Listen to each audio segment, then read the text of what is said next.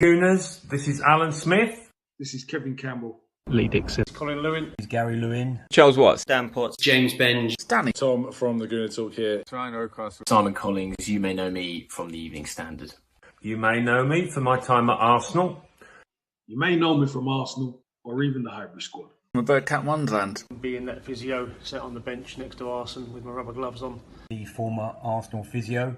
The Emirates press box, from writing, from Twitter. From goal.com, from Twitter, from YouTube. Football is the beautiful game and it brings us all together. Sometimes there are things even more important than wins and losses. And yes, even transfers. Every 30 seconds, someone in this world gets diagnosed with blood cancer. The Leukemia and Lymphoma Society works towards curing blood cancers and provides support to families currently dealing with these diseases. Gooners vs Cancer was started in 2017 by a lifelong Gooner who lost his father to leukemia way too young. Since 2017, Gunners v Cancer has raised over $75,000 for the Leukemia and Lymphoma Society. And we need your help to keep the fundraising going in this year's campaign. Every donation helps. Every donation helps. Every donation helps. Every donation helps. No matter the size. And every donation enters you into the Gooner raffle, where you have a great chance to win amazing Arsenal prizes, including game tickets, stadium tours, signed men and women's shirts, and maybe a retro signed shirt by yours truly, Lee Dixon. Me, yours truly. Yours truly, Super Kev Campbell. So much more. It's easy to take part. Just go to www.goonersvcancer.com and donate directly to the charity. Pick the raffle prizes you want to enter to win, and wait for the drawings at the end of the campaign. Again, that's www.goonersversuscancer.com. We all know that victory grows out of harmony. Victory grows out of harmony. Victory grows out of harmony. With your help, we'll be victorious against blood cancer once and for all. Thank you for your support. Thank you for your support. Thank you for your support. Thanks for your support. Thanks for your support. Thank you for your support. Cringy, that last part. It's cringy even if I didn't have a head that was 3 times the size of what it is now. But that is, thank you for your support. Can I ask a question? Yes, you may. Are there 2 Lee Dixons?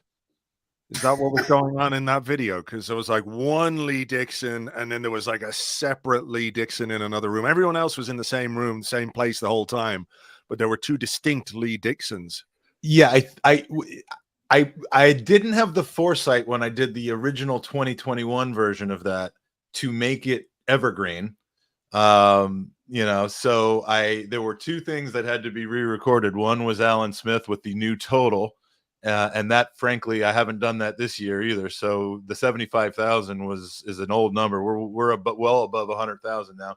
And the second one was Lee Dixon, I think, changing something that was referred to time specifically. And so yes, there are 2 Lee Dixons, but there were always 2 Lee Dixons, which is why we did so well with him at right back, because he always had fresh legs, because we would just take one out and put the other one in. His twin brother. Yeah, Andrew, if you keep asking those questions, those people that control the Matrix will find you. Oh, yeah. I don't want to scratch that particular wound. Yeah, they've been after me before, so I'll stay away. So, as you may have noticed, entering the studio is a man who needs no introduction. But I'm going to introduce him anyway. He does a blog and a podcast, but most of all, he's mates with the gerbil. It's Arseblog. Andrew, welcome back to the pod. Hey, how are you? How are you holding up? I'm surprisingly good, man. Hour 19 is upon us now, and I can kind of feel the stretch run coming. I think at this point last year, I'd already had my struggles with attentiveness and unpreparedness. So being a little bit more prepared and having the guests that we're on that we've had on in this podcast is keeping me up. So the adrenaline's working. And you've just polished off the morning's Arsecast Extra, gotten it out to the masses. Mm-hmm. Was this morning your best show yet? I mean, it's certainly the best show we've recorded today, I would say. And will remain that after so you're done far. here. Yeah. So far, yeah. No, it's good. It's good. The interlull can be a little quiet sometimes, but we had a good little game halfway through the questions part and some good chats about Pepe and Tomiyasu and things like that. So it's there, ready and waiting for people as soon as they finish watching this. Now, I'm pulling the curtain back. You should have seen the absolute disgust that happened when I suggested that our segment here be the recording of the Arsecast Extra. That was a power grab on my part. I knew it wasn't going to work, but yeah, that didn't work so well. By the way, you mentioned interlull. Are you responsible for coining the word interlull? Am I remembering this correctly? Yes. You take credit for that? I will. Yeah, I'll take credit. I don't get any royalties, unfortunately, but yeah, I think it's a word I made up on the blog a good few years ago, and it's just become part of the lexicon, I think. So, yeah. I mean, I don't think I've ever come up with a word that people I don't know have started using. I mean, I need that on my resume, but of course we also have with us one of our favorite guests of all time. We love having him on. It's been quite some time as well. James McNicholas, aka Gunnerblog. You're looking nice with some facial hair that looks different than the last time I saw you. I'm very hot. It's so hot in England. It's like, oh please, I'm in Florida. Yeah, I know. I did think, but you have air conditioning though. You have air conditioning, right? We have nothing. So I'm going to look increasingly shiny as this goes on. Apologies for that. Are people sticking their head in their refrigerators and stuff just to kind of cool down? Is it that hot? Or are we just... We're getting there. We're getting there. I'm lucky. I've been away from London. I've been on the coast for the last 4 days, and it was like 10 degrees cooler. But I've come back to London, and I'm all over the place. I'm melting. It needs to cool. I'm not made for these conditions.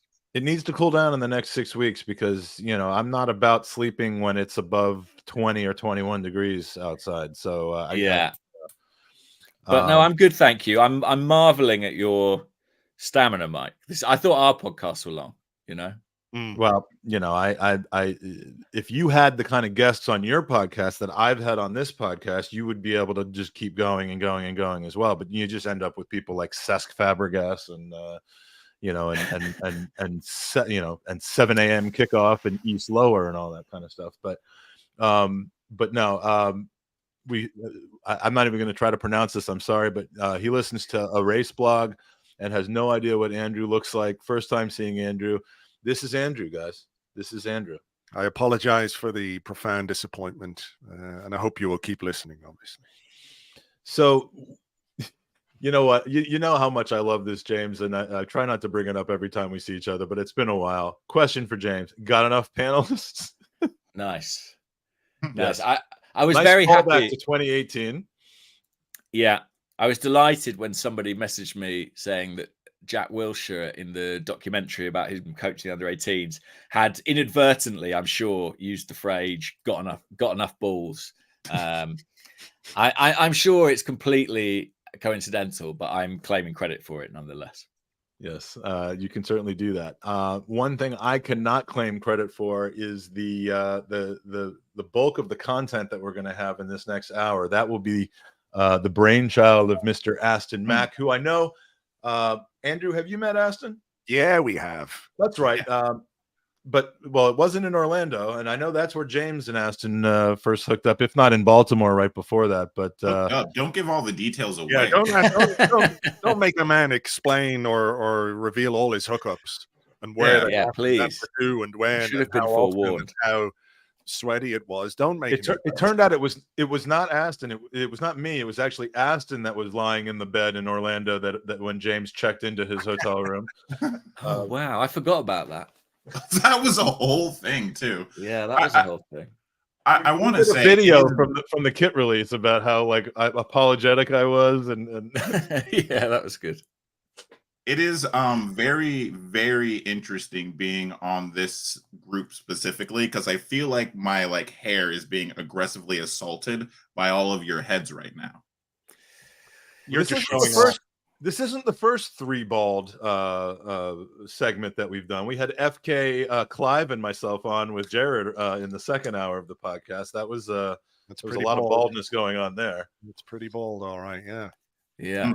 Most of my online interaction with FK has been about baldness. He got in touch with me to ask what implement I used to shave my head, and I made him a recommendation. And yeah, he tweets about it all the time. He's like, is it a manscaper? Was it a manscaper that you use for your head? It's not. I think it's well, effectively, it's made by Remington. Yeah, it's like a little buzz thing. Is it one of those with all the like? Yeah, it's like a little electric squid that you rub on your head. Yeah, I've seen that. There's a lot of commercials right now on the channels that I watch with that on. I think I watch a lot of cable news, and I think I've seen that over and over again. So Sid from Canada was very lucky to see you first in Orlando. I guess he was first in line when you got off the plane and came into. He was holding the little sign that says James. Exactly. Yeah, part of the welcoming committee. Orlando was great. I was so gutted to not be there this summer in the States, but yeah, we'll see. More summer trips to come, hopefully. We were gutted as well, but the excuse that you have is one of the better ones that you could possibly have. I mean, you're adorable young man. Needed you. I mean, he needed to be fed, and but so did I. And there were you. That's true. That's true. And I'm sorry, Aston, I let you down. So, Aston, tell us what you have in store, and hopefully this will not be the last time we're ever graced with the presence of Andrew and/or James. Yeah. Because here's the thing: like Mike comes to me and he's like, "Listen, as per usual, I need you to do all the labor for this show. I have these guests on, and I need you to come up with a bit." So I started doing a bit of research, and I dug deep into James's Twitter, and I realized something I had kind of figured out when we had met personally, but even more so when I dug into your Twitters. You're kind of a fashion icon. You are kind of the Arsenal fashion icon. And I thought, what better way to celebrate such pure, immaculate, drip-tastic wear than to have a quick tier ranking of James's fits. Wow. Can you? And what about Andrew? Hang on, how's Andrew completely gotten away with this? I'm confused.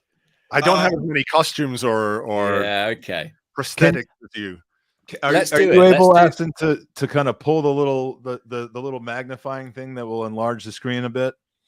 Yeah, we have. So listen, I have the pictures here individually. We'll get to that there. But first, let me go ahead and explain what's going on. For those of you, because all of you guys are old, this is what we call a tier maker.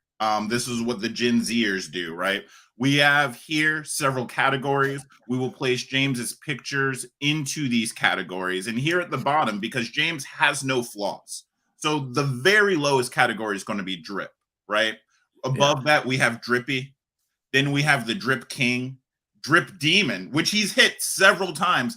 And there has been at least a few drip god sightings here of James. And we're going to go ahead and get through this. And to be a good sport, we're going to start this off. I'm going to sacrifice myself with you. Okay. Here we go. Let's start. Me and you. Now, what am I allowed an opinion, or does everyone else have to say? Everybody can have their say. Tell me. Go ahead. Please don't say anything for the rest of the pod. We're just gonna grill you. I'll let other guys. I'll let everyone else have their say first. Actually. So what, we have to put that in the category? Yeah. So basically, this right here, this will be our test run. This right here corresponds to this image right here. Mm-hmm. And we would place this into a category. I mean, I think that's fairly casual. I'd go with a drip on that. Not least because there's sort of like a kind of fake Rob Holding looking guy between the two of you there as well.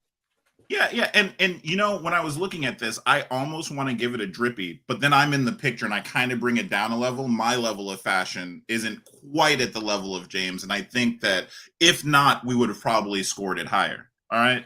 I think if anything, you're elevating it. Is it just drip because it's kind of casual? It's not too dressy. Because I mean, I'm actually looking not just at the fashion, but I mean that's a clean shaven gentleman right there in that picture. If you can enlarge it again, I don't know if that's easy to do or not, but Mike, He's if looking- I'm sitting here explaining Zoomer terms to you, we will not have we will fill 9 hours. Okay, All right, I don't have time to explain. Say less. These are for those of you that don't know, that are unfamiliar with the pod. Those of you that are familiar with the pod know this. Mike has a list of phrases that we ban him from using because the young kids use it. Say less, bet, mandim. These are things that Mike is not allowed to say. So if you see, guys, it'll disappoint you to know that I'm banned from saying mandem. I mean, all right. So let's move on. I like this fit. This is a very classic fit, very classically James, I think. What I think is really impressive about this one is he always wears this chain that has a little urban. You know what I'm saying? Like, he's a little dangerous. He's not so clean cut. Little dangerous. That's what I've been going for. So I'm so glad someone's picked up on that. He's got like a tiny little sort of pistol attached to the chain. Is that what makes you dangerous? Every link is somebody I've killed, actually. All right. And it's getting bigger all the time. It started very small. Listen, I would point out that's my Arsenal Philadelphia hat, which I love. I love that hat, and was gifted to me in the States last year. So I think that's at least drippy. Yeah. I would go with drippy on that one. Yeah. Yeah, slightly better than the one before. Not quite killing it, but we're setting a tone. We're clearly setting a tone. I don't know. We got some people that wanted to take you straight to the top on that one, but Drip King. It's because you're so handsome. You are surprisingly handsome. You don't expect it. You don't expect it. He comes around. You're like, wow. You should have seen how much Aston was hitting on Peter Drury earlier. I mean, it was getting uncomfortable after a while. But wow, okay, we are going in. Now this is a classic. Now this is a classic fit. Only James could make the Arsenal jersey look this good. Yeah, it's a good angle. That's in the changing rooms at the Armory club shop. If anyone's unaware. I went in there, I think on the day of release, and bought that shirt. Fortunately, it's not the one with all the incorrect Invincible results on. It's the cheaper one. I'm going to be honest. I kind of want to pump you up all the way up to Drip Demon here because of that angle. The angles in that were very impressive. Yeah. You could use that as your Tinder profile. Straight from the gym to the Armory. Yeah. While you're it'd be a good Tinder profile, Grinder profile with the shaved head. I'm sure it attracts a certain audience. You're surprised. Jack is asking if Gunnerblog is secretly ripped. I will direct you towards purchasing a copy of The Boxer. And unless you've done, I think you may have just done a lot of work on yourself in the last few years, but there's plenty of pictures out there of James without a shirt on if you really want to find them. Yeah. I'm not ripped. I'm just a big guy. So, I've done well there. You look like the mannequins that they have wearing the jerseys right when you walk into the Armory, though. I don't look like that in real life, guys. What can I don't know what to say. The mirrors in the club shop are very flattering. The opposite of funhouse mirrors. Yeah. Wow. Retro Arsenal. Holy cow, you can even make the old kits look good. Where's that from?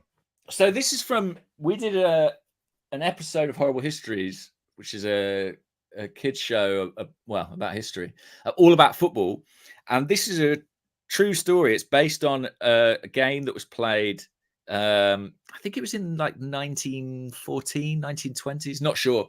But Arsenal played against, I think it was Moscow, in such thick fog that basically no one could see what was going on. At one point, I think Moscow had 13 players on the pitch because the line of sight was so poor, the referee couldn't tell. The goalkeeper got knocked out by running into the goalpost, and a guy came out the crowd to play in goal for Arsenal. This all happened as fact, but so we were shooting something based on that. So I got to wear this retro Arsenal kit and play an Arsenal player, which was very cool. So where do you think that one ranks? I don't know. How long did it take you to grow your hair out like that? It was a long time, actually. Yeah, a lot of supplements. But I didn't like it in the end. I went straight back to this. What can I say? I think because you were using a kit from when Mike was, nearly a grown Arsenal fan. I think Mike should get to rank it. Yeah. I don't know that. I think it's again. You're better bald. I think in this situation. I'm gonna keep that at drippy. Okay. It's very fancy, but I want to leave room for improvement because if we take that straight to the top, then what are we doing here? Fair. Okay. All right. What have we got coming up? Right here. Man, I think that's quite boring, really. I think that's just drip. I don't think that's. I mean, unless you guys disagree. What about the layers? The work on the layers here is quite excellent. And I kid you not, is probably the only picture I've seen of you in a beanie. Oh, okay. And I think you look great in a beanie. Something to work on for me. More beanie more often. Some people prefer more cowbell, but more beanies for James. Yeah. Okay. Will do the trick. Personally, I'm putting that in king. I think that you're a king in that picture. Okay. Great. All right. This is gonna. Let's see if we can rock this boat. Oh, this is a great one. Dark frames. Great facial hair. In front of himself. In front of Andrew, myself. what do you think? I mean, I would give that one a solid drippy. Solid drippy? Okay. Solid drippy, yeah. I mean, I think, based on some of the thumbnails, I think there's more to come. Yeah, I think there's some big contenders out there. Yeah, for sure. All right, let's keep it moving. This one I really like. Actually, by the way, if you have any questions for Andrew and James that you would like to ask at the end, please put those in, and we'll do part 2 after the game. Will be those. So please put them in chat. We'll mark them and ask them at the end. Sorry, and they don't all have to be about fashion, okay? But they should be. Yeah. They don't have to be. That's good. I like this look. I think it's good. I love that. I actually think when I saw this, I was actually thinking, I'm going to put it all the way up at Demon because that's really good. James is out here for all of you guys that didn't know, that haven't donated. He's giving fashion tips for free. Because if you want to know how to make Arsenal look good, we've got James right here to show you how it's done. We do. I mean, I know this is all very much laced with irony, but there was a period a few years ago, Andrew, which you'll remember, where I just wore tracksuit trousers all the time, and I would often get spotted dressed. I mean, I don't know what the politically correct term is, but dressed very much sort of like a homeless person. Yeah. That was sort of my. What is it? Rough sleeper. Yeah, rough sleeper. Yeah, that was very much worse than homeless. To me, I mean, I think rough sleeper is meant to sound, and again, we're not making fun or anything like that. But rough sleeper sounds like even worse than homeless to me. It was sort of your derelict period, wasn't it? Yeah, exactly. Street chic. This is a sad photo because I believe this was taken shortly before Tottenham beat us 3-0 in the battle for Champions League qualification. Then it's never to wear denim again. Drip. It's drip and drip only. Vagabond says Jackosaurus in the comments. That's a good phrase, but I think this has got sort of negative connotations. Okay, you say that we're this is laden with irony. I actually honestly think you have fantastic fashion. This is something that I've said to you off camera, so you know that is, you have said that. Yeah. I still can't. Here we go. Here we go. King. Oh my goodness, King. Yeah. If that's not actually, that's not a king; it's a bishop, but close. Well, they're beside each other. Was that for your spot in Ted Lasso? Yeah, that's for Ted Lasso. I play an exotic winger who joins the club. That's me at my unveiling. So am I feeling king? You had to do keepy uppies in that outfit. Yeah, it's good. It's I like only king. Scandinavians, Yeah. All right. Wow. What are you giving that one? That's demon for me. There's an evil in those in those eyes in this particular picture, which is, you know, a testament to James's acting quality because he's not actually evil. But in that one, like, turns out, yeah, It's a you little get a sinister. mistake by that guy. I think I'm playing Sir Francis Drake there. I Yes. like that. The king of I think it's one of the most tragic things in the world today that neck thing is not popular anymore. I would like to see that. You know, there's an argument about whether Arsenal home kits should have collars or not. I think they should have one of those on the new What Arsenal. are those called? Ruffs. Ruffs?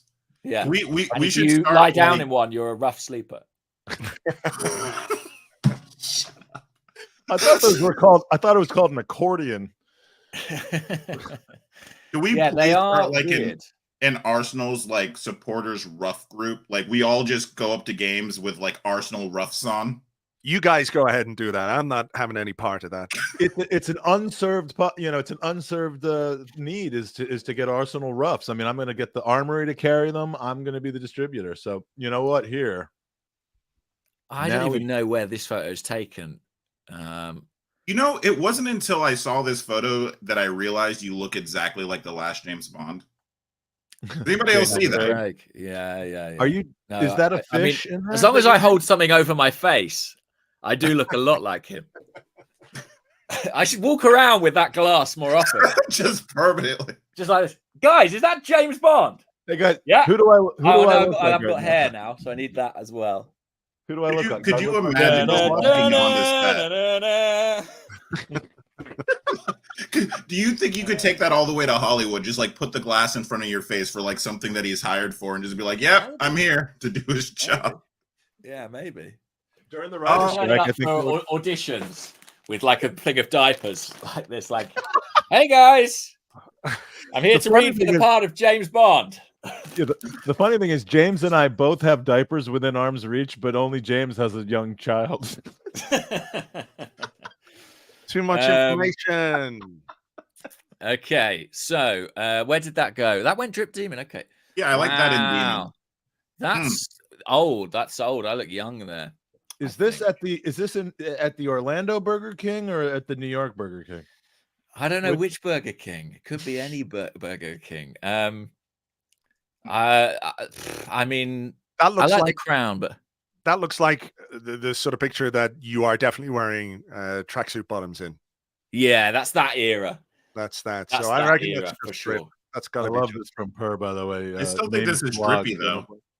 I don't think this is drip. I still think this No, is drippy. listen, we've got to have some standards. That's drip and no better. Okay. The Is king Just it look what we've allowable got that coming we up, never- guys. That we never Look. get to God. I mean, we've got to. I mean, or do we have to push one in there? Oh my God! There you go. Yeah, There you What go. does a drip god look like? The drip god has arrived. Yeah. This is the picture in the Urban Dictionary next to Drip God. Yeah. Young Yeah. men, if you want to court a lady, this is the outfit.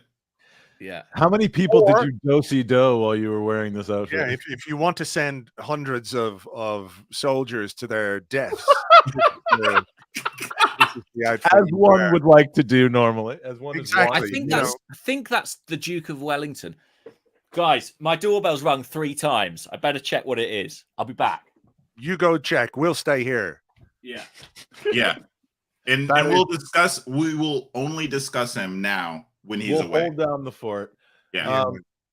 Andrew, what do you think of this bit? By the way, was this the best way we could have possibly spent our limited period of time with the two of you? I mean, it feels very much like the kind of thing you would do when you've run out of all the other good ideas. I mean, we had to come up with 27 good ideas. I mean, Well, this exactly. But no, Nobody it's, did the doorbell music. Devastating. No. Devastating. Okay. I think they'd gone, by the way, so who knows? It was probably I think that might have been the it was delivery. the that you're- fashion police, guys. that might have been your Police. delivery that you're expecting. Come to arrest me. Yeah, maybe that was the delivery that you're expecting, James. Maybe it'd be very quick if it was. Yeah, that would be now one nighter, 2 nighters. This is this is the other day actually. That's the hat that blew into a That's the river hat. into the canal. Wait, River really? Thames. Yeah. Really? Later that night, I went to watch Anthony Joshua box, and a gust of wind on the day I purchased that hat took it from me. Didn't you tweet something like hat? I barely knew ye or something like that. It's true. I think I spent about £18 on that hat. Gone. Where are we putting this one, Andrew? 2,000 on a bunch of fishermen to try to get it back. I mean, I think that's baseline drip for me. Good hat. Good hat. May it rest in peace. Wow. This is artistic piece. Mr. Worldwide. What himself? What is on the t-shirt? Is it a tiger? I think it's a tiger. A blue tiger. A blue tiger, a pack of ham-on ruffles, decent shades. Everyone talks about their mom, right? And their mom telling you, there's certain boys you need to stay away from. Certain men this guy, he's dangerous. Yeah, this is bad, Jen. This is the guy you take home to mother. He's showing you his ruff and his ruffles on the first date, then yeah, he's a bad boy. I think that's at least ruffles in a ruff, or does it destroy the ruff? You can keep your ruffles in the ruff, and you can just go along all day and just. Oh, that's a great fun. Although they're itchy enough already, I think. Is it like one of the crumbs? When you do that, is it like the old? You guys all might be too young for this, but like the old slide projectors where you would like hit it and then it would rotate in a circle. I remember slide projectors, Mike. I'm not as young as some of the others. Well, just checking. What are you talking about? I'm just checking. Are you doing this with Charles Watts afterwards as well? Yeah. Oh, the same thing? Yeah, 100%. The same thing. Cool. It's the same thing with all the guests. Each of the remaining 8 hours of the podcast. Yeah. Okay. Great. As long as that's I'm going to give that one a king. By the way, it normally would have been just drippy, but the ruffles definitely make you a king. Okay. We're doing this with Andrew Allen later. It's gonna be great. Oh, I mean, everything Andrew Allen would be drip king, drip god. Then what's above God? Don't know. Andrew Allen. Yeah. Andrew Allen. Yeah. He is fashion itself. Look at that. Ooh. So basically, obviously, I've got no hair, right? And makeup artists love it because it means they can do stuff like this, which ordinarily they'd have to do something to create that look on someone with hair. You have to give them an entire bald cap, which takes hours, and then lay a wig on top. Whereas here, in this case, you can skip out a whole step. Who are you playing in this? Victorian on their budget. I actually don't even know. Some Victorian dude, don't know. Might even be later than that. I'm not sure. I think Demon. He does look like Demon? If you found out Demon. I think because if you found out he was a doctor and he'd killed many of his patients, you go, that's that guy. I can see him. You've put that in God, but I think Demon as well. Oh, those sideburns don't look great. Those chops. I mean, it sounds like you need to call up Nicholas Pepe. He's got some sideburns, yeah. Would those be mutton chops? Those are mutton chops, I think. Yeah. See, now I'm playing in this one. Now policeman of some kind. A Victorian policeman. Early days of policing. All right, there's a lot of Victorian stuff. What's we're obsessed with it in this country. Are you being typecast as Victorian this, Victorian that? Maybe. You all know about my steadfast moral principles. I was going to give this a lot higher, but then you told me you were playing a cop, so you go right down in the drip. I think that's appropriate. Right down in the drip. We've got all cops are drips. Yeah, all cops are drips. I wouldn't be able to go back to my friends and family knowing that I voted for a cop. I like this one. Boy. Very simple. Oh, Union Chapel. Yeah. Oh, yeah. That must have been before a Union Chapel show. Mm-hmm. I really like the use of a scarf in this one. Yeah. Sure. Guys, accessorize. That's my big tip. Yeah, I think this one easily gets into a drip king. I would go Demon on that one. Yeah. Okay, Demon. Demon. I meant to put this one in Demon. All right. And we'll round it off with this one, which I think is clearly this is a drip god. Look at this. The hat, the glasses. The slogan on the hat alone. I mean, did you have a choice of font? for the Good when you question. went Yeah, I did actually. Yeah.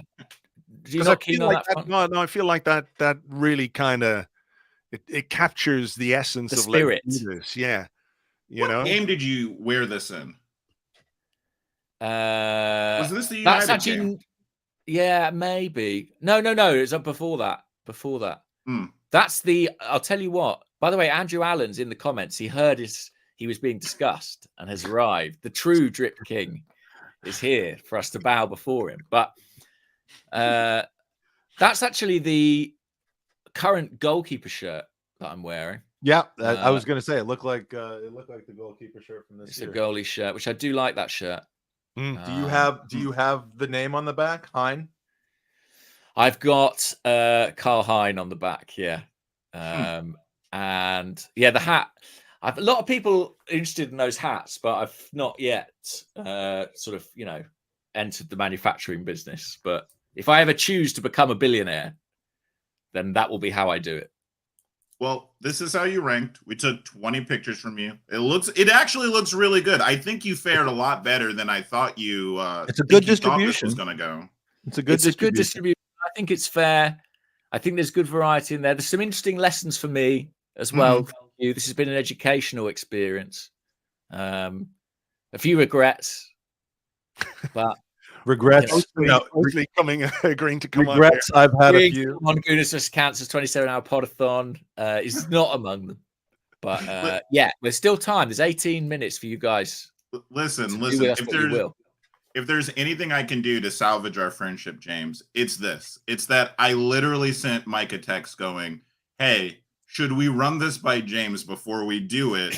I don't know if we should blindside him." And there was he'll be all right. I said, if this is what causes James to finally, draw the line under our relationship, then so be it. But I kind of don't think so. I'd say Mike called that perfectly, because if he'd asked me, I probably would have said, "Don't do that."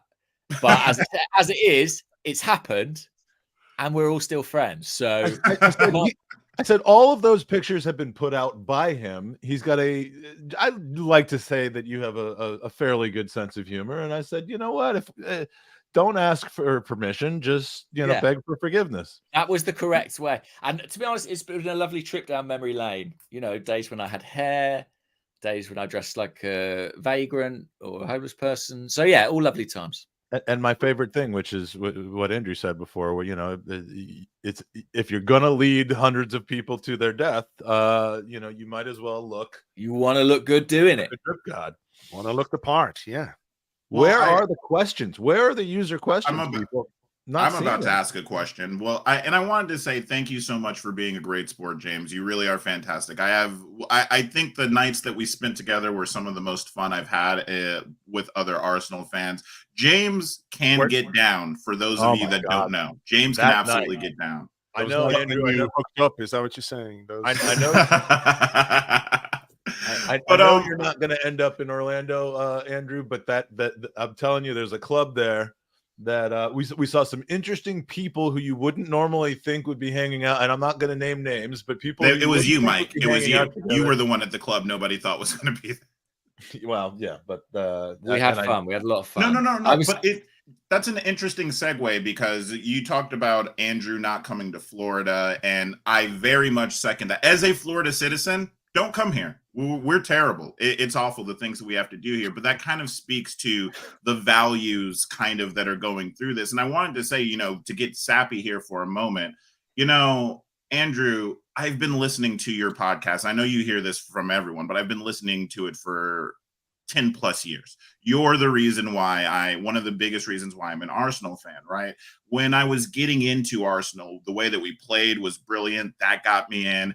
Wenger, I love the way that Wenger carried himself, but it was the likes of like you and Amy Lawrence, and the way that there's an inclusivity in the way that you guys kind of present yourself. And I know that I don't know how intentional that is, but it gets heard. I knew that this was a place that I could come around, and it's always echoed when I met up with more Arsenal fans, like this kind of sentiment, this kind of Arsenal way that we're talking about. And I want you to know that comes through loud and clear, and it's really, really uplifting. And that kind of gets me to the question about the Arsenal way itself, because there does seem to be something a little weird about us. I mean, you don't see other fan bases create all of these different like meetings in Chicago, meetings in Florida, meetings in we're on Gunnerblog 10, right? Yeah. So what is this about the Arsenal fans, and are we just insane?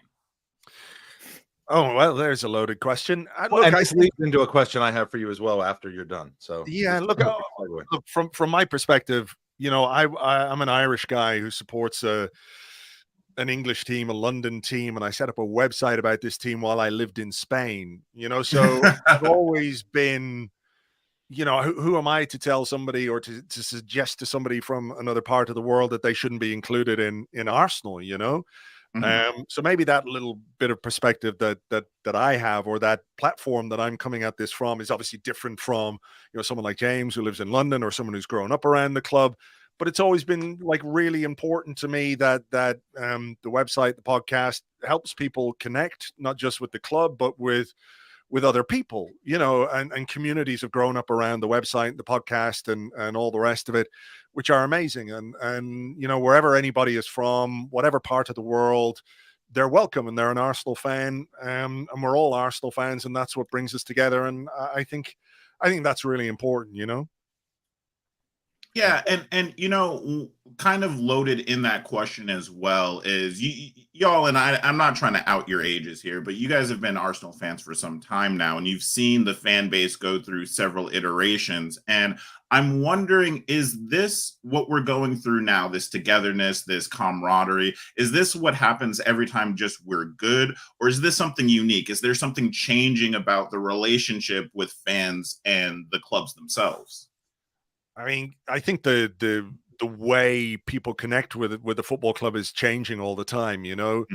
From when myself and James, when I started blogging and James started blogging, you know, a lot of Arsenal blogs grew up and came up around that time, and it was a way for people to express their thoughts, and again for people to connect. But the world we live in now is completely different, where there's a connectivity online, whether it's social media or whatever it is, and YouTube and videos and things like this, where I think we're just more visible now than we ever were. And I've completely forgotten what your question was, so I can't finish the answer. But I do think the fact that we are good, actually, it obviously helps. And I think we've also come through some difficult moments as a collective fan base in the last number of years. And whether, look, you're not going to please all the people all of the time, but my sense is that people were very open to the idea that your everything you do around your football club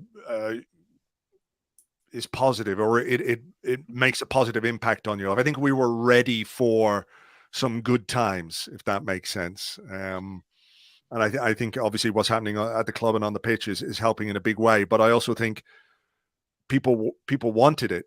People don't like the arguing. Well, some people do, but you know, for the most part, people don't want to be absolutely miserable about their football club. So some people really do, Andrew. Yeah, I know a lot of people. I know some of them do, but like I just don't bother with any of those people, and wouldn't give them the time of day or anything like it. To each their own and all the rest of it, but not for me.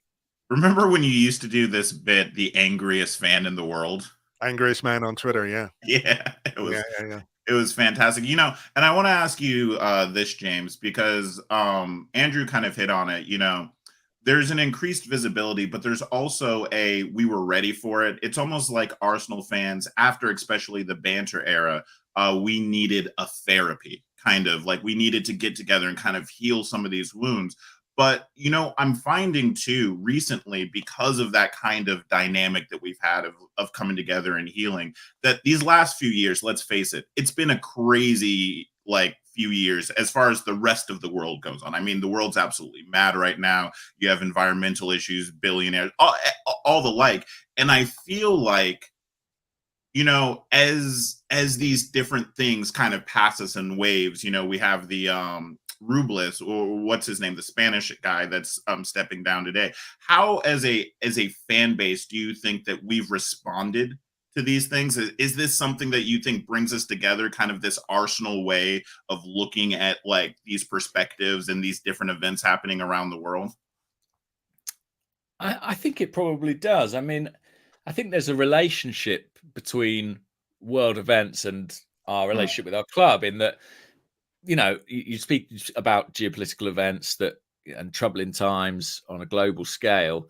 I think in that climate, in that context, escapism is all the more valuable. And I think for a lot of us, following our club is a form of escape. You know, it's kind of dream fulfillment, wish fulfillment, and something you can get really lost in. I also think that when we speak about sort of galvanization of the fan base, and is it related to the team being good? Undoubtedly, yes. Is it related to some very difficult years and coming to the end of that? Undoubtedly, yes.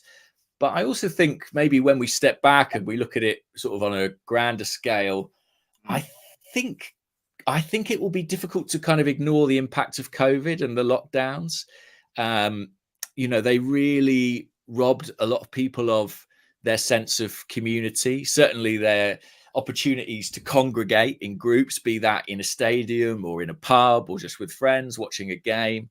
And I think the unlocking of society has really led people to sort of re-embrace those kind of communal experiences and those big connections on a group scale. And personally, as someone who goes to games and is lucky enough to go to games, like that was very palpable.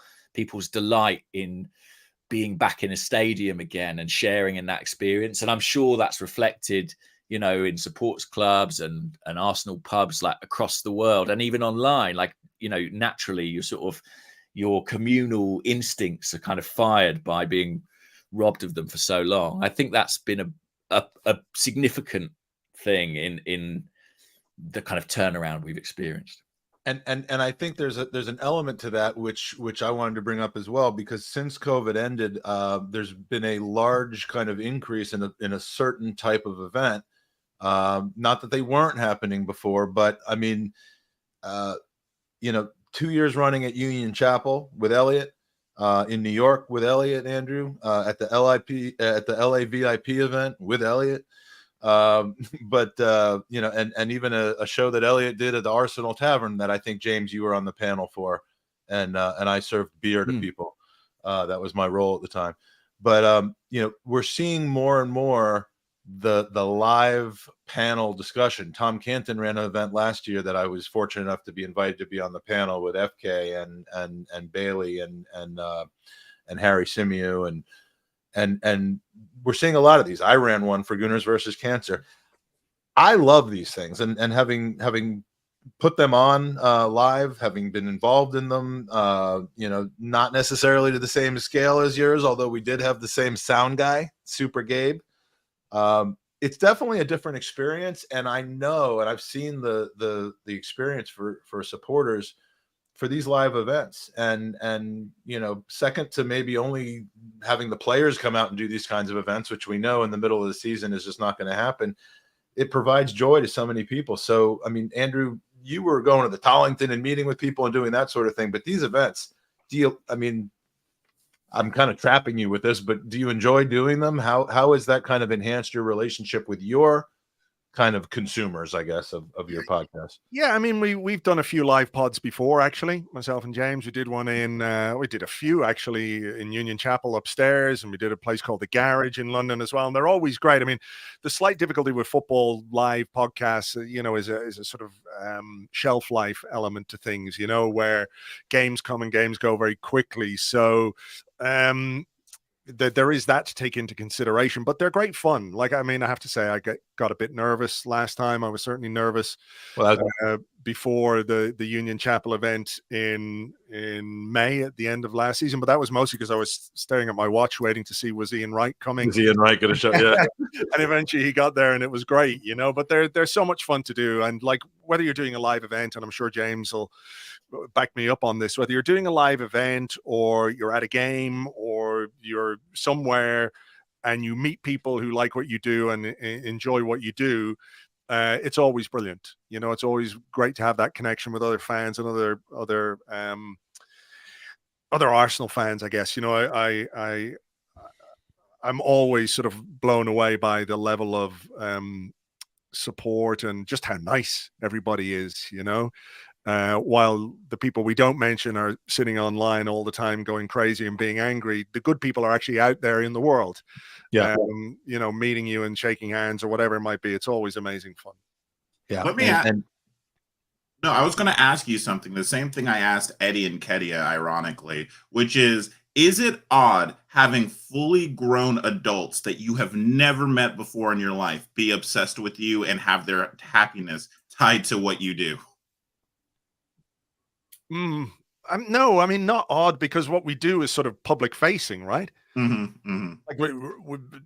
James reports and we do the podcast and we put it out there in the world for people to listen to or to read or whatever. So, I mean, it does take a bit of getting used to sometimes, but parasocial nature. I don't think it's strange or weird. It's just another thing that we have now. Like, look, I'm not saying it's the same as a musician or an actor or anything like that, but you do work that's out in the public domain.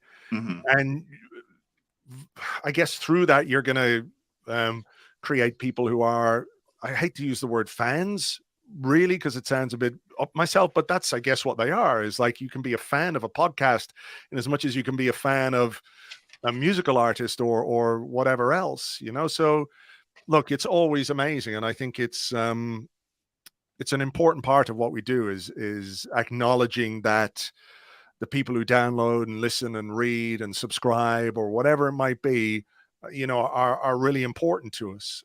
So taking a few moments to stop and chat to somebody is no hassle at all. And what I love about these events is the one thing that always accompanies them, which is kind of the before and most importantly the after. The pub, the the bar upstairs at the Union Chapel, that's always built into these events because you want to be able to socialize and kind of hold court and it's fantastic. I'm sorry. Well, yeah, we got 4 questions, but we're also bumping up against the end of the hour. We need to do a prize draw, and I want to have a short kind of overlap with our next guest who knows a little something about live events. In fact, James recently attended as a guest one of these, and he's a best-selling author. Welcome to the pod, Charles. It's great to see you. We've got some star power on this pod right now, man. But congratulations on the time. Is it the Times? Sunday Times, yeah, Sunday Times bestsellers list. Sneaked in at number 10. Always a good number 10. Dennis Bergkamp. So, yeah, thank you very much. It's been a mad couple of weeks. You just caught me in mid-donation there, Mike. I was literally just typing in my card details, making my donation. Okay, I'll have to finish it once we're done. I can take you off if you'd like. Now, it'd be funny. If you donate now, you can get in the running for the next hour's draw, which is a signed book of Revolution, MIkel Arteta's Rise at Arsenal. So, I mean, I've got a few of them. you could win the prize if you come in now. But what we're going to do real quick is actually quickly do a prize draw. Then we're going to say goodbye to James and Andrew. We're going to say goodbye to Aston and bring in Jared for the next hour and keep things going. So we are now right at 1 p.m. UK time. We are finishing off hour number 19 and going into hour 20. I can see the end of this coming. So it's we have raised in this podcast week, we have raised $11,889, which is fantastic. We're almost at $12,000. For the summer, we're at $27,189 for the Leukemia Lymphoma Society. Per says, don't forget to ask them the 4 questions. I very intentionally stopped doing that about 3 or 4 hours ago because, I didn't want to take 15 minutes out of the 60 going through these stupid questions I came up with. No, you realize after a while it's just not funny anymore. So the winner of our prize, which is 2 Emirates Legends tours, the winner is where's the random picker? Here we go. Congratulations, the winner of 2 Emirates Stadium tours.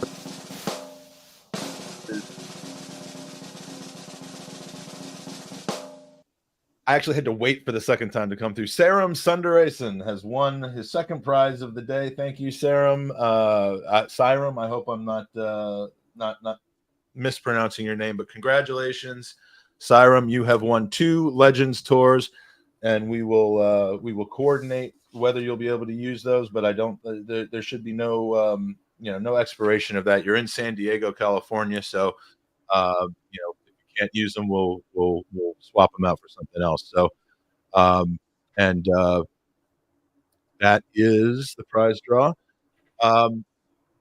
Andrew, James, thank you so much for joining us. You guys are very, very generous with your time. You always have been with us and with others, and your support for our cause and for just trying to help us laugh and get through the seasons. Banter era and now into the good times is it's something we really value, and I appreciate you guys taking your time to do that. Thank you, guys. Thank you, Mike, Aston. Take care, and hope the rest of the 7 hours goes as well as it can. Yeah, I'm gonna take a few hours nap and then come back, but no, it's James, for being a sport, I owe you like drinks for the next 5 years. Okay. Listen, there are worse things. I've been called a lot worse things on the internet than a drip king. So I will absolutely live with that. And thanks so much, guys. Good luck for the rest of it. Beers will be purchased for you the weekend of December 7th to 10th at the Florida Gooner Fest in Orlando. If you dare show up. So thank you very much. I've got my appreciate it, gentlemen. All right, guys. Good luck, Have a great Charles. day. See you later. Good luck, Charles, and congratulations, Charles. All right. See you later. Bye-bye. Cheers, boys. Bye. Oh, well, that was a fail. I was trying to get rid of 2 people, and I instead completely got rid of everyone but me. Normal day at this podcast. And go solo for the last 7 hours, Mike. Yeah, that's that is not going to happen. Jared, welcome back. Did you get some sleep? Good morning. I did. It's bright and early here. I was just enjoying the hour with James and Andrew, sipping on some tea, and ready to go. Looking forward to talking to Charles. I got to say, my introduction is not nearly as glowing as his. It's like, well, here's Jared next to now best-selling artist Charles Watts. Best-selling artist. Amazing, and congratulations on that. Thank you very much. Now, Aston, would you like to stick around, or do you need to go? Because I can stick around. I'm always here for the long haul. What I wanted to say real quick, Charles, I like that you brought the nature into this podcast. We've been doing all these house shots this whole time, and it's almost like we're getting a breath of fresh air. Yeah, is that not a green screen? I just assumed that was No, I'm kind of relying on the British weather to not rain for the next hour or so. My wife is at home, and this is right slap bang in her lunch hour, so you'd have heard her banging and crashing around like doing her lunch if I was doing this. So I've come down to my local leisure club where I'm a gym, and just been to the gym, so I'm sitting outside now on the balcony bit, hoping that the rain stays away. So Aditya from India this is the segment he's been waiting for. He's sat through like 20 other segments that were just crappy, apparently, according to him. With some subpar guests, but now we're really starting to appeal to Aditya now. But of course, I'm just kidding, Charles. It's always it's great to see you, and exciting times you've had, as we're going to cover in a little bit, what I would consider to be one of the best weeks a person could have, and there's a few reasons for that, but. Let's talk about the book a little bit without ruining the book for everyone who hasn't bought it yet. We don't want to spoil the ending, which is that MIkel Arteta wins the treble. Yep.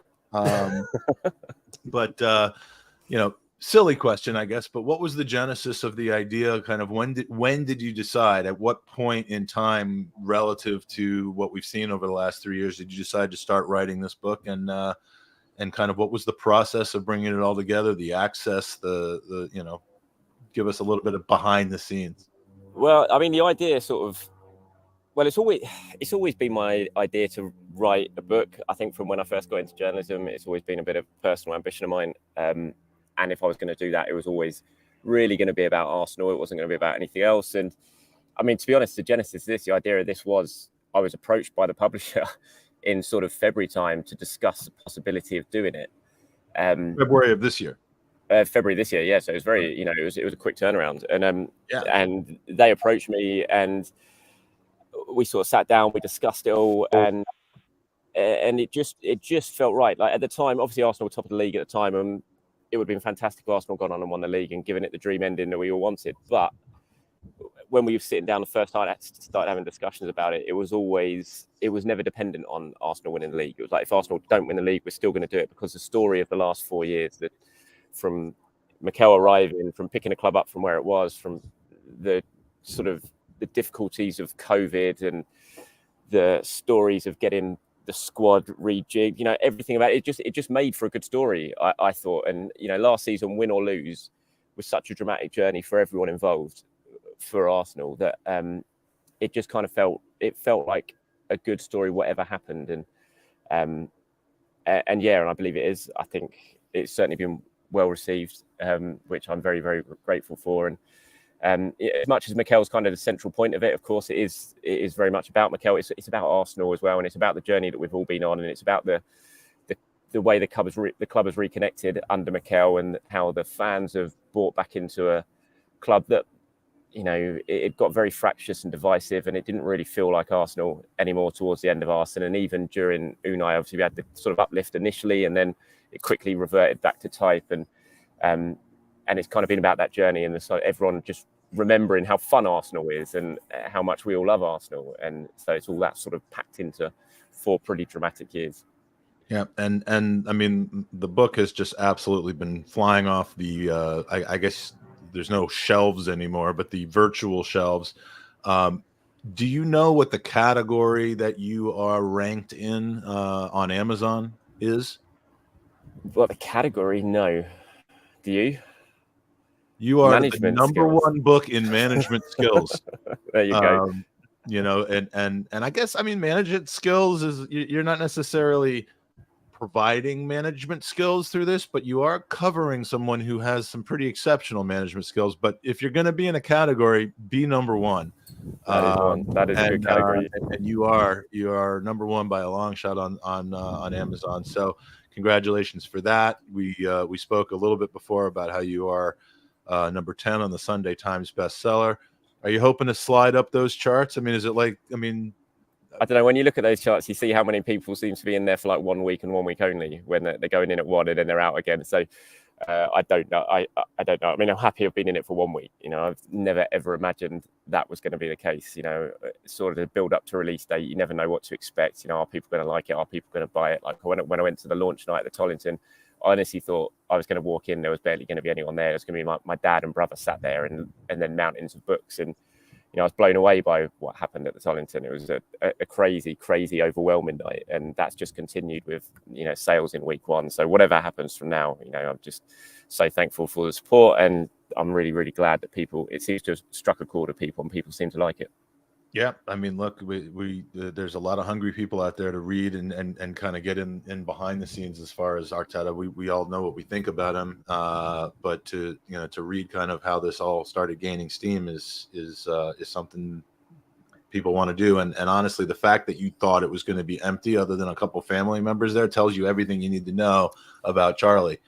You know, just a very unassuming, humble person, and you know, I think that's another reason people want to support you and enjoy what you have to say. With you that night were a couple of guests. It was James, who obviously we've just seen, and Sam Dean, right? Yeah, they deserve a lot of credit, those two, because we were supposed to. The book signing was supposed to start at 5, and then the Q&A was going to start about 7 or 7:15. But because there were so many people there, the queue to have it signed went stretched on for 4 hours. And so I didn't finish signing books until gone 9 o'clock. So the Q&A didn't start till about 9:30. And those two, oh wow, yeah, those two waited around, and, you know, for at least a couple hours longer than they should have done, just to be part of it all. So yeah, I'm very, very thankful for their patience. Were the quality of the answers in the Q&A impacted by another 2.5 hours of drinking? Probably, to be fair. I can't remember too much of it by that point, but probably. But it seems to go down pretty well. And yeah, everyone was very nice. My highlight of the night, I got my dad cheered out the pub when he left. He got a big standing ovation. And then I got my brother booed out for being a Liverpool fan straight after him, which was one of the highlights. As you should. That's fantastic, and props to Martin and his whole family. They are just incredible hosts, both on game days and for events like this. I had an event there a couple of weeks earlier that the lines were literally around the chair that I was sitting in. That's how long the lines were, but they were surrounding one chair.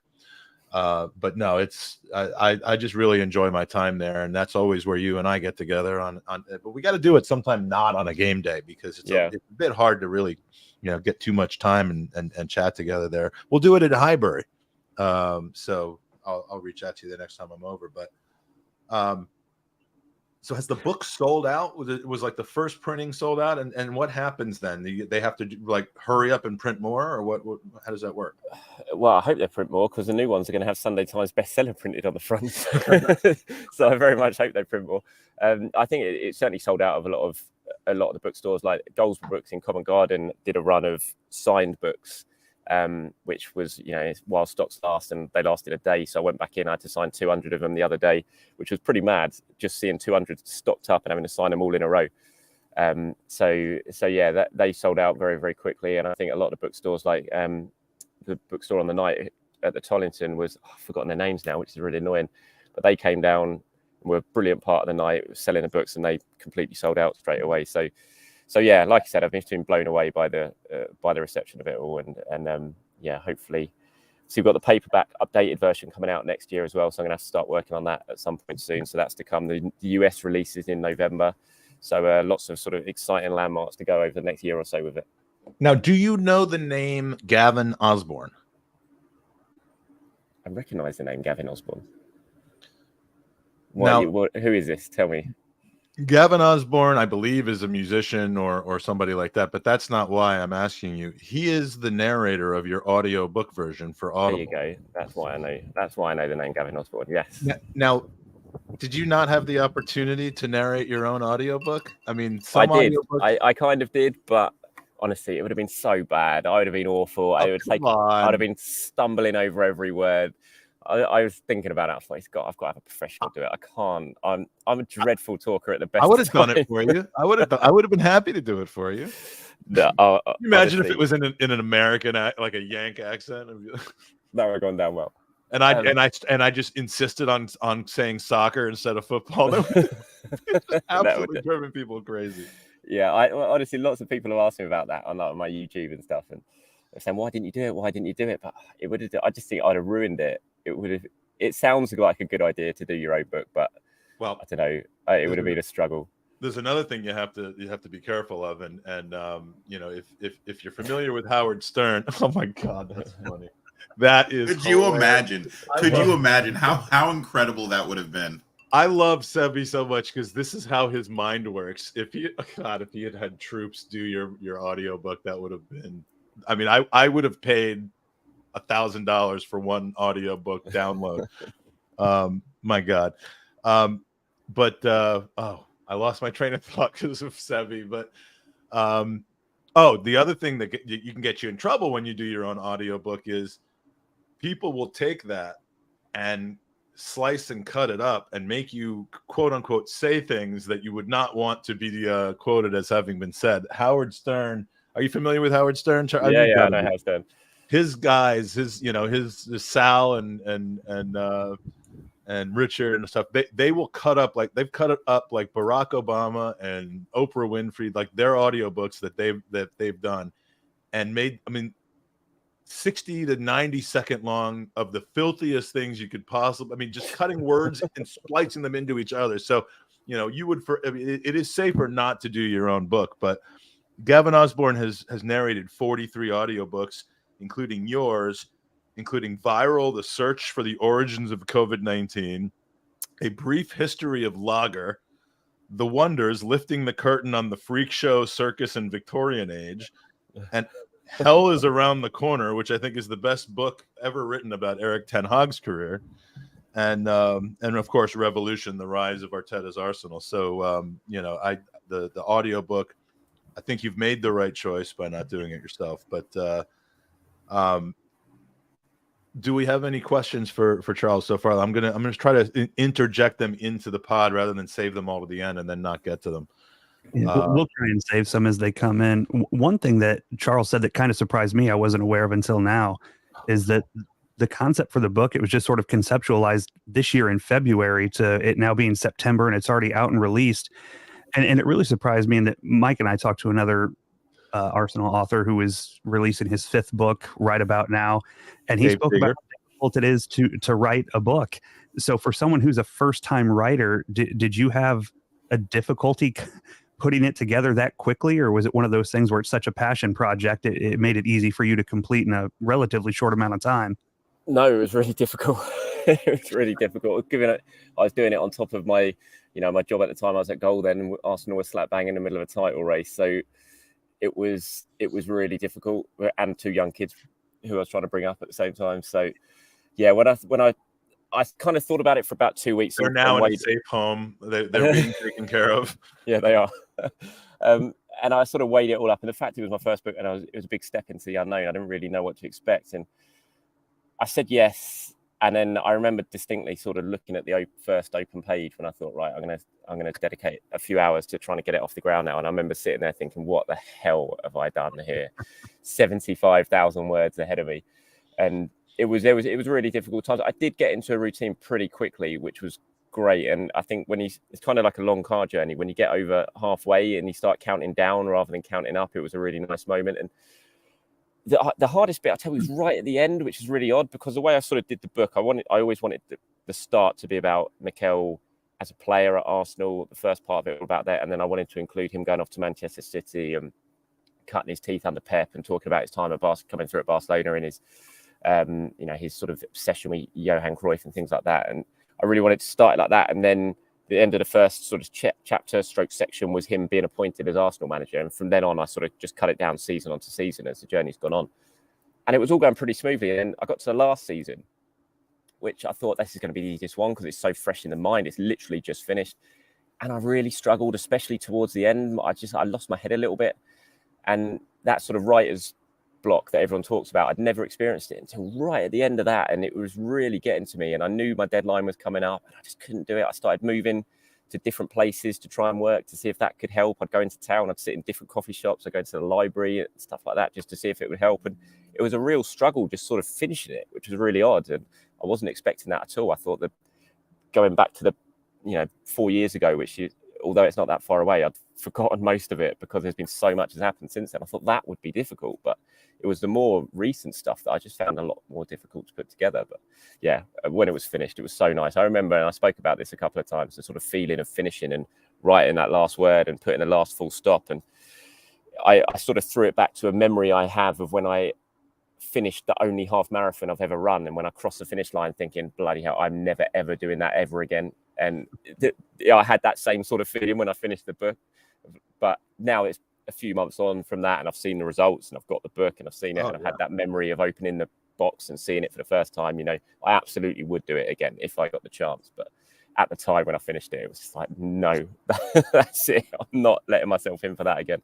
Yeah, but the more distance you get from the struggle, and you start to see the rewards from that, I'm sure it's it is different. When I held it for the first time, when I got it out of the box and I did the unboxing, lots of authors had always told me about that. Did you smell it? You get that new book smell when you open the box. And I remember I was talking to John Cross from The Mirror, who obviously wrote his book on Arsenal fairly recently, and he said to me, when you get that box delivered to your door and you open it for the first time, you'll realize how special a feeling it was. And yeah, he was absolutely right. It was a very proud moment, and I would definitely do it again. But I'm going to give myself a break before then. I love that Peony Ween admitted to about 5 minutes ago to having fallen asleep. I think he probably was sitting there listening and did one of these. So he's just woken up and immediately asked the question that I had just asked 5 minutes ago. So, if you hadn't admitted to falling asleep, I would have really been wondering about your listening comprehension skills. So now, as you mentioned, Jared, we were talking to Dave Seeger, and of course, Dave's written his second book with the illustrations from Jacob, Poorly Drawn Arsenal. They are doing a book tour not a tour, but they're coming to New York City to promote the book. Now, one of the reasons they're coming to New York City is because they made a promise to each other. Jacob said he would come to London to do, a book signing with, that the team is helping to sponsor in the Armory.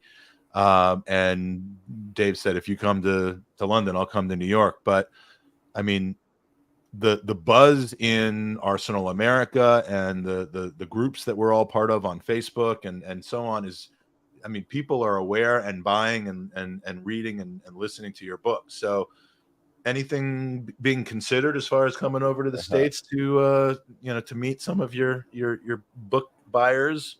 I don't. Before you answer that, Mike, it's really creepy when you always have every guest. You're like, when are you coming over to my house? Like, that's basically in my house in the States. I mean, look. Yeah, when are you coming to Bradenton, Florida, or Potomac Falls, Virginia, to do your book signing? I mean, those are the two most logical locations. Hey, Chicago was beautiful in the fall. It's a perfect opportunity to make your way over. I would absolutely love to come over for it. I don't think there's anything in the pipeline to do it yet. Obviously, the release date's in November. It would be amazing. It's down to the publishers, really. I wish I could afford to fly it and come over and do it all myself, but I don't know. I'm having a celebratory lunch with the publisher on Thursday, so maybe I'll wait till we're a few drinks in and I'll slip it in then and see what the response is. But I've seen that Dave's doing his, and I'm very, very jealous of the fact he's flying over to New York to do that. It would be an amazing experience, and I will come over, Mike. I know you always ask me about it, and I will come over at some point and do one of these events. I absolutely promise.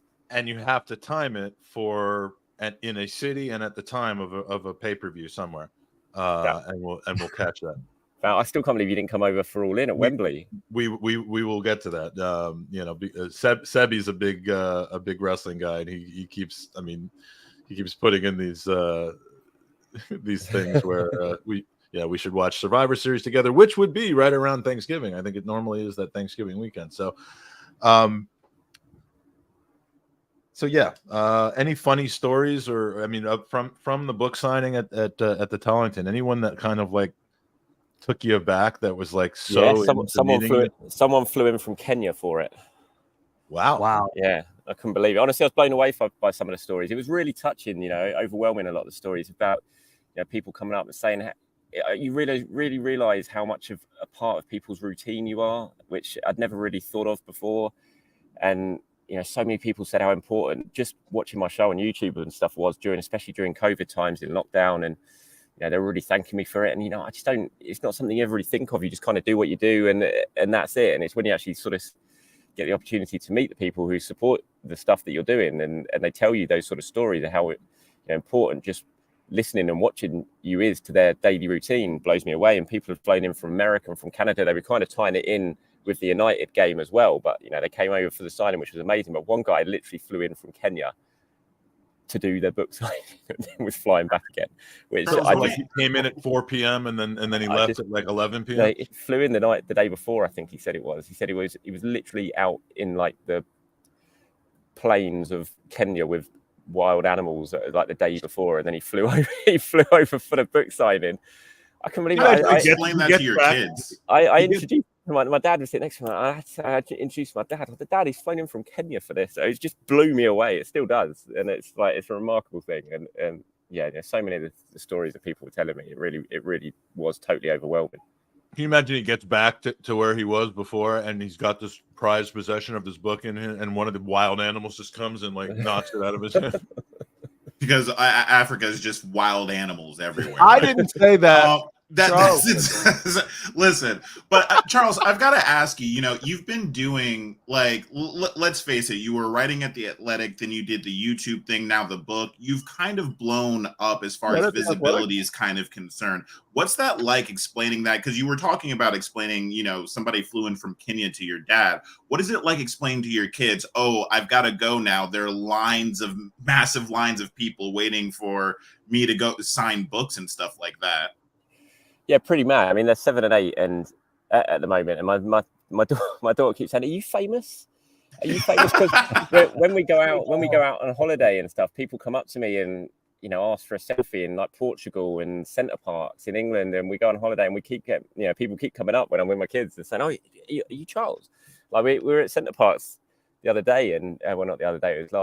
It was Easter, and something broke in the villa that we were renting out. It was like the dishwasher broke, and the guy who came round to fix it came in and he said to me, Are you an Arsenal sort of podcaster? And I was like, yeah, I'm Charles. He's like, I watch you every day. And my daughter and my kid and my son just sort of watch this and see this happening an awful lot, like random people coming up and asking themselves, and I was like, are you famous?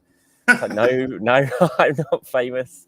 I'm not famous. Just some Arsenal fans will know me, and that's it. No one else. So yeah, it is a pretty mad thing whenever that sort of thing happens, especially around the kids, and trying to explain to them, no, I'm not some movie star millionaire. I'm just Arsenal. Do you have to manage their egos at school? Like, do you ever hear stories at school like, your daughters walk around, excuse me, I'm the daughter of Charles Watts, I get to the front of the lunch line? I haven't heard that yet. I'm not sure she'll be able to pull that. But her teacher is a massive Arsenal fan who watches me as well. Her teacher was last year. So yeah, maybe she got some perks from her teacher and some bad behavior. Automatic. See, Jake's a sociology professor last year. Jonas is a listener and reviewer of the podcast. So, I figured that would be a guaranteed A, but I think my son went and screwed that up. But my daughter got away with it because whenever we went to, I went to parents' evening, I sat down, and I probably wouldn't have mattered how she behaved because you sit down and the whole conversation was about Arsenal, and then right at the end, it's like, yeah, she's doing all right. Don't worry about it. Isn't that basically? I mean, have you just ripped that whole reality from Fever Pitch? Because isn't that like the parents come in for parent-teacher conferences and all they end up talking about is Arsenal? Is Arsenal, yeah. It's exactly that. But that is the life. that is the life.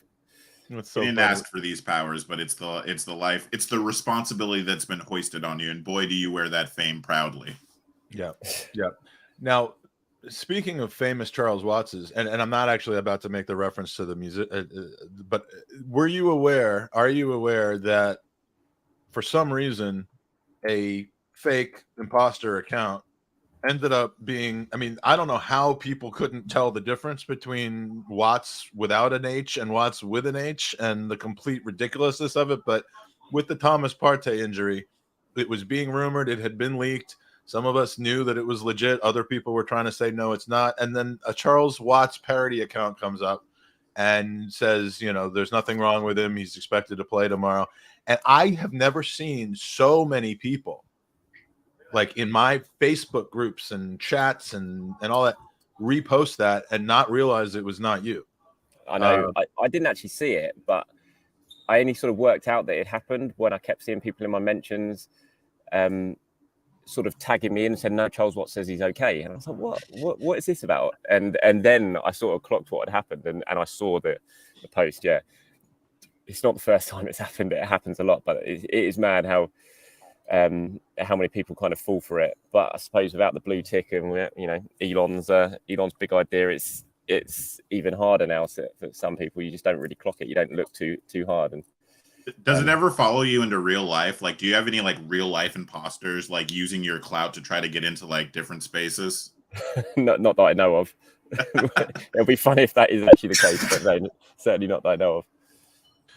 All right. Well, we are halfway through the hour. This is what are we in the middle of hour 20? Have you literally not been asleep then, Mike? Has you done this a whole?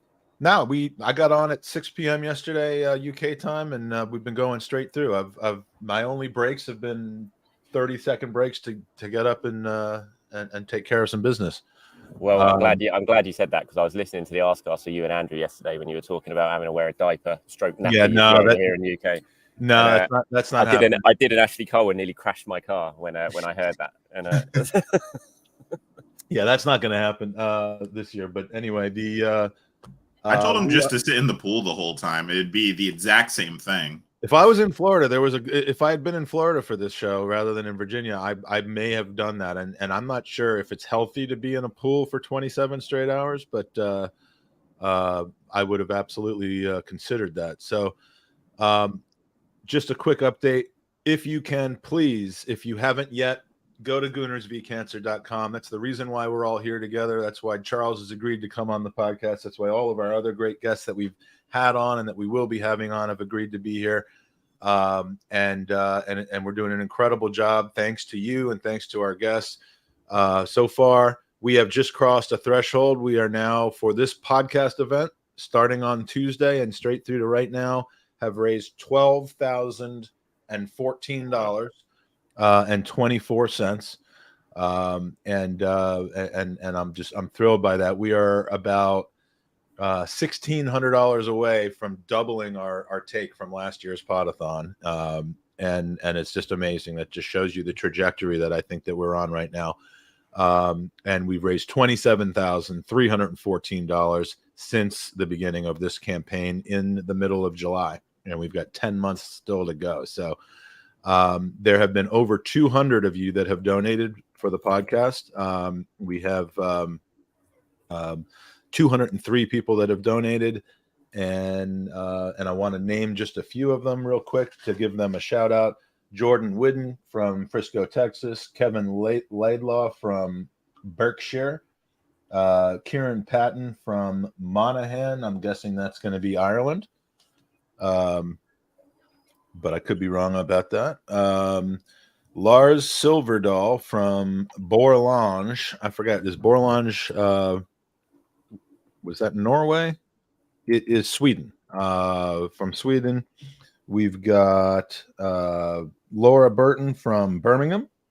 Laurent Vorchere from Clearwater, Florida. Lori Laker, our good friend Lori Laker from St. Paul, Minnesota. We love him. Lee Saunders from the Bronx, New York. Lee Smith from Hertfordshire.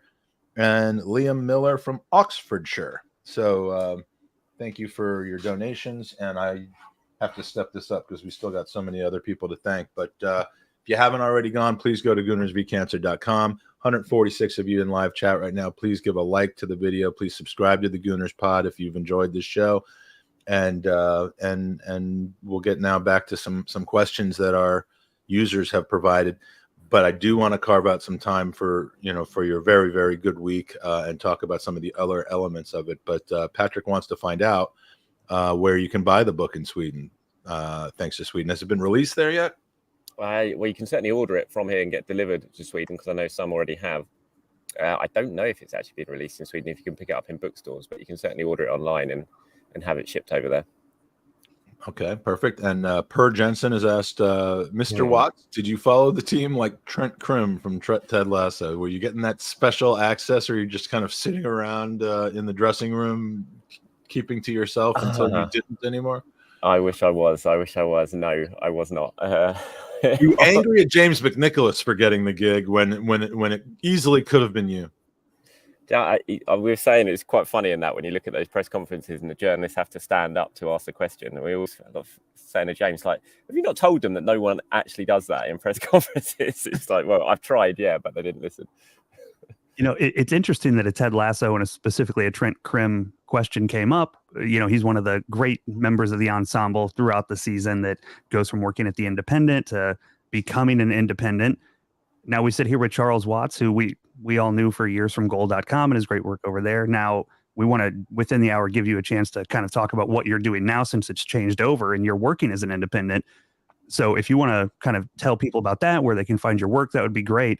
And also, if you want to answer the question, are you the real life Trent Krim? Because you've followed a similar path here over the last few months. I'm definitely not the real life Trent Krim.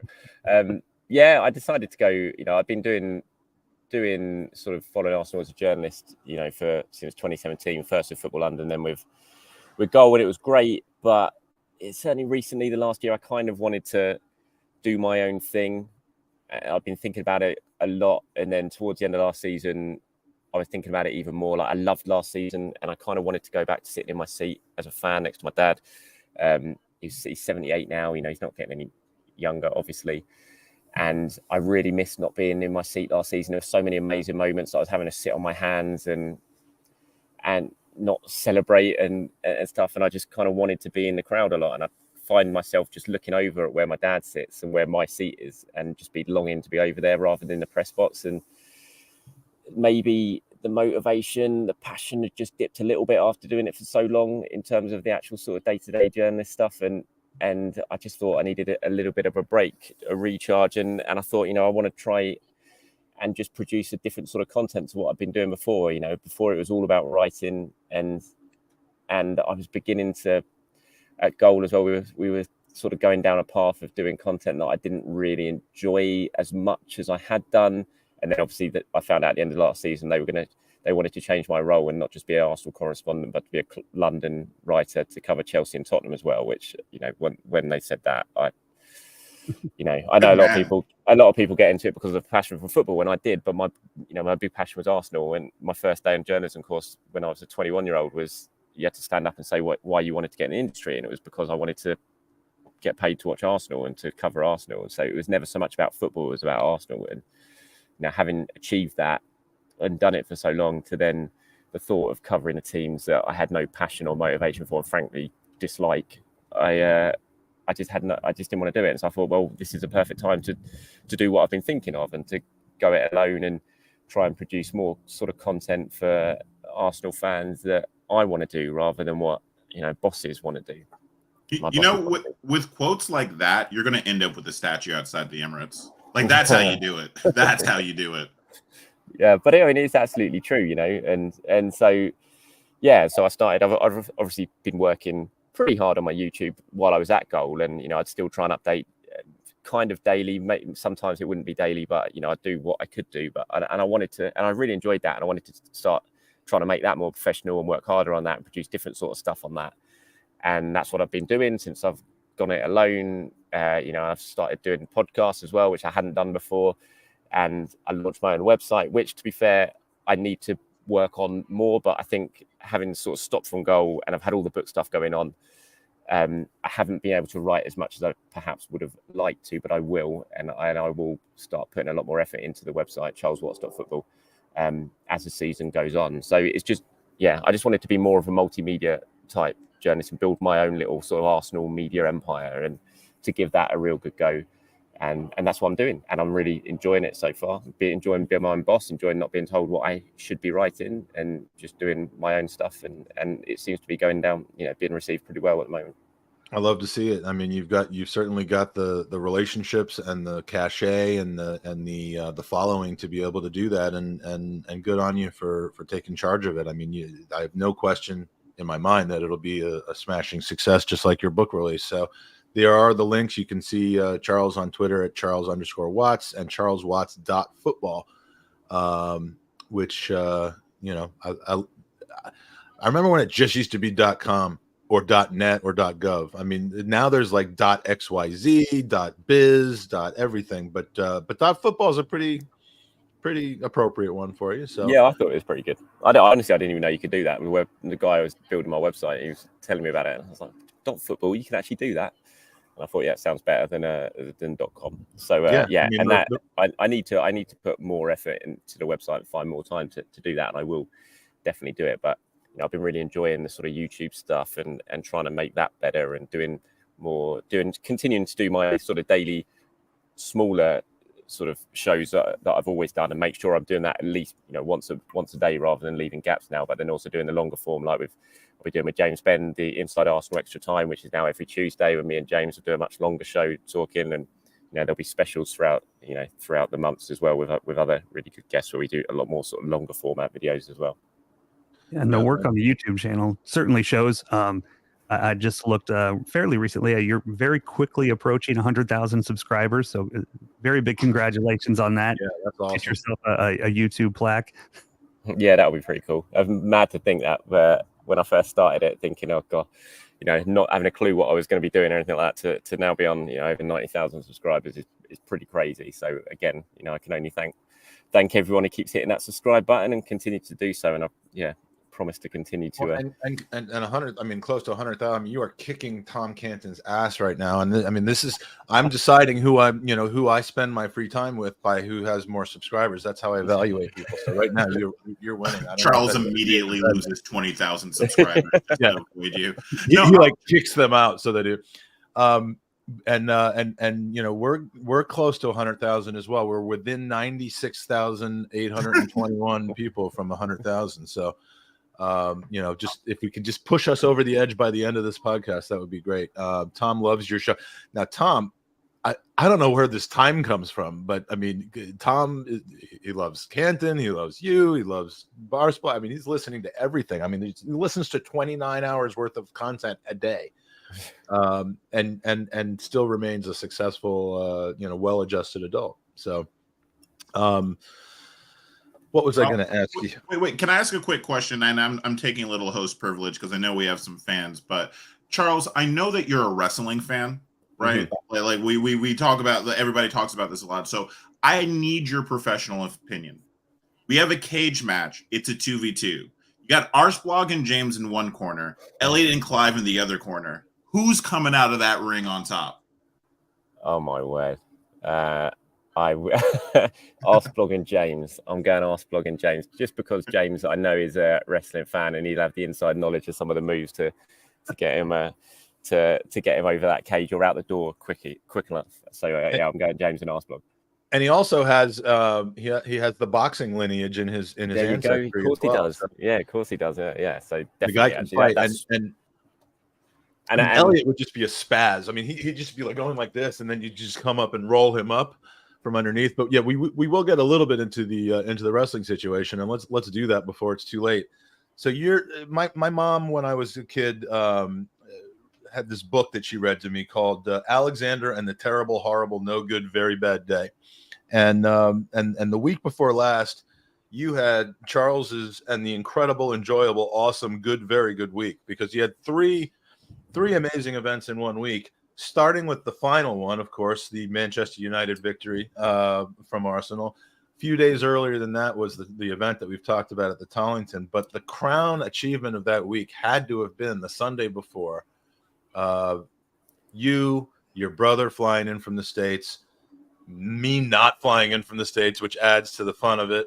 And Wembley Stadium, 81,000 people, AEW, all in, the biggest wrestling show of all time, which is incredible. I just would have assumed it would have been the WrestleMania 3 in the Pontiac Silverdome. But I've watched that. I thought it was a fantastic show, but I mean, what was it like in person? And I'm watching the number of viewers we have to see if it gets cut in half halfway through this, but it was brilliant, mate. It was a really, really good show. It's the first wrestling show I've been to for a while, actually. And I'm not like the biggest AEW fan. I still follow WWE more closely than I do AEW. So I kind of went with it with my brother and my mate as well, who are like massive AEW marks as well. So they were much more into it than I was. So I thought I would be fine. Yeah, I thought it was brilliant. It was a really good show. So many good matches, so many highlights on it, and fair play to Tony Khan and everyone. They put on a great show, and it ended up being CM Punk's last appearance at AEW as well. So we saw his last match, which was great. Typical Punk going out there and stealing the show in completely the wrong way at the end of it. What an absolute head case that guy is. I know. It was very, very funny. But it was a fantastic show. It really was. And whereabouts were you? We had brilliant seats because my brother, very much looked after me and my mate, and he bought the tickets. He flew over from America for it, and we had brilliant seats. We weren't far from the ring at all. We were basically ringside. And, it was just an incredible day. It was so many. There was so many Arsenal fans as well. Again, talking about sort of being recognised and spotted. So many Arsenal fans kept coming up to me during the day in Wembley, going, Charles, you're here, brilliant. And there was Arsenal fans everywhere. It was football. Did you wear an Arsenal shirt, or did you go? I didn't wear an Arsenal shirt. No, I just wore it. Last time I went to WWE, I wore it for Mania 24 or 25, whichever one it was. I wore my Arsenal shirt then, and for when at the Raw when Ric Flair retired, and you can see me at the back during the whole Ric Flair ceremony. You can see me in my Arsenal shirt. It's another thing we have in common. I've made a habit of holding up Arsenal crest signs behind wrestlers at shows. I think I'm retired from that because I see the shows going on sale in my home city now, and I don't even bother anymore. But tell me about the Stadium Stampede match. did they come? I mean, this is a tell you match, by what, the way. that was the one match I actually watched. I watched it on the big screens out in the concourse because I was so hungry and I'm queuing up to get a beer as well. And I came back. You didn't go out onto the concourse hoping that the action was still under the concourse. They were going to rock up. I came out. My brother and my mate went. They were like, "You missed that entire match." I hadn't. I'd just been sitting there watching it on the big screens and eating a horrendously overpriced hot dog from Wembley Stadium. It was a brutal match. As always when Moxley's involved, but it was a really good. I think my favourite match. I thought Jericho Ospreay was going to be really rubbish, and it was actually really good. And I was surprised because I'd watched Jericho the week before in Dynamite, and it was awful. He stunk the place out. There was some real load of botches towards the end of the match, and I thought, he needs to turn it in now, Jericho. But I thought he actually put on a really good show there with Ospreay, and the atmosphere was great. And so I thought that was a big highlight of it, and the main event was brilliant as well. The good thing about AEW, and this is I promise Jared and Aston, this is the end of it. The good thing about AEW is there are certain wrestlers who are extremely entertaining, extremely talented, but just through personality, through kind of saying I'm never going to sell out, they just never went to the WWE, which is where everyone knows everyone from in general. So what AEW has been able to do is highlight some of these guys. Will Ospreay is one of them. Zack Sabre Jr. I mean, there's just so many people that just would never have come to WWE that you actually get to see. Like Kenny Omega is another one. Like, my God, they're talented. So it is entertaining, and I just think the spectacle of that event, watching it on TV, it's like I cannot believe they did that. They pulled that off. No, when I first heard about it, because I remember one of my fellow Arsenal journalists went and did a sort of interview with Tony Khan on the day that it was announced. It was under embargo. But he told me, he was like, they're doing Wembley. I was like, what? No way! They're never going to sell that out. I always assumed they would do Craven Cottage. Yeah, same here. Yeah, when he said Wembley, I said he's having a laugh. He's never going to sell that out, but they did. They pulled it off, and it was fantastic. And they're doing it again next year already. They've already announced that. And that one, I'm going to make a point to come over. So let's talk when those are getting ready to go on sale. Aditya asks, Charles, could you share more about your process and your routine while writing the book? Have we covered that already from earlier on? I mean, the routine was whenever I had any spare time and just to get to sort of knuckle down on it. I mean, because I've been there the whole journey, and I've been with MIkel, with, behind the scenes and all that, I kind of had it all in my mind. I had to refresh my memory a lot, especially in the times, when he first arrived. But so I kind of knew, I knew what I was going to do, and I had a lot of research. I did a lot of interviews, put that all together to give me some really good insight from like members of his coaching staff, from former players and everything like that, and former teammates like Bakary Sagna, who was great in terms of his time as an Arsenal player, but also as a Manchester City player when Arteta was there with Pep. So it's just about sort of pulling it all together, and I was very much winging it. It was my first one, so I had no idea if what I was doing was right and what other people had done. But I think the fact it was also condensed and I only had basically sort of 3 months to do it actually kind of helped, because it just gave me tunnel vision of I've got to get this done really quickly. If it was longer, and I'm the sort of person who, if I've got a lot of time to do something, I kind of put it off until it's like, shit, I've got to do it all now. And so I think the fact I had 3 months and I could just kind of focus and think, right, I've got to get this done. So any spare minute I had, it was just head down, just write. The amount of times I was up, I'd put the kids to bed and then sit up till 3 a.m, just writing, just any sort of spare time I could get to do it. So yeah, it wasn't so much of a process, just because, like I said, I was kind of winging it and I didn't have a clue what I was doing. It was just get it done when I can. That being said, that means that there had to be a lot that didn't get in the book, right? Because chopping floor, was there anything interesting that if you could go back and do it again, or maybe if you had more time to talk on a subject that you'd add that maybe was left out? There were certain things, like I felt like I should have probably wrote a little bit more about some of the players involved. Like, when you finish your school exams and you walk out and you're like, oh no, I should have done that. Like, once I'd sent the book, there was loads that I kept thinking I should have focused a little bit more on some of the players, and Martinelli's backstory, Saka's backstory, because they're so central to this as well. So I think those were the things. I thought I covered MIkel as well as I could. I thought I covered the seasons and the journey and what went on behind the scenes as well as I could. But I think the big thing that sometimes I thought, you know what, I could have done more about the players and gone a little bit more in depth about the players. But, you know, if I'd have done that, you know, then you're just getting into, you know, I'd already done 75,000 words. It's like, where do you stop and stuff? And the story was more about MIkel and the club rather than the players. But I had a little sort of nagging doubt afterwards that maybe I should have done a little bit more about certainly some of the sort of key players involved in it all. Well, we talk about Starboy a lot. I actually, like, going back to what you just said about Martinelli, I don't think there is a lot of like camera on, like, you know, Martinelli as a public figure. Is there anything interesting in his story that you were saying that you cut out or you would have focused on? Like, what about Martinelli did you cut out? Well, just the stuff about, you know, he had so many chances to come over here and no one would take a chance on him. You know, really? He was, you know, he trained with Man United sort of 3 times in a trial. He went to Barcelona. You know, everyone kept turning him down, and then Arsenal took that chance on him, and he just never stopped. He never stopped believing, and he kept going. He kept working hard. You know, he wasn't coming from one of the big Brazilian clubs either, and he just had that. Right? Yeah, Tuani, and he's just had that incredible work ethic the whole way through his very young career at the moment, and he's taken rejection really, really well, and just kept going, and then he finally got his reward because, you know, Francis Cagao believed in him and brought him over to Arsenal, and now look at him. He's just flourished into this, you know, genuine world superstar in just a few years. And despite all the rejections he took, which could have crushed a young player like him, you know, coming over, spending all the time at United that he did, going to Barcelona and kept getting turned down, just waiting for his opportunity. And, you know, I do think the backstory of Martinelli is an interesting one, and it shaped that. I think the sort of what we see from him on the pitch and how he refuses to give up on the pitch. I think a lot of that is born out of, you know, how hard he fought to make it and get over to Europe. It's interesting. And we had one other question here I wanted to make sure we got to when I saw it pop up. It's from Guto Lear. It says, Charles, do you think MIkel himself is aware of the book, or have you heard through any back channels that he's seen it or is aware of it or had a chance to read it yet? He's definitely aware of it. I've sent him one. Whether he's read it, I don't know.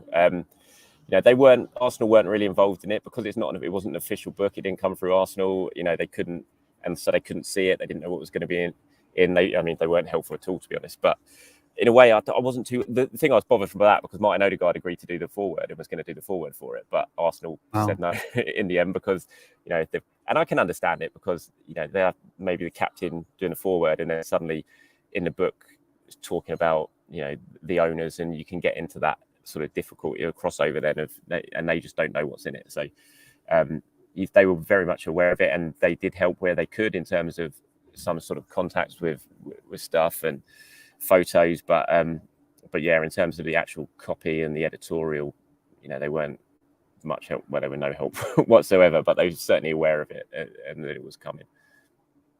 Are you telling me you didn't follow MIkel Arteta around with like a notepad and like, you know, that's not how it went? I definitely didn't. I did. Again, I am not. What's his name? Ted Krim from a thing. Trent Krim, yeah. Trent Krim, yeah. No, it wasn't like that, unfortunately. Well, I say unfortunately, but in a way, I almost think it's better because it's not a club thing, is it? It's not.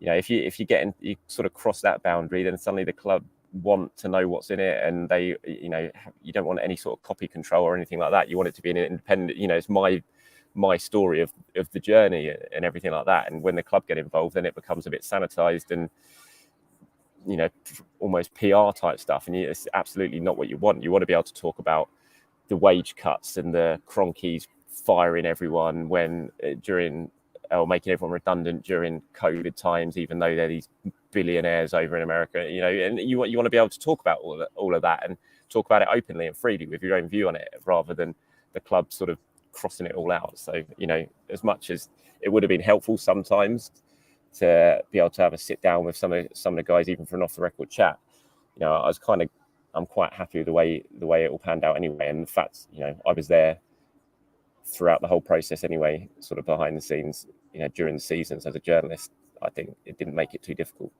Were there any like big secrets that you found out, like really good mysteries, like why was he playing Willian all that time, or where is Cedric Suarez right now? No, the Willian one remains a mystery, always will remain a mystery. So yeah, no, I mean, there's some good stories in it, really good insights from people involved in the, you know, like I said, former teammates and coaching staff and things like that. And so yeah, you have to read it and find out. Yep. got the cliffhanger. Our questions keep coming up being wrestling questions here. So, and first of all, Stephen Feely, good morning to you. Thanks for being in the chat. Is there going to be an audiobook, and is Tom Huddleston going to do it? There is an audiobook, and what was his name? Gavin Osborne? Gavin Osborne, yeah. Has done it. So we've got that answered. Per Jensen says, if you had to pick one while in their prime, which wrestler would you put into the Arsenal defense? Oh, you know what? On my YouTube the other day, someone put a WWE all-time starting 11, and that sparked a bit of it. It then went on like throughout the week. Other people were doing it, and it went on and on. There was some great suggestions of starting 11 there. Some fantastic sort of central midfield partnerships. If you had to pick one while in their prime, which wrestler would you put into the Arsenal defence? Oh, God, that's hard. Who would I put in? I would put, just going back to that, someone said D'Lo Brown for the goalkeeper, and I thought that was such a good shout. It'd be absolutely all over the place. You just wouldn't beat him. It's just like a cat. He'd be springing around, saving everything. Good old D'Lo. I don't know. Do you want a big man in defence? Do you think as a centre back, or do you want someone who can move pretty? Someone like Kane, I suppose, the old classic big man, but had great agility. Way too slow, though. The good old, I don't know. Good old JI would always be talking about it. Big man who was agile, who could throw himself about. If you want to go back to the 90s, big and agile, maybe an Adam Bomb fits into the defense in the middle. He had those attributes. That is a name that I have not heard for a fair. I've got to say, is Adam Bomb dead? I think he might be dead. Jesus, I mean, turn. If he's a wrestler from the 90s, he's probably dead. I think most of the wrestlers from the 90s are now. Throw a bet down, I would say probably. His name was Brian Clark, and he is not dead. He's 59 years old, so he's already beaten the odds. He's one of the ones who survived. Maybe Bret Hart. Bret Hart is quite a big guy, but the excellence of execution, be able to bring the ball out from the back very well. He's got that clever mind. So maybe someone like Bret Hart. Yeah, that would work. I would go for Kamala. He'd run her away. It'd be all part. He would just be, why would you try to even dribble around this guy? He's just gonna take you. But and he'd be followed around by the by that guy with the I don't know. It's so probably politically incorrect now. The wrestling gimmicks that were used in the 1980s. So we have a question here from Fuad. Would you write a wrestling topic book, and can I illustrate it like Portly Tron Arsenal? Can I illustrate your wrestling topic book? I definitely do not have the expertise to do that. I like my wrestling, but I definitely do not have the in-depth knowledge of it to do something like that. All right. And will there be another book if we win the league on the anniversary of the Invincibles? Well, there's definitely going to be the paperback is going to be updated, and that release is next year. I think the date at the moment, it's not set in stone. It is around the end of the season, so we're going to definitely have an updated version of the book coming out next year, which hopefully will again round off and be completed with a glorious Premier League and Champions League double at the end of it. So there's definitely going to be a new version, an updated version of this book coming out next year. Whether I write another whole one on it, I'm not sure. All right. Well, and that brings us to the end of hour 20. And we have 2 out of our 3 guests for the next segment are backstage. So we're going to do the prize draw. Charles, we're giving away a signed copy of your book when it's back in print again, because you just can't find anywhere. You can do a couple if you want. We want to give away 2? We'll do. Yeah, go for it. We'll do 2. Can I just get one for free? For free. Unbelievably, Aston Mac has won the first book. It's unbelievable, but the coincidence that has happened here. So let's do the shared screen here. We're going to give away 2 signed books, not to the same person, because why would you want to read the same book after you've already read the book? The first winner of a Charles Watts signed book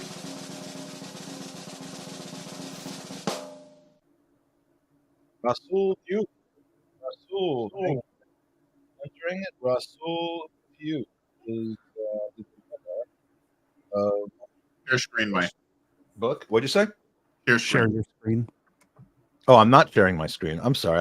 I keep forgetting there's this extra step I got to go through here. So just to show you the evidence of this, Rasul Diouf has won the first book, and the second book from Charles Watts goes to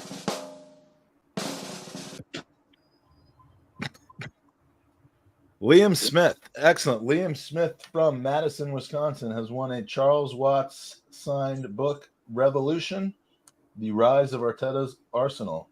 Love me some Liam. And congratulations to you, Liam. Well done, guys. You send me the addresses, Mike, yeah, and I'll sort it out. I will absolutely take care of that. Charles, I can't thank you enough for again for your generosity and for the time and what a rock star. And support that you, I mean, I'm loving watching, Revolution, the rise of Charles Watts right now. You've gone from football.london to goal.com to charleswatts.football to Sunday Times best-selling author. It's really special to see, and I'm enjoying the heck out of it. So thank you so much, Charles, for joining us again, for being here for hour 20, and we can find you at Charles_Watts. And anything else, charleswatts.football, anything else you want to put out there? No. Well, YouTube, of course, daily. You'll get me daily updates plus a little bit more from me going forward. So yeah, always head over to YouTube for the latest from me. Okay. And Charles, thank you so much for joining us. Appreciate your time. No worries. Well done, guys. Hopefully see you in about 6 weeks. Amazing stuff you guys are doing. Get some sleep soon, Mike. 100%. Hit me up when you're over here. All right, man. Will do. Take care. Laters, guys. Bye-bye. Now, I've been looking forward to many, many hours of this thing, but this is potentially the one that is going to be the memorable one of all. We've had requests. We've had people demanding what's happened to the FA Cup of football phrases. We did the preliminary phases. We then did the round of 64 with Peter Drury, Sophie, Nicolaou, and Lee Dixon. And I've been waiting for the right time and the right judges to help us get through the final stage. And I believe we have them today.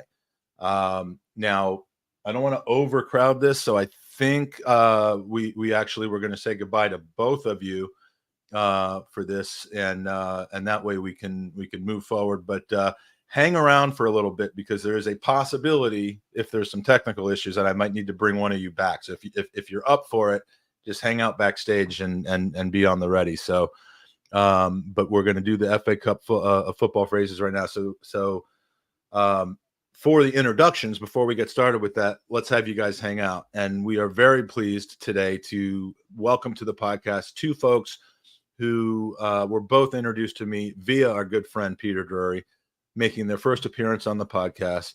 Welcome to John Champion and Jim Proudfoot. Welcome to the Gooners podcast, both of you. Thank you so much for joining us. It's a pleasure. Nice to speak to you, and congratulations on everything you've achieved so far, Mike and everybody else. How are you finding it? 20 hours in. Has it been okay?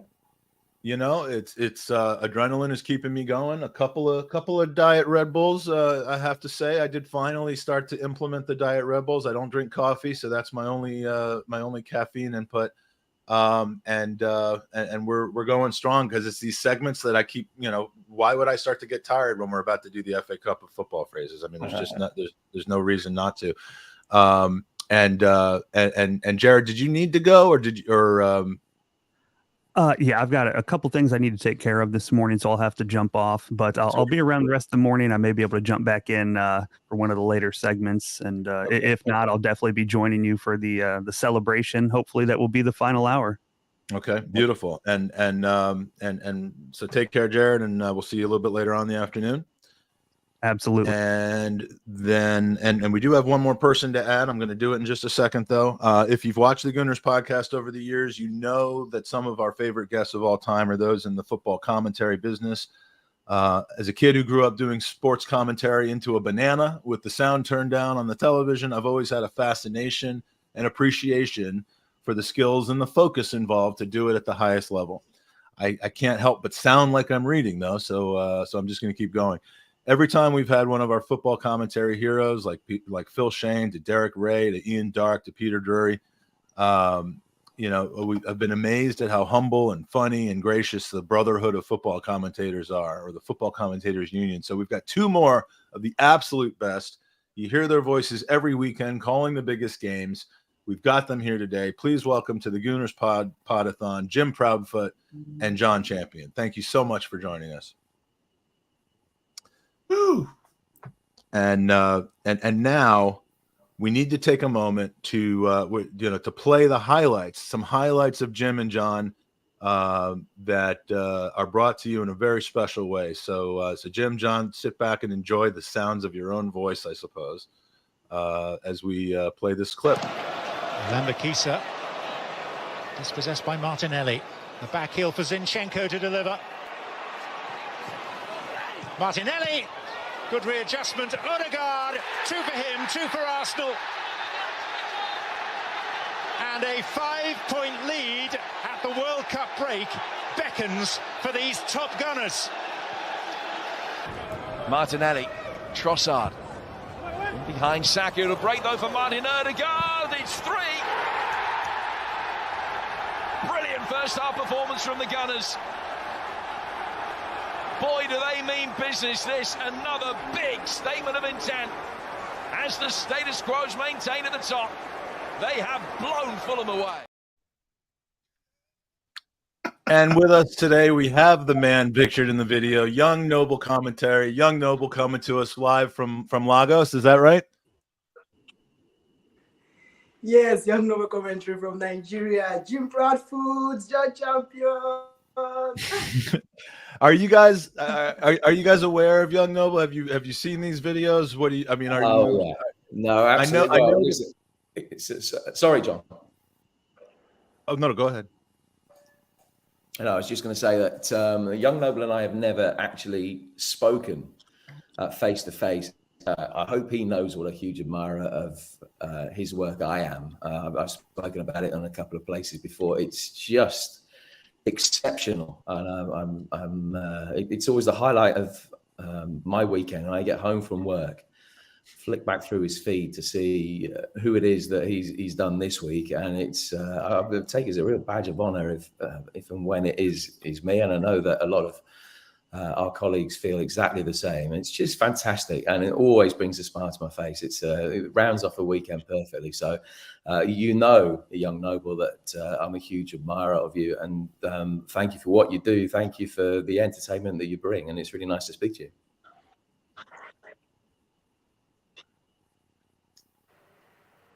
Yeah, I know I think there's a bit of a delay, so I was just trying to give them a chance to respond.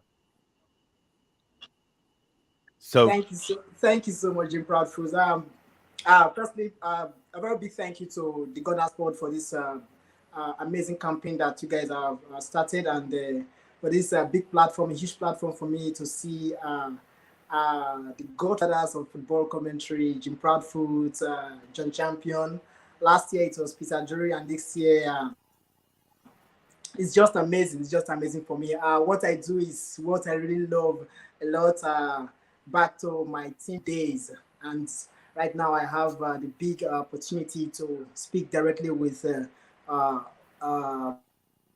idols, the godfathers, Jim Proudfoot and John Champion, and I'm so honored for this massive moments that I have had.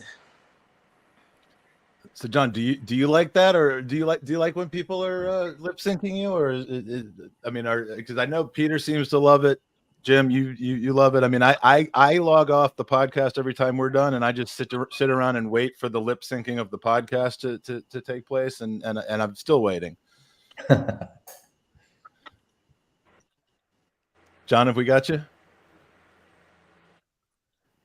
I'm not sure if there's a connection issue there. I think. I must apologize. I think there's a bit of a delay on this, so I'm kind of hearing half of the other half. So my apologies. I mean, that's astonishing. Actually, what the clip you just showed us, I have to say, I'm perhaps a little late to this particular party. In that I wasn't actually aware of this idea of lip syncing of commentators up until you introducing me to it, Mike. So it's something I'm going to have to go actually looking for to sort of understand rather better. Peter Drury has mentioned it to me beforehand, but I've never really seen it at first hand. It's so clever. It's amazing.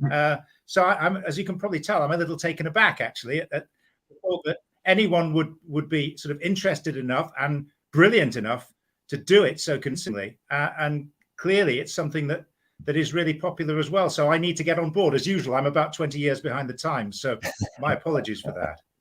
Well, and it's kind of funny because, you know, you expect when you actually hear his voice in real life, you expect him to sound like an English man, you know, just because of that's always the sound that he's doing. And so, yeah, the lip syncing is hilarious. The costumes are hilarious. They're very funny. I mean, the microphones, the headphones, they're all like tools and stuff lying around the house that he uses.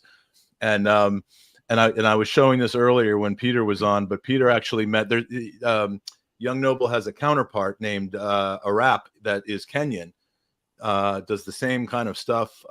He's also a comedian, and he was in Qatar for the World Cup, and through social media, even though Peter doesn't have a Twitter account, through social media, this was arranged. That's incredible. And this is all you have to know about Peter Drury right here is that the man was wearing coffee mugs on his ears and making a face into it. I mean, that's a guy who has a good sense of humor about himself. So, but we got to get to something here because we have a very. And they suit him as well, don't they, Mike? Don't you think? Yeah, I'm pretty sure he took those home with him. I hear he's still using them to this day for every cast. Yeah, we are, and we've got a very important job in front of us, and we want it to, you know, to make sure to get this done today. So, I've told you both about the FA Cup of football phrases. I have a obsession with language, specifically the English language in the truest of English context. And I think the reason why so many Americans love the beautiful game and love specifically the English Premier League is because it is different from the things that we're accustomed to. It isn't the same thing over and over again. It's things that you're different that you don't get here. It's not just an adaptation. It's, you know, we don't want it to become Americanized, which is why, you know, NBC and other broadcasters have finally realized that the more authentic, the better. Guys like the two of you should be calling games, not people who were used to seeing calling American football and basketball and so on. And there are certain phrases, and I've collected about 100 of them that I just absolutely love, and you only ever really hear them in a footballing context. So what we've done is we've created a knockout tournament of these phrases, and we will be essentially treating it as a tournament and taking it very, very seriously and going through these and determining a winner. Basically, you're free to kind of give your explanation of why you're picking one or the other, what the sayings make you feel. The goal here is to make this, you know, this is the most important competition that we are dealing with today. The international break is on. There's no football today that of any significant consequence. I'm probably offending some countries that are playing today, but this is really the game that is of utmost importance today. So I'm going to share my screen now. I'm going to bring back Young Noble, but I have asked in here as a backup judge because we need an odd number of judges. And so we're gonna have 3 judges here, and I'm gonna bring back Young Noble. But I just with the caveat that, you know, that if we have another disconnection, we're just gonna have to roll forward. So do you guys understand the rules pretty much? Yeah, I think so. So you give us 2 phrases. We say which we like best. Exactly, and you know, this is the final 32. We started with 96. We had a preliminary round. We had a round of 64. Gone. Eliminated in the early rounds are such esteemed phrases like onion bag, hairdryer treatment, 6s and 7s, panic stations, dead rubber, wage packet, and purple patch. And And you know, we thought we'd see some of those in the final stages, but we have not. And so now my honored guests will be putting on their judges hat, their powdered wigs, and they will be taking these final 32 competitors down and through the gauntlet of the bracket, the crucible of competition, until 32 becomes 16, 16 become 8, 8 become 4, and then finally, with a life of two phrases, will be forever changed. One experiencing the Valhalla of victory, the other forever stuck with the dagger of defeat. So are we ready? Hang on. Valhalla of victory. Let me just write that one down for you again. Shoot. If we hear one of these going on, I'm gonna be very, very honored. But the Valhalla of victory. I don't even know if that makes any sense. But all right. So here is the first bracket of 16. We can call this the East bracket here. The first two, and these were randomly drawn together: Flatters to Deceive and Schoolboy Error. Let me see if I can make this a little bit bigger. Flatters to Deceive and Schoolboy Error, and we're gonna go around in order here. Our first judge today is John Champion. What are your thoughts here? Okay, I am backing Flatters to Deceive here. I think there's a bit more subtlety to it. Schoolboy Error in an era when we're not supposed to be sort of specific about genders. I'm not comfortable with that. So I think Flatters to Deceive for that reason above any other. Okay, and that has absolutely been mentioned before in previous FA Cup. So and Young Noble, we will be going to you if and only if there's a draw between the two. You'll be our tie-breaking judge. Is that okay? Yeah, I'm okay with that. All right, so Jim, I love the progressive angle that John just went with. Like that was some good stuff. Keying in that it's 2023. Good start. Good start. Yes, absolutely. So Jim, it's also particularly remarkable that it should be me doing that. Let me tell you. school person error or Flatters to Deceive? No, it's Flatters to Deceive for me as well. That's no difficult decision there. So definitely Flatters to Deceive to go through. I think, as John says, that has a little bit more subtlety about it, although it is something that is used quite frequently. But if I never had to use the other one again, I would be quite happy with that. So Flatters to Deceive. All right, and I for some reason have completely forgotten how to actually do. Oh, here we go. So with a 2-0 victory, Flatters to Deceive is on to the round of 16. Next, we have Rich Vein of Form and Smash and Grab. We'll reverse the order and start with Jim Proudfoot. I like Smash and Grab because I think that I think every fan that has been on either end of it can really relate to it. I mean, it's something that is, again, it's used quite a bit, but a very succinct way of getting the message across. So Smash and Grab gets my vote. Okay. And John, are we putting them through, or are we going to go down to a tie-breaking vote here? Listen, well, I kind of feel the weight of responsibility on my shoulders here. And at the same time, we all know that these broadcasts, we need a bit of controversy, we need a bit of conflict, and I find it very difficult to argue against Jim. So I'm afraid on this occasion, with the promise of controversy and conflict to come further down the bracket, I'm going to go Smash and Grab as well, because I just, as Jim said, it's so direct and to the point, and it's got a bit of impact about it. So I like that. See, I appreciate your opinions, and you are the judges. You are the arbiters of this. This I would have gone differently on personally. Rich Vein of Form. Whenever there's a word that's used in a way that seems completely alternative to the way that you're normally used to using it. I mean, to me, a vein is more, of a medical term, but this is just Rich Vein of Form is a little more poetic to me, and that's why I like it. Quick cameo from Young Noble.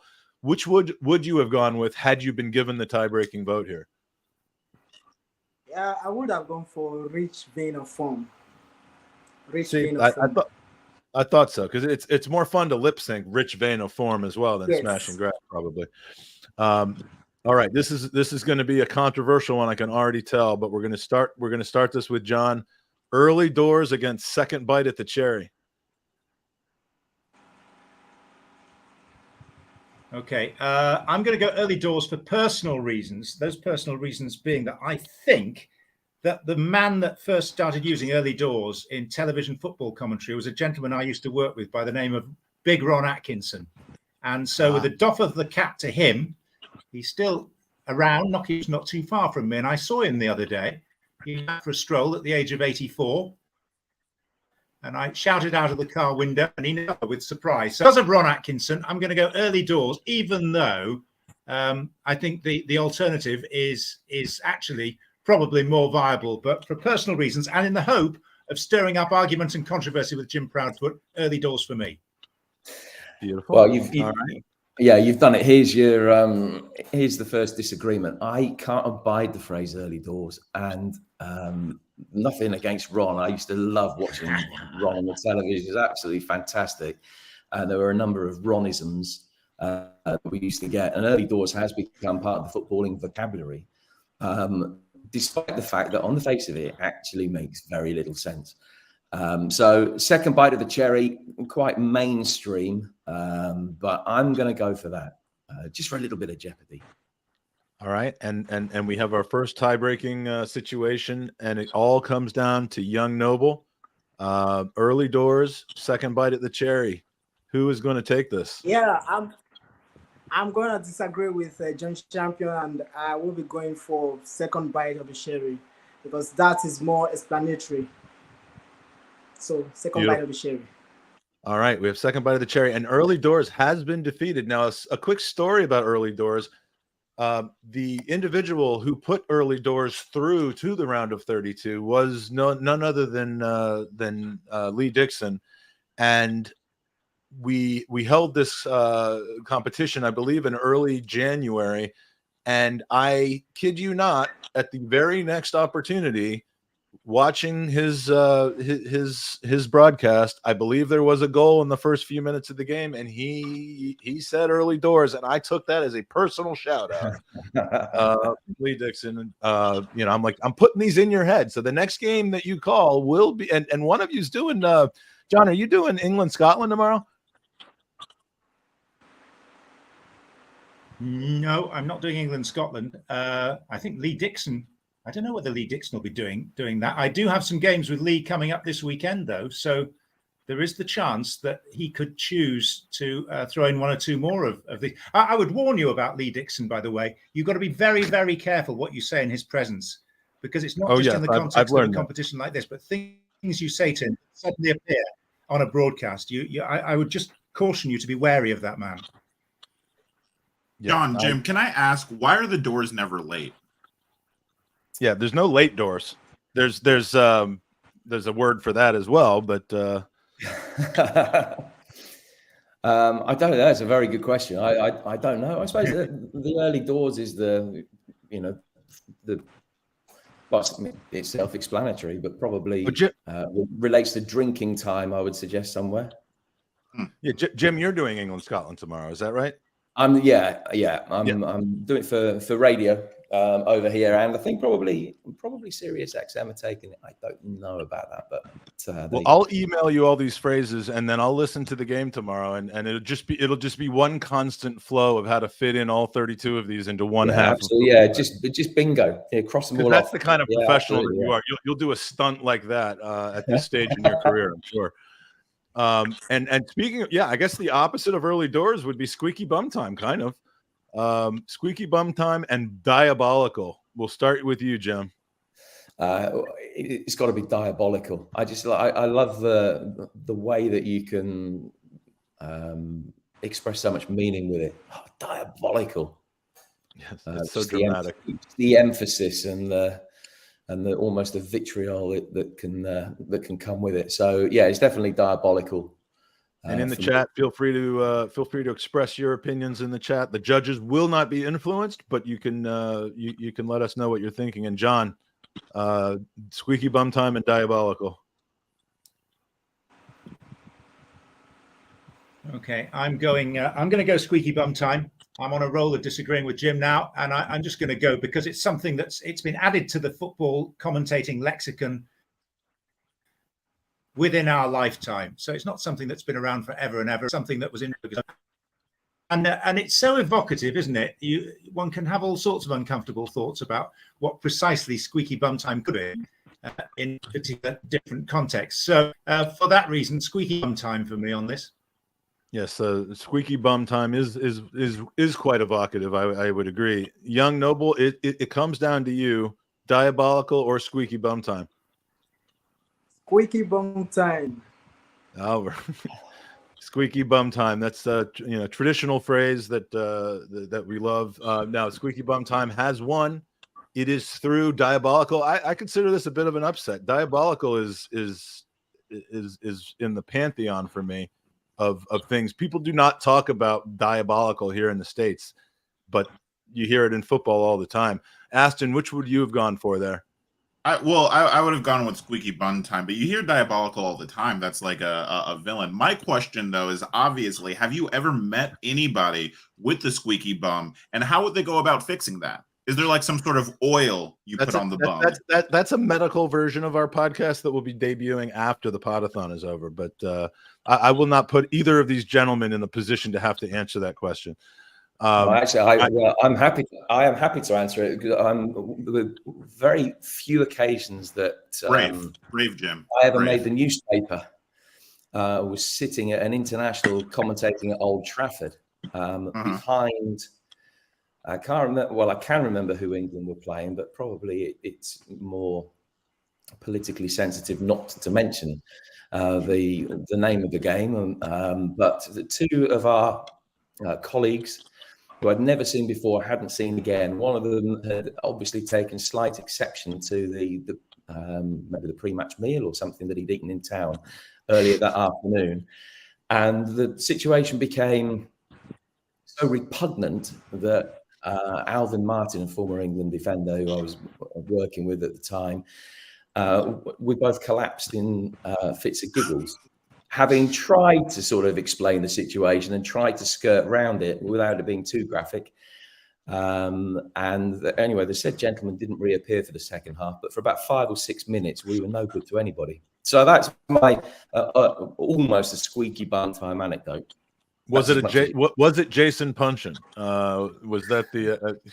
Were either of you announcing the Jason Punchin game for Crystal Palace when he left for 5 minutes in the middle of the second half and came back? No, I wasn't, thankfully. Oh, still my favorite football game of all time. Just behind actually Anfield '89 is the game that Jason Punchin went for a you know what. All right, bags of pace on his bike. I think we are going to. I might have mixed up the order, but John, bags of pace on his bike.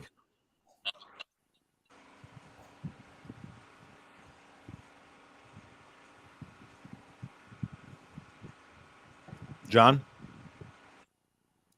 All right. Is this me, Mike? Sorry, I lost you there for a while. Yeah. Bags of pace and on his bike. If this is me, Mike, and I'm guessing it is, I'm going on his bike.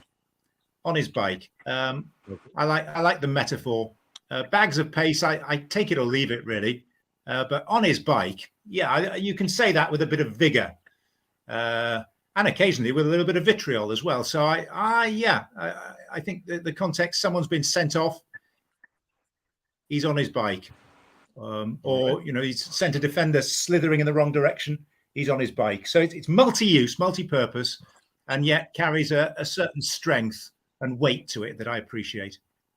All right. Very well said. Jim? I'll go for on his bike as well, which I think, and John may well correct me, but it was certainly used a lot in political circles back in sort of the 1980s over here. And I don't know, so that would be Norman Tebbit, I think, who was a member of Parliament who first came up with that. But I don't know whether he was the first and whether it came into football and sports broadcasting usage on the back of it being a Tebbit phrase, or whether it was something that he had sort of picked up from elsewhere. I don't know. But on his bike for me.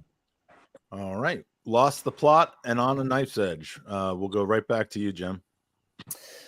Lost the plot, I think, is great because, again, it does exactly what it says on the tin. It doesn't need any sort of further description. If somebody's lost the plot, you know that their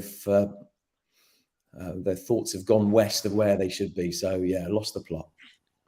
The thoughts have gone west. The red mist is descending. On a knife's edge, Jim. I'm sorry, John. There's only one winner here for me, I'm afraid, and I'm with Jim on this. Lost the plot.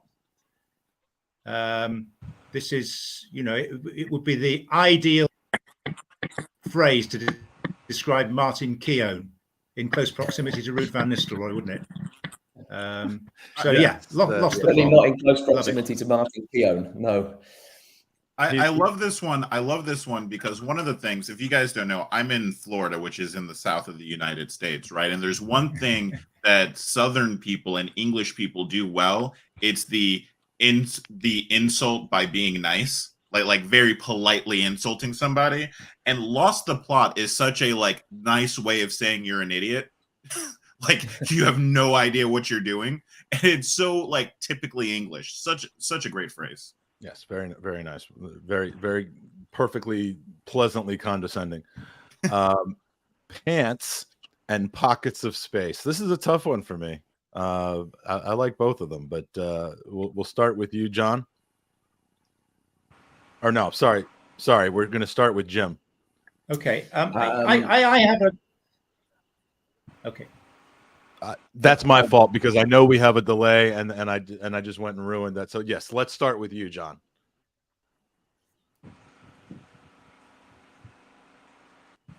Okay. Well, I've got an issue with pants because which pants are we talking about here?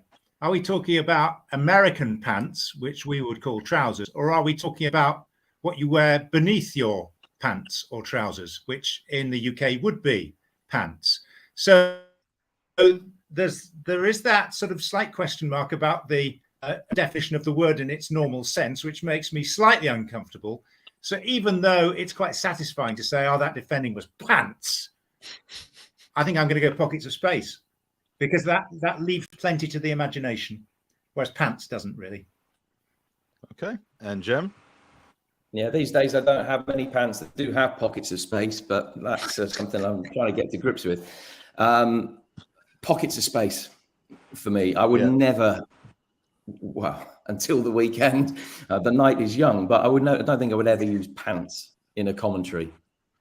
But as you say, now that you were sort of you're putting all these thoughts in my mind, Mike, you never know. You just never know when it might come out. I'm tuning in tomorrow, and anytime soon. There's going to be pants. All right, we will start now with Jim on Down the Garden Path and Turn on a Sixpence. I can safely say I've just not that long ago turned 50, and I don't remember a sixpence. So it is such an archaic phrase these days. Obviously, it was a very, very small coin. You understand exactly what it means, but just for the fact that I think it is probably such an old phrase with little modern day relevance these days, I'll go Down the Garden Path. All right, and for you, John? Well, because I'm that little bit older than Jim, I'm going to go for turning on a sixpence. So a sixpence was enough to buy me a bag of what we would call crisps and Americans would call chips as a kid. So I've got lots of happy memories of buying a bag of Golden Wonder crisps for a sixpence. And I also think it's important that we remember the pre-decimal days. We had decimalisation in this country in 1971 when all our farthings and shillings and sixpences were cruelly swept away. So I'm afraid I'm clinging on to my youth, which is an awful long way in the rearview mirror, and I am turning.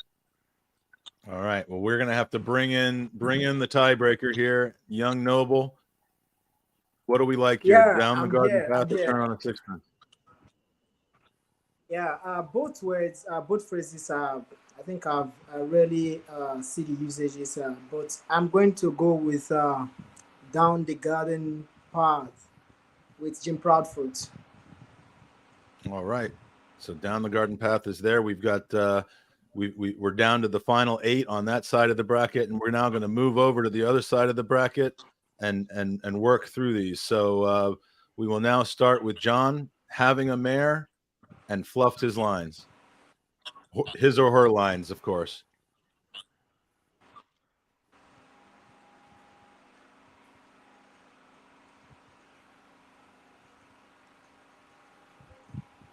John?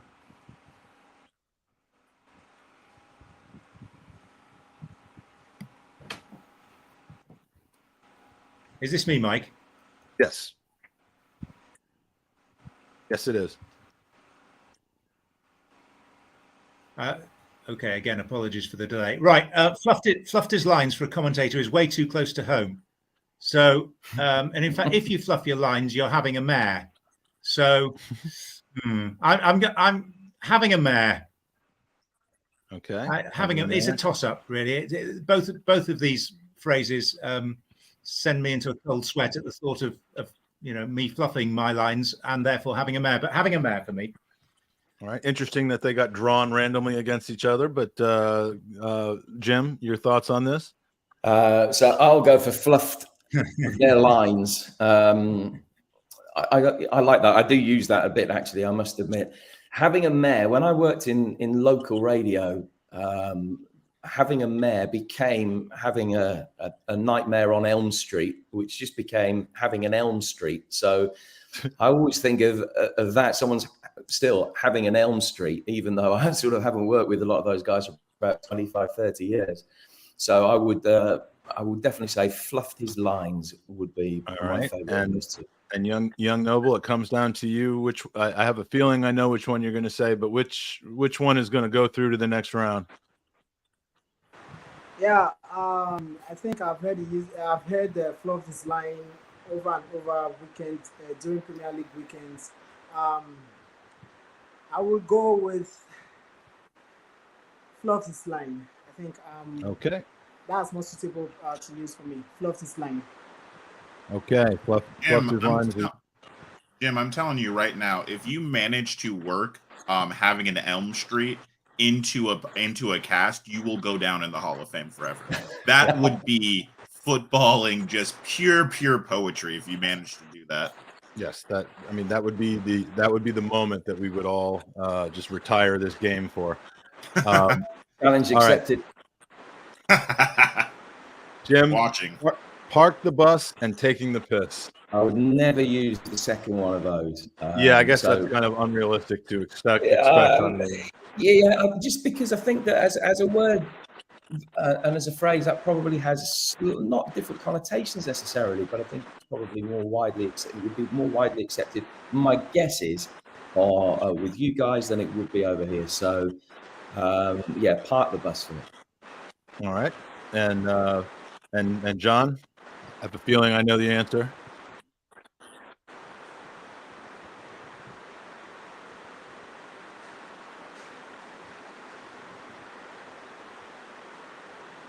All right, we're really parked the bus on this one. For reasons as Mr. Proudfoot. Okay, so park the bus here. I apologize to everybody about our internet connections. We're going to try to soldier through it here. We've got about another 20-25 minutes to go. Top bins and howler.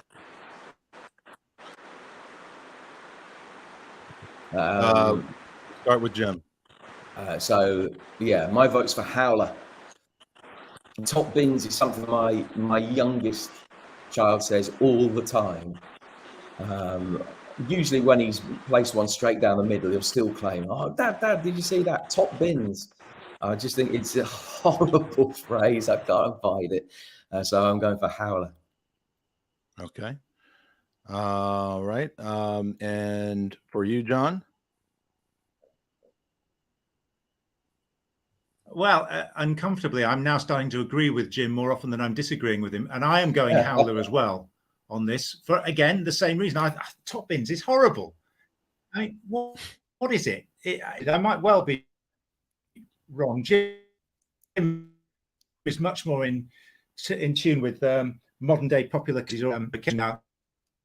conversation here. But I think it was the product of was it Soccer Saturday on Sky Television in the UK? Saturday morning. That's where I first heard top bins. And I rejected it out of hand in an instant then, and I still do so many years later. So very happily going with Howler. Well, I mean, top to the bins extent that they've got the wrong number of bins because you can only hit one of them at a time. So top bin, I still would detest, but that makes sense. Top bins is just, oh, he's hit the postage stamps. What? Well, and it's better than what they call it over here. It's on any level.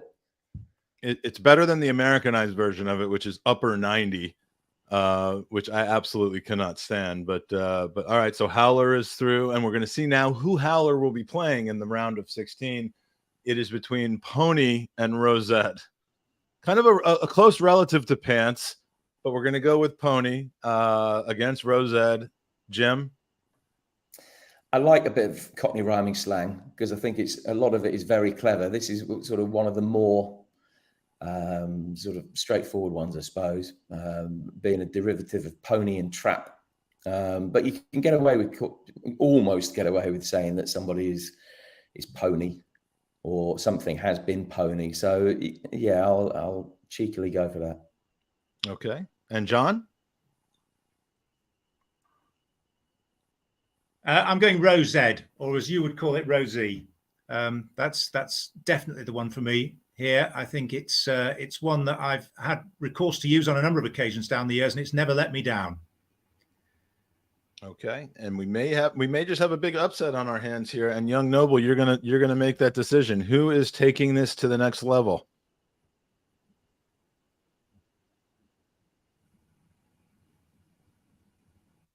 You're on mute, Young Noble. And I think that's my fault. Sorry.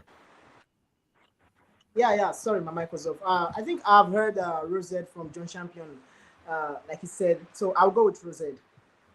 Rosette, and Pony has been knocked out. I believe Pony may have won the FA Cup of Football Phrases a couple of years ago. So this is a massive upset that's just occurred, and we'll keep pushing forward here. Made a meal out of, and against the run of play, and this one we will start with John.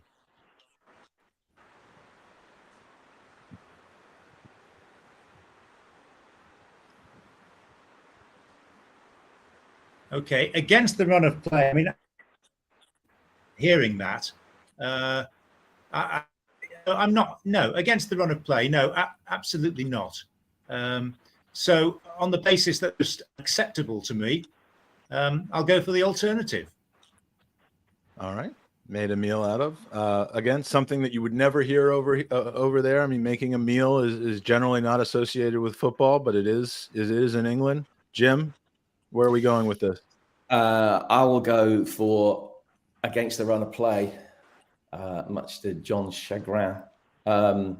It's something probably that it's an easy phrase to fall back on. There are almost certainly many better ways of saying exactly the same thing than it's against the run of play.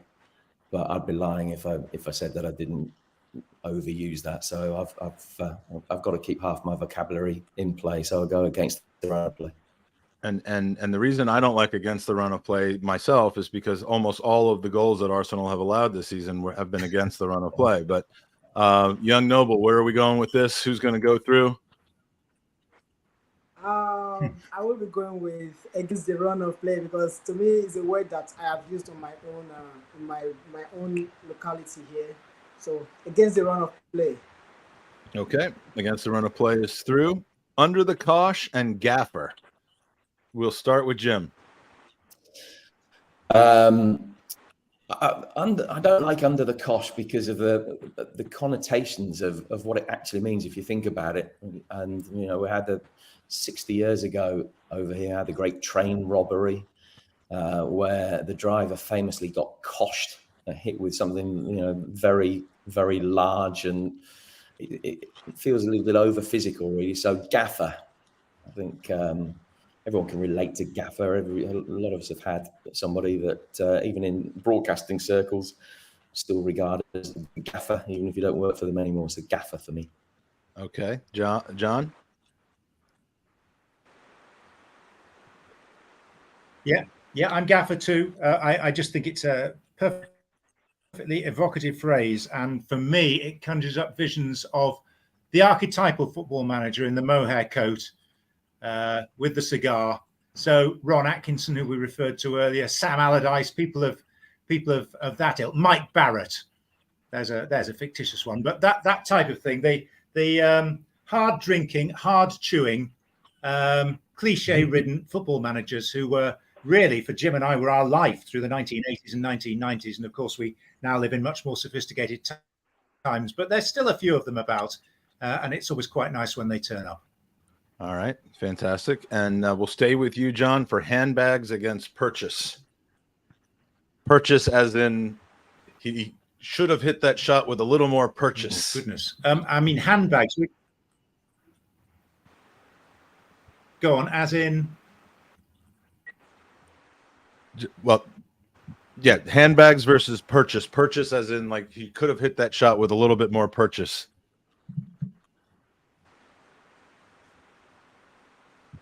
Oh, right. Okay. Yeah, I'm with you. Well, handbags, we're getting into, I mean, we're back to our first answer here, aren't we? Handbags, we're getting into dangerous territory in this day and age. You probably tell that I've been to a session on diversity and inclusion within the past week. So, yeah, handbags, I'm going to avoid from that on the basis I could get trouble, fully understand. And I'm going to go Perch just because it's not handbag. Okay, yeah, and I think there are a few competitors in this that may be removed for the next iteration of this. So we're going to go with Purchase. Jim, your thoughts? For exactly the same reasons, I'm also going for Purchase. Okay, good. And we can put that behind us now. Home and dry, and we're hopefully going to be home and dry soon, and full of running. Jim, I like home and dry. Just it's a good phrase. It's something I can remember. He was a fantastic commentator who worked on the radio in the 70s and 80s. And although there's a slight age difference, it's not as much as John would make out between us. He and I will both, I'm sure, remember Peter Jones commentating, and he had this thick, melodious Welsh accent, and which I won't try and replicate now, but home and dry is something that I can hear him saying. So home and dry for me. Okay, and John? Yeah, home and dry, because I just think it's it's a staple, but it's still quite a clever phrase. Whereas full of running, well, aren't all professional sports people supposed to be full of running? Isn't that a prerequisite? So isn't it just stating the blindingly obvious? So home and dry. Okay. John, if you supported the team that I supported, nothing is ever a prerequisite. All right. Now it's going to go quickly. We have flatters to deceive against smash and grab. Well, let's start with you. No. I mean, Jim and I could actually bore you for hours about our respective teams. So, yeah.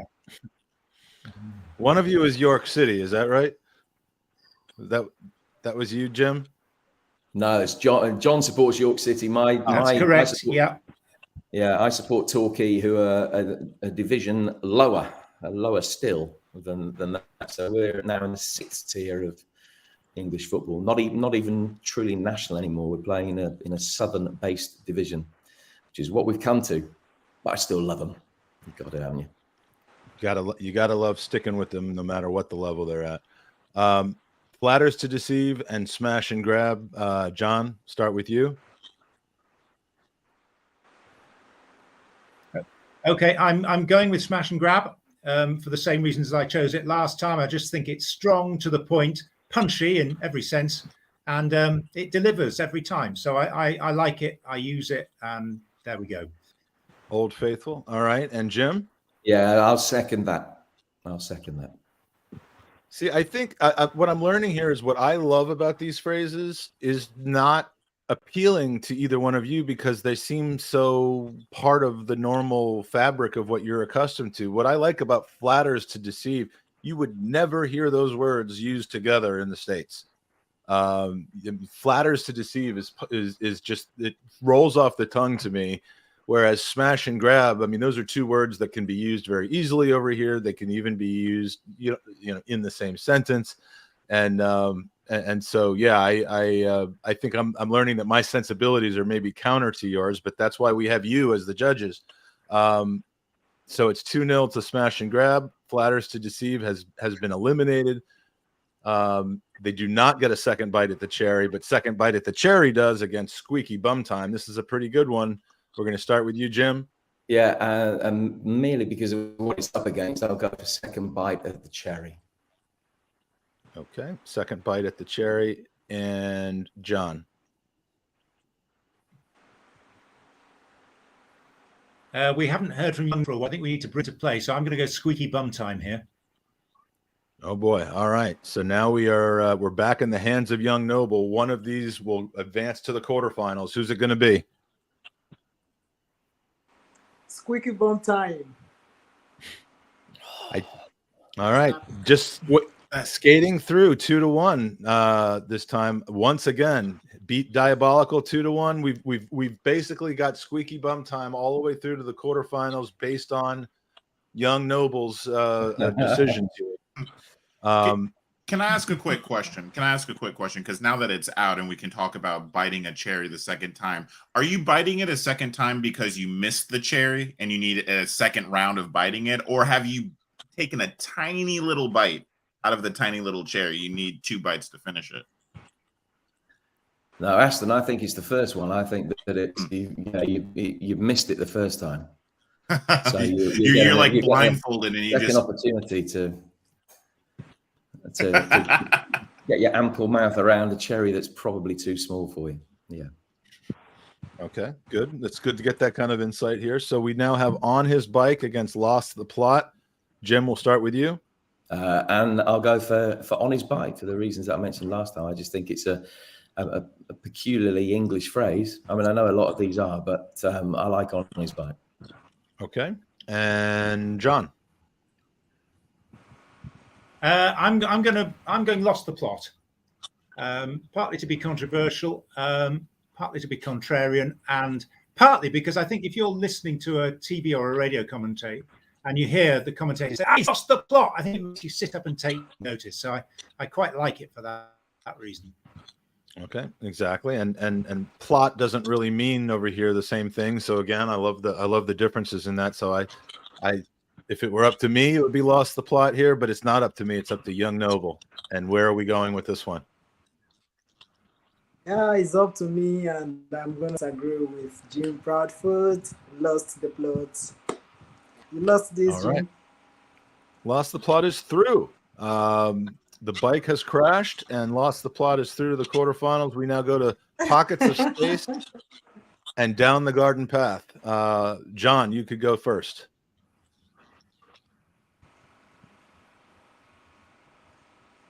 Okay, I'm looking out of my window at what used to be my garden path, and it's disappeared into what now resembles a jungle. But I do love the imagery of going down the garden path. I just wish I could do so at the moment here at home. I know I voted for Pockets of Space last time and voted against Down the Garden Path, but in this contest, I'm taking the garden path. Wow, that's a shocker. We have the reversal. I think he's flip-flop. It's just hit him differently here, and that's the way it goes sometimes, ladies and gentlemen. So Jim, Down the Garden Path or Pockets of Space? Are you going to save Pockets of Space, or are you going to condemn them to the loser bracket? No, I'm going to save Pockets of Space. They need saving. It's as simple as that. Oh, thank you, Jim. Now it's up to you, Young Noble. This is tough, but I will be going with Pockets of Space. Pockets of Space. Yes, Pockets of Space. They've gone through. I'm thrilled about this, and thank you for your tie-breaking vote here. Now it goes quickly. We're down to the final 8. Other side? Oh yeah, no, we're down to the final 12. Fluffed his lines, parked the bus. John.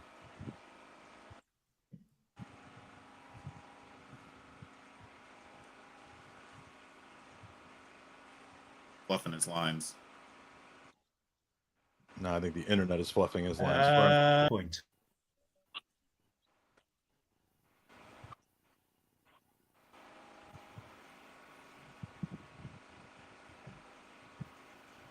All right, let's go to Jim. I'll go for park the bus, I think, this time, because there are a few ways that can be maybe developed for comedic effect.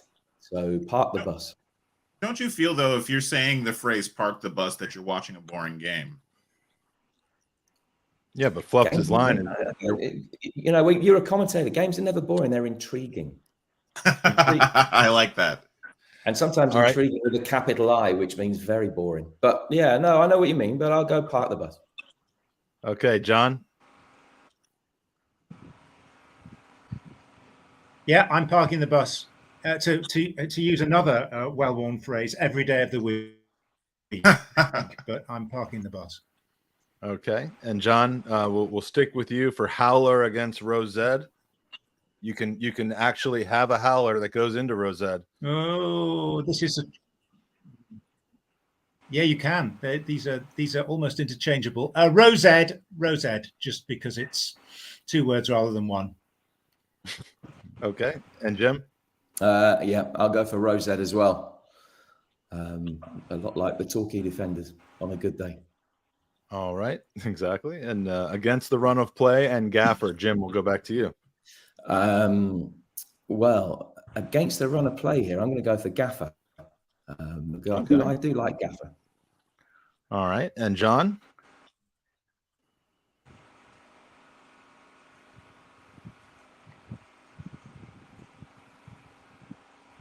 And I'm going to channel my inner Sam Allardyce, and I'm also going to go for Gaffer. Okay, beautiful. We definitely have some favorites there. I think Gaffer's a very, very strong one for both of you. I'd probably put my money on them if I had to pick a winner here based on your guys' decisions. But we're almost home and dry, but they may or may not make it into the quarterfinals. Purchase and home and dry. Jim. Yeah, home and dry just hasn't quite got enough purchase on it for me. So it is going to be purchase that is home and dry in this time. All right, fantastic. And you, John?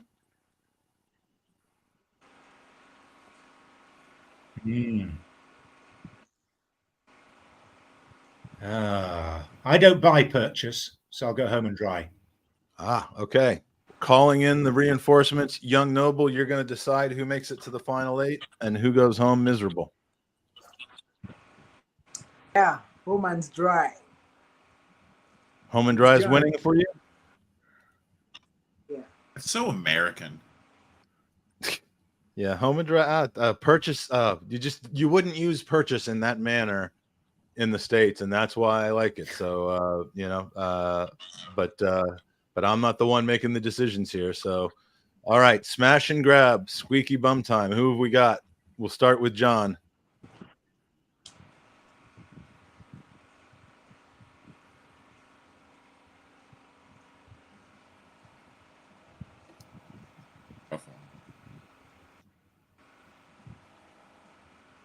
John. Yes. Squeaky bum time. This is getting tough now, but squeaky bum. This is squeaky bum time. So squeaky bum time. All right, beautiful. And Jem? There's never a good time for a squeaky bum, so it's smash and grab for me. Oh boy. Well, get in. For the third straight round, this particular phrase goes to Young Noble. Yeah, we are grabbing this. Smash and grab with Jim. Come on, Young Noble. Oh, he has absolutely deserted Squeaky Bum Time. Squeaky Bum Time is feeling completely let down by Young Noble right now. It's a very Fergie thing. Yeah, well, and I think they feel that they've just been the victim of a smash and grab, to be honest with you. All right. Starting with Jim this time. Lost the plot and pockets of space. I have a definite favorite. Yeah, pockets of space. All right. And John.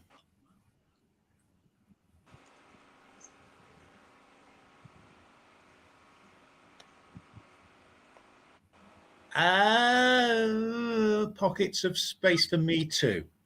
Yeah. And they're through. Oh, yes. Woo! Pockets of space. I'm glad that we didn't do this in the middle of the night when my wife was sleeping, because I cannot keep quiet anymore. We are getting to the final stages here. Aston, have you got money on this, by the way? This is a superb reaction. It's just we're getting to the, like, you know, in the beginning rounds when you're playing some of the lower clubs or you know, in the Champions League group stages, you're not as interested. But when you start getting to those like semifinals, like you start rooting for teams you've never rooted for before. I found myself on the side of Inter Milan like last year, and it's never going to happen again. But it's really enthralling right now. Yeah, and at least 3 of these are on my fantasy team. So I'm really excited that they've made it this far. Park the Bus against Rosed. We'll start with you, John.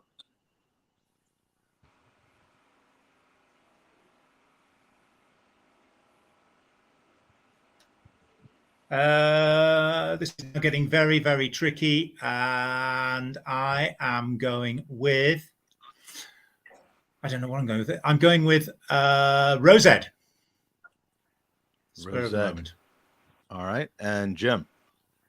If I could only use one of these 2 phrases again, it would have to be Rosed. Good way of thinking about it. I mean, if that's a good way to kind of force yourself into a decision on these. If someone removed one of these from the lexicon, which one would you prefer to be able to keep? And Rosed is still in there. So Rosed's our first or our third semifinalist.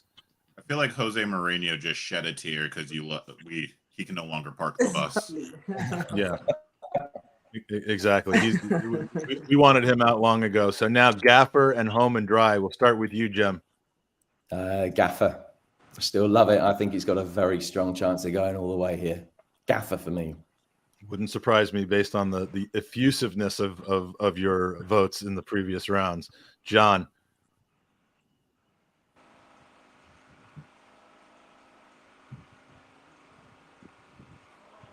Yeah, I mean, Jim is now, he's in a position where he can actually predict what I'm going to do, and I'm going to go Gaffer. Okay. I mean, there's going to be a situation where some of your favorites are not going to be able to easily get through. You're going to have to make a difficult decision. Our final 4 for today: Smash and Grab, Pockets of Space, Rosed, and Gaffer. Aston, without saying which one it is, do you have a favorite amongst those 4? Oh, I definitely do, but I can't let them know. I believe in hoodoo, and if I say it out loud, it'll jinx it. Frankly, I think you and me are on the same page based on our previous reactions with this one, but we'll keep it secret. Same question for you, Young Noble. Without saying which one, do you have a favorite amongst those 4 that you'd like to see win? Yeah, I have a favorite. But I'm going to keep that in check and not letting it out. Okay. Although you may end up being, I'll tell you what, if the final goes to a 1-1, I don't mean to take the responsibility away from you, Young Noble, but we're going to give the responsibility to the chat. We're going to get the first 10 comments or the first 9 comments, and the winner will win. Because we want this to be, for the people, by the people. So first we have Smash and Grab and Pockets of Space. We will start with John. Oh, this is so exciting. Smash and Grab. For me. Okay. No dramas about it. Smash and Grab. All right. Jim? Just think of Phil Foden. Ooh. Picking up the ball. And he's lost it to Odegaard. And he's driving into those pockets of space. It's got to be pockets of space. All right, this is exciting. This is going down, and this one will go to Young Noble. Young Noble, who is going through to the finals of the FA Cup phrase of football phrases? Look, Aston can hardly live. Aston's going to lose his favourite here. I can see it, and he doesn't know whether he's quite equipped for this moment. This Aston is a huge. Aston loves Young Noble, but that could all be coming to an end right here. I'll be a shambles. Shambles was it? Who's going through to the final, Young Noble? you can't keep getting lucky, grabbing chances. I think you need those pockets of spaces. So I'm going with pockets of space to the final. Fuck yeah! Get some! I'm sorry. I mean, smash and grab was great too. Smash and grab was great. Aston completely losing himself in the moment. Oh, no, but you know how to play Lost the composure. On the other hand, I am always the model of restraint and appropriateness. So, okay, Rosette and Gaffer. We will start with John.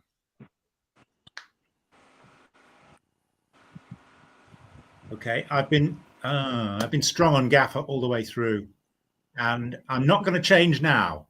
So, Gaffer is my choice. All right, Aston, I think we're headed for a disappointment here, but do we even need to ask Jim Proudfoot about this based on his voting history? No, it's another Gaffer. You can never have too many Gaffers. Okay, well now we have a final, and I based on how the semifinals panned out, I'm worried. I'm very worried, Aston. Wait. Let's do this up a little bit. In all of English spoken word, there is no competition higher than the FA Cup final of football phrases. Today, we have pockets of space against Gaffer. Which one of these two titans of commentary classics will make it through to the final and be crowned the champion? John, off to you. I think literally went in and out of. That. He went in and out of an English accent. It was it was hilarious. Yeah, John, who's your call? Oh dear, how do I follow a piece of oratory like that? My call is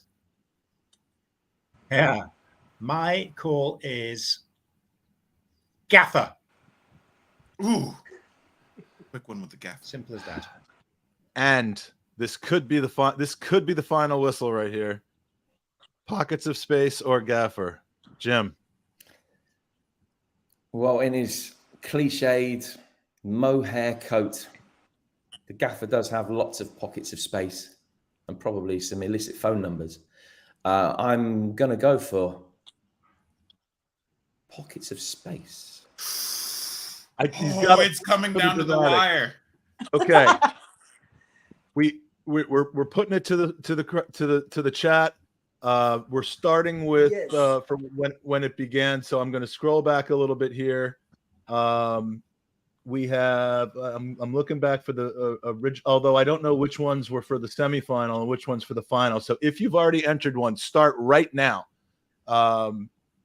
Everyone, if you've written it, write it again. We're starting with Matthew Hudson's as the first one. Pockets of space. First one to 5 here wins. Pockets of space from Matthew. Gaffer, pockets. It's 2-2. We're still going. Meanwhile, while we're waiting for the comments to roll in, I've got to know, from Nigeria, Young Noble, what are the people saying on the streets? What are they pulling for? Young Noble, what are they pulling for? What do the people want? Gaffer. Oh, they want Gaffer. Young Noble has come in with a Gaffer. I'm completely lost on where we started on this. Who had the first? I'm ruining this right now. Who did I say had the first one? It was supposed to be Matthew Hudson, I think you said. Yeah, Matthew Hudson. Okay, there it is. Pockets of space, Gaffer, Ugh, Gaffer, pockets. Gaffer, so it's 2-3, pockets 3-3, pockets 4-3, Gaffer 4-4. Seth Thomas, did you decide this? Pockets of space has won.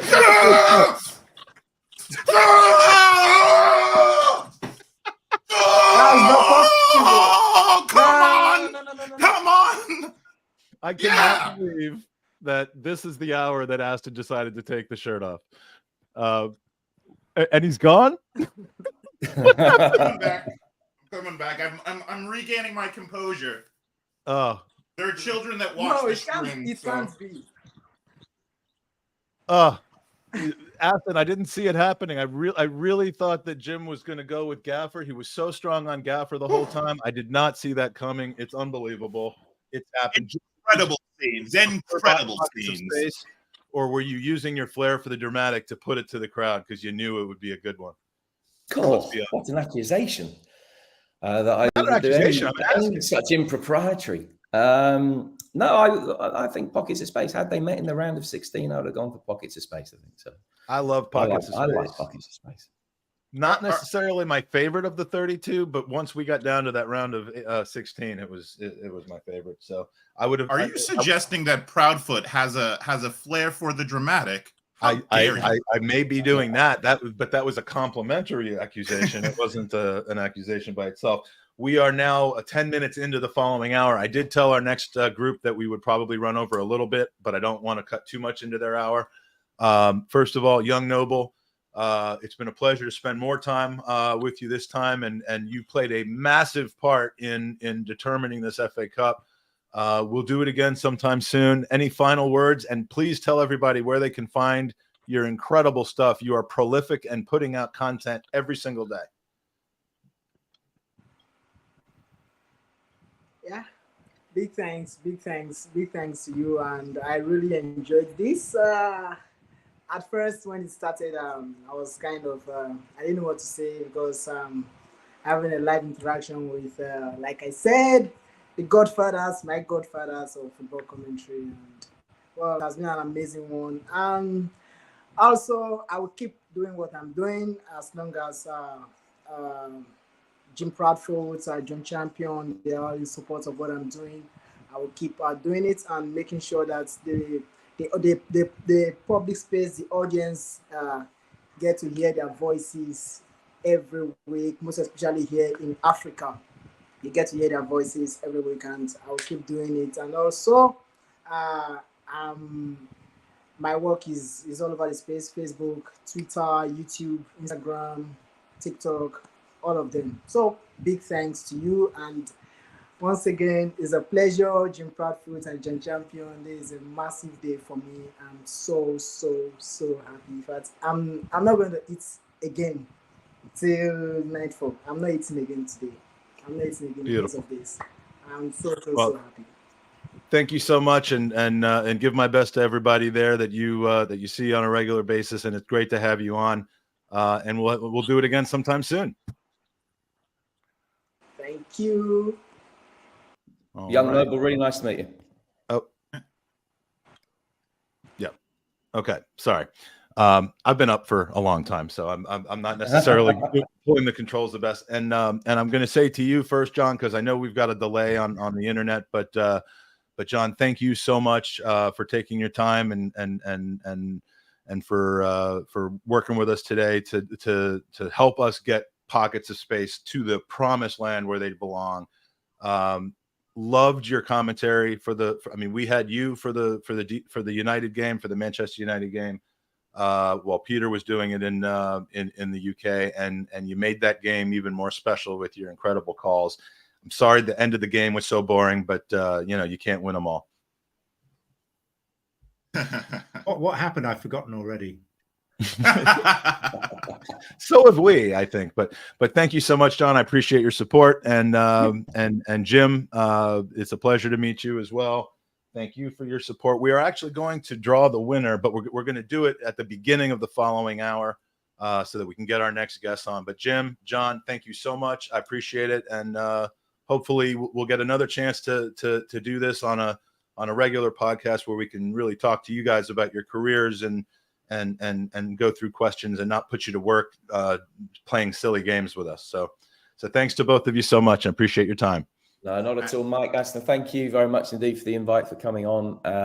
Really enjoyed it, and many congratulations on everything that you've achieved. I think obviously it's a hugely worthwhile cause, and I think probably most of us, nearly everybody watching, will have a personal story to be able to tell, to be able to relate to why you are doing what you are doing, and also the good that it can benefit for all of us. So thank you very much for all the efforts that you've put in. I know that it has been a huge logistical undertaking, as aside from the physical nature of doing 27 hours. So many congratulations, guys, and the very best of luck with the time you got left. Thank you so much. Take care. we'll be listening for these phrases the next time that you guys are doing a game. Listen, Elm Street is in the first 30 seconds. Of, it's got to be. It's got to be. Yeah. We'll be there. Bournemouth on Sunday. It's coming. It's coming. Take care, guys. Good luck. Exactly what I wanted to get at. I need the Elm Street in my life, and thank you both so much, by the way, because it's often said. Well, I said not often said. I'll say it. Football club is like the bride, and the fans are like the groom, and you guys are like the guys in the church that's going to marry us, right? You are the ones that unite us together forever. So thank you so much for bringing so much magic into so much of our lives. I promise you, the next time you see me and we do one of these, I will keep my shirt on. It will be fine, and maybe you could tell some of those stories about the early doors. You know what I mean? So thank you so much for being here. No, not at all, Ashley. I wonder where you were going with that. I thought we were going to be the confetti that spoils all the. And apparently, he doesn't know what a priest is called. And thrown out the back door. So I'll take that. Thank you. I know what a preacher's called, but it's 2023, and they just came from a diversity and inclusion thing. So we've got to make sure to have everyone involved. You know, a we don't use multicultural officiant of a wedding. Yeah, okay. Yeah. Thanks, guys. Take care. Appreciate it. Bye-bye. I never thought after having Jim Proudfoot and John Champion on that I would have to sit here while you apologize for disrobing. But, all right, we're going to add in. I'm very, very sorry to the next guest for running late. I believe I mentioned to hopefully all of you, I know at least one of you, that we might be running late due to the nature of the last hour. But first of all, let's welcome on Andy. Andy making his first appearance on the Pod-A-Thon, and he's with us, I think, for just about the duration, if not the duration. And like a pro, he's talking with his mic off. I got him. No, you just undid his thing. I just want to let's see how long. How? All right. Go ahead. Oh, sorry. I unmuted me, and then Mike must have muted me. I don't know what was worse on that, guys. The content, fantastic. Internet, not so much. Aston taking his shirt off. Top tier. Top tier. Diabolical. You've been waiting for it. You've been waiting for me to take my shirt off since I met you. I think we were in a swimming pool the first time. No, actually, we weren't because Mike was dying in there. So we did want to get. All right. Without any further ado, I want to bring on our next guest. We are. This is the Artists of Arsenal Hour, and we are unfortunately at the very late stages, one artist short. Unfortunately, Fran from Sene Sketches and from Goal Artso is unable to join us today as a result of a loss of voice. She's come down with an illness and lost her voice. But we have, first of all, well, let me do my introductions here. Thank you so much for patiently waiting backstage. We've been awful, rude hosts, but that is over. Welcome to hour 22 of the podcast. If you've been on Twitter, on Instagram, or Etsy, if you've been in the Stadium Armory gift shop or in my home in North London, you've surely seen many of the incredible works of Arsenal's artistic community. In recent years, we've seen some incredible things from so many Arsenal artists, and I'm really pleased to have three of them. That shows you that I've written that. Two of them joining me for the segment of the Pod-A-Thon. First, we have Del Llewelyn. I'm really thrilled to finally make your acquaintance, creator of Llewelyn Illustrations, a man who's drawn and worked with a who's who of the top footballers and sports persons in the world. Welcome to the pod, Del. Great to see you. Thank you for having me on. Beautiful. All right. There's no 8-second delay on your audio. No.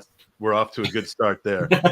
That happens sometimes. And with that particular concept, I knew it was going to be it was going to extend the thing by about 10 minutes just by all those 8 seconds added up. But I'd rather have 8-second delay John Champion than no John Champion. Oh, absolutely. You can't cut them off, can you really? No, absolutely not. And of course, alongside Del, someone who's been a close friend, a longtime supporter of Gooners v Cancer, and an overall wonderful person in my life for a few years now, Ruth Beck of Ruth Beck Art. Great to see you again. Hello. Hi. It's lovely to see you all. And Dale, hello. Hello, Ruth. Hello, my old drawing partner. Yes, drawing friend.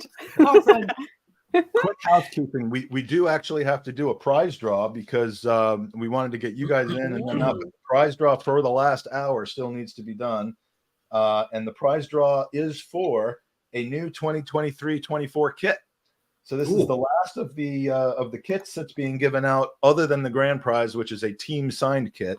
So this kit is going to go to one of the people who have entered and allowed us to raise a total right now of share screen.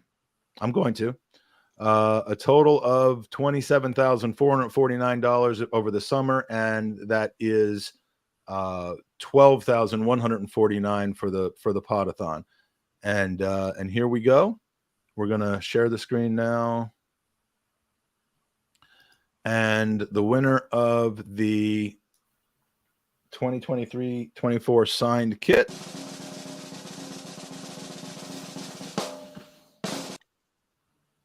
we're gonna need one more of those. Hit me, baby, one more time. It is Don Kuchek. Don has won a 2023-24 kit. With my luck, he's probably got all three already, but that'll be his problem, not mine. But Don Kuchek, thank you so much for your donation. Congratulations on winning. Don comes to us from Natrona Heights, Pennsylvania. So that won't be too far of a shipping job. But again, congratulations, Don, and thank you for donating.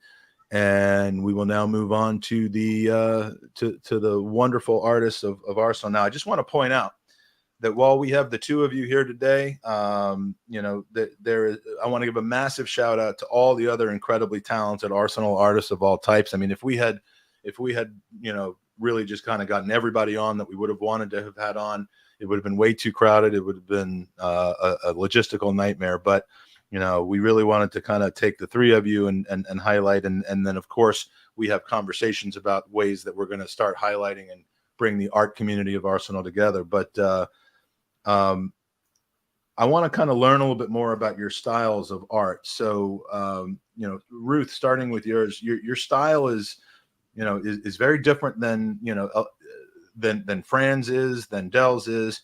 And that just, you know, that kind of illustrates the fact that there are so many different artistic styles that are out there. But how would you describe your style to someone? Can I just start by saying, get well soon to Fran, because I know that she messaged us, Del and I, and she sounded like Marge Simpson. I'm not doing the impression, Del.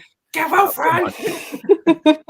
But I really wish her a speedy recovery. And it's sad just to not see her here. But anyway, I'm sure she'll be back on the next podcast. Yep. I'm glad I don't draw like Del and Fran and some of the portrait artists, because they are incredible, and I couldn't even, you know, try to get to their level, because they are just incredible. I mean, your latest work, Del, is just phenomenal. And I've just seen Fran's Jurian Timber portrait, and that is stunning. Have you seen that yet, Mike? Because that is something else. I believe so. I've looked at a lot of art in the last couple of days. I bet you. It's all blurred into one. But obviously, we've got some examples of it, but I don't think I have the timber one now. Oh, that's the latest one. It's fabulous. But yeah, I do the buildings. My passion is brickwork. So if I've got like a building or the North Bank, the old North Bank, but yeah, I love landscapes and watercolor, and just I get lots of feedback that they really evoke memories from people's childhood. I do like the cafes, you know, the old fish and chip shops, and anything that's connected to Highbury, because obviously I'm from Highbury, so they have a different meaning to me as well, because it's where I grew up. And yeah, it just, the stories I get back are wonderful. It's just, it never bores me to hear where people met, or they had their engagement party, or they watched their first match, or yeah, it's beautiful, really, the feedback I get. So you could do a fish and chip. I mean, could you do just fish and chips for me? I don't think it'd be that edible. I can't eat that anymore, but having a nice, beautiful portrait of it, and you know, well, not necessarily the fish and chips. The building that they were cooked in, definitely. The fish and chip bar. Can you make it so when he scratches it, it smells like fish and chips? Oh, what a scratch and sniff artwork! Yeah. Now there's. I actually really look into that. We could have had. Hold on, where's the one that also should be scratch and sniff? Right here. Oh, don't. Depends how hot that day was. If it's any hotter than today, then that might be an interesting scratch and sniff. This may be the only piece that you've created that has full armpit on it, and in such incredible detail as well. But no, on a serious note, I mean, you know how I feel about your art. It resonates because I love Highbury. Andy, were you and Aston, were you aware I lived in London for a couple of years? I wasn't. Can you tell us for the first time, please?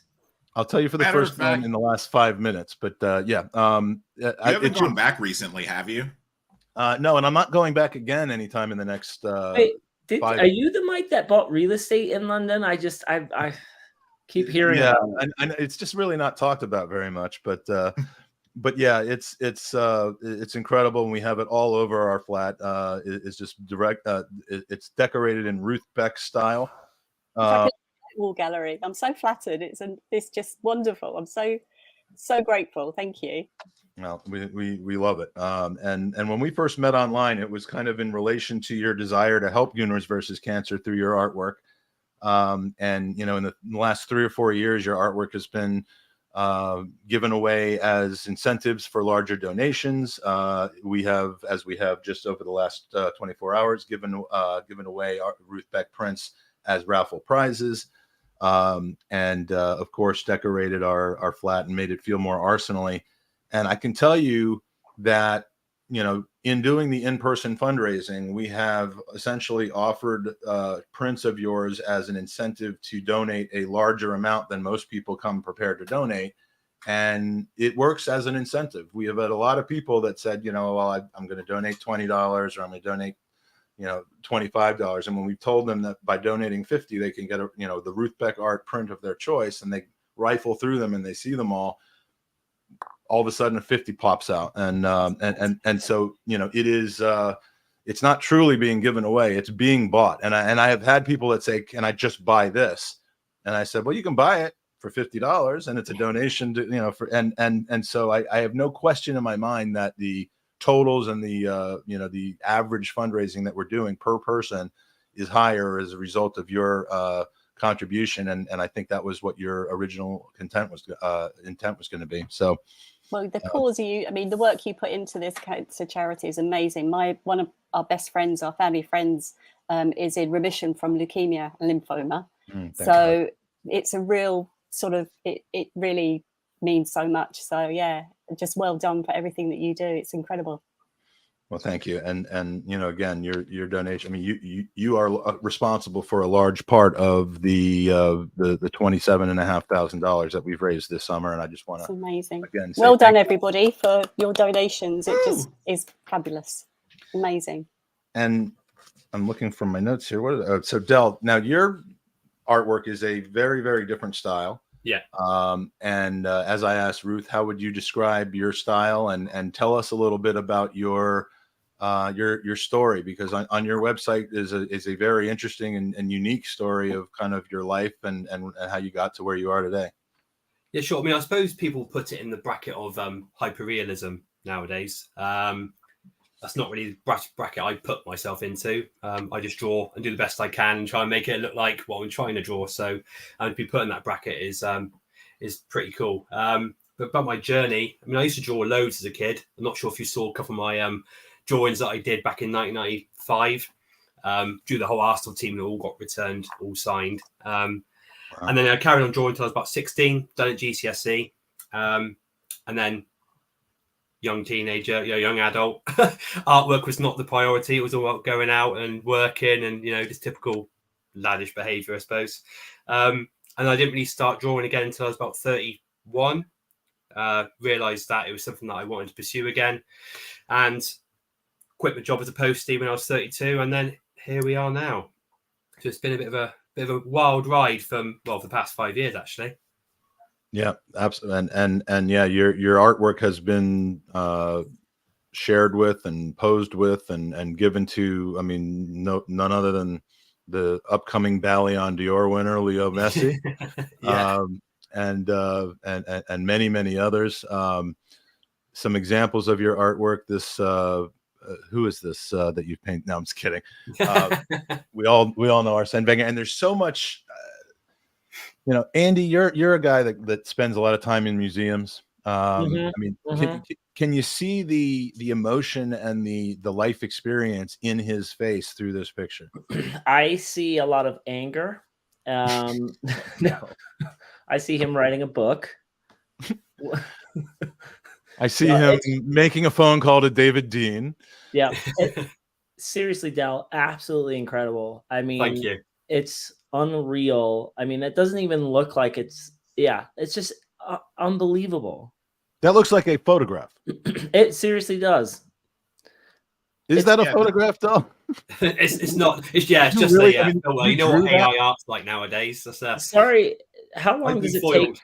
How long does it take for you to start to finish? Like how many hours?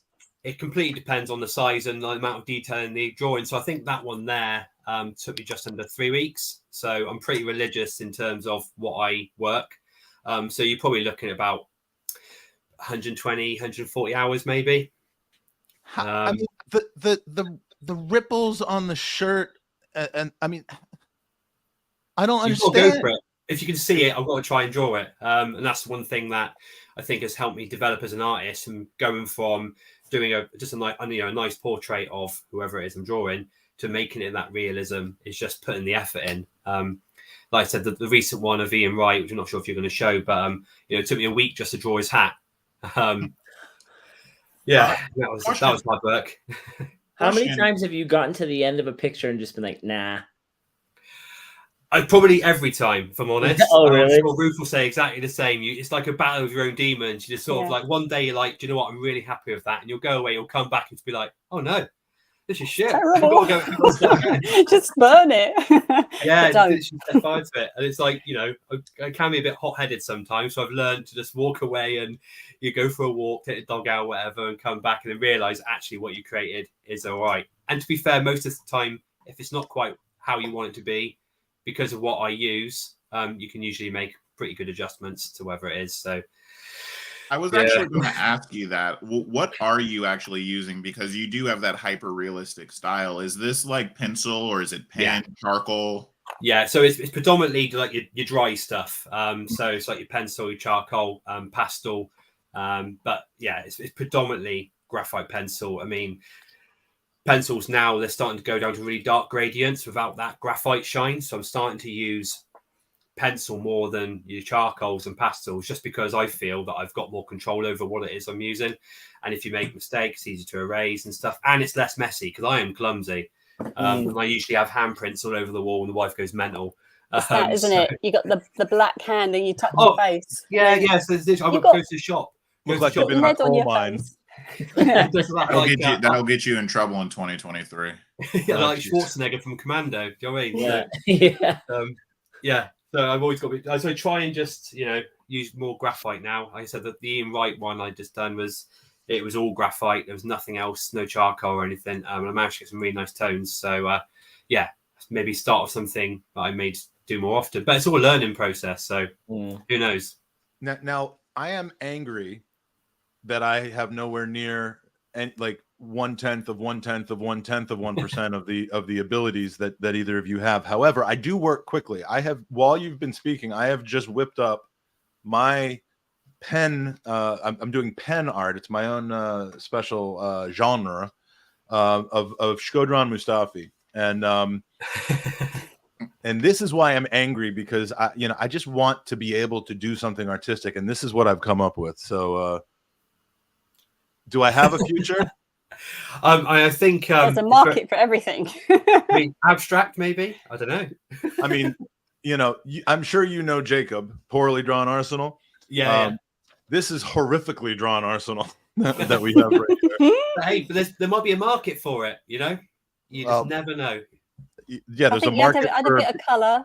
There's a market for grown adults who wear suits made of fur and act like so yes, there's a market for anything. You just have to find the niche, but I don't think I'm going to spend my time looking for that. So that was a weird tangent, but speaking of a market, Del, you do the hyper realistic thing. Yeah, could you do a hyper realistic, almost photograph look of Gary Neville in a clown suit? I probably could. I would pay for that. I would Or pay Richard double. Keys Imagine in jail. what size we go in. We'll probably need to do A2 to get those details nice and crisp. Yeah. Normal letter size, I would think. Like, the regular photo, 17 by 11. Yeah. Yeah. That's just about A3 size. Now, your artwork is so realistic. Do you ever get flagged for like copyright? Well, I do get a few issues every now and again, but of course, Yeah, does Getty sue you for the? Well, got licenses and stuff. So that's all fine. That's not an issue. And of course, because all my work goes commercial, you do have to make sure that you got those licenses in place and stuff, whether it's through myself or the other companies I work with. So, but I do often have people like DMing me, calling me a fraud or saying that it's just a filter and this, that, and the other. So it's a compliment, right? Yeah, absolutely. And I suppose, like, do you have to, in the back of your mind, do you have to like take photos of the work in progress? So if someone does say to you like, hey, this is not real, you can be like, well, actually it is. Here's the 4 stages it took from A to B. Yeah. Everything that I do, I'll have some sort of like photography of it, or I'll do like little videos because obviously it's good for social media, and I'll always be able to show that it's not just a picture with a filter. It's my work with these hands. So just that one. That doesn't work. And I think that's fantastic. I mean, I and this is where I'll give a shout out to Fran as well. Her website has I think you can kind of roll over the pictures and see them being drawn, and of course here is some of Fran's work. You can see the differences. I mean, the realism is incredible, but the style is definitely different in a delicious kind of way. I mean, most of yours, Del, are black and white. I saw ones that weren't. I wouldn't say it's exclusively black and white, but it's largely black and white. Is that by design? Yeah, absolutely. I mean, like I said, with the color work, And again, these are Fran's. These are some of Fran's right here, and she does a fantastic job. I think she puts down a base layer of watercolor. Is it? I think it is, or it's watercolor, isn't it, with some pencil? That's right. Yeah, it worked.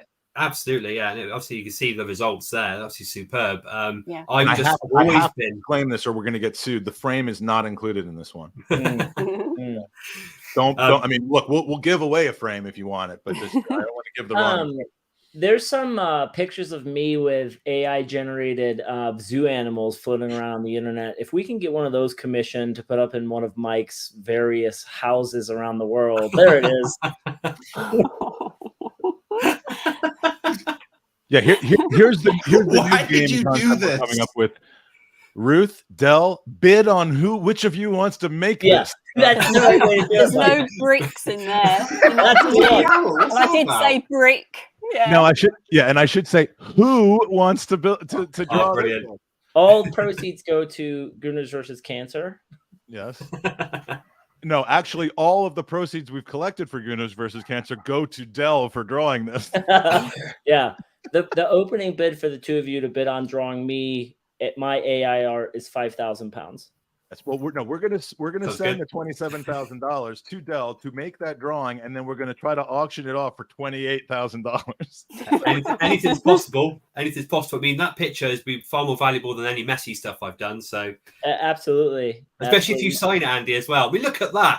I know. How accurate is that? I was going to say exactly the same thing. Wow. The sad thing is people use these photos. That's my favorite one.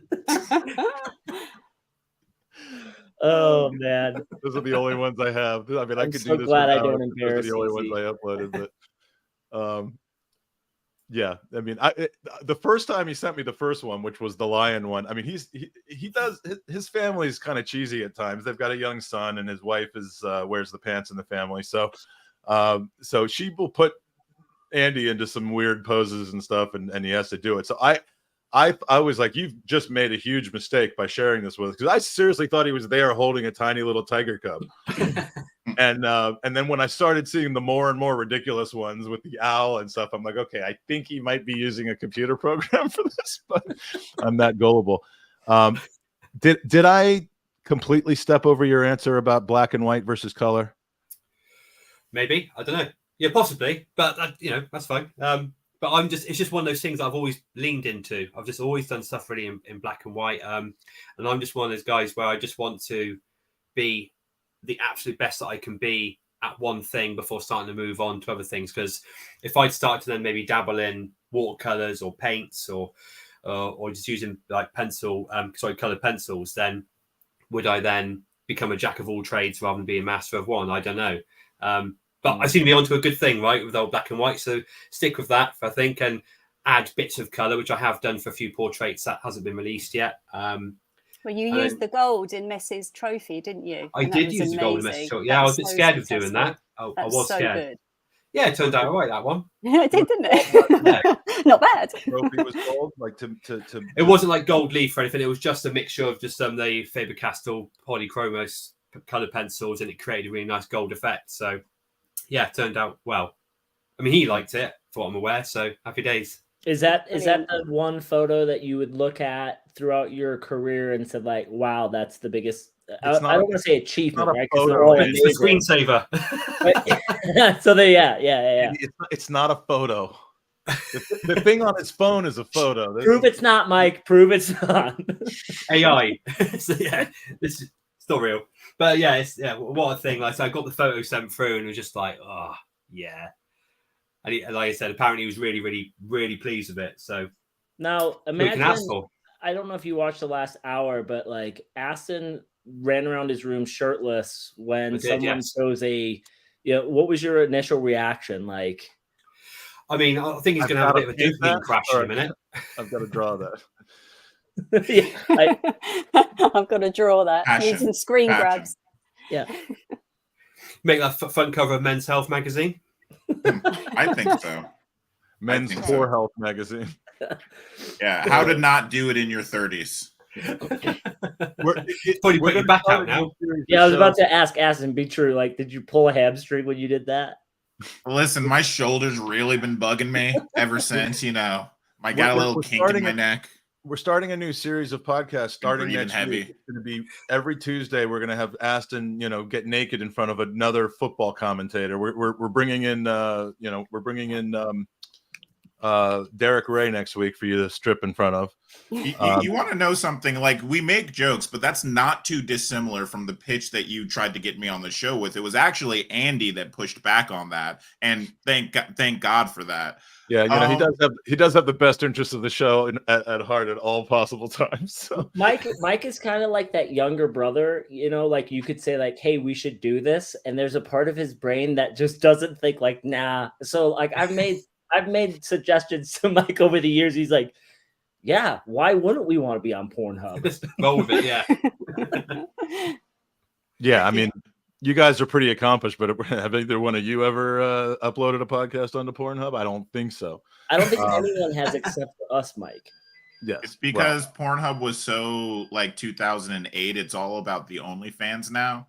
But I wanted to ask, what's so interesting about, Arsenal being this vector for you guys? Because obviously you all were artists outside of Arsenal, but now with this common kind of theme going on and collective, do you feel that there's like a almost like a conclave of Arsenal artists that you guys are getting like energy off of each other, feeding each other, kind of seeing new like dimensions to your art through that shared experience? Yeah, I definitely think so. I mean, I think it's great because obviously the good thing about what you said then is that we all support each other no matter where we are. Obviously, I said I'm lucky enough to have a project with the club, obviously, but Ruth's art is absolutely loved, and it's everywhere. It's everywhere, like I said, and it's all, like you said, it's really personal. Obviously, Ruth's from Highbury, and it resonates, like I said, in so many different ways. And the same as Fran as well, like it's really nice how, like I said, there is, like you said, a conclave of just fans just all coming together along with the artists and just creating something that's really, really nice. It's I think it's styles great as well, don't we? There's so many different sort of mediums that are used and different disciplines, and everyone's producing such original pieces. It's not like there's the same picture that's drawn the same way 72 times. There's just so many different artists. There's digital ones, there's painters and drawers and just even, you know, there's all so many different styles of art. And I think Arsenal have managed to, well, the fans of Arsenal have come forward and just created these amazing art pieces. And I mean, the list, I sent you a list, I think, Mike, of a few that I'd admired. And I know Dale has some really favourite ones as well. And I'm sure Fran has. And they're all different as well. If Dale sends you a list, it'll be different to the one that I sent you, and Fran will be the same. And it just, it's constantly growing as well. Yeah, Nola Gooner, aka Stephen Feely, is a very good friend of mine as well. Yes. He's an Arsenal artist. He created one of my favorite T-shirts of all time. Yeah, the 89 one. Yeah, fabulous. It's fantastic. I love it, and he's a big fan of the righty drawing, the texture on the hat. Yeah. But so many, and you know, out of fear of overlooking some, I almost don't want to name them all and just start, you know, name checking people, because we're going to ultimately forget about somebody. And I don't want feelings to get hurt. I mean, if you're in the chat though, then you got to mention Stephen. So, so Ruth, I mean, you don't live there now, but you grew up in the shadows of Highbury. Is that right? Yeah, I was very, very lucky. Yeah, Mum and Dad moved to Islington. Mum was Irish. She ended up in Islington. Dad's family were from Holloway. They met in working in the cinemas around Holloway, and built their life in the, you know, back streets of Islington, really, and Highbury. So, yeah, I was just lucky to be born there. Went to school there, grew up there, but then moved away. Just biggest mistake of my life, really. Should have stayed, but yeah, different circumstances take you away. But yeah, growing up, when I started my art watercolors, I did a lot of Islington pictures because they just reminded me of my parents. My parents aren't with me anymore. They passed away about 20 years ago now. So drawing all these places really was good therapy for me. And part of that, parcel of that was Arsenal as well, because, you know, we grew up supporting Arsenal. My brother's a huge Arsenal supporter. So it was just a natural progression to just paint everything that I remembered. And it was amazing how many people had the same memories and the same connections to these buildings and views and, you know, times. It's been wonderful. And like I say, the feedback I get is immense. You know, people's memories of churches where they got christened and their parents got married, and it's just lovely. I mean, your story about the North Bank, because it meant so much to you, didn't it? The original North Bank.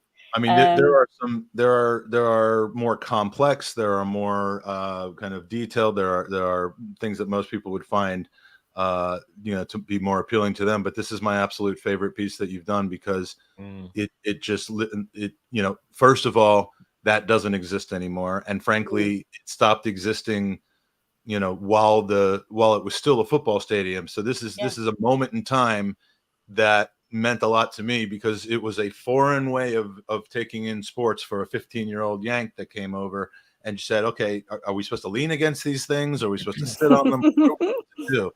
And you know, just from watching other people, I figured out what to do. I sat there and had some of my favorite moments as a teenager. And you know, I can see the physical the you know, the row that I barrier that you stood against. Yeah. I mean, I know exactly where it was. And you know, and so this means a lot to me. We have this one up in the bedroom in the flat, and yeah, I just absolutely love it. And so Del, you have been, I mean, I'm not going to say given, because it's well earned and all that, but given the ability to have a partnership with Arsenal, and your artwork is found in the Armory, and that's not easy to do. I mean, we've had, you'd think it would be easy to do, because we've had Dave Seeger on, whose books are promoted through the Armory, and Jacob. We've had, you know, other folks who have been able to have partnerships with the club and that sort of thing. Clive, of course, you know, being asked to do recordings for, you know, for pieces of video pieces and stuff. But, you know, so you'd think it's this common thing just because we're lucky enough to know a lot of these people, but especially for artists, it's really not.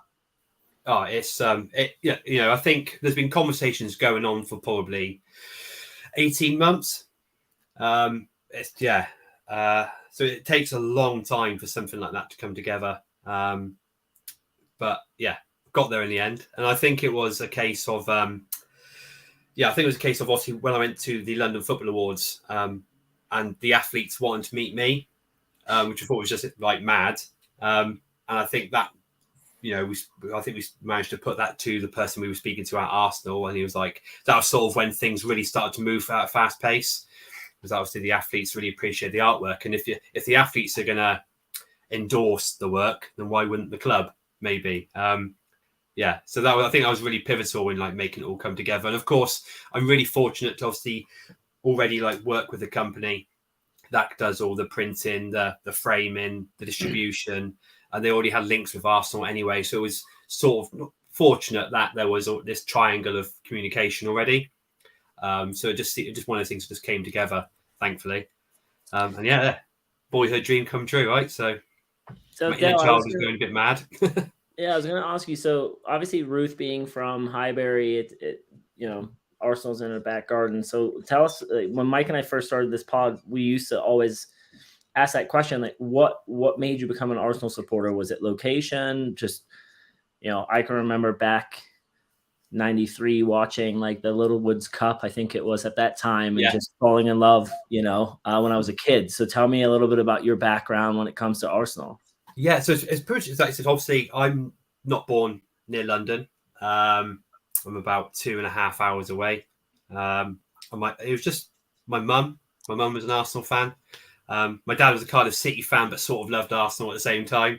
And I just grew up supporting Arsenal. That's the only thing I can remember, really. And like I said, my first memory was pretty much similar. The 1993, final. The Littlewoods one. Was Steve Morrow fell and broke his arm? Was that the FA Cup?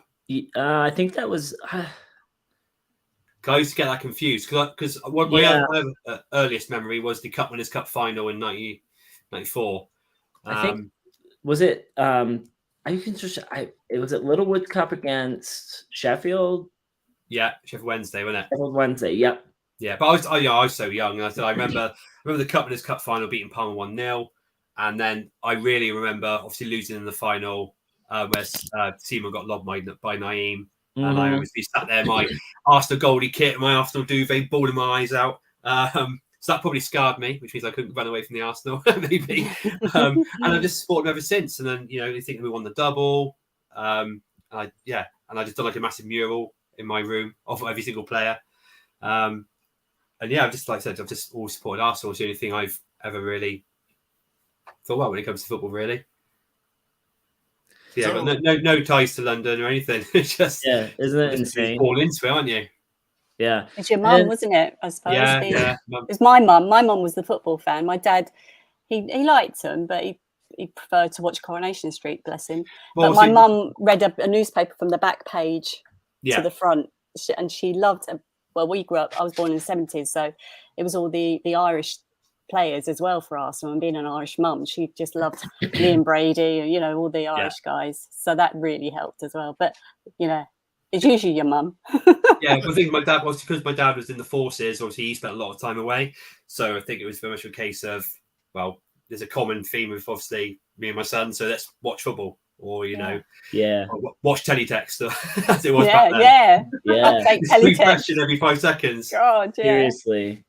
Let me ask you guys something, because art is such an emotional thing, and we're talking about how did you grow into Arsenal, how did you kind of come to it? But I think that there's a moment, because I mean, a lot of us have those stories of friends and family that follow the Arsenal. Maybe you saw a couple of games on TV, or however you were introduced. You guys say your mom, but there's that moment when it stops being somebody else's passion and starts being your own passion. That moment that you really just, I fell wholeheartedly for the Arsenal. This is the moment I knew I was Arsenal for now and forever. Do you guys have individualized moments like that kind of like just spoke to you? That you realized, I'm in it now. This is me. This is who I am. I suppose for me, my teenage years, I sort of recognised more of Arsenal being a big team, because when I was a kid, I thought everyone supported Arsenal, because I thought they were the only team in the world, because they were right at the end of the road, and everybody should be an Arsenal fan. And when you get older and you realise, well, that you were correct. Yeah, well, I should have been correct, you know. And then I'm going to school, and your friends, you know, one of my best friends in the world was a Tottenham fan, and another one was a Chelsea fan. And I'm thinking, but Arsenal's there. Why are you supporting other teams? And I have cousins who support Liverpool and Man United. And I just think, to me, it was alien. So, but I suppose in my teenage years, when you're a bit older and you can go to matches with your friends rather than it being, it becomes part of a lifestyle. Yeah. I'd probably say it was because obviously you say you find yourself somewhere you belong, right? But I think it was because I was a goalkeeper and I idolized David Seaman. And of course, he his penalty shootout heroics against Sampdoria. And then obviously then you went into the Euro 96 and his heroics in that. And it was just one of those things that just grew. Of course, when you're a young lad anyway, obviously you fall in love with a club. That's all you think about, innit? And so you have all the kits. You try and watch every game that was possible. And I think it was mainly my love for David Seaman because he was just my idol. I still got his moustache. But you're still goalkeeping now, aren't you? I've literally just stopped playing just because I've got so much work on. I can't be damaging these little. Yeah, you can't risk it. No, you can't risk it. Insured, baby. Imagine getting a cleat on your hand, and I mean, are your hands insured? They're not. I need to get them insured. Mine aren't. I've had reconstructive surgery. That's what therapy was, to actually get back into painting. That's where I am today. So 4 years ago, I couldn't hold a pen. I couldn't write my name or anything. Yeah, I had osteoarthritis. So they reconstructed the joint around the base of my thumb. It was 11 months in just like that. Just like that, really. That That would be as damaging to your career as if as the time that Andy lost his mouth fell out for 9 months and he wasn't able to podcast. Terrible. I mean, it was a devastating chapter in our podcast history, but we have it written into the contract when we started this pod that I'm not allowed to be on more shows than you, so I have to take a hiatus. You know this. The contract. I mean, it's quite amazing how complex it is that for the podcast, but. There's never been such a good pitch for universal healthcare as there is for Ruth Beck saying, "Listen, if Ruth didn't get this surgery, we wouldn't have had all this beautiful art." So I love that story. When I obviously went to my doctor and said, "Look, my hand is so bad, I need to do something." They gave me the cortisone injections. They didn't work. So they said the only step now is surgery. So I said, "Yes, please." So they got me booked in to see the surgeon, and I said to him, "Will I be able to draw after this?" And he said, 100%. You will be, and you have faith in your surgeon anyway. We did the surgery. He said it was one of the worst cases of arthritis he'd seen in a joint. I thought, oh, that's encouraging, isn't it? And he said, no, but it'd be 100% recovery. So I did everything the physio told me to do. So 11 months of different silly exercises. And then I had a sort of catch up with the surgeon.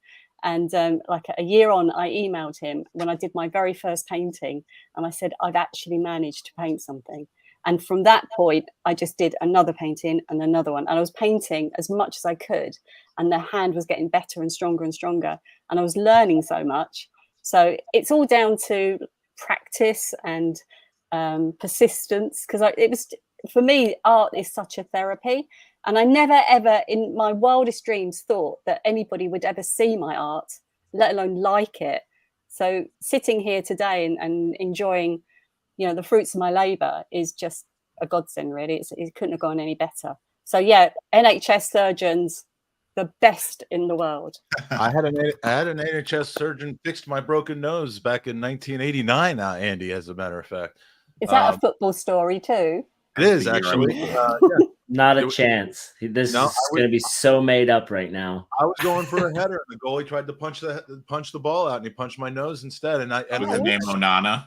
And then I went to calculus class. I was trying to be tough, and blood was pouring everywhere and was all over my shirt. And I show up in calculus class, and Mrs. Gurian is like, "Could you please go to the medic or to the clinic or something?" Like, I mean, it was kind of silly, but it sounds as bad as the injury that Fergus sustained.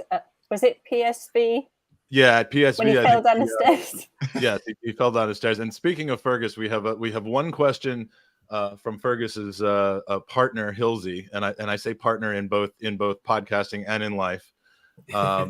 His question is: can Ruth draw a picture of a drunk Arsenal fan with a beer belly tattoo? Now, I know wouldn't have a beer belly in my picture; he'd have a six-pack. Hey, there he is. There's our Trevor. he has a six-pack. They're just not in that normal formation that you would expect a six-pack to be. There's 2 at the top. There's 4 at the bottom on the left side, and then there's a six-pack. But it's more of a keg, isn't it? That's actually what I love Trevor. And the final question is, I'll ask this of Del. Do you get sick of looking at someone's face if you've been drawing them for 3 weeks? Take regular breaks. But no, I didn't. Like I said, I thought I was going to be like that with the Ian Wright drawing. I thought I was going to get fed up, but I just didn't. Because you just see little things that you may have missed before, and it's always just that little challenge and that sort of surprise that it's like, actually, if I use this eraser, not this eraser, it has this different effect, and you sort of just wing it, but it's calculated winging, if that makes sense. Absolutely. So we are now. All right, it is 4 p.m. We are 5 hours away. We are 22 hours in. Please go to goonersvcancer.com. Donate. You can be part of all the final raffle drawings, including the one for the first team signed shirt. And, of course, all your money goes directly to Leukemia Lymphoma Society to help cure and assist families dealing with blood cancers. Our giveaway for this hour is... Now, I'm going to stop sharing the screen because tell us again the story behind this in collaboration with Gav from She War. It was Gav's idea. So in lockdown, Gav and I decided to do a collaboration. It was to be a jigsaw for the She War shop. That was the idea, that he wanted something really original, so it would make a really good jigsaw. So it is Highbury days from like 1920s to 2000s. So if you look closely, there are lots of sort of events and people and situations. There's the Fever Pitch Girl, there's David Pleat's prostitution T-shirt, there's the girl with the yellow ribbon, there's the 89 in the balloon, there's all different things. There's a little flag in some horses. There's two horses that have left a pile of Tottenham on the ground.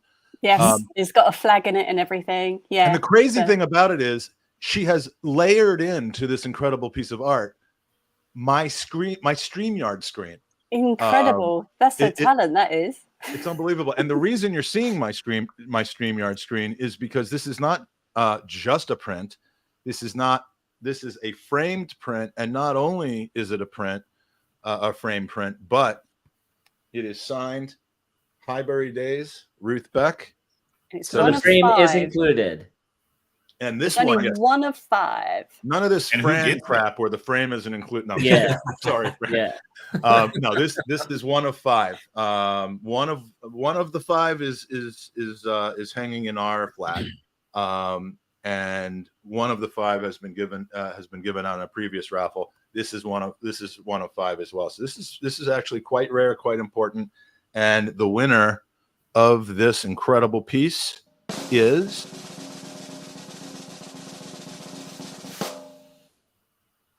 I don't think we've timed this correctly once. All right. The winner is Tom Sable. I love that Tom Sable has won this. Yay! Well done, Tom. Absolutely fantastic. Tom, congratulations. You have won something very, very rare, and I hope that it will be as meaningful to you as learning that it's going to you is meaningful to me. So if that makes any sense. But congratulations, Tom. Very good friend of mine who has great guy in the worst possible way by cancer, and that's why he finds this cause to be important. Thank you so much, guys. You're really, really just, unbelievable to me. Some people can play soccer or football. Sorry, I'm surprised I actually said soccer. Some people can play football okay, and then there's professionals, and you look at the gap between the two of them, and it's unbelievable. But when it comes to art, I think it's even more exceptional. The people, when you have the talent that you guys have compared to to this, you really understand how rare Where it starts. Just practice. Practice this makes perfect. This is where it ends. You should have seen where it started. But I can't thank you guys enough. And a big thank you to Fran, who will join us sometime. And discussions are ongoing about a way to continue to highlight the the amazing work, the collaboration, and the just the generous and incredibly talented. And to call you guys talented Gooners would be ripping a phrase from Sophie's show from Highbury Squad, but I don't think she'd mind. You guys are incredibly talented, incredibly artistic, and we really appreciate you sharing your talents with us on the podcast. Thank you for showing it. Yeah, we really appreciate it. And this is how you can get in touch at Ruth Beck Art. You can go to www.buyruthbeckart. You can go to www.buyruthbeckmerch, Sene Sketches, and at golartso.com, at Llewelyn_art and Llewelyn Illustrations. And I got the double L's, right? You did, that's right. It's my fault for having a super Welsh name, right? So I fixed it. I should have known, but I let the autocorrect do it, and now we got it right. So everyone, check out their stuff, and thank you again so much for coming on. Thank you. Thank you so much. Take care, Del. Take care, Ruth. All right, guys, we're in the home stretch here. This ought to be a pretty fun hour. Andy, I know I've snookered you by not. I mean, you didn't look at the spreadsheet to see who was going to be on, but we're doing this, okay? God damn it! So welcome to our 23. We have a game for this hour, and we are pleased to welcome three gentlemen who many people will be familiar with. We have James, we have Lee, and we have Cecil. Look at these beautiful chads. What are you telling me? Why is Lee here? Hold on. Great to see you on. Now, Cecil's breaking his duck on the Gooners podcast. James has been on, Lee's been on, and obviously Cecil, we've met a number of times. Most of the time, I don't remember the outcome. And I think it was pretty obvious to you that was the case. So good. Yeah, but this is a record because Cecil has been in a major motion picture, so we are now officially Hollywood level on this podcast.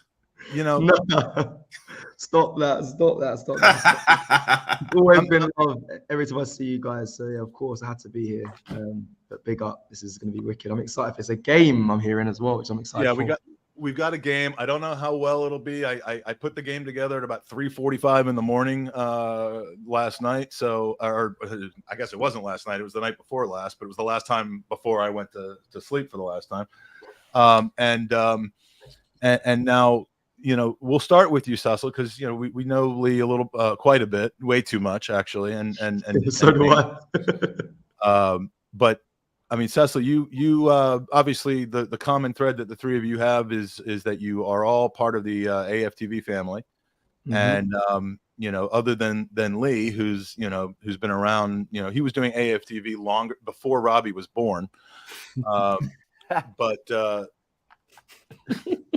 Cecil, fairly new to the platform, and I have to say, and again, we're not going to spend time talking about this. I know that AFTV are not for some people, and they are for others. Yeah, there's opinions that were formed a long time ago. There were opinions that were formed recently. I don't want to get into that debate because you wouldn't be here if I didn't think that you guys were doing, good things and new things and kind of evolving. So let's put that discussion to bed. But Cecil, a new face, someone who is, I mean, you seem. We're connected on LinkedIn, and I see your stuff on Facebook, and you're grafting pretty hard. You're working towards a goal. It seems.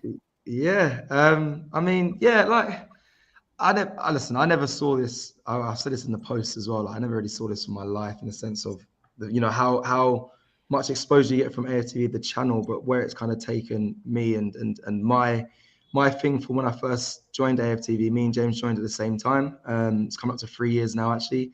It's actually unbelievable. It's come up to 3 years. But like my thing when I sat with Robbie and kind of was introduced to the channel was I wanted to kind of trying to close the gap a little bit between the channel and fans to, you know, players and hierarchy at the club and things like that. Like that was always my dream when I came on. I found it quite difficult at first trying to find your own, you know, like what purpose you have for the channel, but that was always my goal. And I think, you know, since I've been here, I've really pushed for that, whether that's meeting Edu with Lee in Germany and building a relationship with him and having a good laugh and having great stories over in Germany, to then being able to message him and you know, him being a fan of the channel, to having David Dean's phone number and bringing him on the channel to interview with Robbie and him tell his stories about when, you know, he was at the club and working for the club and also starting the Premier League, to then, you know, meeting out the hierarchy in LA and seeing them and just, you know, having relationships with players and getting stuff and stories and bringing it to the fans, because that's what it is. I feel like there was always like a pompous feel when it comes to fans and football. When I was playing as well, I always felt like it was so distant between the match going fan or the fan that watches from on TV to the actual team. And I always wanted to close that. Even when I was playing, like I said, we didn't really was never as close as I wanted to be to fans. And I feel like that was always a problem with football. And especially, I think at Arsenal at times they were, you know, they had things with class, but I didn't think that the relationship was close enough. So that was always my thing. So that's why every time I come to this office or I come to Robbie and I push, I work hard at trying to bridge that gap for AFTV. That was always my dream. And that's kind of opened doors to many other things, which you mentioned. I mean, you probably see it on LinkedIn and Facebook. I don't stop shouting about it because I can't normalize some of the opportunities I get. Like, I'm just an Arsenal fan from Surrey. Like, to me, it's little old me. And then nowadays, like now what I've come to is I've been in, you know, the SoFi Stadium on the pitch, like presenting a CONCACAF final Gold Cup. I've been to the Allegiant Stadium. Like, even when I was playing football at Crawley Town as a professional, I never saw this, never ever saw this for me. So yeah, like, I don't normalize it. I'm very, very, very, very grateful. I'm very humbled by everything, but I work hard, and that is kind of the main thing. Is always got to just go push. Like this weekend, you may have seen. Sorry, I keep talking. I hate this, a bit cringy me talking about myself, but the Sidemen charity match, the largest live YouTube event ever. Like, to be there was surreal for me. Yeah, honestly. So, but yeah, and you know, I just want to say to anyone who, look, you don't have. I mean, my son is 20, so you know, I've kind of had to not have the crotchety old man opinion about, you know, Logan Paul and Sidemen and the what's the squad, the Chunks and Beta Squad, the Beta Squad. I mean, like I don't understand it necessarily, but I appreciate that he. I mean, I've never seen dude fanboy so hard on somebody as he did with what's the guy that was in New York? Could it be on Speed, Sene, KSI, or Chunks or Sharky? Sorry, Sharky. Yeah, it was Sharky. Sorry, Sharky. He's like, you think he'll take a picture with me? I'm like, yeah, let me go get him and tell him to take a video with you, because I don't know who he is. I'm not, you know, I'm talking shit to some guy I don't know. You know, I don't know how big he is, but he's gonna. Mike is like throwing it so hard right now. He so clearly watches every single one. Oh, 100% he does. He's so clearly obsessed with them. Can I say less? Can I ask a quick question? Nice to meet you. We've never met before. Hi, Andy. Hi, brother. Hi, man. Good. How are you? I'm very well. Very well. Happy to be here. Yeah, thank you for being here. I've got two questions, one for you, one for Lee. The first one's for you. Whilst at SoFi Stadium, down on the field, microphone in hand, did you yell at any players aggressively, good luck making the team, as Mike did once in Denver to Willock? Did he make the team? Mike, I'm sorry, I'd love to be on your side here, but I definitely didn't shout at to any of the international players. You shouted at a winner. Didn't say good luck making the team. No way. Weren't the exact words. He had a binder. He had a binder full of questions for every player, right? Except for the ones that came up to us. Except for the ones who came over to us. Very first night of media access, we've just had a 15-minute interview with me, Andy, 3 other people, and Josh Kroenke. So Mustafi's walking towards us, and he gives us like the nod, like, "Hey, I'm going to have a conversation with you." And I went to Mike, "What questions do you have for him?" And he just looked at me and went, "He's the one player I didn't ask questions to."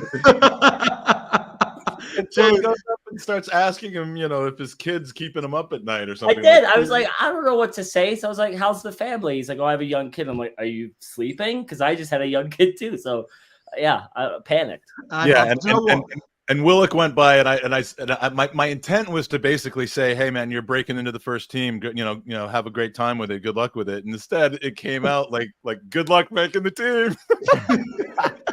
No, do you know what? I've been there, Andy and Mike. I've honestly, James will vouch for me here. When Rob Holding was walking, it was at this pre-season, he was walking past us, and I wanted to say, because I respect him being part of the squad and being, the player that, he makes people feel welcome and comfortable. And he has his role at Arsenal Football Club. I know he doesn't always start or anything, but I wanted to kind of say that. But in the end, I was just like, because of his performances as well, I got him stuck in 2 minds. I said, big up, Rob. And he walked past me. He just smiled at me. He was like, thank you. But I wanted to ask him and say thank you for what you do for the younger players and that. But I don't know. I didn't bring myself to do it in the end. But yeah, no, I've had those moments as well. Don't worry, Mike. I've been there. But yeah.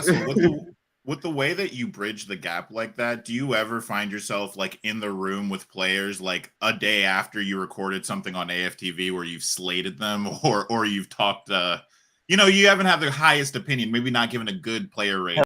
Can I jump in quick? I don't know if it was quite in the days after, but I tell you what, after that Man United defeat in pre-season, Kai Havertz walks past. Oh, no! Here's Cecil just with his mic, and everyone, I use this bottle as a mic. So everyone is walking past. Big up, well played. How you doing, Balogun? Hope to see you this season. Kai walks past. He just goes.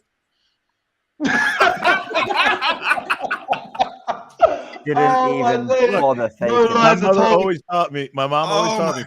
If you don't have anything nice to say, don't say anything at all. That was what she said. He just blanked. I couldn't do it. I couldn't. I'm sorry. You gave him the chin nod, huh? No, I appreciate this because finally somebody can shut Andy up because Andy loves Kai Havertz and he will never stop. Kai Havertz can do no wrong in his mind, and I finally have enough people on the show to back me up. And it's not even. Listen, I'm not even trying to finish Kai Havertz. I'm just trying to objectively say, hey, maybe this wasn't the best game, and. It's been hard. I mean, for all of us who haven't starred in commercials and, sat down with the players. And sold more jerseys than anyone. Don't forget to add that part. For all the people out there who think to themselves, if I ever meet this player, I'm going to give it to him one day. You're when they're actually in front of you, you get very...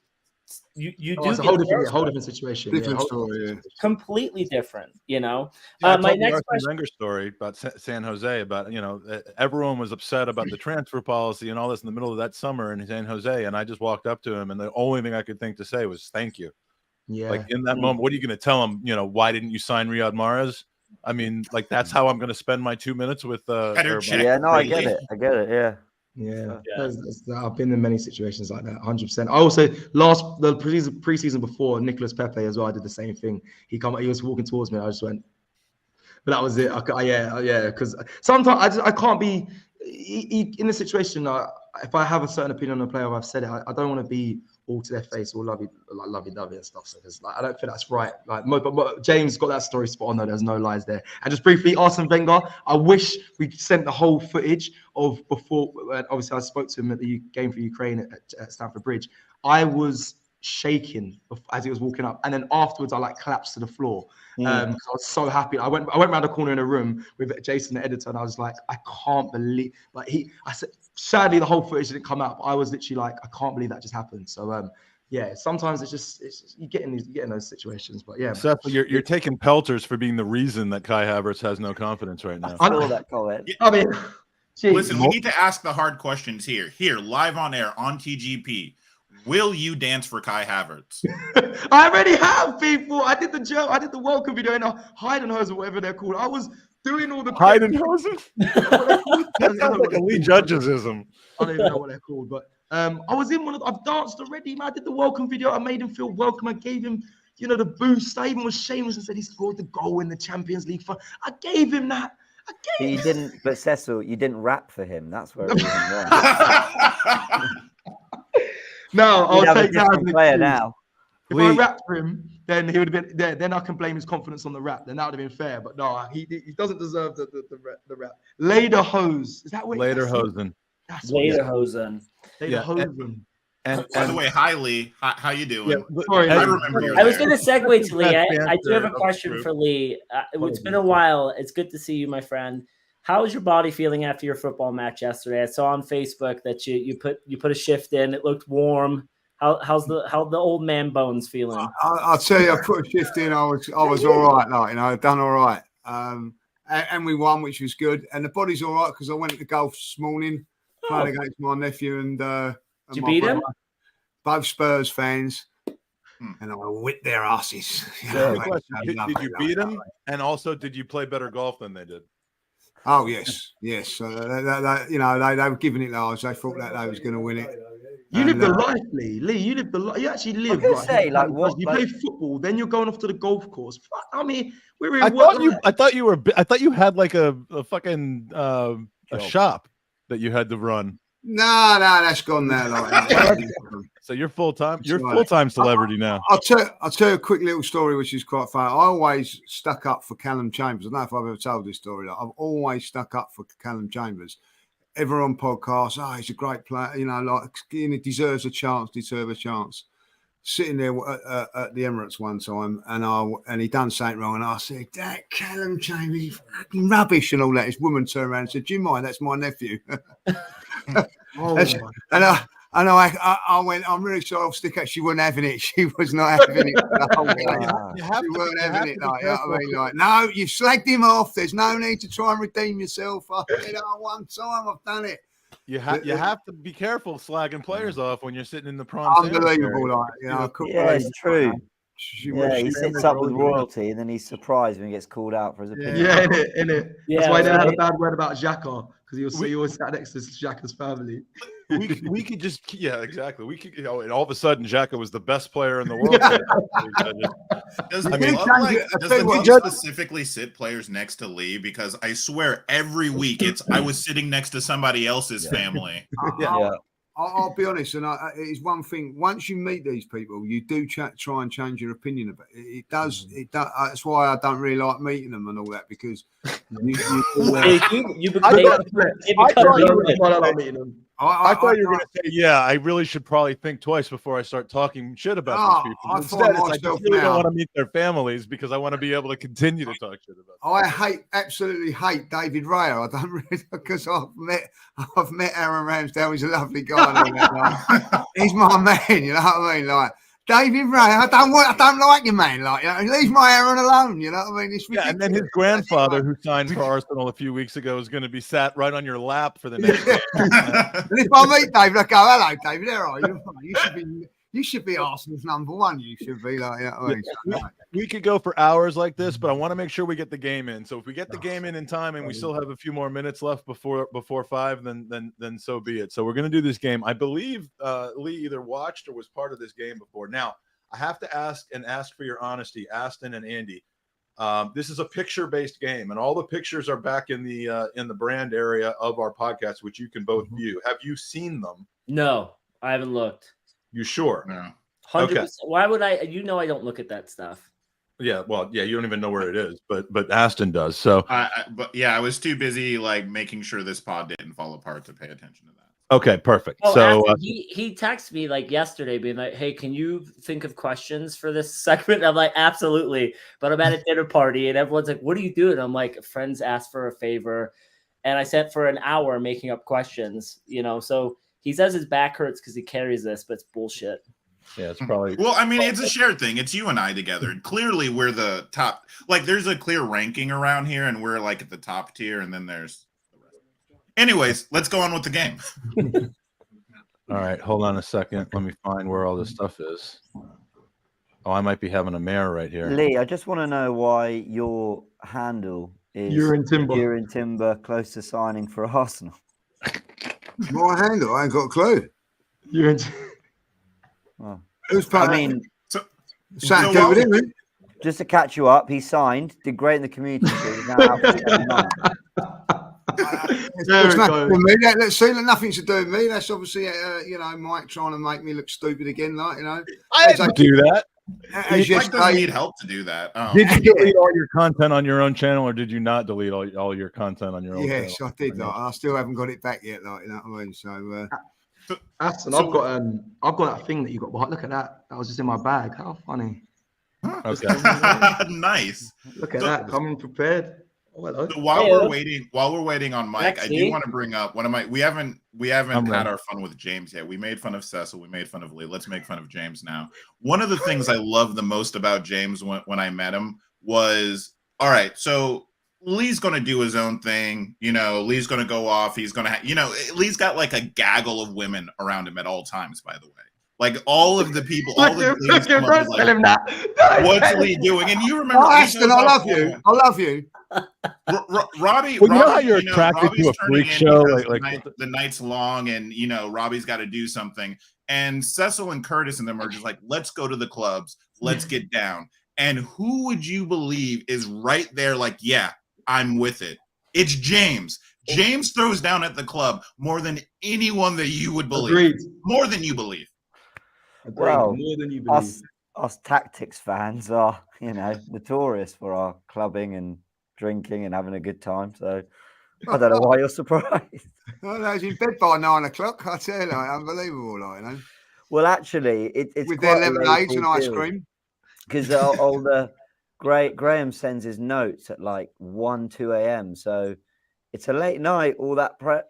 So I did actually hear James, who was in a club one time, listening to Migos, and he went over to a girl and he was like, yeah, I heard you're a fan of Tactical Insight, and it worked. It's a load of What? absolute Tell nonsense. this whole story. Make up stories. I'm playing. I'm not going to get to I haven't got. Yes, sir, James got me. I tried to return it with some back. They weren't playing Migos. It was just, how. They weren't playing Migos, but he really used that line. I will have to say about James. I've got to say this about James because I do give him a little bit of stick, but Cecil, he flies off and everything like that. He's off. We go there, but James is probably the most professional guy. Facts. That we know. He is absolute class when it comes to doing things like that. Like Cecil and me, we go off piece, should I say, many a time. But he's on the slopes all the time, you know what I mean? Skiing away, slalom and all that. Very, very professional, top guy. That's very kind. Thank you, Lee. I love So, this, Lee. James, on the dating advice, what should I go in first? Should I talk about inverted fullbacks, or should I talk about like the box midfield? Like, how do I approach? Talk about you're wrong. It's all about XG first. You need to understand. Of course. It's all about XG first. You've got to get in there, and then you can sort of evolve to. Just go, hi, I'm In James. this case, it's about XVG, but XG. That's all I heard him say in America. He goes up to the girls, hi, I'm James. I do Tactical Insight. The same thing they're doing. Eddie goes, I know, I watch it. And that changed him completely.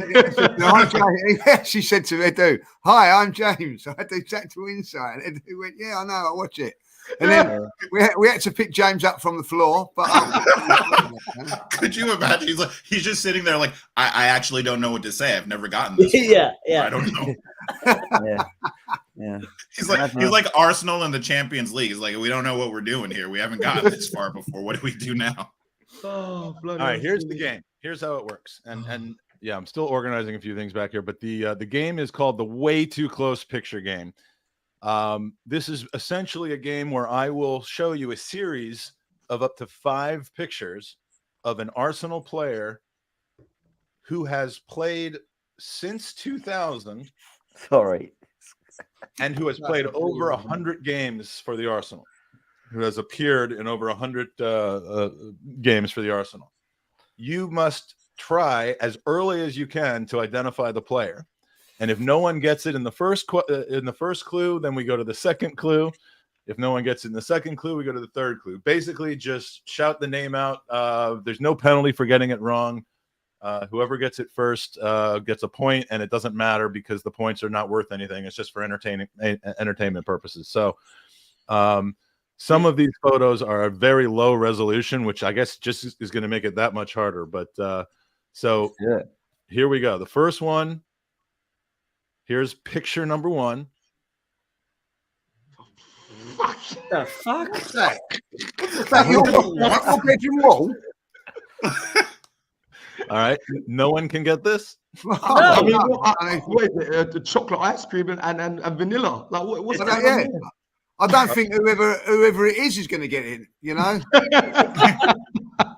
All right, then we'll zoom out a little bit, and this should definitely give it to you. Oh, there it is. Yeah, obvious. I've got that one. I'll let everyone else figure it What out. great game this is. But I don't know if that. But there's no. Identify Mark's bedroom. This is a great game.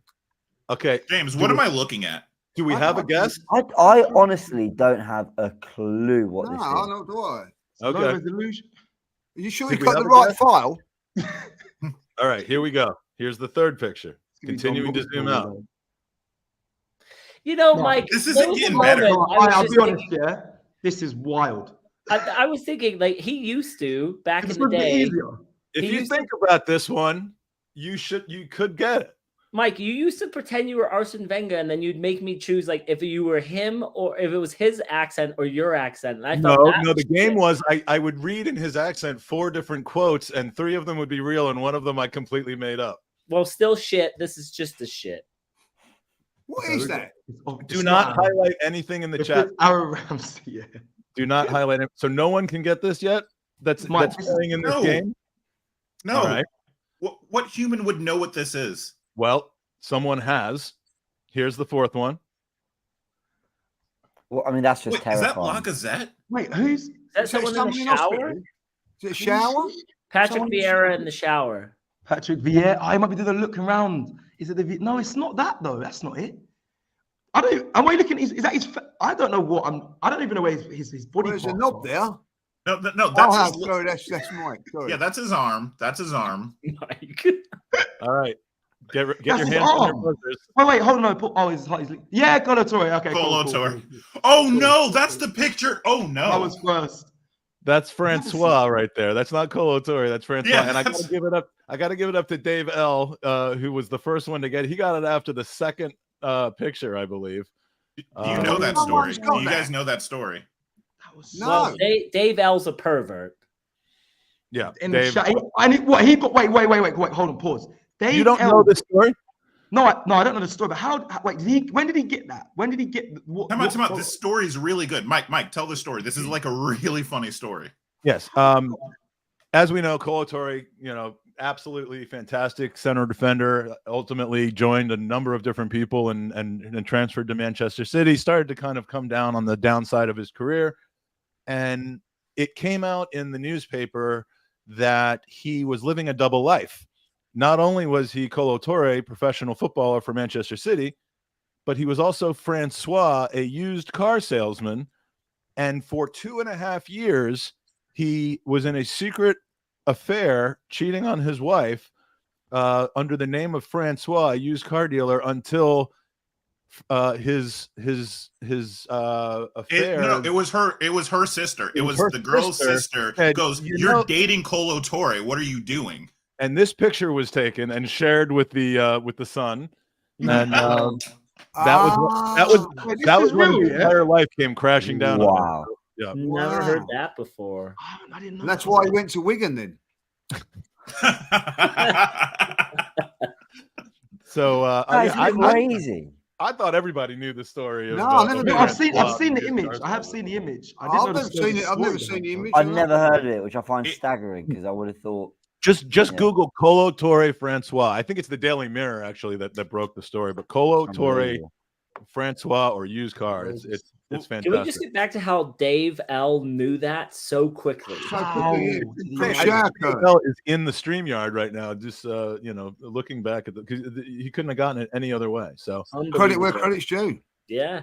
He might have that photo in the house. If that's what this game's going to be like, Art has created that photo, guys, and I'm off. Like, you know what I mean? Because it's ridiculous. We should have asked Del Llewelyn to. I'm thinking I'm going to see a face or an ear or something But like Lee, that. Get the shower curtain. Lee, over the years, this isn't the worst game we've played with Mike. Oh, well, the game I played yesterday was sensational, but this one here. Yeah. Look, not every Mike can be Mike McDonald. All right, here's the second. I've enjoyed it. That's what let's go. The harder the better. Let's go. Second player, picture one. Oh, that's better. Is it Edu? What makes you think that? Well, the kit looks like the 03. Because he was holding his hands in LA. James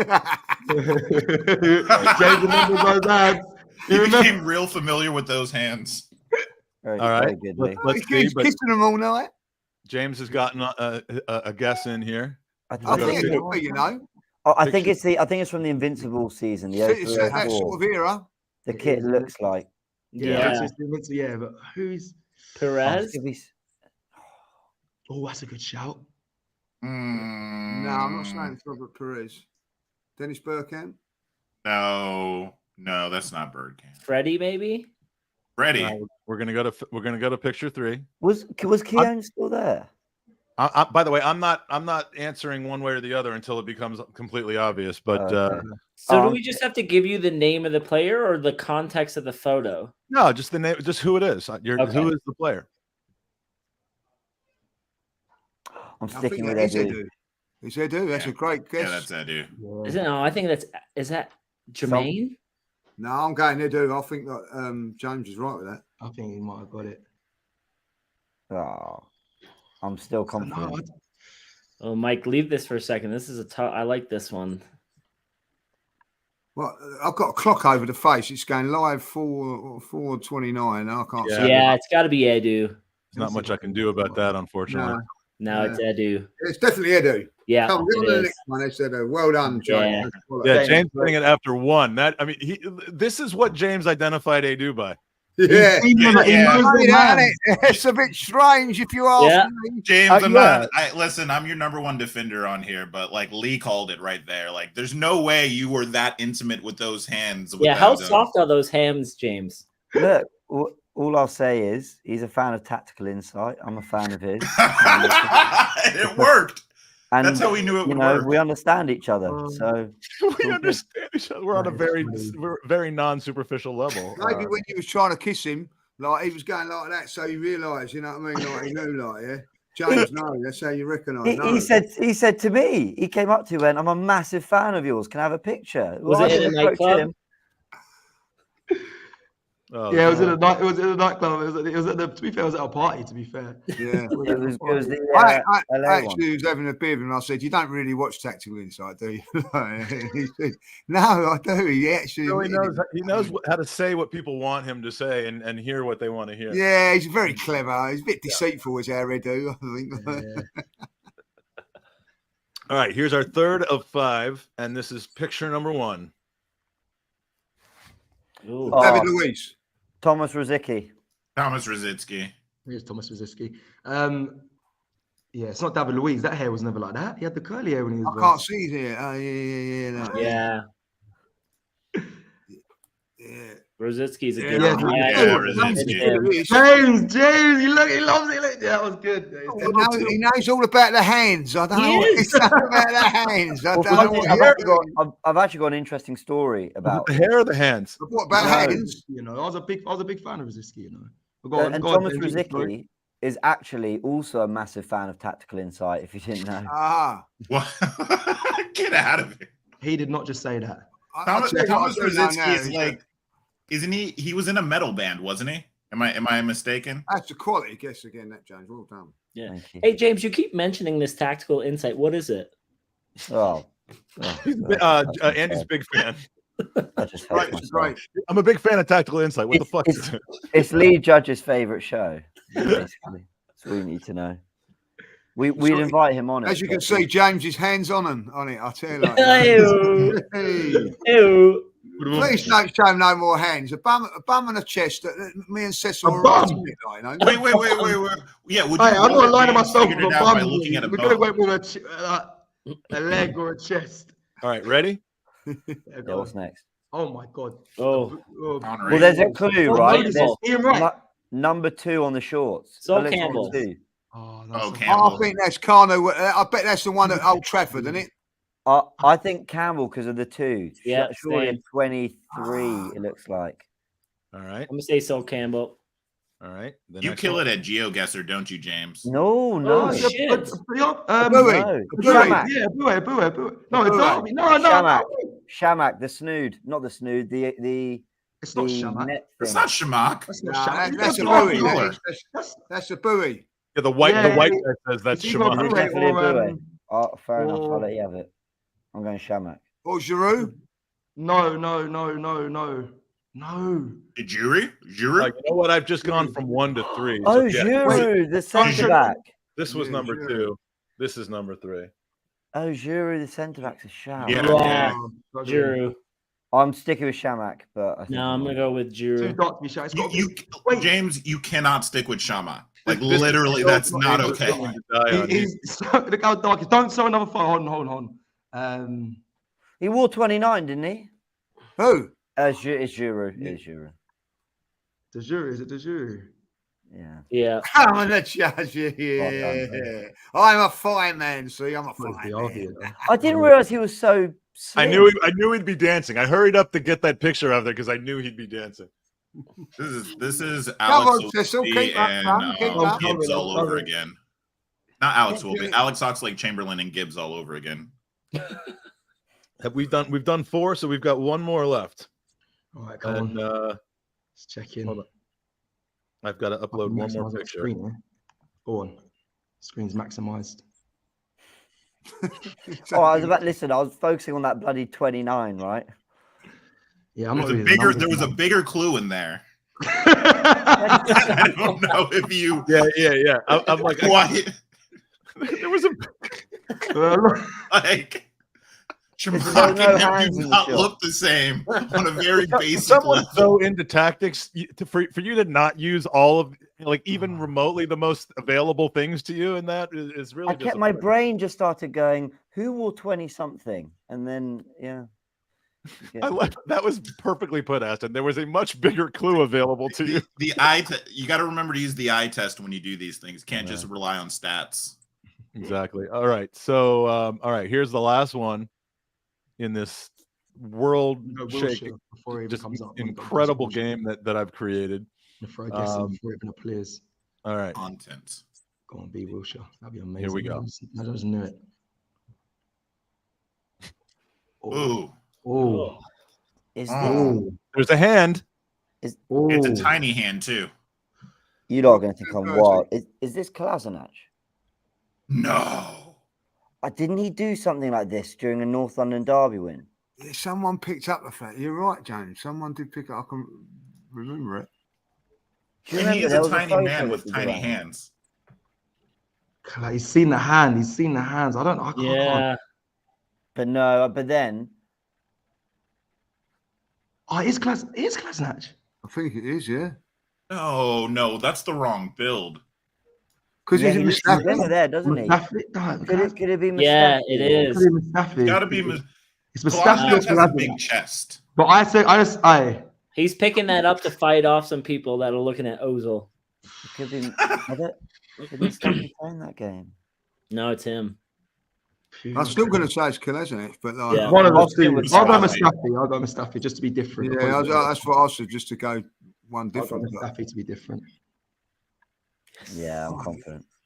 Oh no. James is 3 for 3 on hands. It's a bit weird. I know we've just met James, but somebody go find his internet history real quick. Yeah. Where did I hold on? Where did I put number 4? Just while I'm. How did you get that from number 1? I just remember a really famous picture. We beat Tottenham in the North London derby. Yeah, I think it was against Tottenham, wasn't it? I think you're right, James. And there was a famous picture of them all celebrating, and I think he picked up the flag. That's the only thing that came to my mind. I'm just too good at these quizzes. Handfish. No, that's a flag. Wrong one. He's checking. Rosicky. Yeah, it's Definitely. I wanted that one.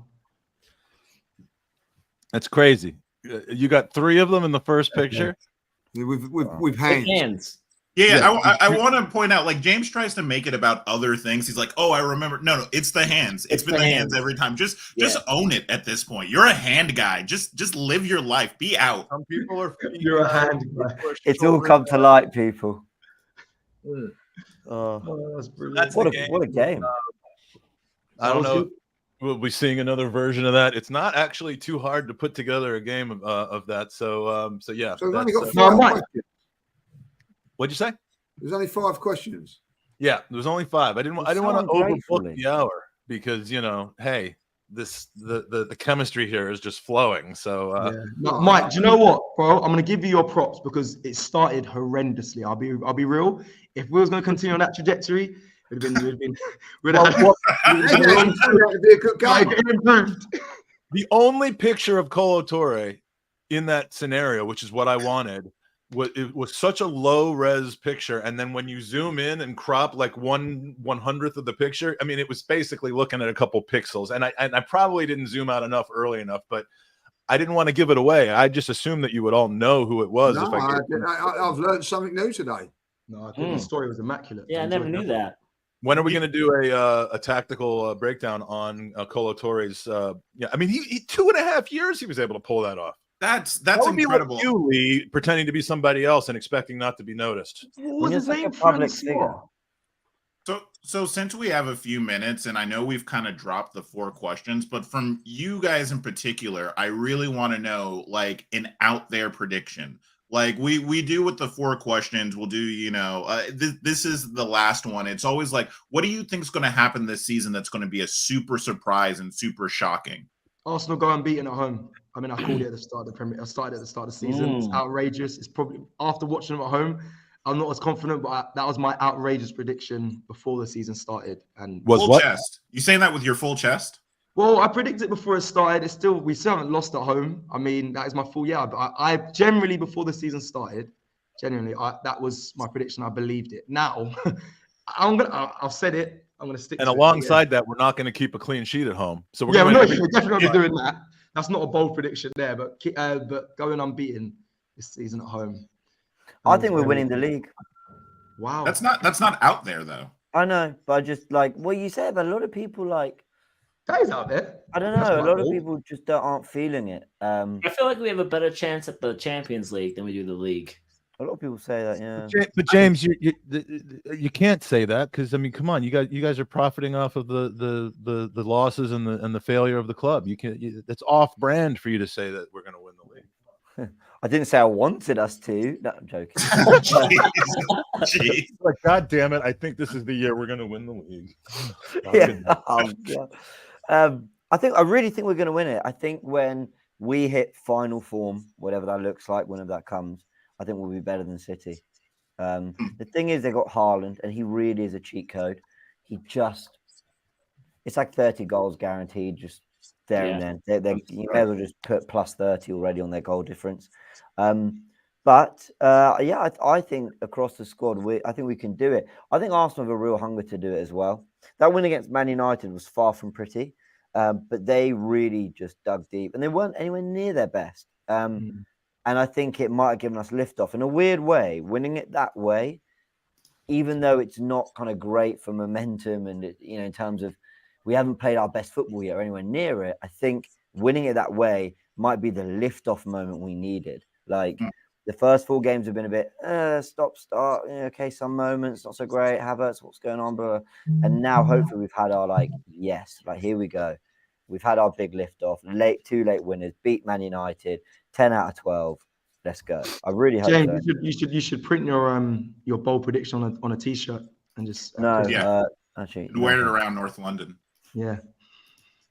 What about you, Lee? Do you have a bold prediction? Well, I predict that I might get through a tactical insight show without falling asleep. That's one bold statement. I think that's unrealistic. No one will really believe that, Lee. No. So I think that I'll try and temper it down a little bit. That Arsenal will win the Champions League. Wow. Go big or go home. Wait, time out. I want to say that for all the people out there, again, like he said, that want to talk about haters at AFTV, you 3 came in and all 3 of your bold predictions were something like Arsenal doing something incredible, so hats off to you. It wasn't, there was no spite. There was no Pochettino's getting fired. There's no Ten Hag's done. It was all about Arsenal. Yeah, they're either going to look like geniuses on here or they're going to have, success on their channel. Either one, whichever way it works out. It's they've just had their bet. No, I'm obviously being facetious, but yeah. So you'd be quite surprised that with all of us guys, I think that we are all pretty positive sort of guys. You know, we want Arsenal to do well, but we you know, we see the bigger picture as well, like, you know, and but ultimately I know that it means a lot when I've seen James, believe it or not, lose his rag when Arsenal have not done quite as well as what they've done, and certainly I have, and also Cecil, like, you know, so when you're travelling up and down the country, as you guys coming over from America as well, you know, like, you know, you don't want to come over and see them lose. You know, that's the last thing you want to do. So you always, and we've had like many a, you know, well, Cecil will vouch for it. The trip home from Manchester City, going up there was fantastic, full of it was a great day. Like, on the way home. I don't think we spoke to each other all the way home. No one spoke to each other. I was driving. You lot fucking fell asleep and we just didn't say a word. Yeah. Oh, you know what I need to do while we have the three of you on. We've talked enough positivity. Let's talk some negativity, but not about Arsenal. Let's talk shit about Chelsea, please. No, worse. Julian. He didn't deserve that. The only thing worse than Chelsea would, you know, I mean, first of all, he is a great straight man. I mean, there's nothing better than you know. I love Julian. I love him. He's a great guy. He's a character. But James remains silent on that one. No, well, James, I don't know how James actually feels about it. It'd be interesting to know. But we've got to know him quite well. We're in a group chat together. I swear to you now, guys, I'm going to say it now. He puts videos up of himself and says, "Look, I was right on this. Look, watch this one of me." Like, you know what I mean? You didn't reply to him. You didn't reply to on his latest one. You didn't reply. I don't know what's relevant now. What I said 3 years ago. You know what I mean? He is so self-obsessed. It's unreal. Like, you know? It's incredible. And I had the good fortune, and I say this from pure fucking bants. Of my son and I walking through Union Station in DC. We were on the same train up to New York together.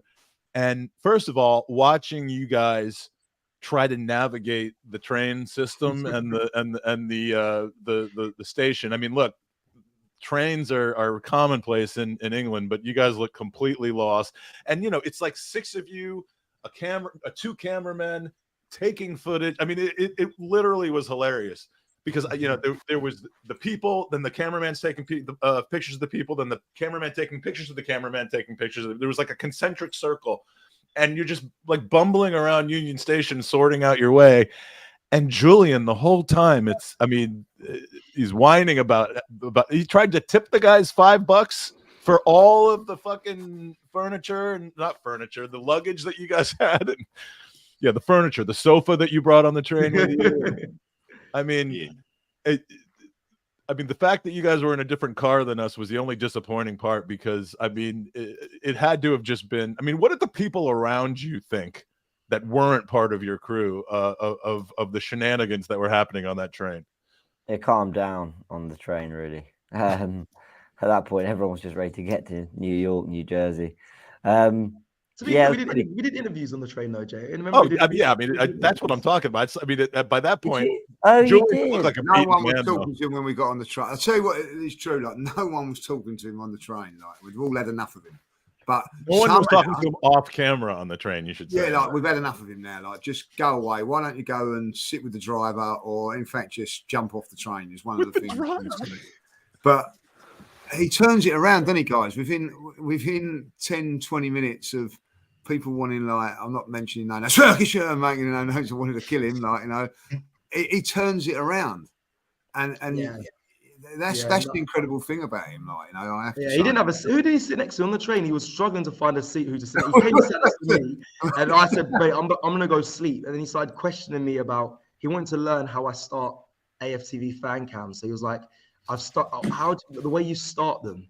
Can you just talk me through it? So, hi, welcome to, like, I've watched a few of them, and I'm like, why do you want to know this? And he's like, because I want to understand it. Maybe one day I'll do it. And I was like, Julian, what are you? Adorable. I couldn't believe. So I spent a good 20 minutes trying to just go through. All it was the beginning of when I say, hi, welcome to AFTV. We've just beaten Man United outside the 3-1 and outside the Emirates Stadium. And then he wants to practice how to do it naturally and how to. And I was like, why are we, Julian? I want to sleep. And he was like, no, please. And then he was supposed to film a scene in the front of the train, like in the seats where we were, of him. I forgot what it was. It was something to do, basically to have a little laugh at Turkish, but he couldn't do it naturally. So, and it never made it in the end. But no, he's the most interesting. I mean, we have many interesting characters on the channel. I mean, Ty is definitely up there as well, but Julian is just, he's just him, but he's hilarious. And who's responsible for bringing Julian into that family? Is it you, Lee? Himself. Robert. We don't have a He wasn't his way in himself. You just opened up the studio one day and he was just there. When they targeted Robbie first, he targeted Robbie with it, and then went from there. You know, He'll tell you the that. beauty of Julian, he is so unapologetically himself. Julian, yeah. And he will say what he thinks. And while, you know, I talk about football in a very different way to him or whatever, and we don't always agree on some points, some we do. I do always think I can learn a lot from him. There's also a lot I don't want to learn, but there's a lot I do in terms of. I've learned a little more than I wanted to learn about him. He just says what he thinks, right? And his sordid past. He said things on fan camps that, you know, he might go kind of mini viral because, you know, people will sort of take the clip and sort of take the piss out of him, whatever. He doesn't care. No, and doesn't care. And a year down the line, a year down the line, he'll go, "Well, I was right, wasn't I?" He'll love this right here. But He just sees the bigger picture, and I really respect that about him. And he's you know, when we were out in the States, you know, he's the one who drove us around in the big van as well, and sort of like, you know, he's very committed to it, and I think he's very loyal as well. And he's really. A couple of things I've got to tell a story about him, which is this is Julian, typical Julian. If you do something, and James is right what he's saying, if he does something that's completely off, and I'll put it in your show. Make sure you say that, like, you know what I mean, like, so he wants to be criticised. But we was in New York, you know, it was a massive event in New York, wasn't it? Like, you know, 2,000 people there. Like, now the bar area, like, we wasn't in VIP, but the bar is like a mile-long queue. I know this story. And I said, look at the queue here. And this is Julian. This is him off to a tee.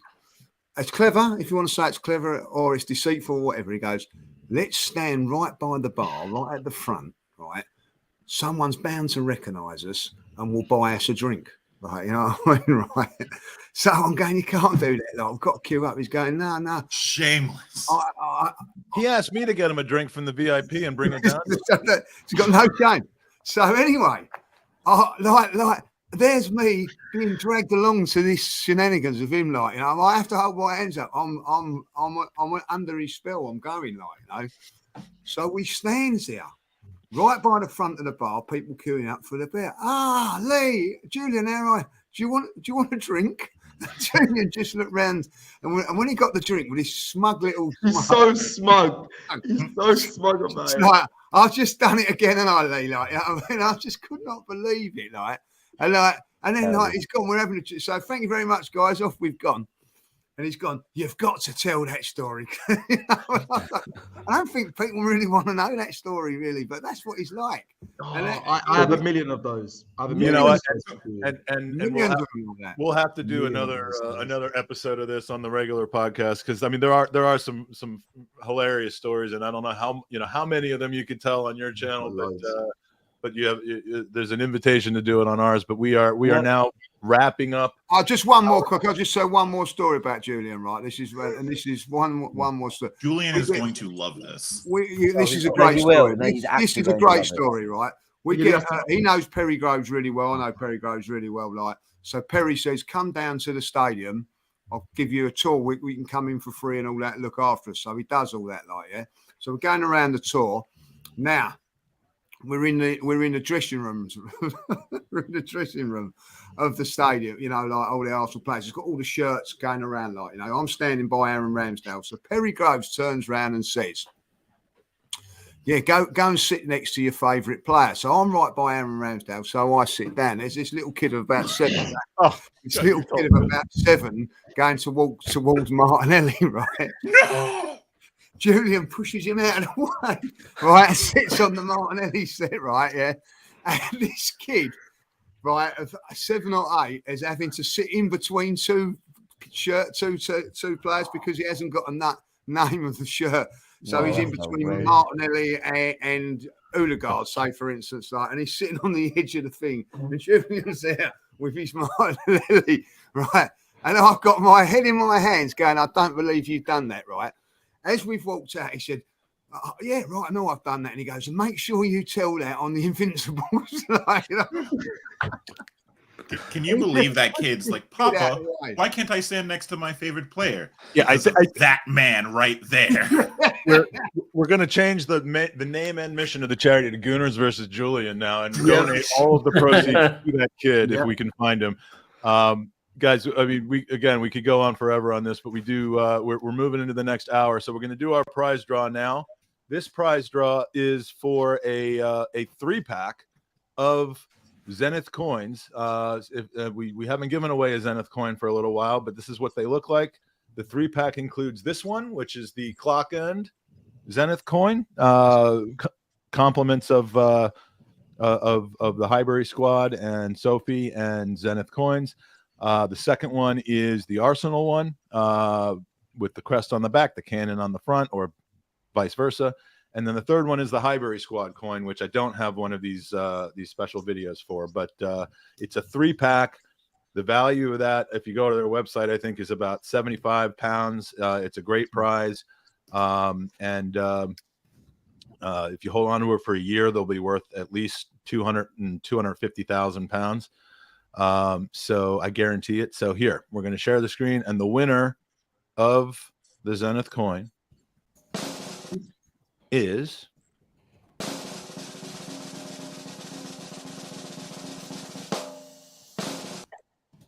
Nicholas Robinson. Congratulations to Nicholas Robinson for winning the Zenith coins. Nicholas has actually won his second prize of the day, which is pretty lucky. Nicholas comes to us from Paddock Wood, which is in England somewhere. So congratulations to Nicholas. Good job, and thank you for your donation. Thank you for participating, and thank you to Cecil, to Lee, and to James. I mean, always a good laugh when we see each other, and I'll be over. I'm sure I'll be running into you guys again in late October when I'll be around. We'll see each other hopefully in Seville. You guys are making the trip? I'll be there. Nice. All right. And this is where you guys can all be found, of course, both individually and on behalf of AFTV. And you know, look, again, just one quick statement. Whatever your views on the larger platform, these three guys are absolutely wonderful to hang out with. Good people, and very informed and into to Arsenal playing as well as possible. So I appreciate the three of you coming on, and enjoy the rest of the day, and tell Julian I didn't say hi. Thank you so much. Thanks for having us on. Yeah. Appreciate Big it. up everyone. Big up Andy. Big up Aston. Big up Mike. Love. See you, boys. Thanks for joining us. Take care, guys.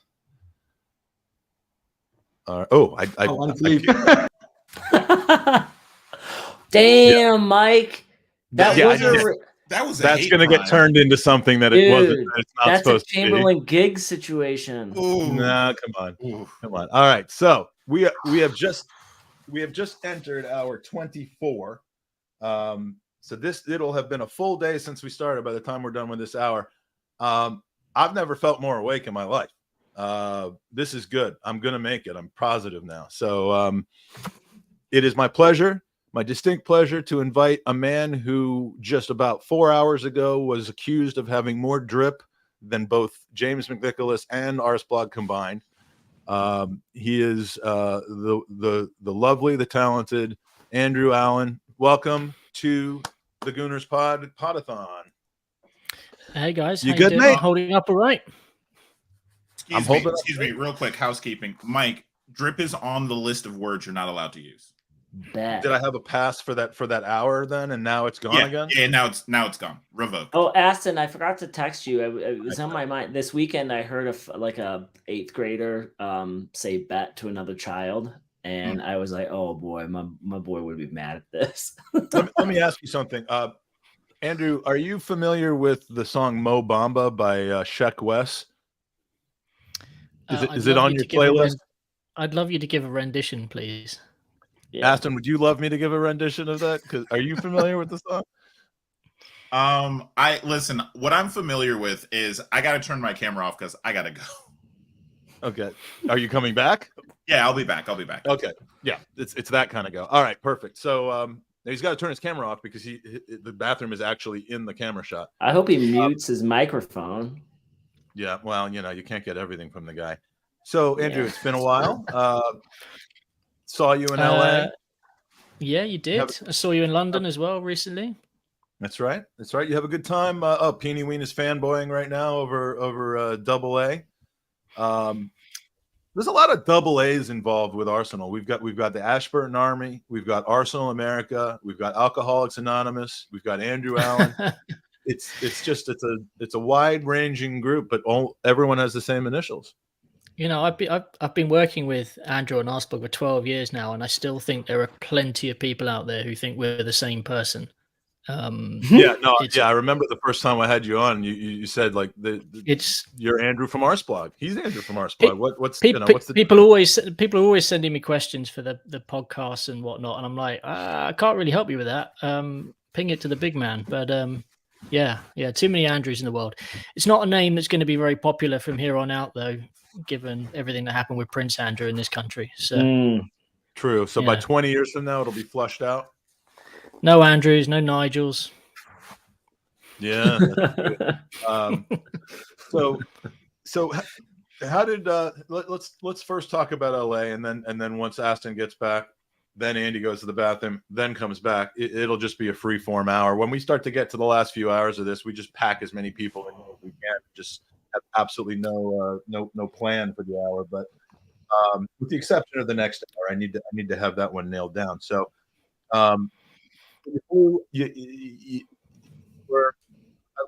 Let's just say a little bit plastic in not coming to DC or New York.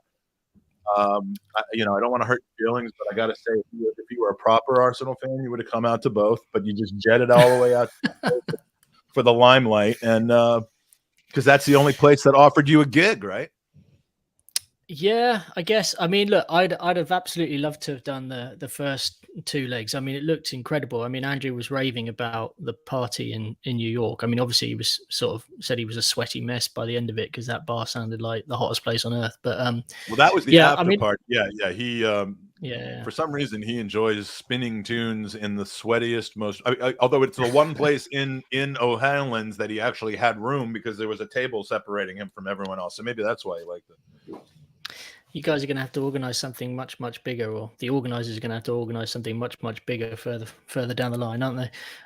But yeah, no, LA was great. I mean, it's just, I've got a mate who lives over there anyway, so I kind of doubled up, and I sort of thought, well, a bit of Arsenal, bit of a, see an old university friend and whatnot. But yeah, Andrew invited me along for the ride because we were slightly depleted without James, and yeah, I mean, it was a sort of, I'd say, slightly ramshackle 25 minutes up on stage at an LA fan event, and then we just chilled out and had a few drinks, which was really, really nice. Actually, it was quite a cool event, I thought.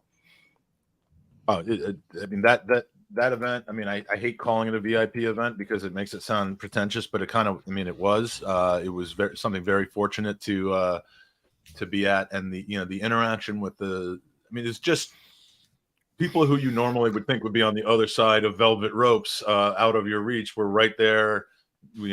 Standing in line at the bar with you, and it was just a really great event. Andy, how did you enjoy it? Wasn't invited. You were in Hawaii, weren't you? Yeah, I was in Hawaii. My wife really fucked that timing up.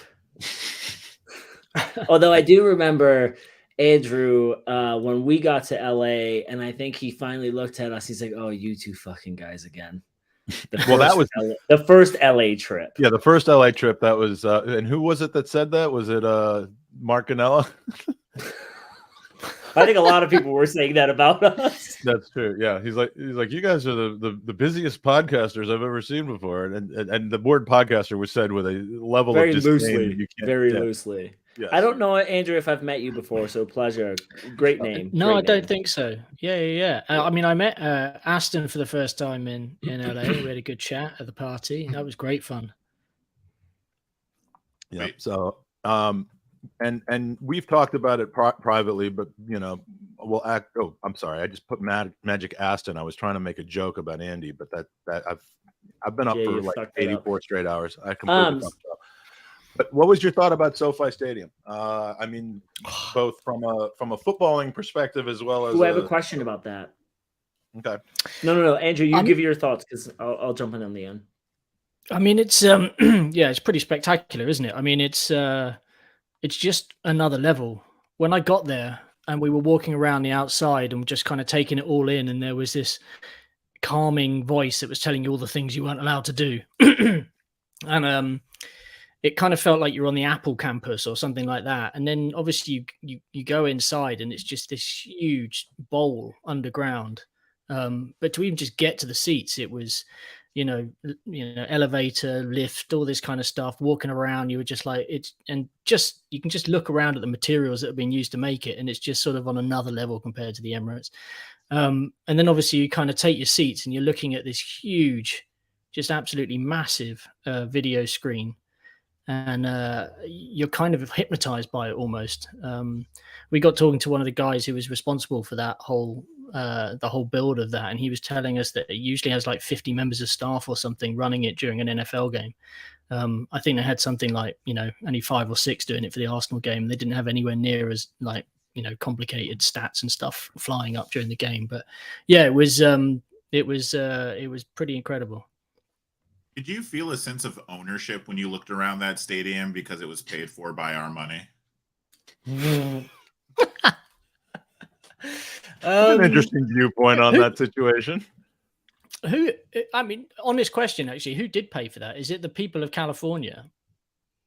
I believe that he actually did not accept public funding for it. He took a massive loan. And Okay. maybe it was secured by other assets, but it says he privately funded the construction of the stadium, which reportedly cost $5 billion. Okay, and that was and while the leaving the city of redevelopment of the area around it too. Right. Yeah, and maybe I think the development of the area around usually goes back to the city, right? Because they try and include like things that are bring money. So I'm going to LA in a few months, and the Rams are playing in the NFL, and my wife's like, "Do we want to go to a game?" And I'm like, the only reason I'd want to go is so I could see the stadium. So is it worth actually going to it? Yeah. Okay. I think so. Yeah, I mean, it's not worth going back to over and over and over again, but if you have the chance to go. Yeah, I mean, we're going to like the hockey game that night at Staples or Crypto, whatever it's called now. But I'm like, I just don't know if it's going to be an ass-8 getting from one to the other with LA traffic. But then I'm like, we could always leave early if it's worth going anymore, because that's right across the street. Yeah. I mean, you're a lord. I would, Why don't you take I would one of your definitely do it. helicopters? Hey man, if the helicopter's available, I'll take it. So Mike, you brought up Hawaii earlier, and that's the reason why I couldn't go to LA. And so I wanted to ask Andrew, because he's been around, he's been part of the pod now with Arseblog for so long. I had a really unique situation happen. So I want to talk to all three of you about what's your most unique Arsenal encounter. And this is what happened to me in Hawaii. So I went down to the pool wearing the same kit Aston has on right now to grab chairs. Hawaii has a very large Asian population of tourists, right? It's short flight, beautiful weather. So that's where they all go. And I put my towels down on the seat, and this Japanese guy came over and pointed to my shirt, engaged with me on all things Arsenal, but didn't speak a lick of English. And weirdly, we had a full conversation because he just knew players' names and the right things to say. And I didn't find out he couldn't speak English until I tried to actually talk to him about non-Arsenal related things. And he basically just like waved and walked away. And it was like unbelievable. And then later on that day, we go back to the pool and our sons are playing with each other because they have a football. They don't speak a lick of the language each other's, and they just engage for the rest of our trip. So going around the room, and Andrew, I'll start with you. Like, what's your weirdest Arsenal encounter that you've had based off of just like your relationship with Arseblog and or outside of that as just a club? Yeah, I had one kind of pre-COVID, which was pretty incredible, actually. I was on a really packed commuter train going to work, and like literally armpit to armpit. And this kid was kind of looking over my shoulder, and he kind of asked, "Oh, like, what are you reading about there? Like, I don't know who that player is." And I was reading an article about Emi Martinez, who, you know, would been in goal for a couple of games or something. And I was trying to explain to him. And I said, "Oh, are you an Arsenal fan?" He's like, "Oh, I'm just over from Nepal, and I'm desperate to go to a game, but I've got no idea how to do that." And I just sort of said, "Well, it's a League Cup game coming up against, I think, Nottingham Forest or something like that." But I was pretty certain there'd be some tickets available. And I just said, "Give me your number. I'll message you later. I'll get you a ticket." And he ended up bringing a mate. And yeah, it was just this guy who was in the country for a couple of weeks on a kind of teaching exchange course. But we had an incredible evening. And you know what? At the end of the evening, the thing that he wanted to do even more than having watched Arsenal was go and find the AFTV guys. Isn't that ridiculous? They're huge in Nepal. Yeah, people watch them from the top of Mount Everest. And yeah. You know. Do you know what's strange about my encounter? And I didn't even think about it at the time. And Seth Thomas brought it up. We never once talked about Tomiyasu, who's actually Japanese. See, I would have just assumed, knowing the way your mind works, that would have just been you would have just said, "Oh, Tomiyasu." Like, I mean, how does his mind work, Mike? I was just making sure the guy didn't throw shellfish at me. So what, by the way, have you had the shrimp experience yet? No, in 2 weeks. In 2 weeks, I'm going to eat shrimp for the first time in like 20 years and see what my reaction to it is. Do you know anybody that's allergic to shellfish, Andrew? Well, you do now, by the way. No. My brother genuinely is allergic to all types of sort of fish and shellfish and whatnot. Yeah. Really? So I, not to jump into this, but you might want to tell your brother this. Like, I didn't know, because I got tested 12 years ago, and they're like, "You're allergic to all shellfish." And then obviously the testing in science has come forward quite a bit. So my doctor said, like, "Hey, go get this blood test," and they can like actually get down to your like antibody level. And I found out like I'm only allergic to shrimp, crab, and clams. And then my doctor's like, "Your allergy's low enough, you can come in and eat it." So like, she's like, "You can eat lobster," probably shouldn't, but yeah. So I'm going to go in, I'm going to eat some shellfish and hope I don't die. But if you die, at least you'll be, surrounded by, medical professionals. Yeah. No.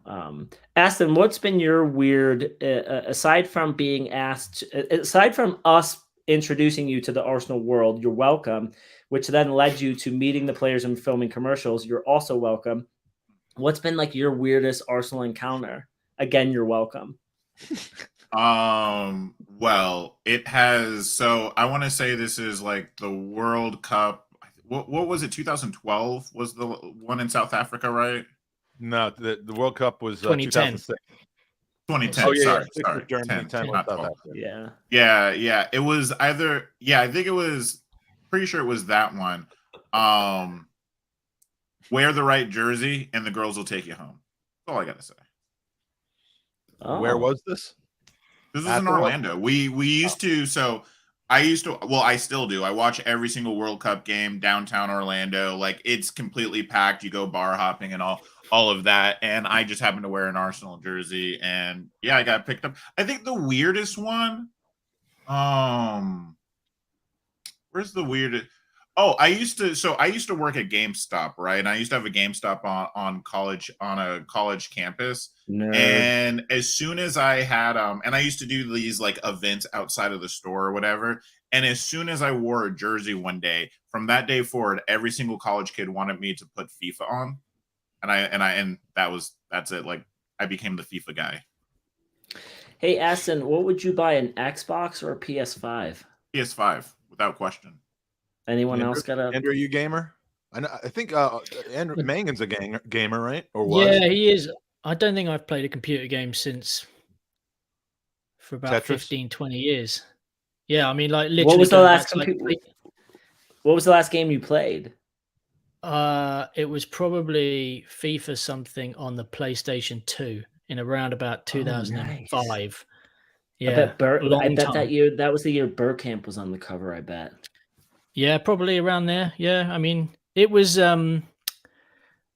I just, there's a lot of things. I feel like if I started taking up gaming again, like I did when I was a young kid, I think something would have to give. All right, Probably actually, here's a Arsenal. good question for you guys. There was an Arsenal player on the FIFA 2005 cover. Who was it? And I'll leave it there. And there was one on 2004 as well, but we'll go with 2005. I mean, That's I would have to go with Fabregas? Thierry. Thierry was on 04. And Bergkamp on 05. No, Bergkamp wouldn't have been on 05. Bergkamp was actually in the 90s, so that wasn't him. Freddie Ljungberg? No, it was Patrick Vieira. Patrick Vieira. Yeah. It was Patrick Vieira. I think Shevchenko. It's hard to see on these, and I don't know who the guy is for Spain. It looks The like last FIFA tournament that I did for Gooners versus Cancer, I got such an education on these new platforms because there's cross-platform stuff. So the Xbox X could play with the PlayStation 4, and the Xbox S could play with 5, and 5 could play with 4, but only if the person. I mean, it was depending on the version of FIFA. It made something that should have been very simple so freaking complicated. You know what they should come out with next, like, because we're gamifying It's everything. just one system that everyone can use. No, the podcast manager, right? You play podcast manager. See if you can approach the top, and you can start off different podcasts. You can start off, at the top with an Arseblog. See what it's like, right, using them, or you could start off real scrappy. Get like not another Arsenal podcast. Not going. another Arsenal podcast. They replace Sebi with like Bearded Gooner. Yeah, and their listenership goes through the roof, so they're then able to sell Bearded Gooner and purchase me. Pods. And it, if you play your cards right, you end up with Andrew Allen and Elliot on stage in LA somewhere. Yeah, exactly. Yeah. Exactly. Jesus. Is it? I mean, and I know that this wasn't historically the case, but essentially, since the pandemic ended, has Andrew Mangan made a public appearance where he wasn't immediately flanked by Elliot? I was talking to him earlier. I'm like, I wanted to point out he's done a lot more pods in public, and I'm like, you did the the Union Chapel show in 2022 with Elliot. You did the Union Chapel show in 2023 with Elliot. You kind of hosted the podcast at the LA VIP event with Elliot, and I was like, has he done anything without Elliot? But it's nice. It's like a question. bromance. It's a bromance. They were. Yeah, it was nice to see them kind of together behind closed doors, as it were. Obviously I seen them on stage together. But, oh yeah, you could just sort of. They were like an old married couple, like. But the magic hadn't disappeared there. They were still very into each other. The way our community works, that's being made into a fanfic right now.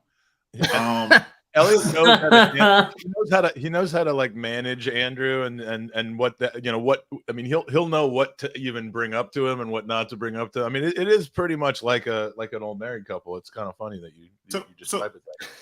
I have a question for you, Andrew, because you do the Arseblog news stuff, and I've been kind of doing a theme of how has the fan base changed over time, and like with concerns to you, is it getting easier or harder to write news and continue to write like a load of content? Because I think your workload's pretty crazy. Well, I mean, a few years ago when we first started, the key thing was just trying to like find where the news was. Like you'd have certain sources you'd go to, you'd then run it through Google Translate, you'd kind of jot down everything you needed, and then you'd write it up. Whereas now, more often than not, the aggregators are there first. Something's already translated. Your next step is just trying to find the original source and making sure that they've got it right.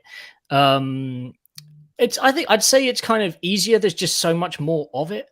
So the workload, is still pretty crazy. I mean, Arsenal haven't really Arsenal haven't played for over a week now, but that hasn't meant that there's been anything, lacking on the content front. I mean, there's plenty going on. I say haven't played. The men haven't played. Obviously, the women had a disaster at the weekend, which was, quite a horrible thing to watch. But yeah, no, I mean, it's, I think it's probably easier. There's always something to write about. But I Is feel there like a certain we've type of story that they kind of gravitate towards now? Has the nature of the stories changed at all?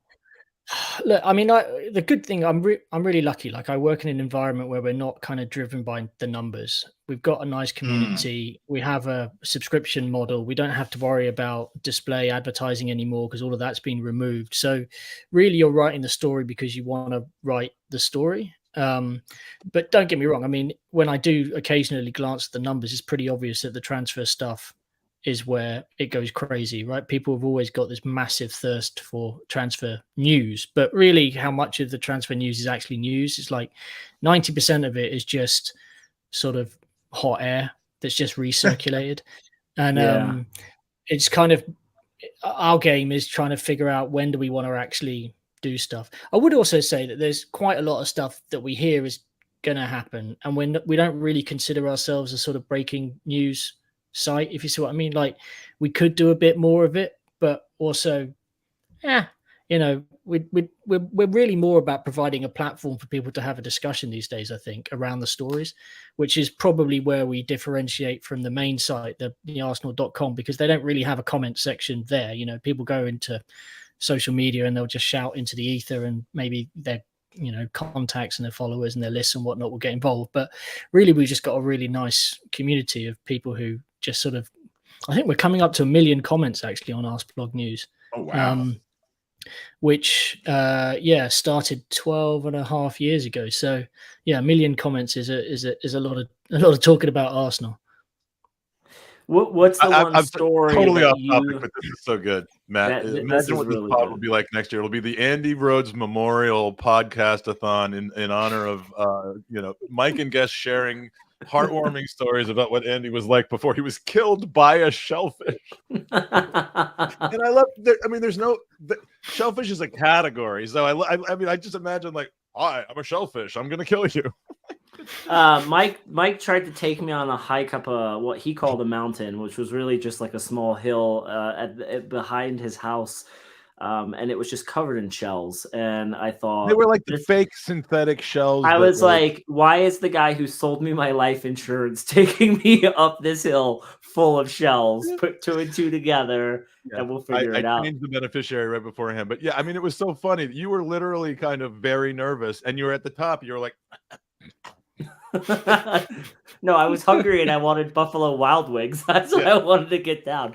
And that went well. Andrew, what you mentioned before, like you hear things through the grapevine. I would say that Mike and I are lucky enough to be in a couple groups where we hear things maybe a few hours, if not days, before they're released. What's that one story that comes to mind where, whether it's a transfer or firing, where you're like, oh, I knew about that, and now it's like this global news? Do you know what? It actually predates. What was that, Mike? And what's the next one? Oh God, yeah, I'm not. We'll see. When are we signing Mbappe? Oh, I mean, we should have done that, 10 years ago, whatever it was. Whenever Arsene was looking at him when he was 17. Do you know what? The one story, and this is actually probably how I ended up working on Arseblog, actually, was back when I was working as a sort of for a sports website. Me and the guy who I actually still work with in my day job had a contact inside Arsenal who basically let slip that Stan Kroenke was buying the club. And this was when this was Danny Fisman selling his big shareholding back in the day, because Danny wasn't very well and he was looking to offload it so that the money could be passed on to family members. And we got wind of that, and it was kind of trying to figure out what we could and couldn't say without exposing the contact who told us, because it was such a tight knit group of people who actually knew. And in a weird way, we were so inexperienced, and as a site, we didn't really have that much gravitas. So there was a certain worry that people just wouldn't believe us. So we kind of almost seeded it through a couple of people who we trusted in the Arsenal community, and then had the story ready to go for the moment when I think it was actually a guy on Sky News broke it, a guy called Mark Kleinman. And we kind of just pressed the publish button and had it all ready to go there. But that was pretty big. But we haven't had anything quite as big as that on Arseblog. I mean, you get kind of wind of people leaving or contracts and injuries is the other one. You know, we heard a few days before the Jury and Timber thing that it was bad. But you know, the club is so big now, whether they like it or not, there are people who are talking to friends, mentioning comments.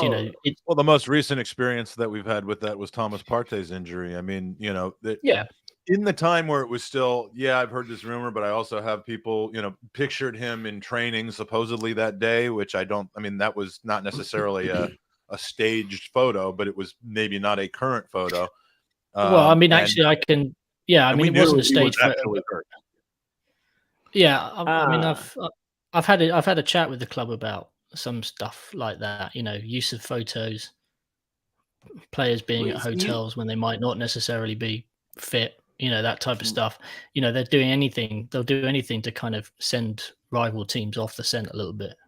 Yeah, I mean, the whole point was they didn't want to announce it until after the United game, and you know, until the lineup came out for the United game, and some jerk off didn't listen to the embargo.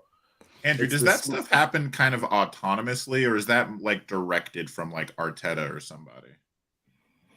So the use of photos and throwing people off the, you know, the shithousery. Yeah. I mean, they're all linked up, right?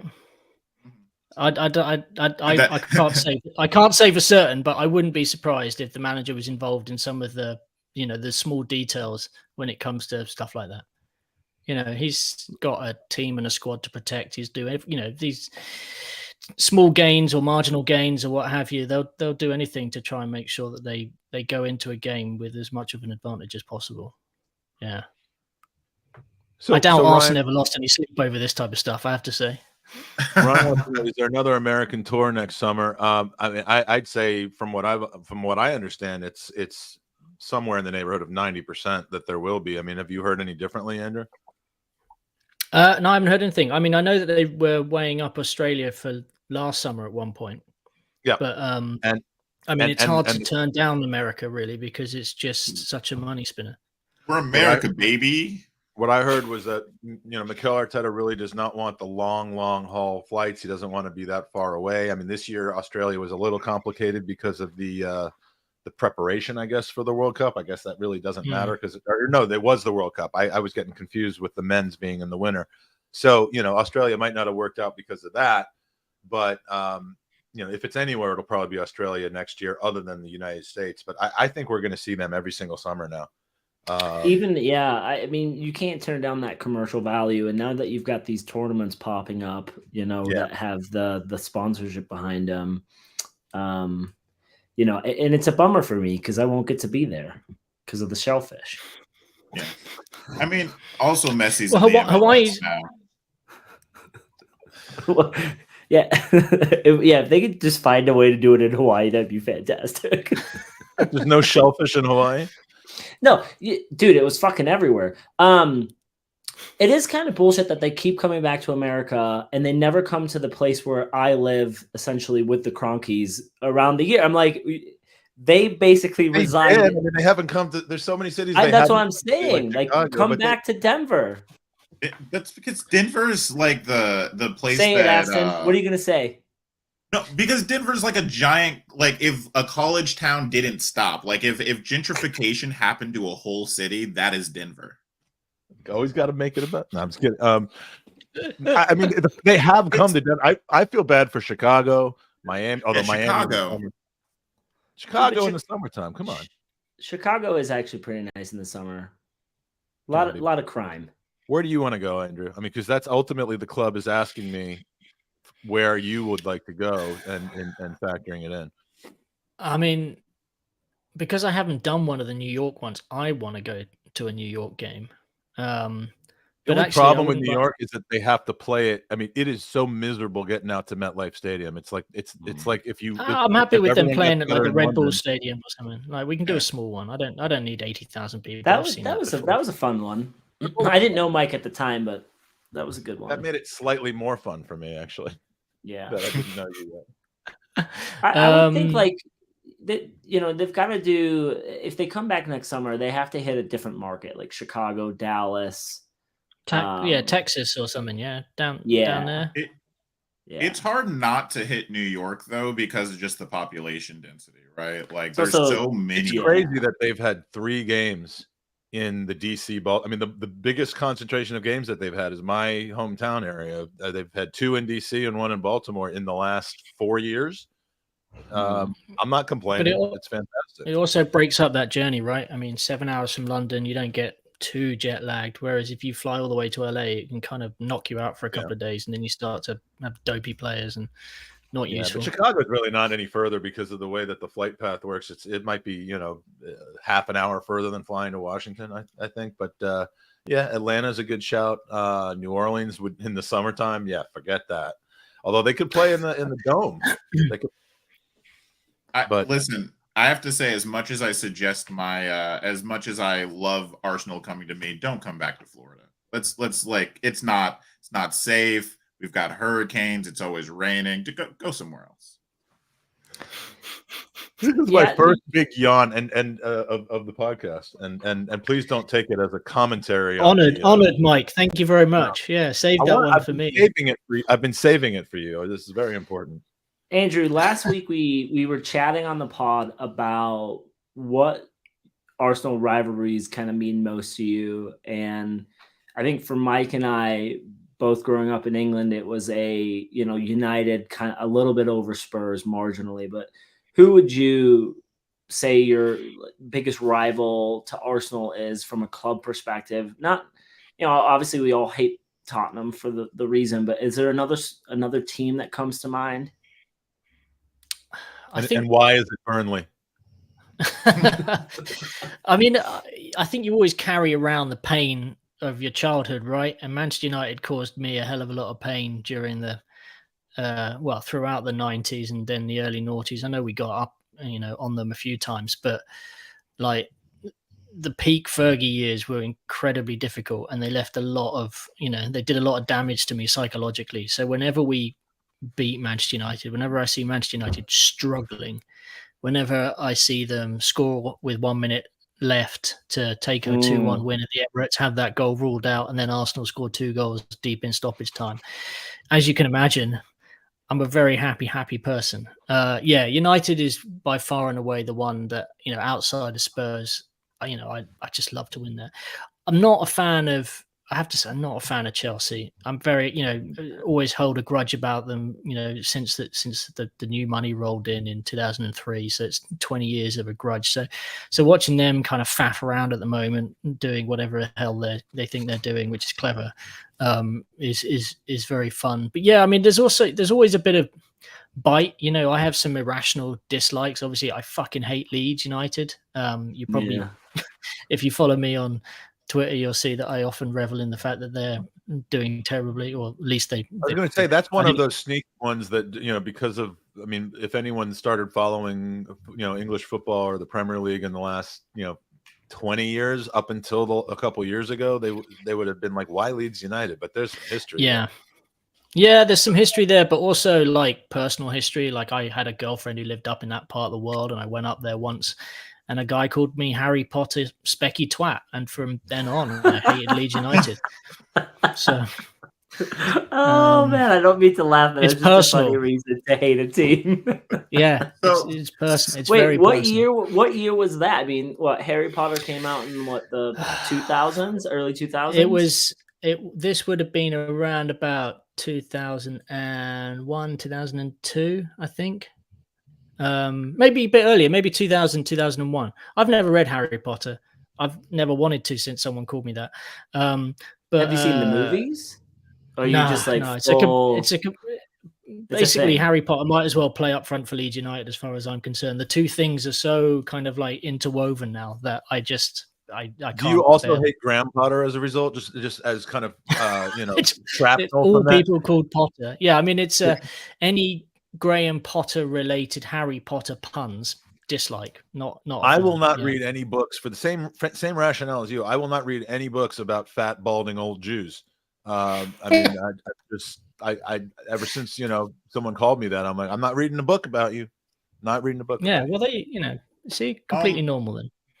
On that note about hate, because I really do think that we're not spending enough time enjoying and reveling in the downfall and the implosion, because we don't know when the implosion will stop over at United and Chelsea. I've got to ask you, which one of these things are you enjoying more? Watching $1 billion get blow up in their face, or watching Eric Ten Hag get found out?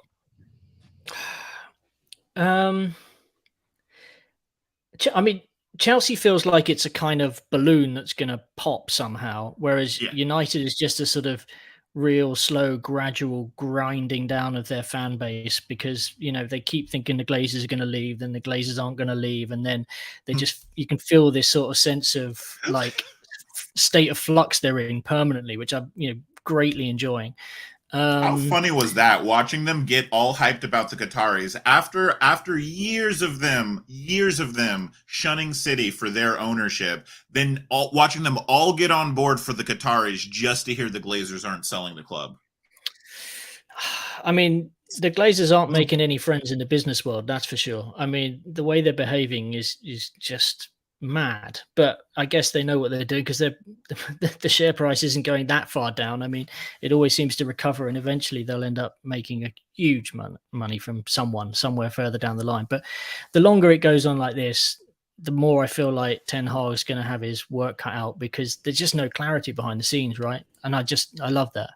What I would say is, the one thing I have a slight concern about this season is I actually think Spurs are going to do all right. Yeah. Like, all my Spurs supporting friends are just saying we're having so much fun. And what I'm seeing there is where we were when we started to turn a corner under Arteta. It feels a bit like, they've seen something different. They've realized that all of the angst that went with, what will happen when we lose Harry Kane?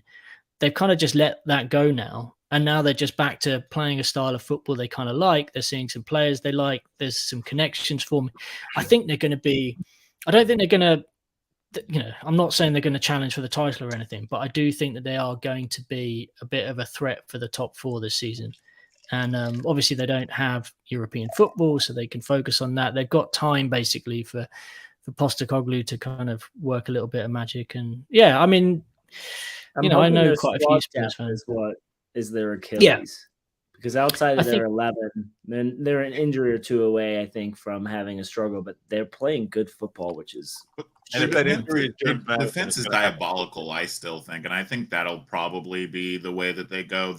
For them trying to play so open and kind of like modern football, I think it requires a really sound ball playing defense, and I just don't think that they have it in them to maintain that over 38 games. So I think wishful thinking, maybe. I think their more attractive style of football actually suits them worse in games against us, especially at our place, than the tactical boredom and anti-football of Conte and Mourinho does. I mean, they whoop those teams with those strategies, other than last year. Well, I said it last pod, like their win backs haven't been tested yet. They're young. When they come up against Saka, Martinelli, Rashford, that type of a player that's going to put them on their heels, then we're going to see if they're going to be a team that sticks around. By the way, I don't know. Peeny. I did say that. I agree with that. I think James Maddison injury. Oh man, when he went down for England the other day, I was like, oh, please stay down, and then he popped back up. That slimy cunt. I don't understand how Peeny thinks people are actually going number 2 in like 1 minute and 45 seconds. I mean, that's not only Jason Punchin can do that. Ron Slayman could do it. Well, that wasn't a number 2. Oh, yeah, that's true. Never mind. Sorry. He didn't go behind me. He didn't go. Hey, you don't know. You don't know if that. You don't know if he shit himself a dead had to pee. Like, you don't know. What about Lineker? Lineker did it. I was about to say, who was the player that? Andrew, we're going to play a new game here called "What did Gary Lineker do in his pants?" Andrew, I want to grab your opinion on Arteta, and so I'm going to say something. Aston's going to roll his eyes and then yell at me, but I would like to finish my statement before anyone speaks. Right, so I'm kind of looking at MIkel Arteta in the, like Arsene Wenger's long tenure really transitioned Arsenal from like a well-established club to like a global club. I want to kind of think about like Arteta in that same trajectory, but from the sense of, we saw Unai Emery and Freddie both take over a squad that was toxic. And now we're seeing Arteta get that time to really reestablish Arsenal and remold the club.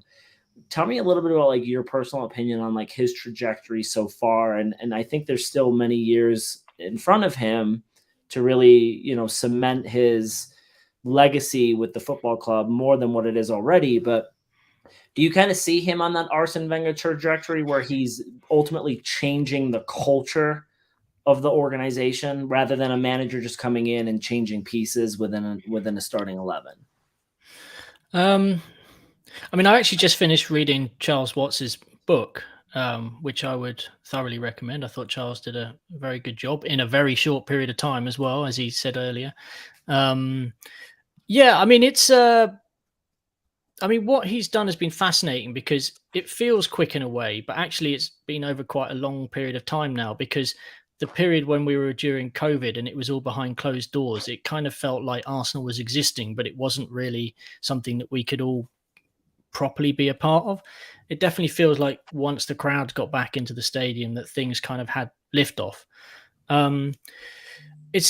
I don't see Arteta sticking around for 2 decades like Arsene did. I just don't think modern football is going to be forgiving like that. And I do think that if he can get Arsenal to a point where they win the league and they're actually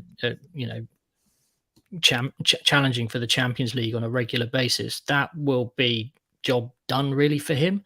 There will be a lot of interest in him over the course of the coming years. How long are the Kroenke family going to keep bankrolling Arsenal like this? Is it until we win some stuff and then they might pull back a little bit? Because actually, once you've won something, you've had the joy, do you just start to think, oh, maybe it can hold its own a little bit, less kind of urgency on that front. Tactically, I mean, I think, actually what the biggest thing has been really is when Arsene left, Arsene was trying to do too much on his own. The football world had grown big and complicated, and there were people who were handling lots and lots of different elements. And Arsene had a very, very tight team, but ultimately he was the guy who was kind of making the final decisions, right? I think Arteta is actually pretty good at delegating, and what we're seeing is a better structure behind the scenes, maybe a little bit more balance there. I do still think that we are a team that's and a club that's very dependent on him at the moment. I do think he's the one at the vanguard. He's the one pushing the club along, and he's the one with the big ideas and the big dream, which is amazing. And I think if for whatever reason he was gone tomorrow, it would be quite difficult to replace him. I don't know. I mean, it's just so early, isn't it? We've got one FA Cup, a couple of Community Shields. We came second. We've come fifth. It's not really an Arsene's level at the moment. We really need to, actually win some more domestic silverware, I think, and then we'll see. I mean, if Arteta wants to stick around, there's a bit of me that wouldn't. This is an exhausting job, and I reckon if he gets to 7 or 8 years, he might think about doing something different. I mean, you look at the clubs who he's played for, Barcelona, PSG, Rangers even, he might want to have a go at the Spain job. I mean, there's big clubs with an emotional connection that he could, obviously the emotional connection with Arsenal is driving a lot of his passion at the moment for the project. And I think he could easily find that in some other rival clubs, big rival clubs. We'll see. I mean, I like him. I'm really impressed also with the way the club gave him time when he needed time. I kind of sensed at no point that they were going to get rid of him because, again, I felt like the people above him weren't really the ones driving the project, and they were relying on him to show them how things needed to be done. So I felt like he had a lot of control in those, even in the worst times. I think back to a Sunday night defeat to Burnley when I think we was suddenly hovering over the relegation zone, and Aubameyang had scored an own goal, and Xhaka had been sent off, and it was all miserable in the middle of the pandemic and all the rest of it. But yeah, we've come a long way. I love Arsenal at the moment. It's such good fun. It really is, and like, you know, I think Aston said it on the last pod. The thing we want to see from Kai Havertz, right, is the fans, when he whiffed that shot, was like, hey, start singing that song. And so, you know, the atmosphere at the Emirates, right? Like, do you think it's the old guard getting into it? Do you think it's the new younger supporters that are coming through that are saying like, hey, is it the club that's created? Because I know for a while they were kind of putting out like, hey, how do we get a better atmosphere within the Emirates? But from your opinion, like, where do you see that coming, or is it just a mesh of everyone? Because, you know, we saw it last year with Saliba. The own goal went in, and immediately the crowd are behind them, like, hey, we're going to sing the song. And I think that's probably what Kai needs, or any of our players need, right? It's just that pickup. I think there's a combination of factors, really. Like, I know coming back into the stadium post-COVID, there was a different demographic in the stadium anyway. I think a lot of the older guard maybe took a season ticket holiday. Some younger guys came in. You know, they obviously were desperate for a taste of live football, as you would be if you'd been on a waiting list for a long time. But also just, you know, me personally going back to the stadium, you know, the appreciation of something which had gone, which was such a regular thing in my life. How could you not get kind of so emotional and kind of like realize, okay, this is something that matters. I need to appreciate it more. I think having a squad of players who you like helps. You know, having a few guys who are homegrown. I mean, on paper, a passport shouldn't matter, but there's an extra level of pride, I think, that comes with the Hale End guys coming through. Having a young team, I mean, it's a lot harder to shout at a 19-year-old kid who's trying his best than it is at someone who's not for Mike. I don't know if you heard that earlier, but yeah, I mean, some of the guys we've had in the past, they were just slightly more complicated characters, and Arteta obviously realized very, very early on, you know, from the get-go that connection needed to be worked on. I think the club have to have credit, because in the aftermath of the Super League stuff, there was a bit of a reboot and a kind of, okay, we need to engage the fans. We need to find some common ground. We need to work on this, because if we continue to be broken, then we're never going to get anywhere.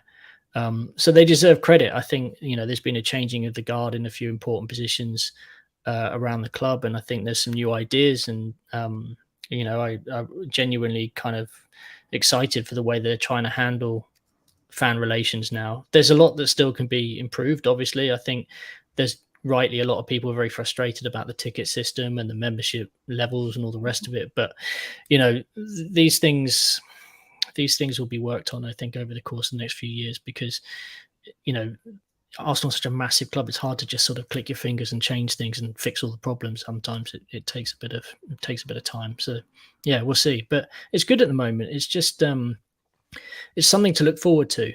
And there were moments definitely in the last weeks and months of the Emery era where you were kind of going as a season ticket holder because it was your responsibility to go, but you kind of sat there, watched the games like this, and then left. How did that translate for you to your work? Because like there was a time where Mike and I were podding, and you could just tell that there was no enthusiasm behind it, because it was the same conversation all the time. And I know for you, it's like new content, but how did you have the same kind of thoughts towards work where you're like, this just isn't fun?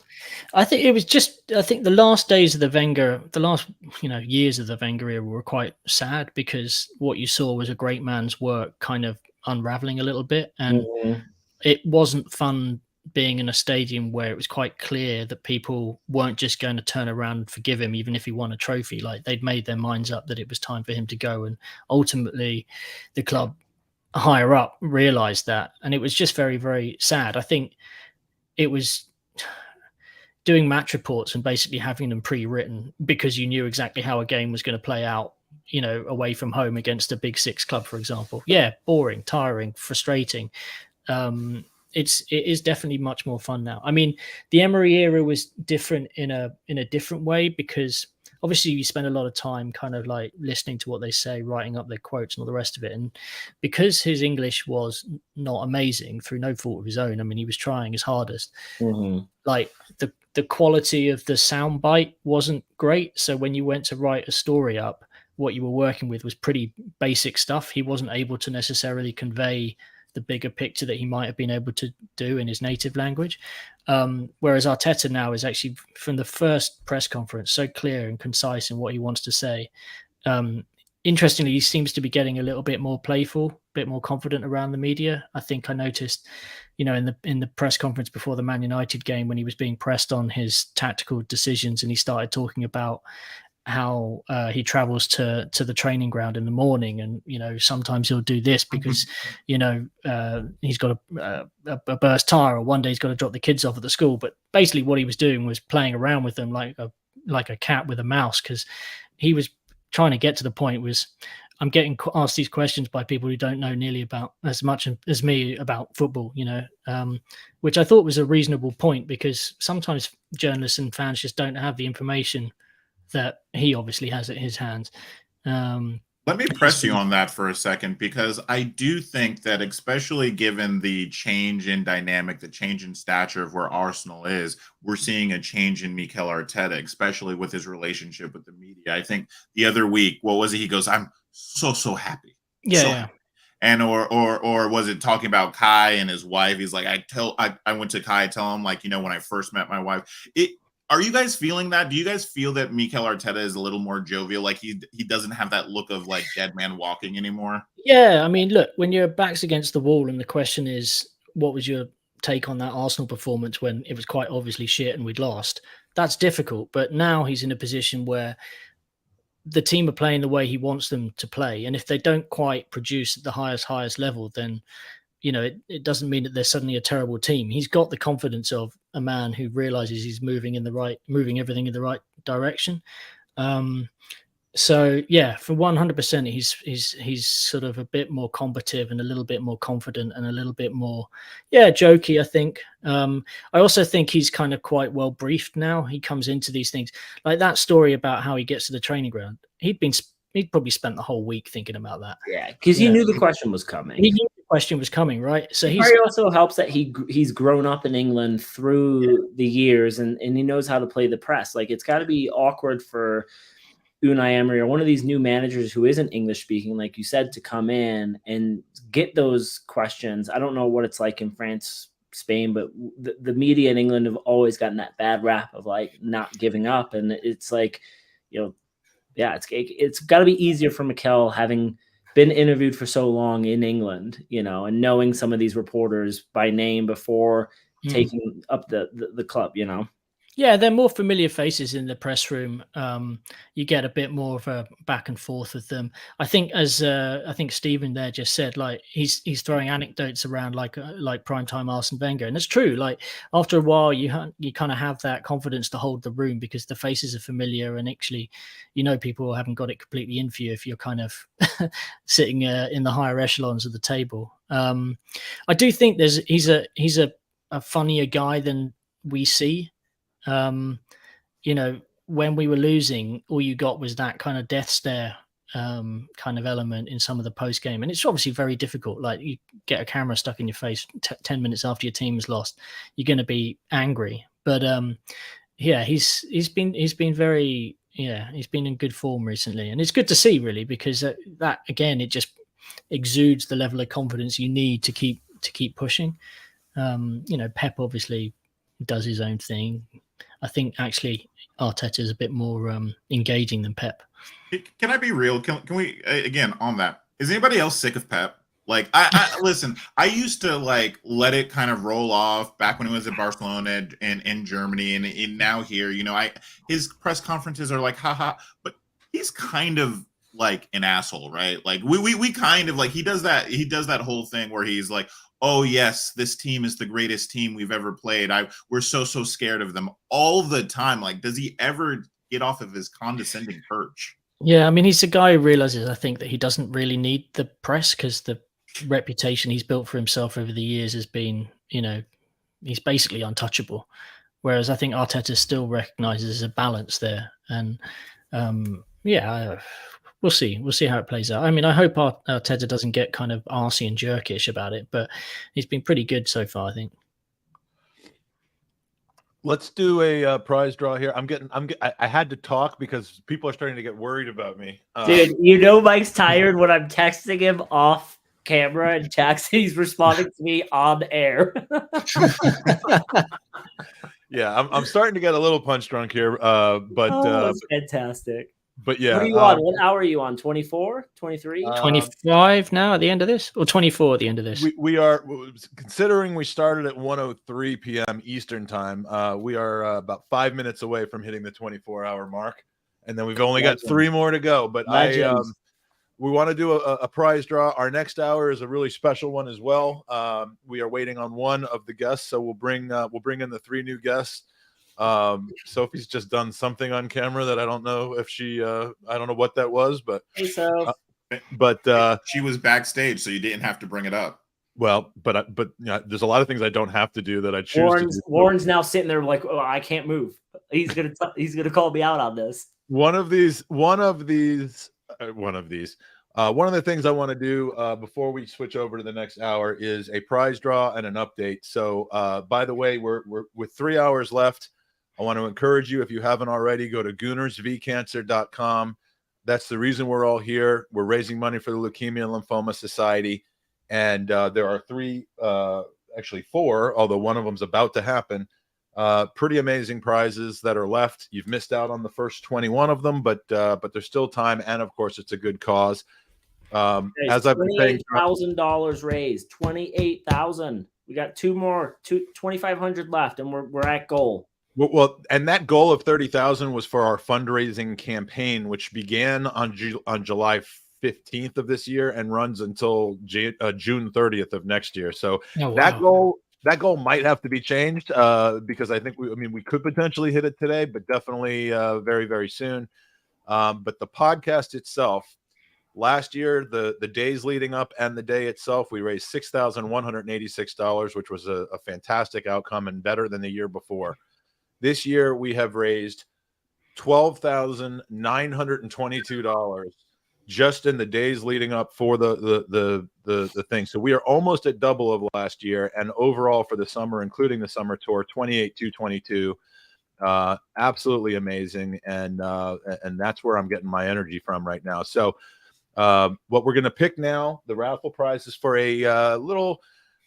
I love this word. I'm going to be able to use it. It's for a little bespoke Arsenal prize pack, and that we've curated for you. It involves 3 Arsenal golf balls.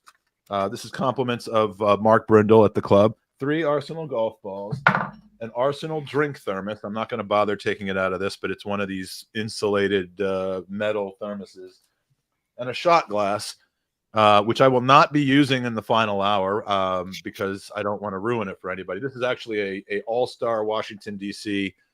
Shot glass here. So you can get drunk and drink cold alcohol and liquor while playing golf with this prize pack. Specifically Malort. Yes, it's for Malort. That's what it's for. And so the winner, let's hold on. I want to allow you to do the drum roll just once. So let me get ready. The winner of the prize pack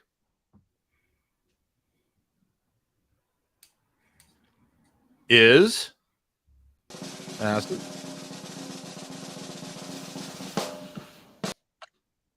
Daniel Robert. And the reason I'm so excited about this, last year he donated money at the beginning of the podcast, sat here through all 27 hours of the podcast only to not win anything. And it almost became a running joke towards the end of it. Daniel has won a prize pack, and it kind of sucks because I got to ship this stuff over to England now. Although maybe I'll just bring it to him in October when I come over. But congratulations, Daniel Robert. I'm thrilled for you. You are a winner you've always been a winner in my eyes, but especially now. So thank you. And Andrew, it's the end of our hour. It's the beginning of hour 25. I've been on air for 24 straight hours now, and thanks for taking me to that point, Andrew. Congratulations. I've never been. Look, best of luck for the last few hours, guys. You're doing amazing job. So yeah, love it. Well done. Daniel's in the chat. He has won an Arsenal thermos, insulated thermos, golf balls, and a shot glass, and a 4-pound steak from Weatherspoons. So fantastic. Thank you so much. And Andrew, I hope to see you again in late October when I'm over, and I'll be hitting you up. Sounds good. Andy, good luck with the shellfish. Hey, thank you. Hopefully we'll meet next summer. I hope so. All right. Take care, buddy. See ya. All right, Mikey. See you in an hour, my friend. All right. Take care. Have a good time. We'll see you in an hour. All right. So Aston, you and me are going to say goodbye here as well. Aston, thank you so much for hanging with me the last few hours. You're going to come back for the magic hour, of course. What will it be? The 3:00 hour Eastern time. Yeah, I'm not like William Saliba. I don't make it 95% of the season just to cop out at the end. All right, I go for the gold. That was his fault. All right, buddy. Thanks so much. All right, so I got to do a quick wardrobe change for our next guest. Okay. Do you want me to? Is that the? Sorry, just dropped something. Is that the John Harkes hat? This is hold on. There's a second piece to this as well.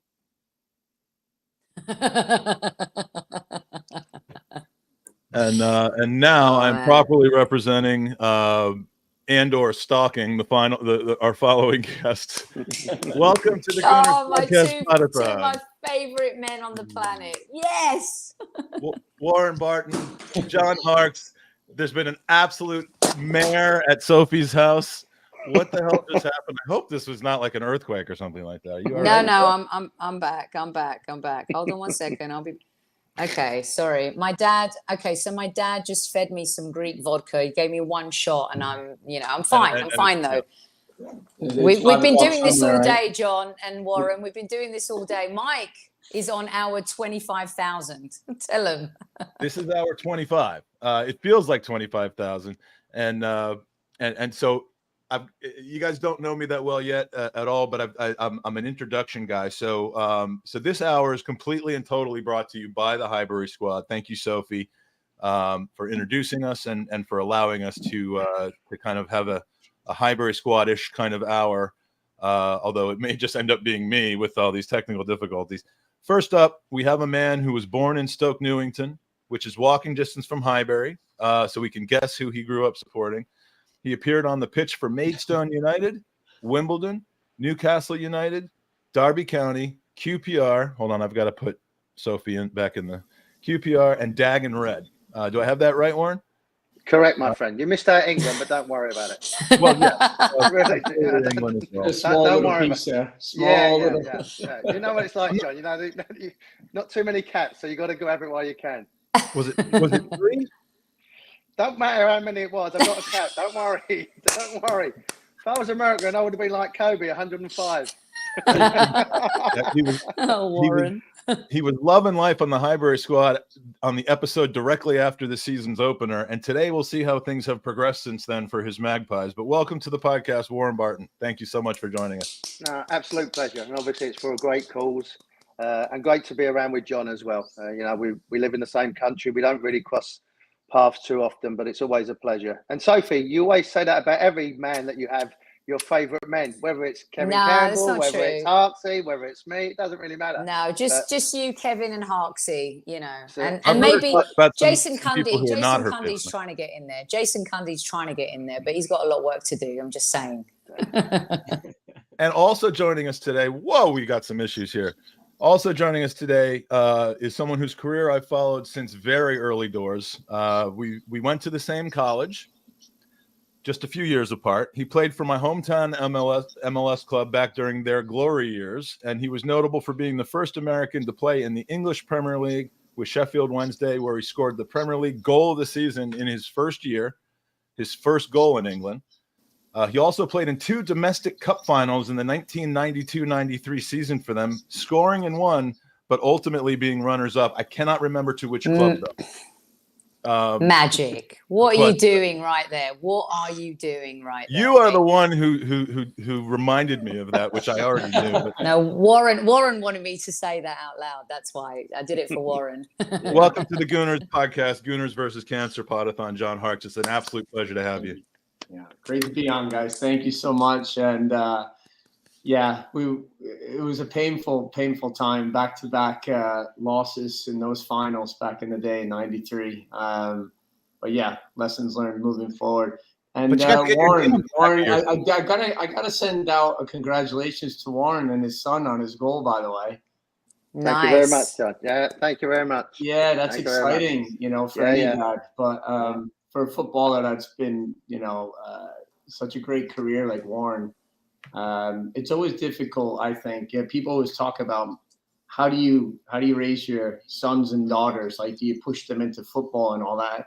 And it's Warren and I have had some conversations, and Milo was here, training with us for a while. And now it's good to see, his son score that goal with Inter Miami too. And it's always a special feeling, just for a father, to be proud of his kid. But if they work, they got to work for it. So it's good to see that happening right now. And Sophie, it's great to see you. Magic Mike, 16,000 hours on the podcast. What you doing, son? What's your secret recipe? Is it bang? Is it coffee? What are you doing? I'm not a coffee guy. I went with sugar-free Gatorades. I went completely, performance-enhancing free for the first 17 hours, and then it finally hit me. So I've been on sugar-free Red Bulls since then. I got to say. Okay. Speaking of DC United and speaking of Son scoring goals, I was in attendance at your son's first goal for DC United, Ian, which, interestingly enough, was not at RFK, was not at Audi Field, but at the Maryland Soccerplex in Boyd's during U.S. Open Cup against a literal pub team called Christos FC. That's right. And sounds like a Greek restaurant. That sounds like a Greek restaurant. Christos FC. It was literally a Greek pub in Baltimore, I believe, that it came through the lower ranks of the U.S. Open Cup to be able to play in the third round of it or whatever, when the MLS clubs come in, and it's really kind of a cool experience. It's like seeing the top level of soccer available in the country at a stadium where my son had played youth before at this like just sprawling complex way out in the suburbs. And, you're standing 5 feet away from them. They come up after the game onto the grass. I mean, there's a whole, it was almost like spring training baseball, but in a much more exciting version of that. And the pub team actually scored the first goal. And then I think Ian had the equalizer, but, how is he doing, by the way? He's playing out in Europe right now? No, Ian's been back for about 7 weeks with New England Revolution now. So, that's right. Okay. Yeah, and he just scored against DC United 2 goals in his first starting game. They won 4-0. So it was an interesting emotion for him, to score against your former club. I think I don't know, Warren, if you've had that experience or not, but it feels kind of good, to know that you represented that club and to score against them, that you're still proving it. So he did well, and he enjoyed it. And it's been going forward. They've been doing quite well, and going through a lot of adversity at that club as well. But he's doing well. It's good to have him back in the country, to be honest. Yeah, I can imagine. Did he do the whole not celebrating thing after he scored, or was there enough time in between his time? No, I told him to run the corner and jump as high as he could, higher than Thierry Henry. By the way, we talked about your goal of the season in your first season with Sheffield Wednesday. What a team that was, by the way. That Sheffield Wednesday team, by the way. Yeah, unbelievable. I believe you got promoted in your first season and came third in the top division in your second season. Does that sound about right? That's correct. Yes. And this goal, we were talking earlier in the FA Cup of football phrases about the phrase "top bins." This, ladies and gentlemen, is top bins. Worthington switches it to Harkes on the right. That's a good effort. Oh, what a tremendous goal by John Harkes!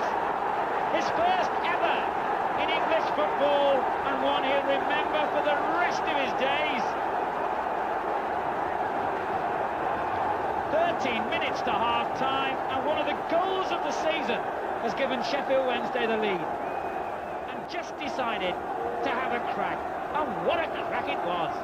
To beat Peter Shilton from that range, it's got to be some shot. It was. Oh, wow. Not only against Derby, but Peter Shilton as well. And Alan Parry, who's still working. He's doing the call job. I didn't know that. I knew you Literally could score the your goal, first, but I didn't know it was goal of the season. I mean, how do you I mean, how does it get better from there? How could it get any better from there? The first goal you scored. It didn't. I opened up my eyes and I figured it out from there. John, I said it didn't get any better from there. That's as good as it got. I don't know, man. 2 weeks later, scored with the left foot against Barnsley, and I thought that was better. I thought it was better. Go on, Hogsy. Go on, Hogsy. Get in there. I thought it was better, you know. But it's against Barnsley, so it don't really count, does it? Barnsley, look, I mean, look, Shilton was still a young goalkeeper at that time, just developing. You know, he didn't have a lot of caps under his. You know, I asked him for his gloves, Warren, after the game. I asked him, like, he shook my hand and looked at me, and I said, "Can I have your gloves?" He was like, "F off." Yeah. I was like, "Oh, come on." He's like, "Leave. Oh, that's Take great. your mullet and leave." That was a good mullet, by the way, John. That's a top shelf mullet right Ever there. since then, I got it cut. All the power's gone out. I got nothing. You're the Samson of football. So, John, as I mentioned, we've got a lot to talk about. First, do you still have a connection to the University of Virginia? I mean, is that still a big part of your life, or did you kind of move on from that and not necessarily look back? No, it's no. Look, I mean, it's completely different, you know, in terms of what we go through in development, you know, in universities, especially in the States. You know, it's where you grow up, basically. I'm still connected. You know, I still have a lot of, you know, and George Gelnavach, who's managing there. You know, I played with him my freshman year there, my first year at UVA, and he was a senior. He wanted everything Warren knocked in behind, you know, like long ball, everything. And I said no, and he just got so ticked off at me in the freshman year. But yeah, we're still connected there. There's a lot of great memories, good moments, and you know, being coached by Bruce Arena there as a young player, just developing and still trying to make my way into the national team at that time. So yeah, it was an important process for me in terms of development. How long was you there, John? How long was you there? How many years? 3 years. So you done 2 years and then went straight to DC, yeah?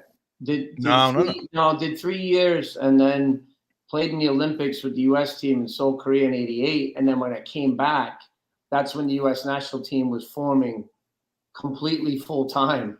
And that asked us to leave our universities at that time. When there was a kind of I don't know, it was a bit of a shock. I think we didn't really know what we were doing. It was almost like they were trying to get us together so we can qualify for the '90 World Cup, and it worked, you know. So I had to make a big decision whether I stay in the university for my last year or I go and sign with the national team. And after we did that, all we were doing was like 2-week, 3-week camps here and there all over the country as much as we could to get football and get together and build chemistry and, you know, for us to be able to qualify for '90.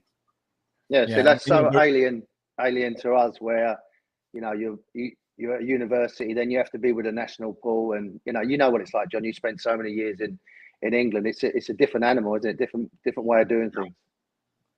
Yeah, I mean, for you, the academies is the way to go. The pathway to the pro is a true one in England. You know, back in the day, it's like if you're in a system, you know, you're being looked at from every coach there is. You know, you're being seen. You know, even the big games. You know, when you go into the 17s and the 19s and the reserves and the old school reserves that used to be there, right, Warren? And you're trying to perform every game, every training session matters, you know, for sure to get that pro contract in England. So, yeah, I mean, you mentioned a guy that you know, just like your career and my kind of connections was involved in two different stages in the same area, and that's Bruce Arena. we'll come back to him a little bit, but I mean, suffice it to say that was the beginning of a golden era in the Virginia soccer program. I was there from 91 to 95, and those are the 4 years that they won four consecutive national championships. And it's just how were those days playing? You were playing with Tony a little bit, and what were your thoughts on Bruce kind of at that point in your footballing life? Could you tell that he was going to have a long, distinguished career in coaching at that point? What was he like back then? Yeah, I mean, look, he was, for Bruce, his first passion is lacrosse. I mean, he was a goalkeeper who got capped with the national team as well one time, and but he was a heck of a lacrosse player. And was managing, playing and trying to follow in the footsteps of Shep Messing back in the early days, of NESL, and he was trying to get a contract here and there. And look, it was early development of a coach that knew what he wanted to do, very organized, structured, but also gave you freedom to create and to be a player. So he was great to play for. And he was no nonsense kind of attitude. His personality, I don't think has changed much. He's very blunt and straightforward. He's got that New York kind of Brooklyn attitude that comes at you. And I don't know, I just kind of embraced it, being from New Jersey at that time, Scottish family, and it was very good for me. It was excellent because he helped me not just on the field, but off the field as well. Mike, before you carry on, can we just bounce back a little, because I think the listeners would love to hear this. Last time we did a show with John and Warren and Rebecca Lowe, it was just when Pele had passed away. Mm-hmm. And I'm not sure if many people know that John had a relationship with Pele. As I'll let John tell the story, because before you get too far ahead into that, I think this is a really cool. Yeah, we're kind of going chronologically. So I mean, please pull me up and get the story. I remember this story, and it's a good one. And I know Warren loves jumping in on this too. But John, your interaction with Pele, I think the listeners would love to hear about that.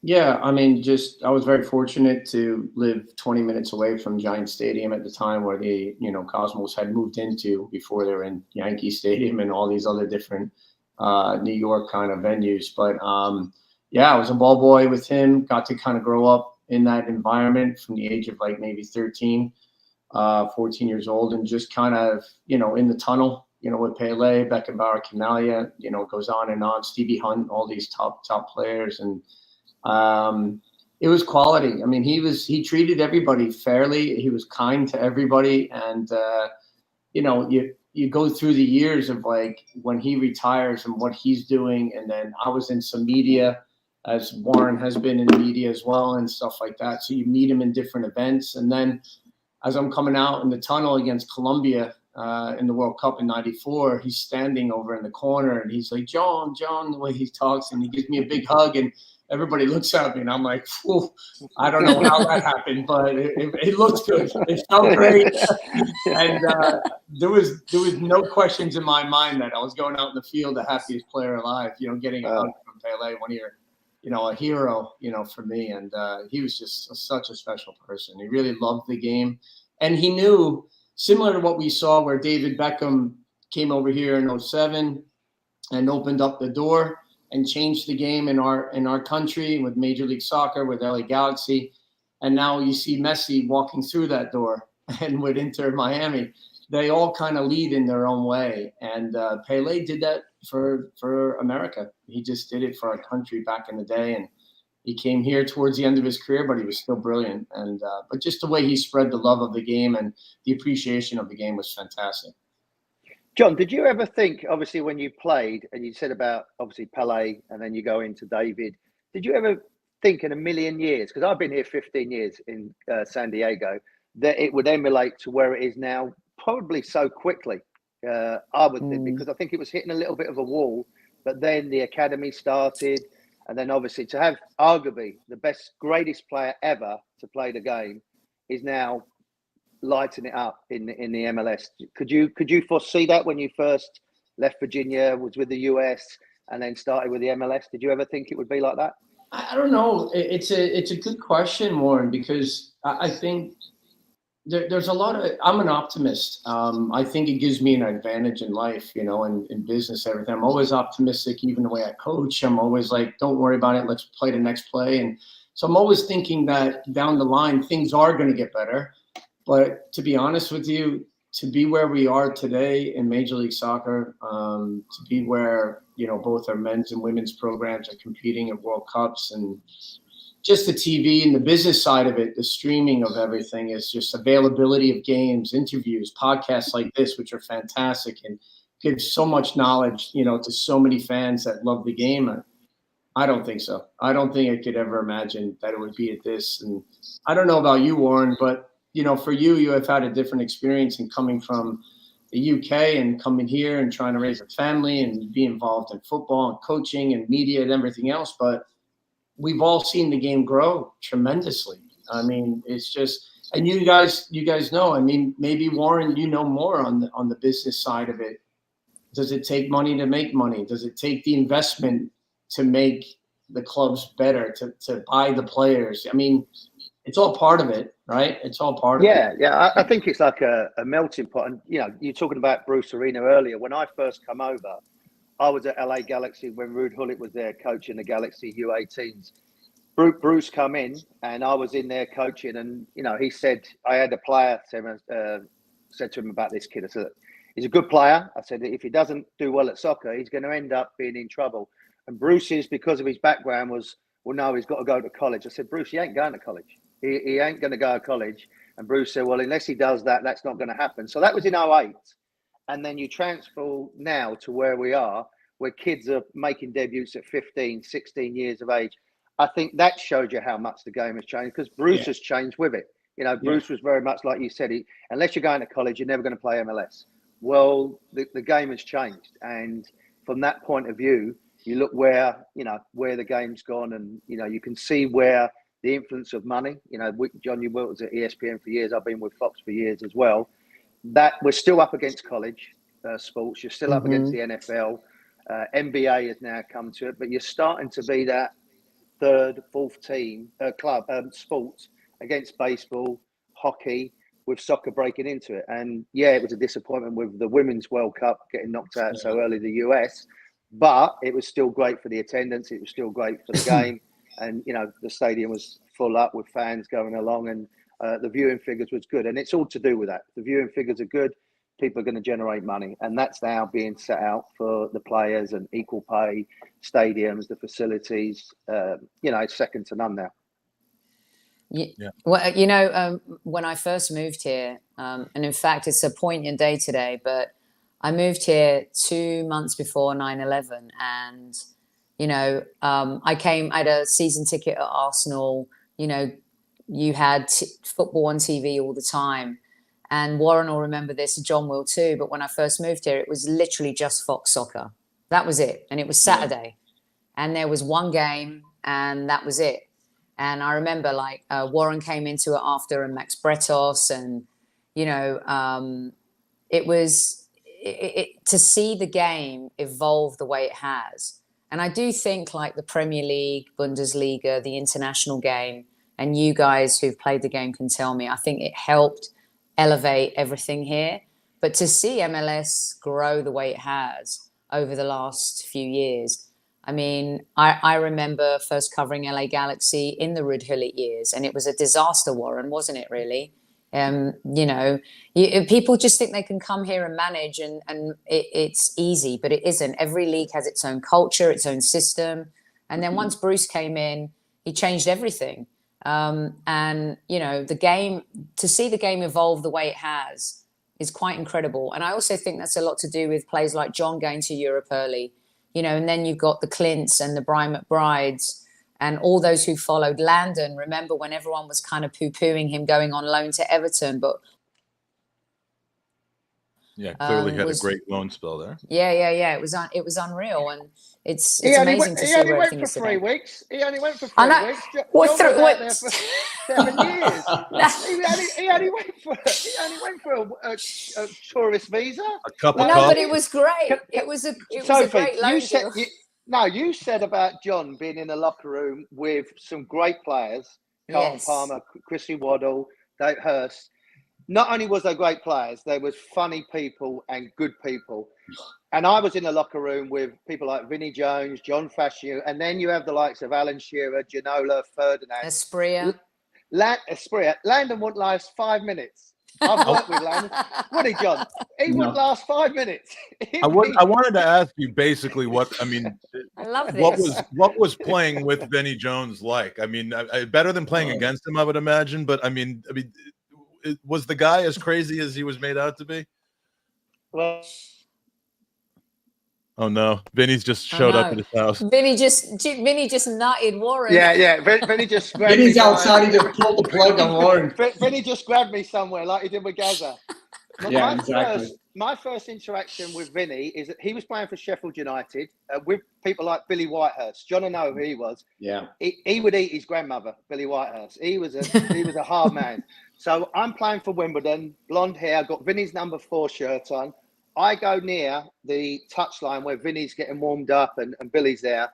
And he said, "Oi, pretty boy, you come near me, I'm going to break your legs." So that was the first interaction with Vinny.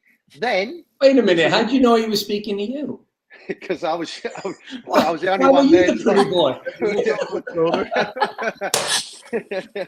Nice one. If you see the Wimbledon boys, they weren't that good. Okay, fair enough. There's a Point taken. A few of them interbred. They weren't actually good looking. Right, you're up 1-0. Go on. You're up 1-0. So then my second interaction with Vinny is I'm at Wimbledon. I've got number 4. We have a great idea, joking here. Why don't we sign Vinnie Jones from Chelsea? Thought that would be great. So I'm now sitting on the floor having a stretch with the boys.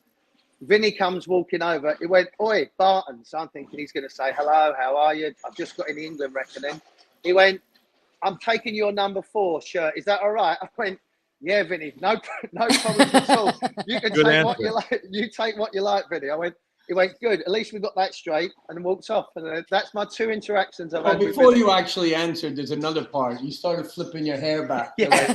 Hold on, Vinny. I'm not done yet. Yeah, you had your mullet. I had my centre party. You had the blonde locks. Come on, you were the gorgeous George hanging out playing footy. I was Don Johnson. Me and Robbie L was Crockett. Me and Robbie L was Crockett and Johnson, by the way. Crockett and Tom's. Me and Robbie, when we shared together, we was you had the soundtrack playing behind you. Oh yeah. Warren, what year was that? Because we were talking to Smudger earlier, and we were talking about you lot. What year was that? I would have been there like 89 after the cup final, and then I was like 94. I left and went to, and we had great times. I mean, John. We reminisce about the Premier League, and it's great what the Premier League is now and what it's become and the interaction.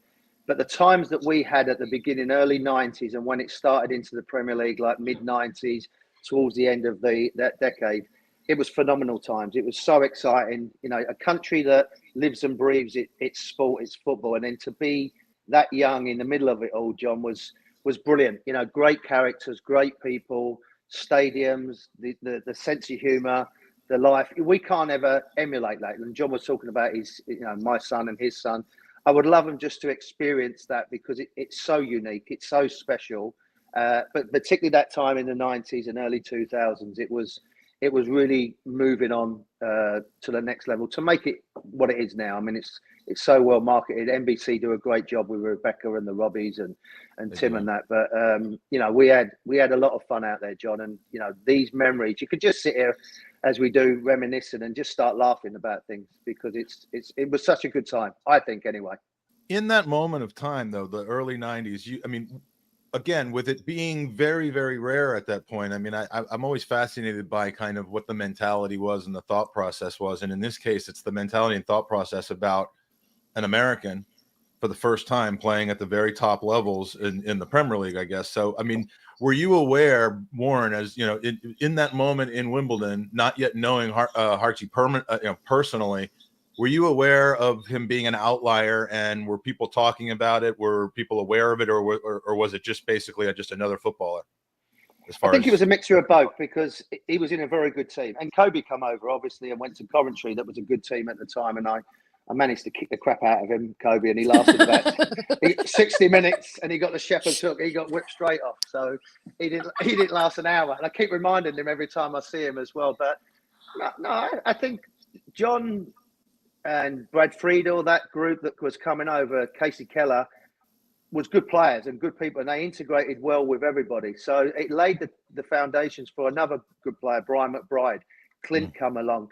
So it was never seen as like, well, they're coming from America. And that's why when I worked for Fox for 15 years with the Premier League, and they was talking about Christian Pulisic, it's like, can you please get out the fact that he's American? He's a good player. John was a good player. Right. Brad was a good player. Whether he's American or from South Africa or Argentina, it doesn't really matter. It's if they're a good player and if they can handle that pressure that goes with playing at the highest level. John mentioned it. I never said anything before, but he said every training session mattered. You imagine John had an iffy training session on a Monday morning. Colton Palmer, Chrissy Waddle. The next morning, John's walking into a changing room and to a training session. He knows he's got to be at his best, because if he has two, he may not play the weekend. Yeah. Is that fair, John? Would you say that was?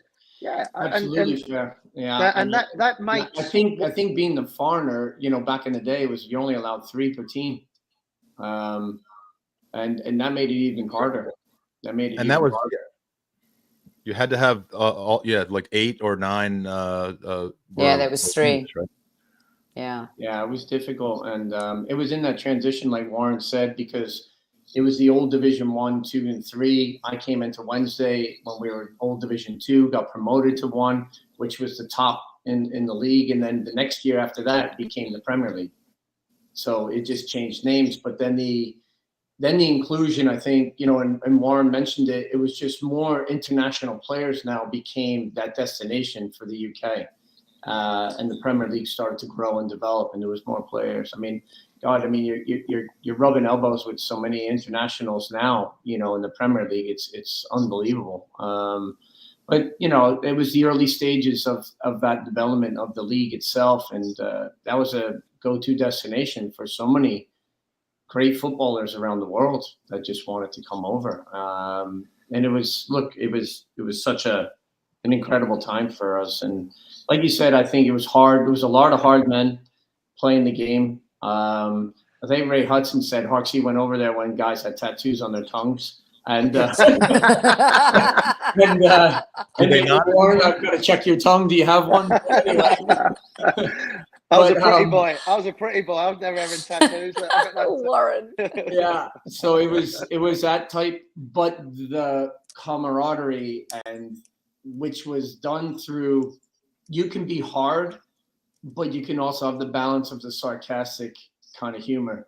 And I think just being accepted in that was pretty amazing. And then you get to play and compete in League Cup finals, FA Cup finals, and big things for your club. Sheffield Wednesday hadn't had a lot of success for a long time.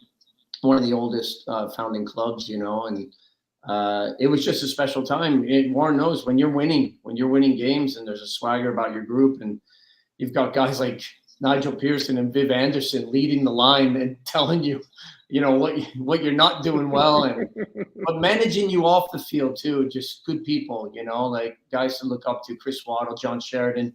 It goes right through. Nigel Worthington, thank God he gave me that ball for the goal. And it's just like there's so many players that you, and I still keep in contact with them, which is great. You're talking 30 odd years ago. I think Viv Anderson owes Kev like £100 in cleaning boot fees. Easy. Yeah, because Kev should have paid Viv to clean his boots. Actually. Yeah, that's what Viv said to him. Yeah, exactly. Viv was a player. He was a very, very good player. Anyone that doesn't know Viv Anderson, look him up. He was a hell of a player and another good character. And people don't realise about Sheffield Wednesday in particular. It's a massive football club, and you look at the Championship and lower leagues. Both of us play for Derby County, another good club, another a sleeping giant if it can get its act together. And that's why it makes it so tough to be in the Premier League, because there's so many big clubs that are not in the Premier League that probably deserve to be in there with the history, tradition, and the fan base. But it's such a unique market and such a tight market to get into. But it's such an exciting league, and like John said, the humour. The more people make fun of you, the more they love you. I always found that out. And that's you always used to think, oh, why are you picking on me? Well, because we love you, and that's part of that. It's like if I'm not having to go at you, that means I don't care. So, yeah, the only thing worse than being rude to somebody is apathy and just not caring about it. And I say that to my kids. If the coach stops talking to you, that's time to worry. So that's where they are.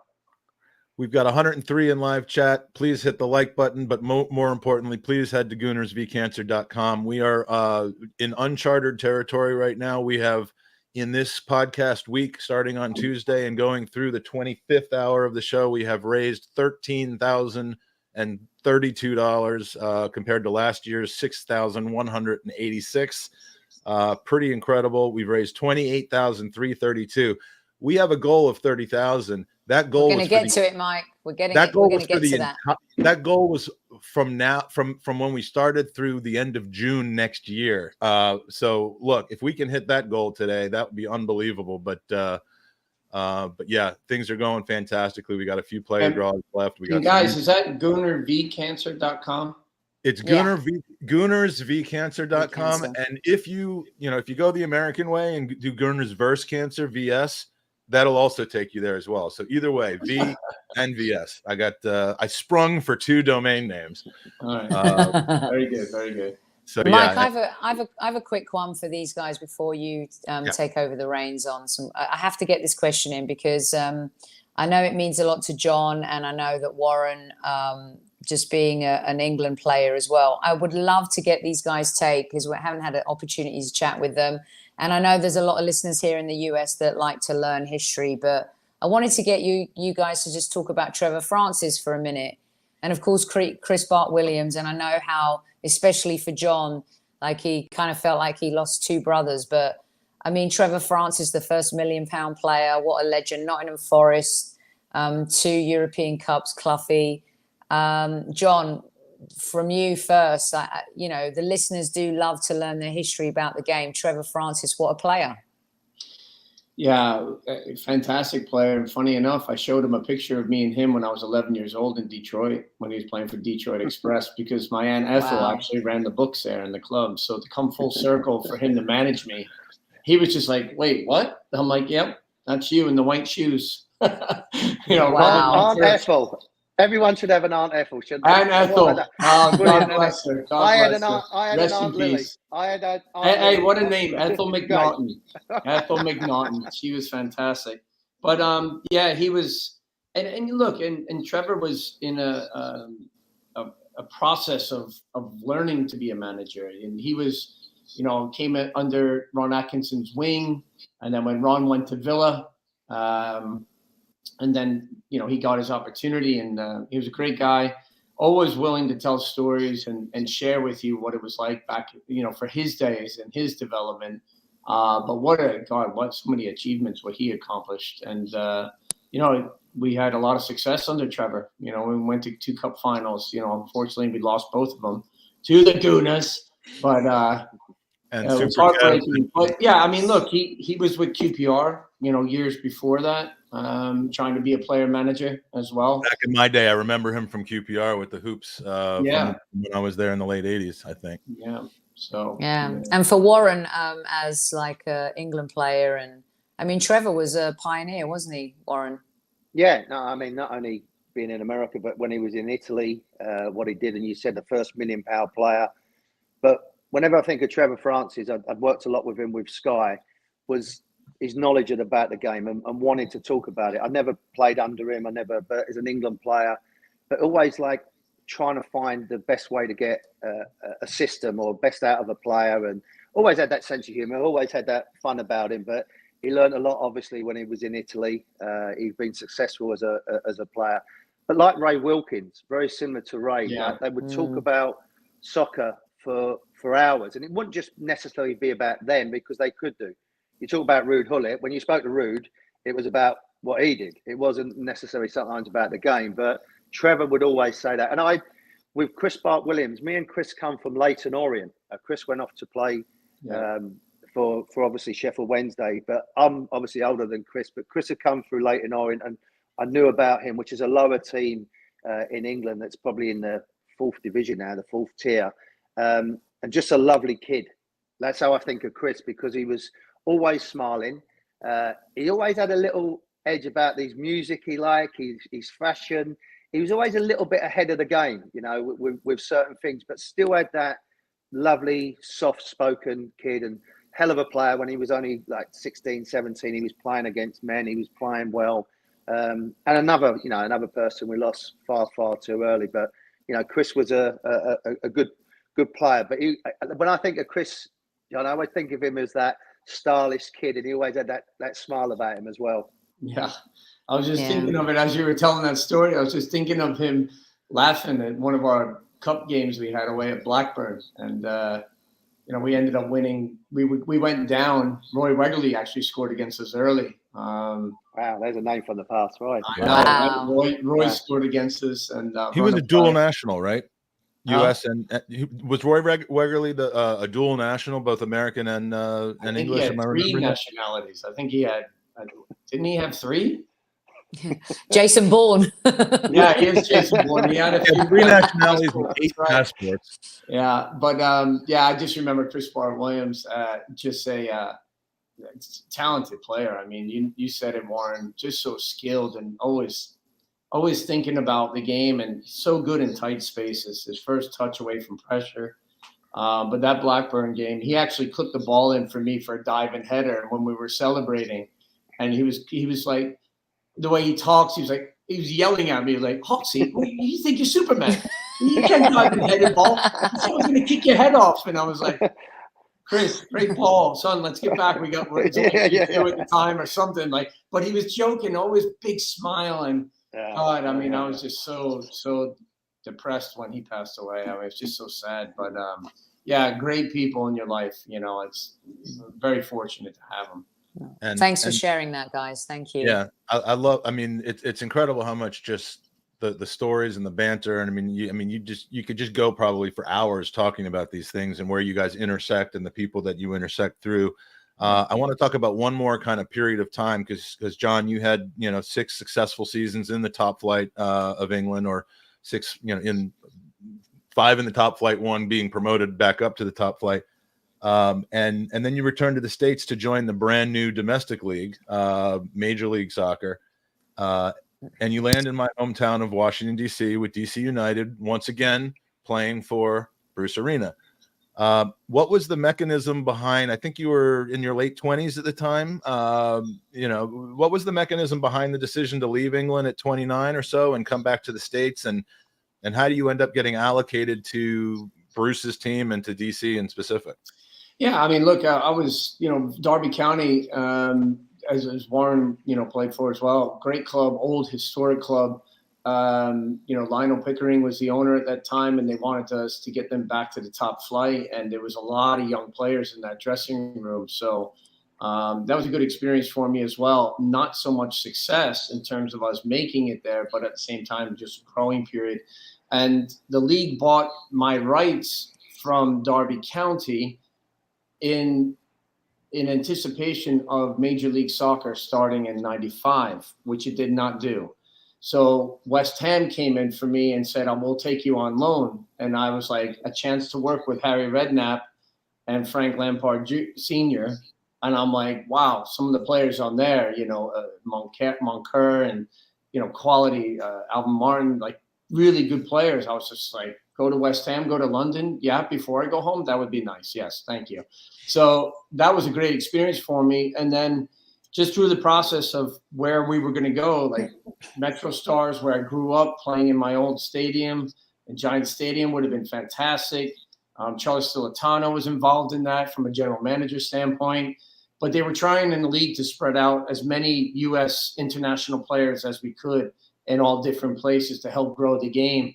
For me, it was a no-brainer. I knew Kevin Payne from the U.S. Soccer Federation early days, and Kevin was always a tremendous leader. Rest in peace, Kevin Payne. Great love for him as well. He passed away last year. And so, you look at him and they were signing Bruce, and I was like, no-brainer. Yes. Sometimes things kind of all fall together. Bring me back. And then, but even though you're going back into the unknown. You're going into. I think we lost Sophie down the stairs. Yeah, is Sophie okay? Is she all right? Sophie's fallen down the stairs 8 times. No, it's my falling phone. asleep again, It's my Warren. phone. My phone holder. I don't know what's wrong with it. It keeps collapsing on me. It's pathetic. So here we go. Let me. That's why I'm holding it. 25 I know what to get you for Christmas, Sophie. I know what to get you for Christmas. Yeah, John. I need a phone holder in my stocking, please. Yes, thank you. I'll just hold it up with my back to finger. Bruce Arena, no brainer. Club with Kevin Payne running it. Just in terms of the culture, what they wanted to build, we got into one major building. We had a training field out back, front office, top level, team below it. Everybody was together. It was one club. That was, to me, was the best start I could have had coming into the unknown of Major League Soccer. Is it going to work or not? Two terrific people running the club. So it worked well for DC United those first 2 seasons. I'll tell you that. I mean, it was, and I'll never forget. There was a game, and I hate to say this, but as far as the choice that I made that day, but I think it was the second MLS Cup final, and at that point they played the MLS Cup final essentially in the stadium of the higher ranked team, it was the home game essentially for I think, and was that the rainy game? Like it was just incredibly rainy. And my wife and I that year, we had season tickets like that we had bought from somebody, rented essentially a ticket for the season for the Washington football team, the American football team, like 4 rows away from the pitch. So we were, well, how is that possible? Actually, maybe this wasn't at RFK then. It couldn't have been at RFK 97 against Colorado. 57,000 plus people in the pouring down rain. So the first 2 finals, one is at Foxborough, and a nor'easter storm for 3 days. We're all like squeegeeing like water off of it, and Warren's probably there going, "We've got to cover this." I just remember going to the American football game, taking the metro, the underground, from Stadium to Bethesda, where my then fiance was living.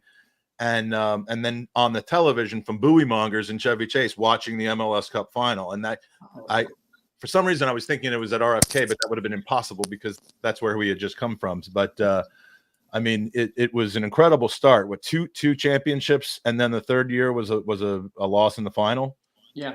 And John, when did you leave there? Sorry, John, when did you retire? When did you leave there? Because we played DC in a friendly Newcastle in 2000 or 99, I think it was. We come over to Georgetown and Columbus Crew. Would you have been playing in that team? No, I was up in New England with New England. Okay, you got it. 99 and 2000. So after the first 3 years, we had won 5 titles, and it was kind of like break up the team a little bit. And just to let you know as well, Warren, that area has never been the same since you guys were there.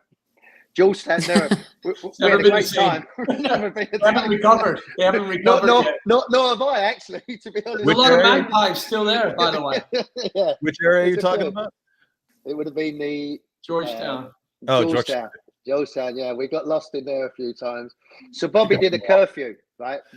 We'd flown in with Virgin. First time I've been on a Virgin flight, and it had the bar. On there. Oh, yeah. So it's the worst thing. So you've got Big Duncan Ferguson, Gary Speed, another one. God rest his soul. Big Al was there. And anyway, we're in there. So Bobby's at the front. So I've sort of woken up because Gary's got that little squeaky laugh. So I'm thinking he's had a drink. So I've got up there. We're getting the Virgin Coke. The guy's pouring it. It's Virgin Coke, but it's about that much vodka and about that much Coke. Kieran Dyer loves a drink but can't drink. So he's now on his second one, and now he's going loopy. We've still got another 6 hours to go. We're flying across. So all of a sudden, like, Kieran, calm down, have a little sleep. We'll be okay. No. Now he wants to fight the world, but we're 30,000 feet up in the air. So Bobby comes over. So I've never seen so many people get sober as quick as they can. What's going on here? What's going on? You know, he's got his shades up here. He's got his earplugs hanging out. So we're all halfway through these about 4 or 5 of these Virgin Cokes. Are you all right? Are you drinking? I said, no, Gaffer. You know, here it is. It's a Coke. But we had a Coke there and we're all drinking these Cokes. I said, oh no, we're just having a Coke. So here's a drink. He goes back, takes the tablet. Obviously, then we land, get into the hotel. He said, right, fellas, you might have a bit of jet lag. You've got to be in at 10 o'clock. Now, we don't know whether that's AM or PM. So we've gone out. Unbelievable. So we've gone out into Georgetown. It's a wide margin of error right there. Exactly. It could be anything. We don't know whether it's UK time. He didn't say, Harkes. You know what it's like? You've got to specifically say. So we're finished now. We've ended up finding a club. It must be like 2 o'clock in the morning. We haven't slept, but we've got ourselves together. So we say, right, let's go round the back. You know, we've been around the block a few times. We go to the valet guy. Is there a back entrance? We got to get up there because we know Bobby's going to be in reception having a coffee like 11 o'clock, 12 o'clock, just waiting. Or Mick Wadsworth, John Carver will be hanging around. So we go around the back. Alan, all of us get in our room, have a good night's sleep. The foreign lads come walking through. They come walking through reception, been having their coffee, had some food, gone to bed. So about 9 o'clock in the morning, we get a phone call from the kit man. The gaffer wants you in the room. He knew you went out. So I phone up Alan Shearer, our captain. Said, Big Al, listen, we're in trouble. The gaffer knows. He went, I never went out. I put the phone down. So now we go into the room. Wow. We go into the room and the gaffer's right. I'm disappointed in you lot. It's terrible. So at the back, there's me, Gary, Shay Given as well. We're thinking, we've got to hold our hands up and say, look, sorry, gaffer, we couldn't sleep. He went, why can't you be like this lot? He pointed to the British lads over here, you know, going to bed, getting ready for training. And all you lot, like Nikos Dabizaz and Alan Gomez, all these, Nobby Solano, coming in at 2 o'clock in the morning. What do you think's going on? And it was like, you're disgusting, fella. You know, you're out of order. How can you go out? You're representing Newcastle. He said, they all got fined a week's wages. We got away with murder. We come in at 2 o'clock in the morning. Wow. They come in at 11 drinking coffee. And then we played your team, DC, and we lost 3-1. And there's a wonder why we lost 3-1 because we was not in a good condition, actually. But there you go. There you go. That's our thing. That's a great story. That is a good story. We have a few. Bobby, by the way. Wow. Sir Bobby, what a legend. Wow. But Magic. Would Tony Adams have responded the same way as Shearer there, Magic Mike? I don't know about that. What do you reckon? Probably not. I think it might have been. Shearer had an image. Shearer had an image to keep. You know, that squeaky clean image. Yeah. Shearer always his one hand celebration, and Tony always had his hand up for offside. Offside, both the same. I wanted to make sure to get to a couple of our listeners or our viewers' questions because there's some good ones in here, and the first one comes from my dear friend Laurie Laker, expat living in Minnesota. John, given your parentage, did you ever consider playing for Scotland over the U.S.? You know, it was brought up quite a few times back in the day when I was younger.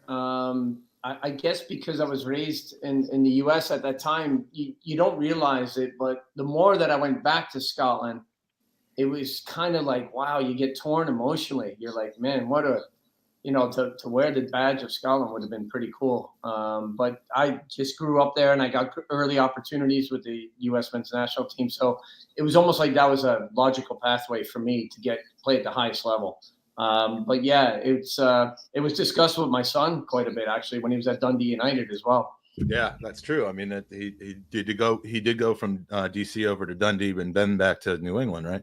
Yeah. The next question is from Seth Thomas. Either one of you, will MLS ever move to relegation model? Should it, and when? I pray. I hope so. But who are the obstacles in the way of that right now? The 500 million investment you got to make as an owner, you're going to get relegated. Sorry, it's not happening. That's never. Right.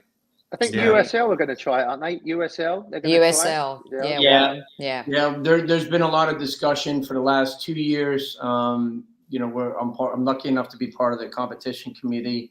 We hired a third party to actually do the study on it, and it was in a positive favor to actually go forward with it. It's just convincing some of the USL championship ownership groups that paid maybe a higher fee for their club to go involved in this as compared to USL, not just the championships, but the USL League One.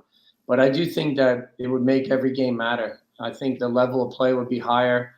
Fans would enjoy it more. There's stories to tell at the end of the season. We all know that. I think it's necessary for our game to evolve even more. Yeah, but there's such a financial conundrum to try to figure out and to make it work. And it's, I mean, I'd like to see it in every sport, but it's just you can't. How can you put the cat back in the bag or whatever the yeah, but I don't even know though, Mike. What is the financial conundrum? I mean, you spend the money. I get it. It to me, it doesn't make sense. You pay $500 million for a franchise in San Diego, and you can buy 3 clubs in England for that. Like, who's putting the value on that and the operating costs? And then within the league, there's not a big discrepancy in terms of travel costs and everything. It would be fantastic. If anything, join the 2 leagues together in USL if you want, and then just have promotion relegation for the USL 2, and you make it into the conferences across the country like you did for NFL with so many teams playing. But I think it would be fantastic to go from USL League 1, you win the championship, you go up to the championship, and you play in there, and you see if you can hang in there. And I mean, it would be brilliant. It would be great. Well, the question then is there a team that goes up to the MLS and does DC United end up going down? I mean, that would be an interesting thing for me to see. Look, I would love for it to be the case. Here's what the last 5 minutes of this hour are going to look like. I'm going to put up a question from David Ziegler. Sophie, will you ask the question? Of course. I'll ask the question, and then I'm going to step away for about 45 seconds, if you know what I'm saying.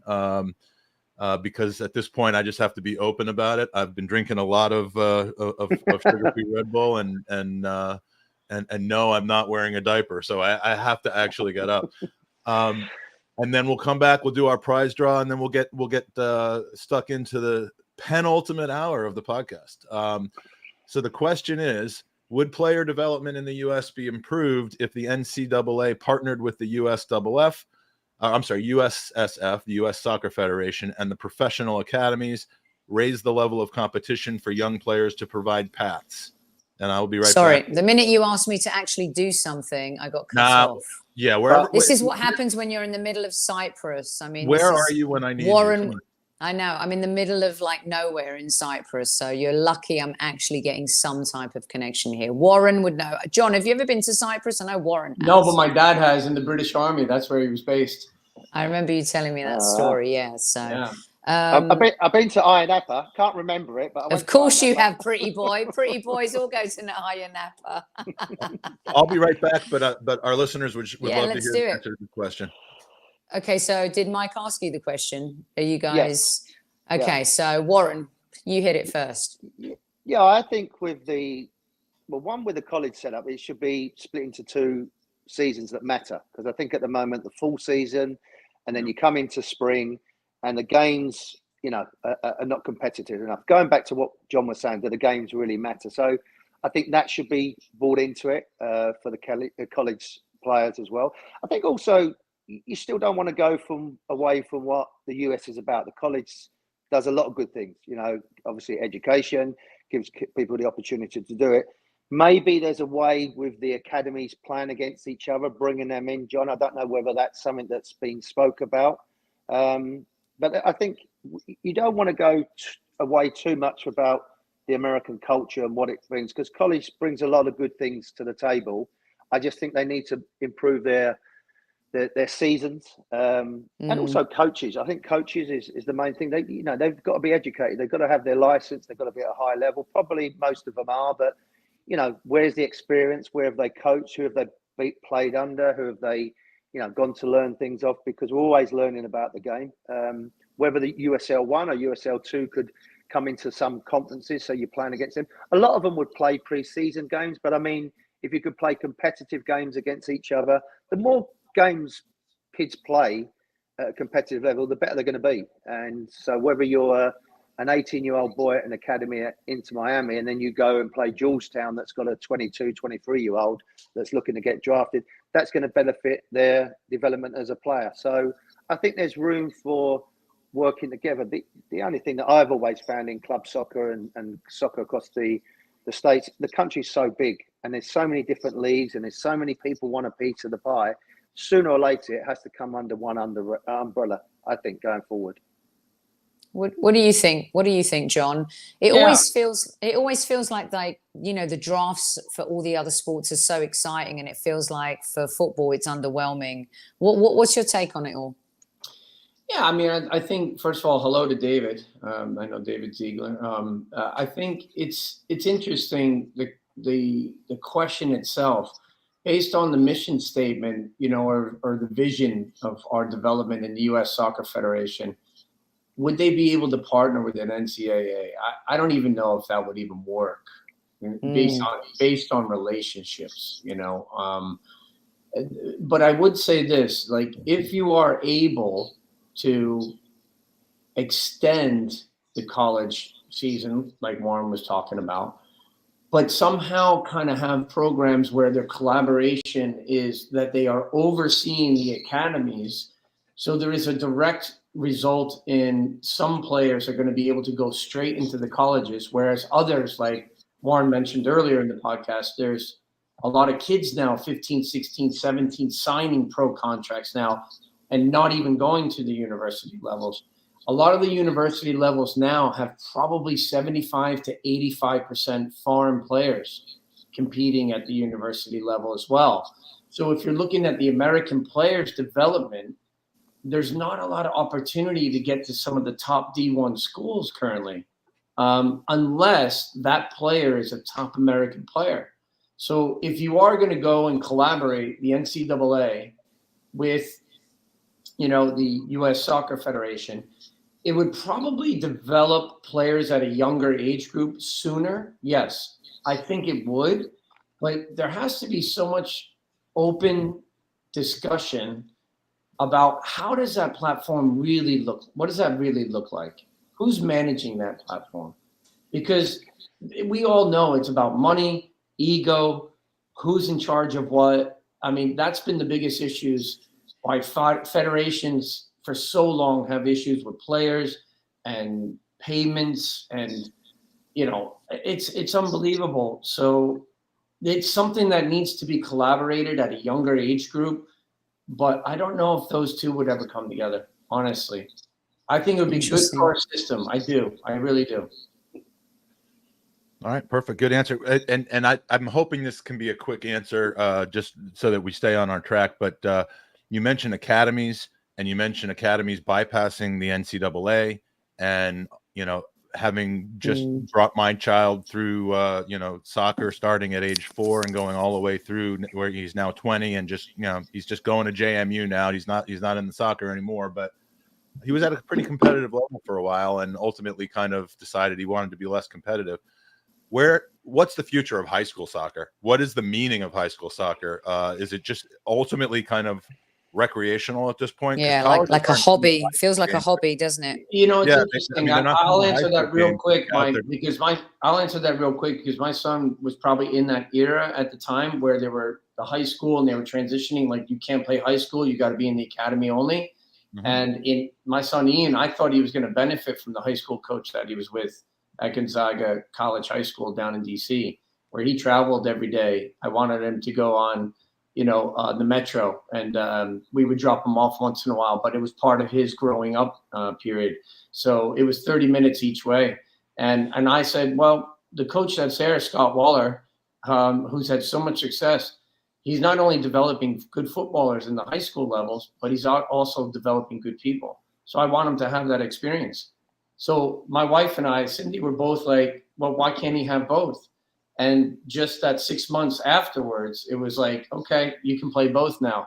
And they started to transition that and say, yeah, as long as it doesn't conflict with each other, because they're all going to develop in different ways, depending on what their responsibilities with that team is. So with his high school team, he played more like an attacking 10 role. So he's scoring goals and he's finding the game as a transition number 8. With DC United, they put him more of an 8 and a 6 to build out of the back. So he got the best of both worlds there. And we feel like we benefited from being in both of those. Yeah, I did exactly the same, John, with my son Ty. Yeah. He loved being, and also being in the high school, being part of the school. If you're turning your back on your peers and, I can't play with you, I've got to do academy. Yeah, playing with friendships is very important. Yeah. Playing with friends is huge. Yeah, and where we are, there's some big high schools here, and he really developed well, more off the field and leadership that he did on the field. I mean, because the quality's maybe not as what it should be. But I think it's a big part, going back to what I said, it's a part of the American culture, is representing your high school, back in England, I couldn't wait to get out of my high school. I hated it. So I didn't want to be there. But the Americans, it's a big part of the community and things like that. So he benefited a lot from that. This was the whole thing for my son, and he was in the chat a little while ago because I think he was waiting for his car to get inspected. But so I don't know if he's Jake, if you're in here, let me know. But his trajectory was, very, very competitive travel programs, very, very competitive travel programs, kind of going from being the U9 that was just dominating everything to bigger, stronger kids maturing physically faster than he was, mentally, emotionally, maybe a little faster than he was. And then ultimately we said, let's stop pushing this so hard. Go and have fun. You score goals in bunches, you used to, and now you're not enjoying it anymore. So we went kind of back down to rec, and his ultimate goal was to represent his high school. Yeah. Socially, it made a difference to him. He felt proud to do it. His senior year, he won the Golden Boot for his, for his team, and it was just a very, very, very good experience for him. And he knew at that point that there was no competitive soccer coming beyond that. But I think it meant the world to him. So I'm really glad that we didn't just keep pushing and pushing in that competitive area. And that's a whole nother hour conversation about how to handle kids who We'll do a follow-up with this is like we were talking to Nick Ramsdale about this with Aaron's journey and being a parent of an athlete and navigating through that and the sacrifices that you make. And it's a really fascinating conversation. When to know to stop pushing that particular pathway in fear of kind of ruining the love of the sport. So we are going to draw for and Lori, you had a great question. There were a few more great questions in there. I'm sorry we've run out of time for that, but hopefully we've been able to give you a really good hour with Warren Barton and John Harkes. This has been a real treat for me. We're going to draw the winner. Now this prize, is this the one? Yes, it is. This prize is the most unique prize we have. And if you watched any of our promotional podcasts on Sophie's channel, on Harry's channel, on Tom's channel, it's not a coin, it's not a jersey, but I think it's more valuable than all of the above. It is well, let me just show you a picture of what it is. These guys will laugh their ass off. I just What is this, it?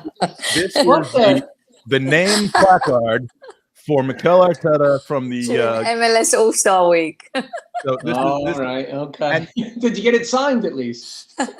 It's better than signed, John, because Sophie signed a declaration in front of a notary public and a priest that declares that she saw a significant amount of spittle leak out of his mouth and land on this placard. It is. So this is a prize for 24 hours. God knows what prize you're going to have for 27 hours then. I mean, no, he's already given away Alan Smith's 89 shirt. I mean, we've done all that. Oh my God. What a great player. I don't have Alan. Well, no, it's a retro 89 replica signed by Alan Smith. It's not the one he wore in 1989. Believe me, I'm still working on that. Yeah. No, but this is a special prize, and if you're inclined to get scientists involved to figure out how to extract the DNA from the saliva and either clone him or whatever else you want to do, MLS made me wait 2 whole days to just get hold of this. They're like, "No, Soph, we're going to use it tomorrow." I'm like, "Come on, man! You must have 3 or 4 copies of this thing with all the presses he's doing in DC." No, just the one. MLS and all their budget. So you know what? We nabbed it. And MIkel did. He just projected a little, during his passionate, answers. I have to ask you, during those passionate talks, did his hair move at all? No, it didn't. It's incredible. He's like a Lego man. His hair, it comes off like a block. It never moves.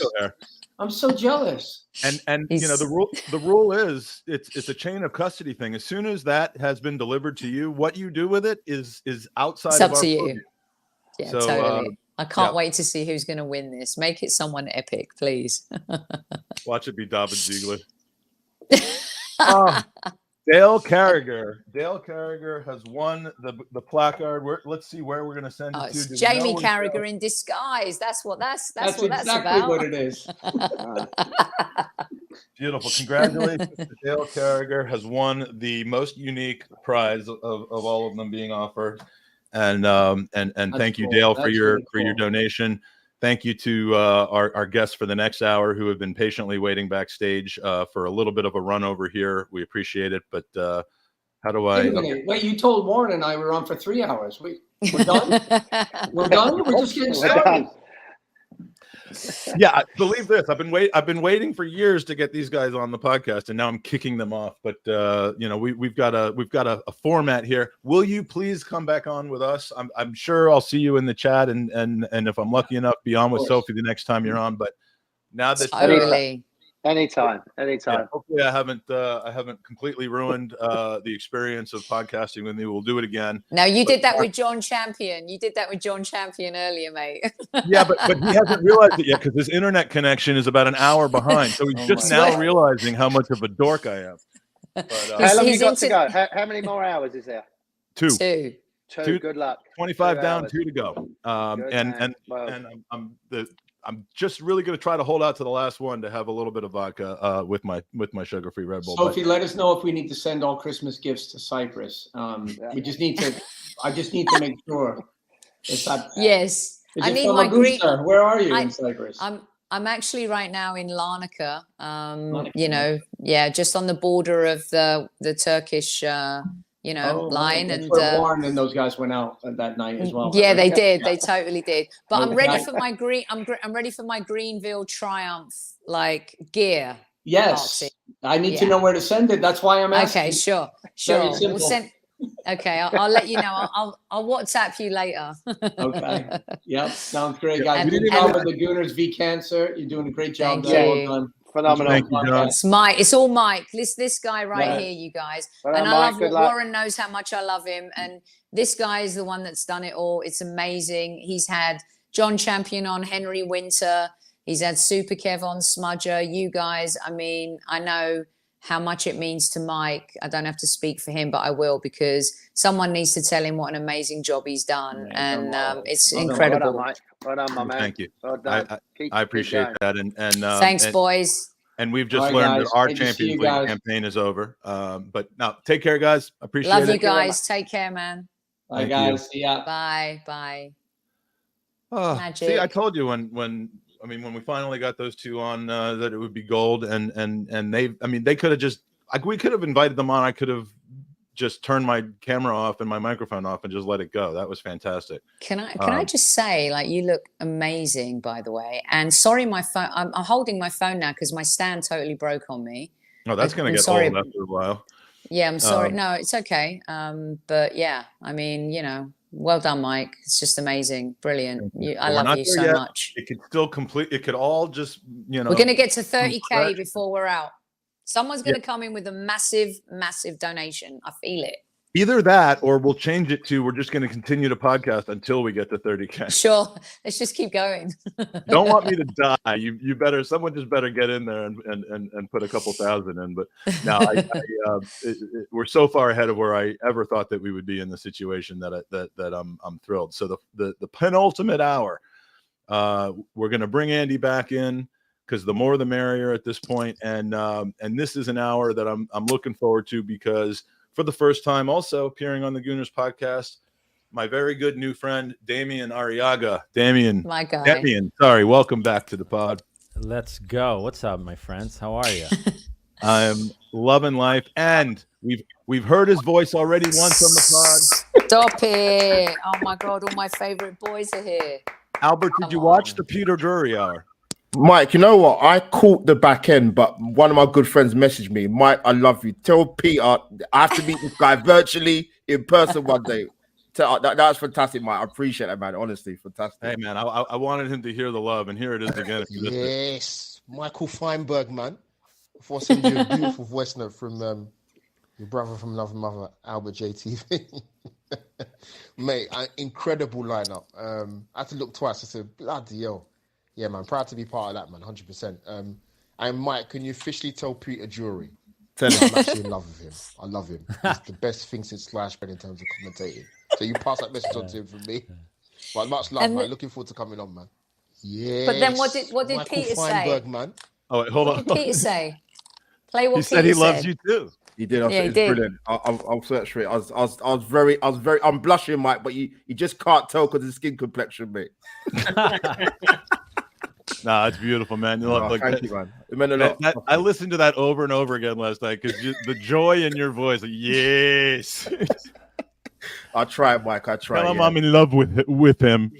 I am. I love it. So this is the penultimate hour. I got a little bit to talk about officially, but we're just gonna go freeform here, and then probably halfway through this, I'm gonna start pouring vodka into my stuff. But with us this hour, we have an extremely talented professional musician, podcaster, blogger, and connoisseur of the Arsenal women's football team, an up-and-coming podcaster and an up-and-coming podcaster, an all-around great guy, and a geezer. Oh no, these are three different people. We've got. I don't even remember writing this. So we've got an extremely talented professional musician, podcaster, blogger, and connoisseur of the Arsenal women's football team, an up-and-coming podcaster, and someone who didn't show up, who I was going to describe as a geezer named Hoggy who still hates the Cronkies. So where's Hoggy? Yeah, where is he? He's probably asleep. He's so old. He goes to bed at like 7 o'clock. So, he says many apologies. Oh, okay. There's a good explanation for it. So we're going to be without Hoggy tonight. First, okay, here we go. I'm sorry, I have to get this out of the way. He's a man who's. The guy has been up for like 26 hours. Let's give him a break. Give me a break. He is a man who's been on stage as a percussionist and drummer for the likes of Miley Cyrus, the Jonas Brothers, Carly Rae Jepsen, Meghan Trainor, and more. He's appeared on Saturday Night Live, the MTV Music Video Awards, The Tonight Show, Highbury Squad, and now at last, the Gooners. Not only that, those are the top 5 in order.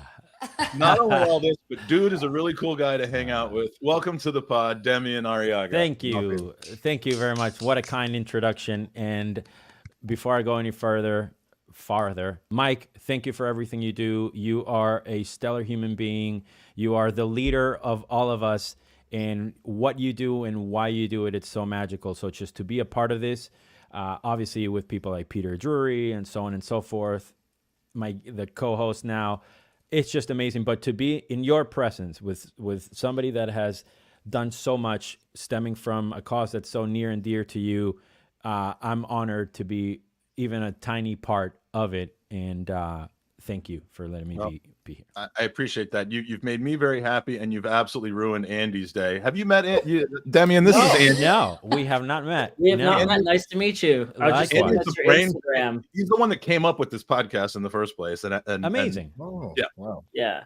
Not the charity podcast. He came up with the idea for the Gooners podcast. Mike, the two of them are like, wait, hold on a second. Who is this geezer? What are you talking about? I probably better bring him in here because he came up with the podcast idea the summer of 2016, and this is his first time on it. Wow. And I'm happy to be here.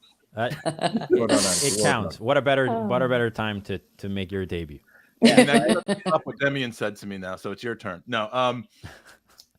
Also, we have the founder and host of Albert JTV, where you can find his instant match reactions, weekly surgery, a show where he performs unnecessary surgical procedures on different members of the Arsenal fan base with absolutely no training, and much, much more. Albert, the J in Albert JTV stands for Jewish, right? No, it's Joseph. He answered that seriously. He did. That was great.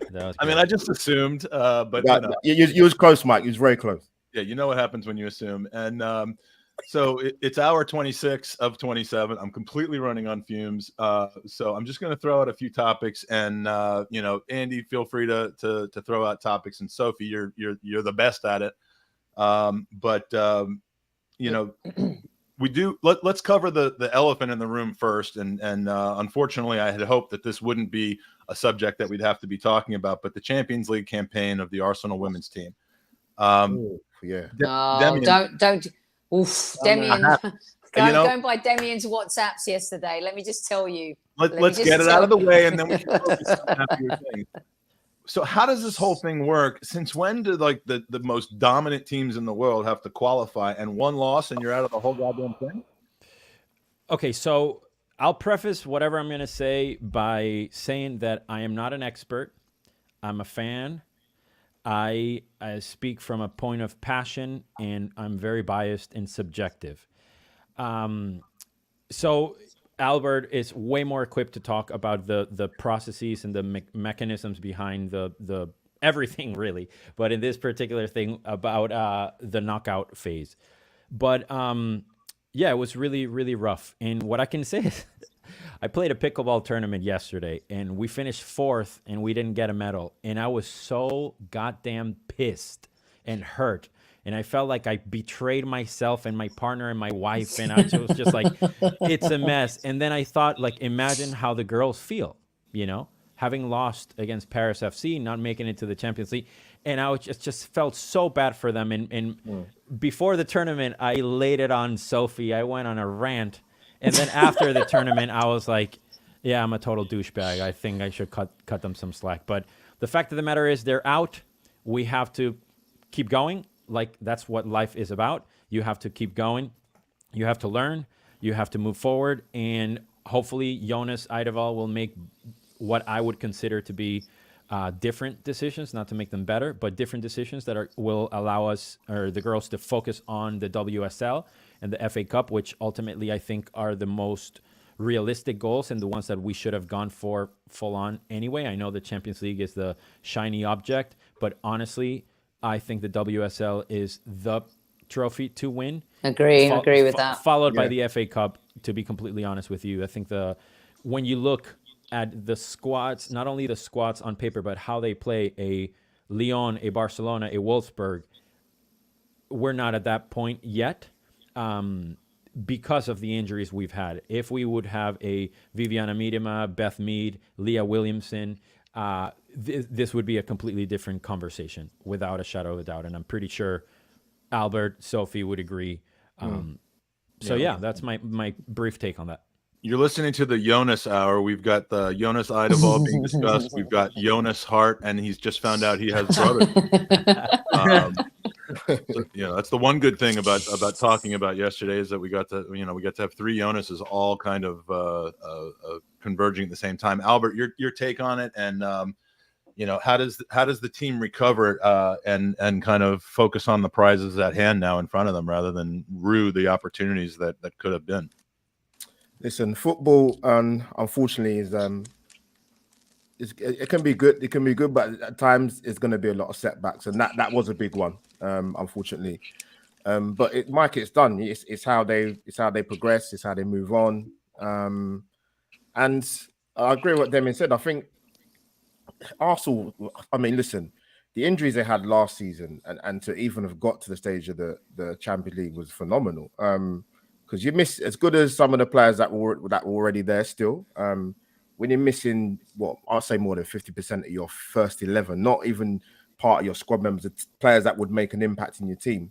But yeah, it's a blow. And like I said, we've got some new faces coming into the squad, so they'll take a bit of time to gel. But I'm positive for this season. I'm happy with the transfer window that they've done.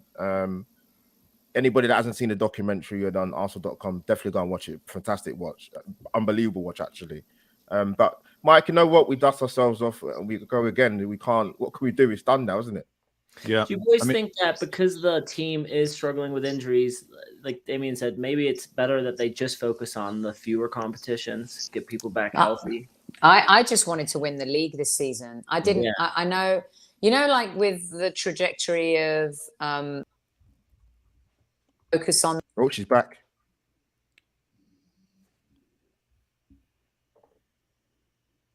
She's not muted. Lost, yeah. We can't hear yourself.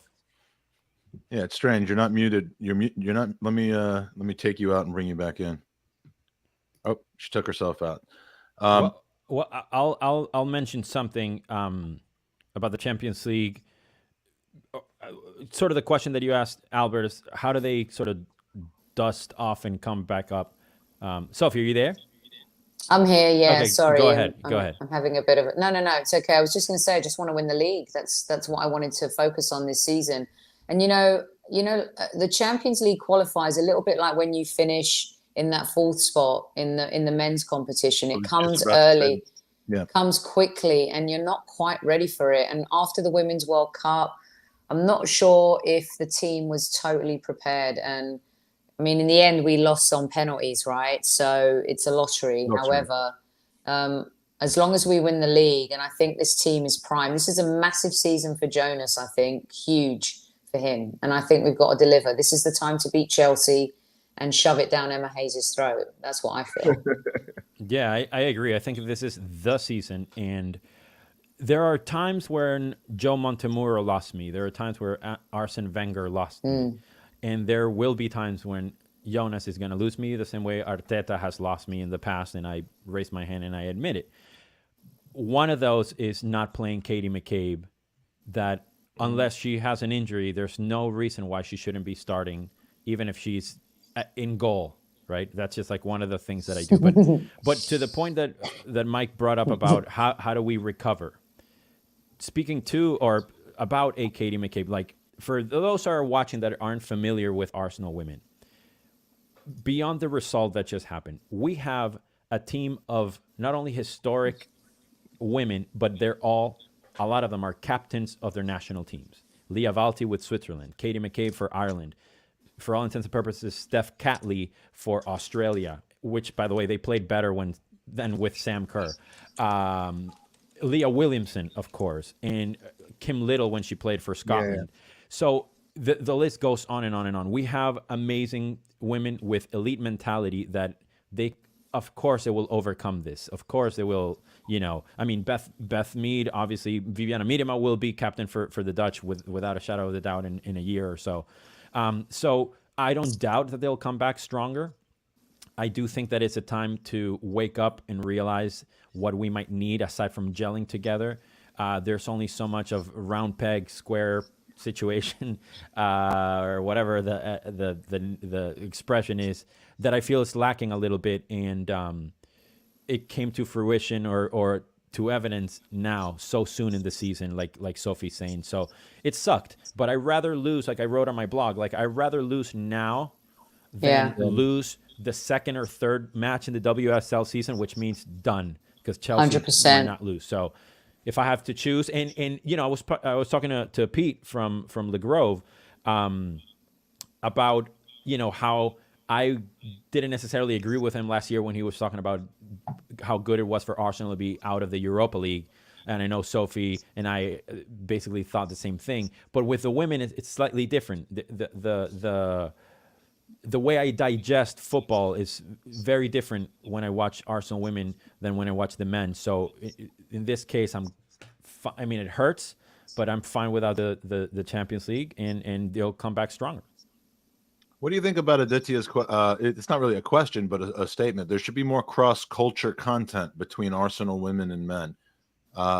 I mean, the cultural awareness and the sport awareness has permeated much further, as far as I can tell, for the women's game, especially with Arsenal having such a compelling team. Can I say something here? Yeah, because I know Albert and Demian feel strongly about this. So the Arsenal women were playing in a Champions League game. How many of the men's team tweeted or Instagram wishing them luck? Yeah, great. Leah Williamson, our captain, every single time, whether our boys are playing for England or whether they're playing in the Champions League or they're playing a cup game, she all the time to support. And Mike, you bring up a really good question, and I'll let the lads answer as well.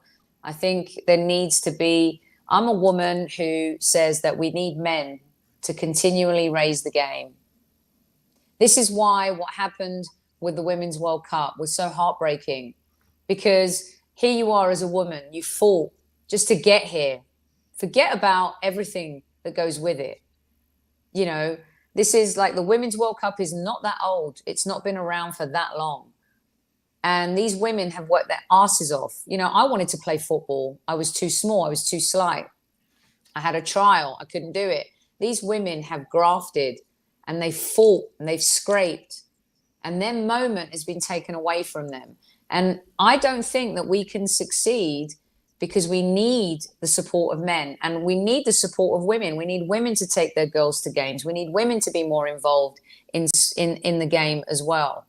But I don't think our men's team show enough love for our women's team in the pivotal moments for those pivotal games.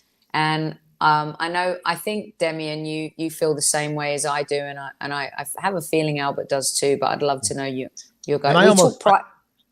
I almost asked a ridiculous question, which is, whose responsibility is it to make sure that happens? And it occurred to me that I must be really overly exhausted, because this, I mean, it doesn't make any sense if like, you know, Kate or Mark, I mean, or somebody says, okay, we need to, I mean, it needs to be organic. The men should want do you think anyone tells Williamson to make that post? No, and that's why I'm saying, it's a failure. I'm tired, but I wasn't too tired to recognize that would have been a completely useless exercise if it was having to be. It's a failure. It's a failure for both, though, Mike. Right, players and the organization, like the communications team. To Soph's point, they shouldn't have to do it, but they're not doing it. So someone should be stepping in saying, hey, boys, we need you on socials backing these girls, right? You probably do that once. That's enough to push them in the right direction. It shouldn't have to be done, but the club needs to step up and say, hey, you're not doing it, so do it. How often, and Demian, I know that Sophie kind of threw it to you, but and then I keep adding things on top of it, but how often do you think that the women's team as a unit is in the same, under the same roof, whether it's a virtual roof at Colney or an indoor training with the men's team? Does that ever happen? I'm not sure as far as how often it cross pollinates in a way, or they overlap, but they play in the same club. You know, like Viviana Miedema says, the Emirates is not the men's stadium, it's the club's stadium. Right. And at some point they get to play more often. So I'm not really sure how much that happens, but there has to be, what's lacking is bravery and empathy, right? Which are kind of oxymorons for a lot of men in this world, and myself included from time to time. So the fact that Leah Williamson posts and no men ever really post, right? I challenge anybody to think about which male player or which male posts the most about Arsenal women, and it's Ian Wright. Yeah. Okay. But by an absurd amounts of stats, right? Ian Wright is such an important architect of what this fandom is. So imagine if you had not 20 Ian Wrights, if you had 3 Ian Wrights, if you had 4 Ian Wrights. And I'm hearing Rob Holding. I'm hearing Rob Holding it being. He was great. Rob was great. He was great, but that's one guy. Right. I mean, no offense. It should have been Saka, Odegaard, the heroes and the guys. Like, so I do take offense that they don't post to a lot of degree, and I'm sorry, but I think it's cowardly that a lot of times they don't do it. A lot of the guys that I look up to or admire and feel are amazing parts of the club didn't say anything about Rubiales, didn't say anything about Jenny Hermoso. This is something that angers me and makes me very very distraught. And I think I'll shut up in a second, but I think a lot of times the players are poorly advised, and they assume that if they post something, that they won't post something because the news cycle is so fast that whatever they were supposed to post about, they can just wait a couple of days and it'll be over, right? Instead of thinking, you know what, I'm going to post something about this, and if people like it or not, it'll be gone in a couple of days anyway, right? So they can use the fast news cycle to take a stance, to say something, to support, to do something for the women. And like Beth Mead is among the biggest Man United supporters on planet Earth. She knows more about that team than most. And when Arsenal beat Man United 3-1, she was the first player to post, "Go on, boys."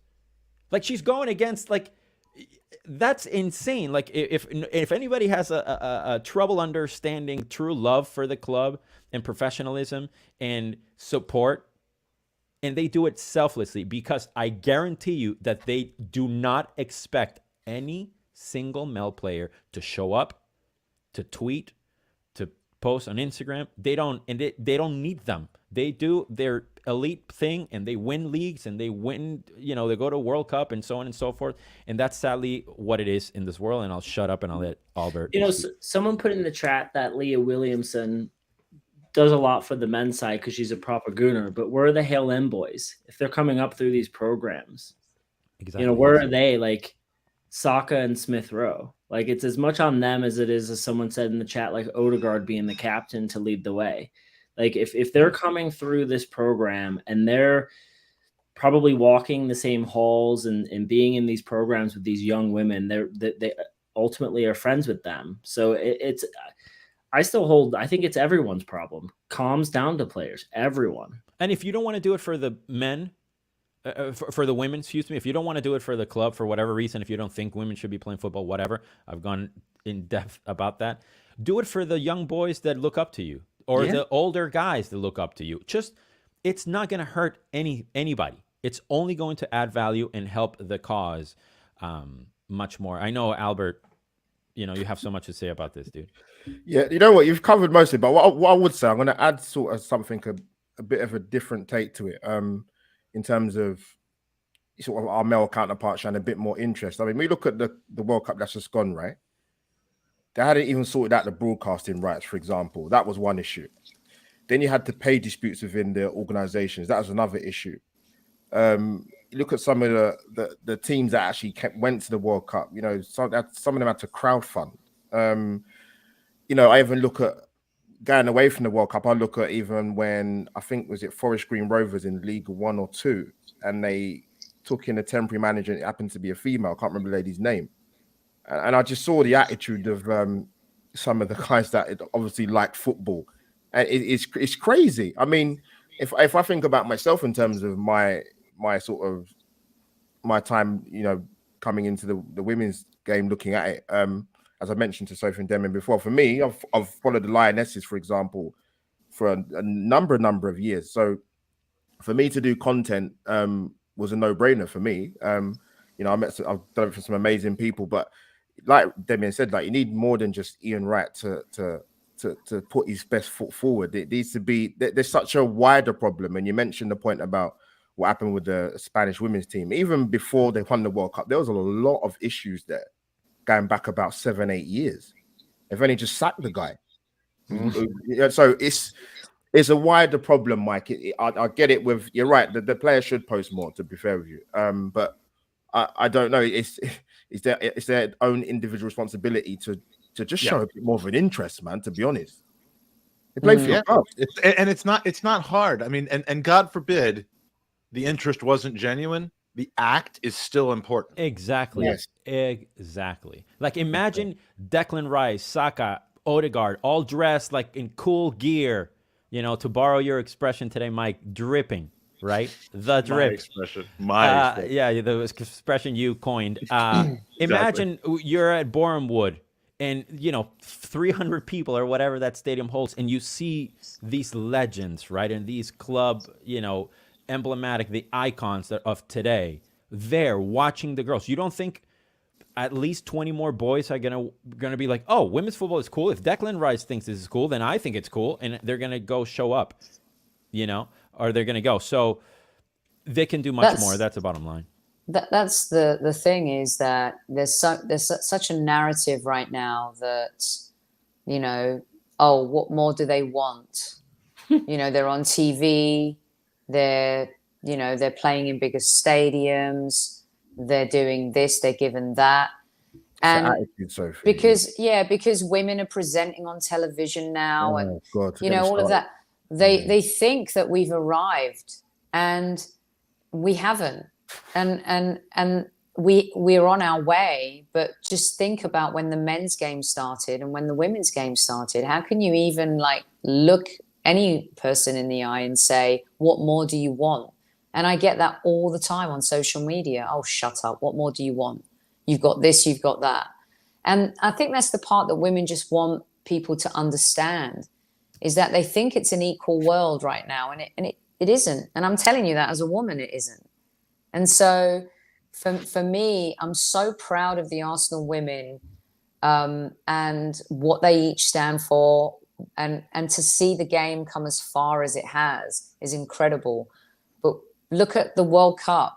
Albert, what team was it? Was it South Africa or Nigeria or Jamaica? They couldn't even afford. Jamaica. Yeah, Jamaica had to crowdfund in order for the players to arrive at the tournament. Come on, man! That's insane. This is the World Cup. This is the World Cup. Right? Would that happen? And But you know, Sophie, someone was making. So if it was the same with the broadcasting rights, that would never happen for a men's tournament. Never. Like weeks before the tournament. I think it's like 2 months before the tournament. That's insane. It's absolutely insane. And what the Spanish team had to go through, I'm sorry, it's another level. Well, the Spanish thing, like the fact that no one was fired day one, that indicates there is a massive issue. Yesterday. I mean, just within 24 hours, shit canned everywhere, and it went under. And he resigned. He didn't get fired. He resigned today. Even before the tournament. You think, there had to be something behind closed doors, I'm sure. But could you imagine the men's game, for example? Sorry, that if you've got 15 of your squad players refusing to play for the manager, you know what would happen? The manager would be gone. Absolutely. But I know I think his dad had quite a high influence in the Spanish football arena, so that's why. But it's crazy if you think about it. Just even from those just basic level terms, 15 of your national squad refused to play for the manager, and only 3 of them came back for the tournament anyway. Yeah, crazy. Yeah, that's insane. It's so sad. But what I was going to say really quickly about what Sophie mentioned about this question that is asked, what more do you want? Yeah, I'm pretty sure, and I never think I speak for women, but I will right now. What they want is that you don't ask that stupid fucking question. Very true. That's why would you even ask that? And women in journalism, Sophie, Nicolaou, Laura Woods, Shaban, Susie Rack, Caroline Barker, Karen Carney, these women know more about football than 98% of the guys you'll ever speak to. They know so much in so many different ways. They know stats, they know analysis, they know history of the club, they know the ins and outs of a club operationally, they know backroom staff, they know anything and everything you could imagine. Those 5 women alone, and the amount of abuse they get. I know Albert is like me, Laura Woods fan, Shaban fan, and we see their comments and we're constantly having to defend them or report comments. It's exhausting. I'd rather listen to any of them than Gary Neville or Jamie Carragher. Sure. Demian, it's even now. Obviously, and she can do it sideways. Even. Yeah, she can do it literally like levitating on her side. It's a none of matrix. those guys that you talked about can do. By the way. This is where it goes downhill, boys. This is where it goes downhill. Come on. An hour, 15 minutes. Come on, Mike. You can do it. You don't have to. You can drink Arnold Palmer. You can drink water. I'm going to be that guy. Water. Okay, it didn't work. I tried. That is water to Mike.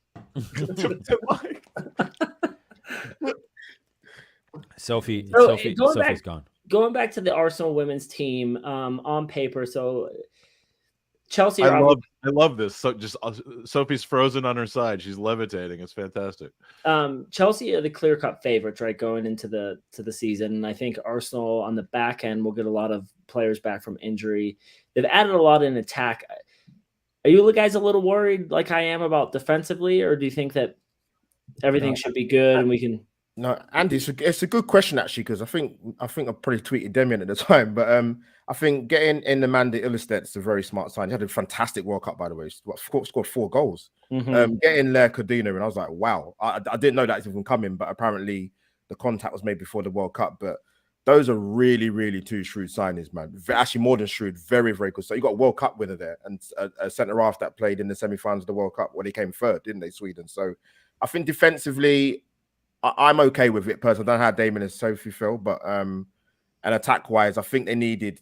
I'm glad we got Alessia Russo, and the rumours were. I think it started last season, actually, to be fair. But when they put a bid in, I think was it January time? Yeah, all the way up to the deadline, wasn't it? Yeah. So they've made some good signings, man. And if Jonas can get that mix with the new guys coming in and with the guys coming back, listen, the titles, the late Chelsea not gonna be a pushover, but it'll be a lot closer than it was last season. Put it that way. Yeah. I think with Chelsea, we're forgetting the players that are leaving Chelsea that are very important players. Yeah. So that is going to take some adjustment. I think Emma Hayes is a genius, and I think she could coach They talk about Serena Wiegman coaching England after Southgate. I think it should be Emma Hayes, to be completely honest with you. But I do think that defensively, I'm with Albert. Amanda and Laya are massive because... Yeah, big. Let me see how I put this nicely. Without Leah Williamson, the other options aren't anywhere near as good as where they should be, and they're a liability, and they cost us several instances last season. So the fact that we got these two players to not push down the other players one peg down, it's 2 pegs down.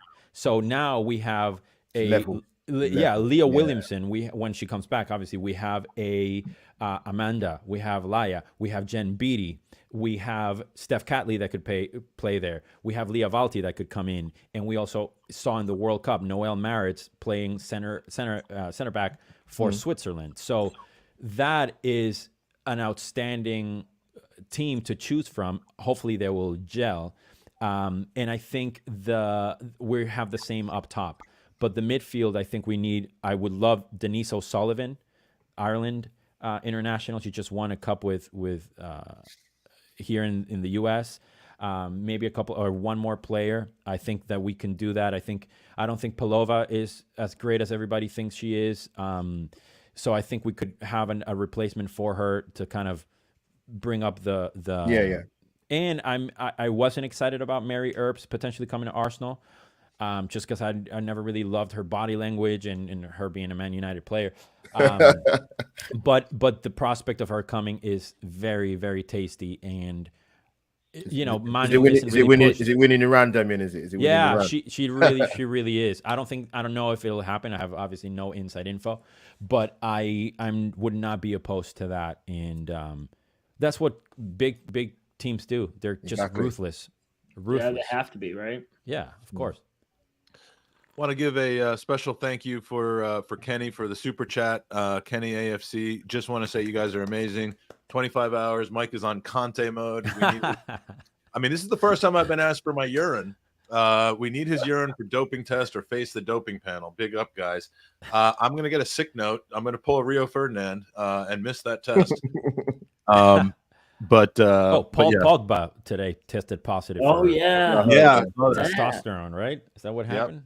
Yeah. Thank you very much, Kenny, and lots of comments about the Sophie being in the Matrix with her internet being sideways, upside down, left. She's so talented. One of the next questions we have is I think most of these kind of cover this, but let's see. Sorry, that was actually for the last guys. Mike, apologies if this has been asked before. Have you ever thought of selling Gooners vs. Cancer merch, T-shirts, caps, hand towels for charity? We have actually sold T-shirts. We sold some T-shirts over the summer, we'll probably get more into doing that as the kind of the awareness of the charity starts to become higher. Those kinds of things become a little bit more in demand. We have cups that we sell at the live events, which I'm drinking. I was drinking Gatorade out of. Now I'm drinking something in addition to Gatorade out of it.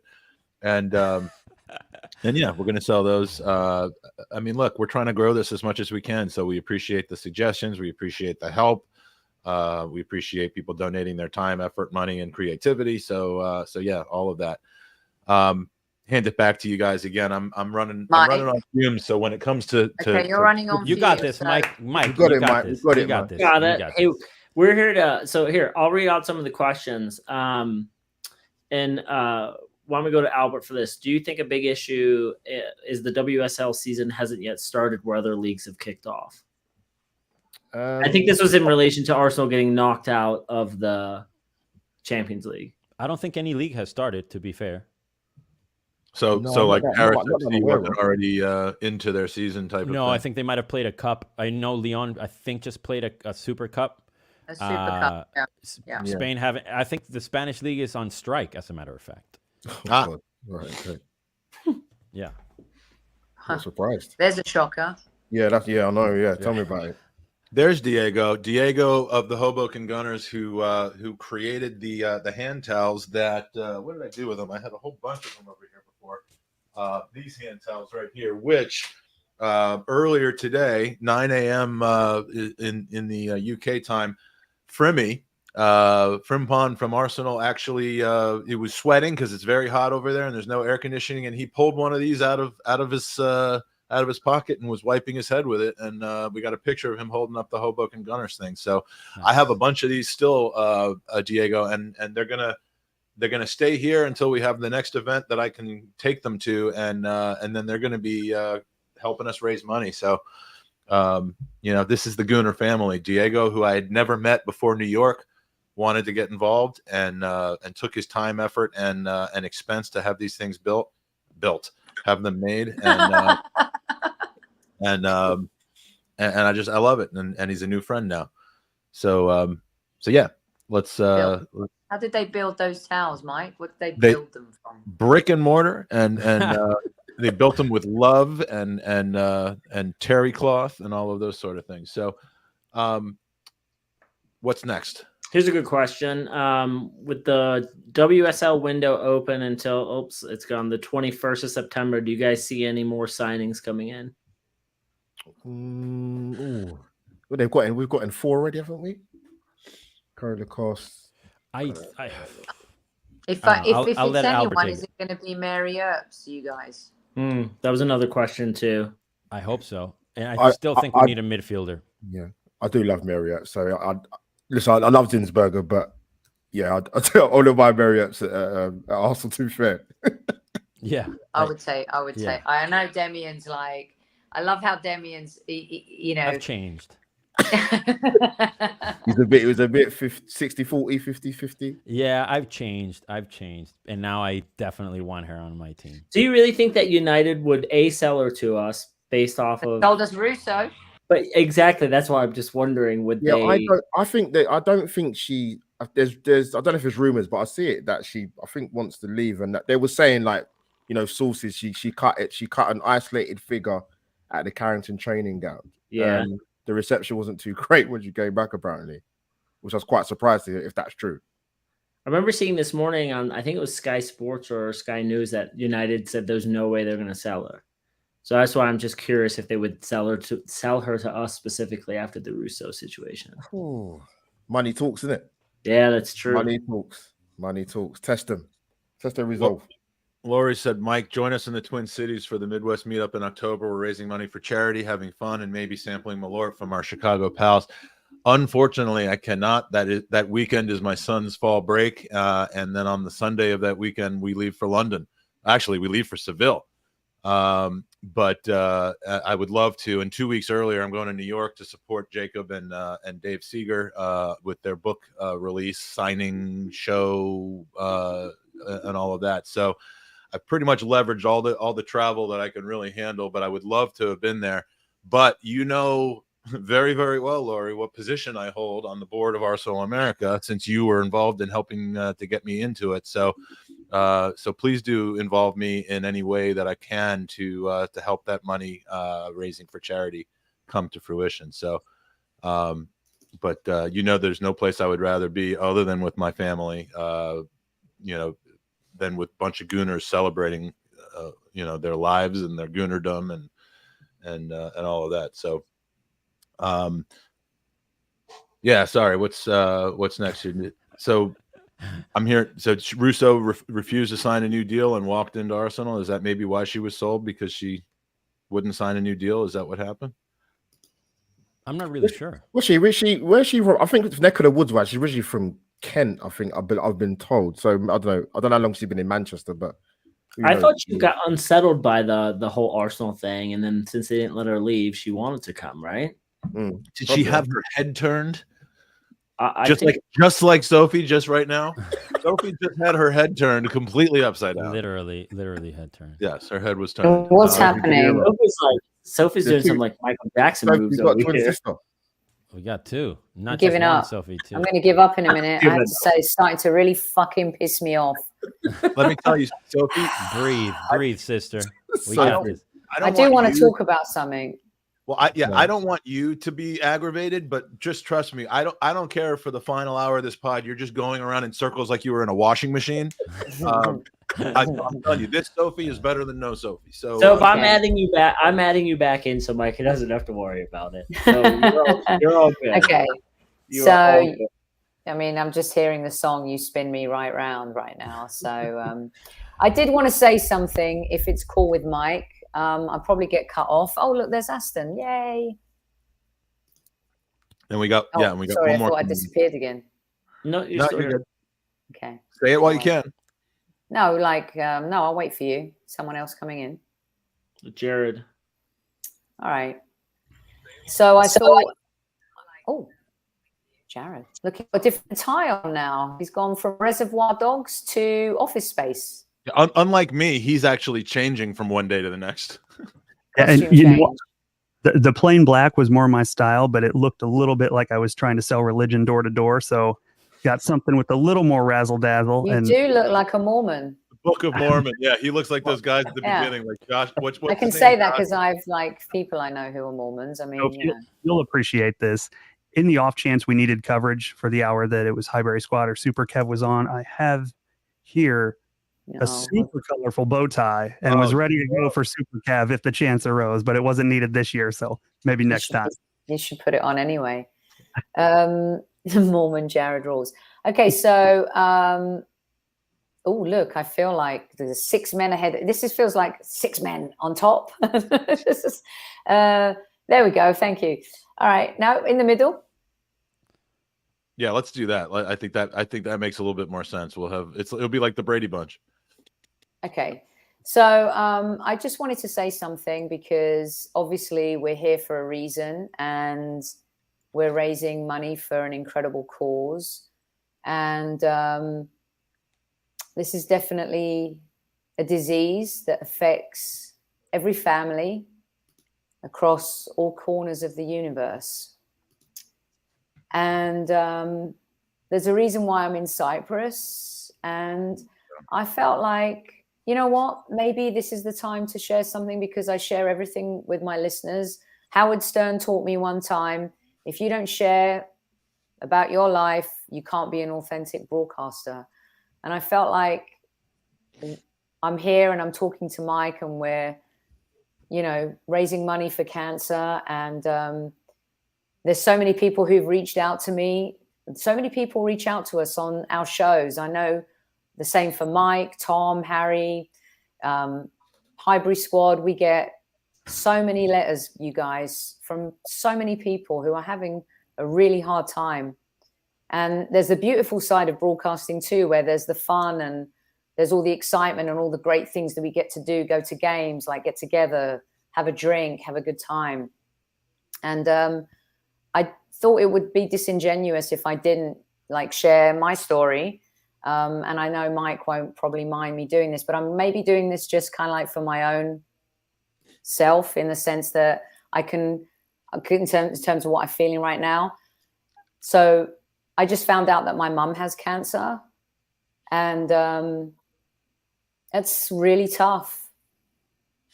It's really hard. And I'm going through a really hard time right now. And I just wanted to share that. And I don't know why, but I just feel like if there's a time to share something like that, it's on this show at this hour after almost 27 hours. What Mike does, what he's done with this charity for people, for families, for the Arsenal community, for everybody.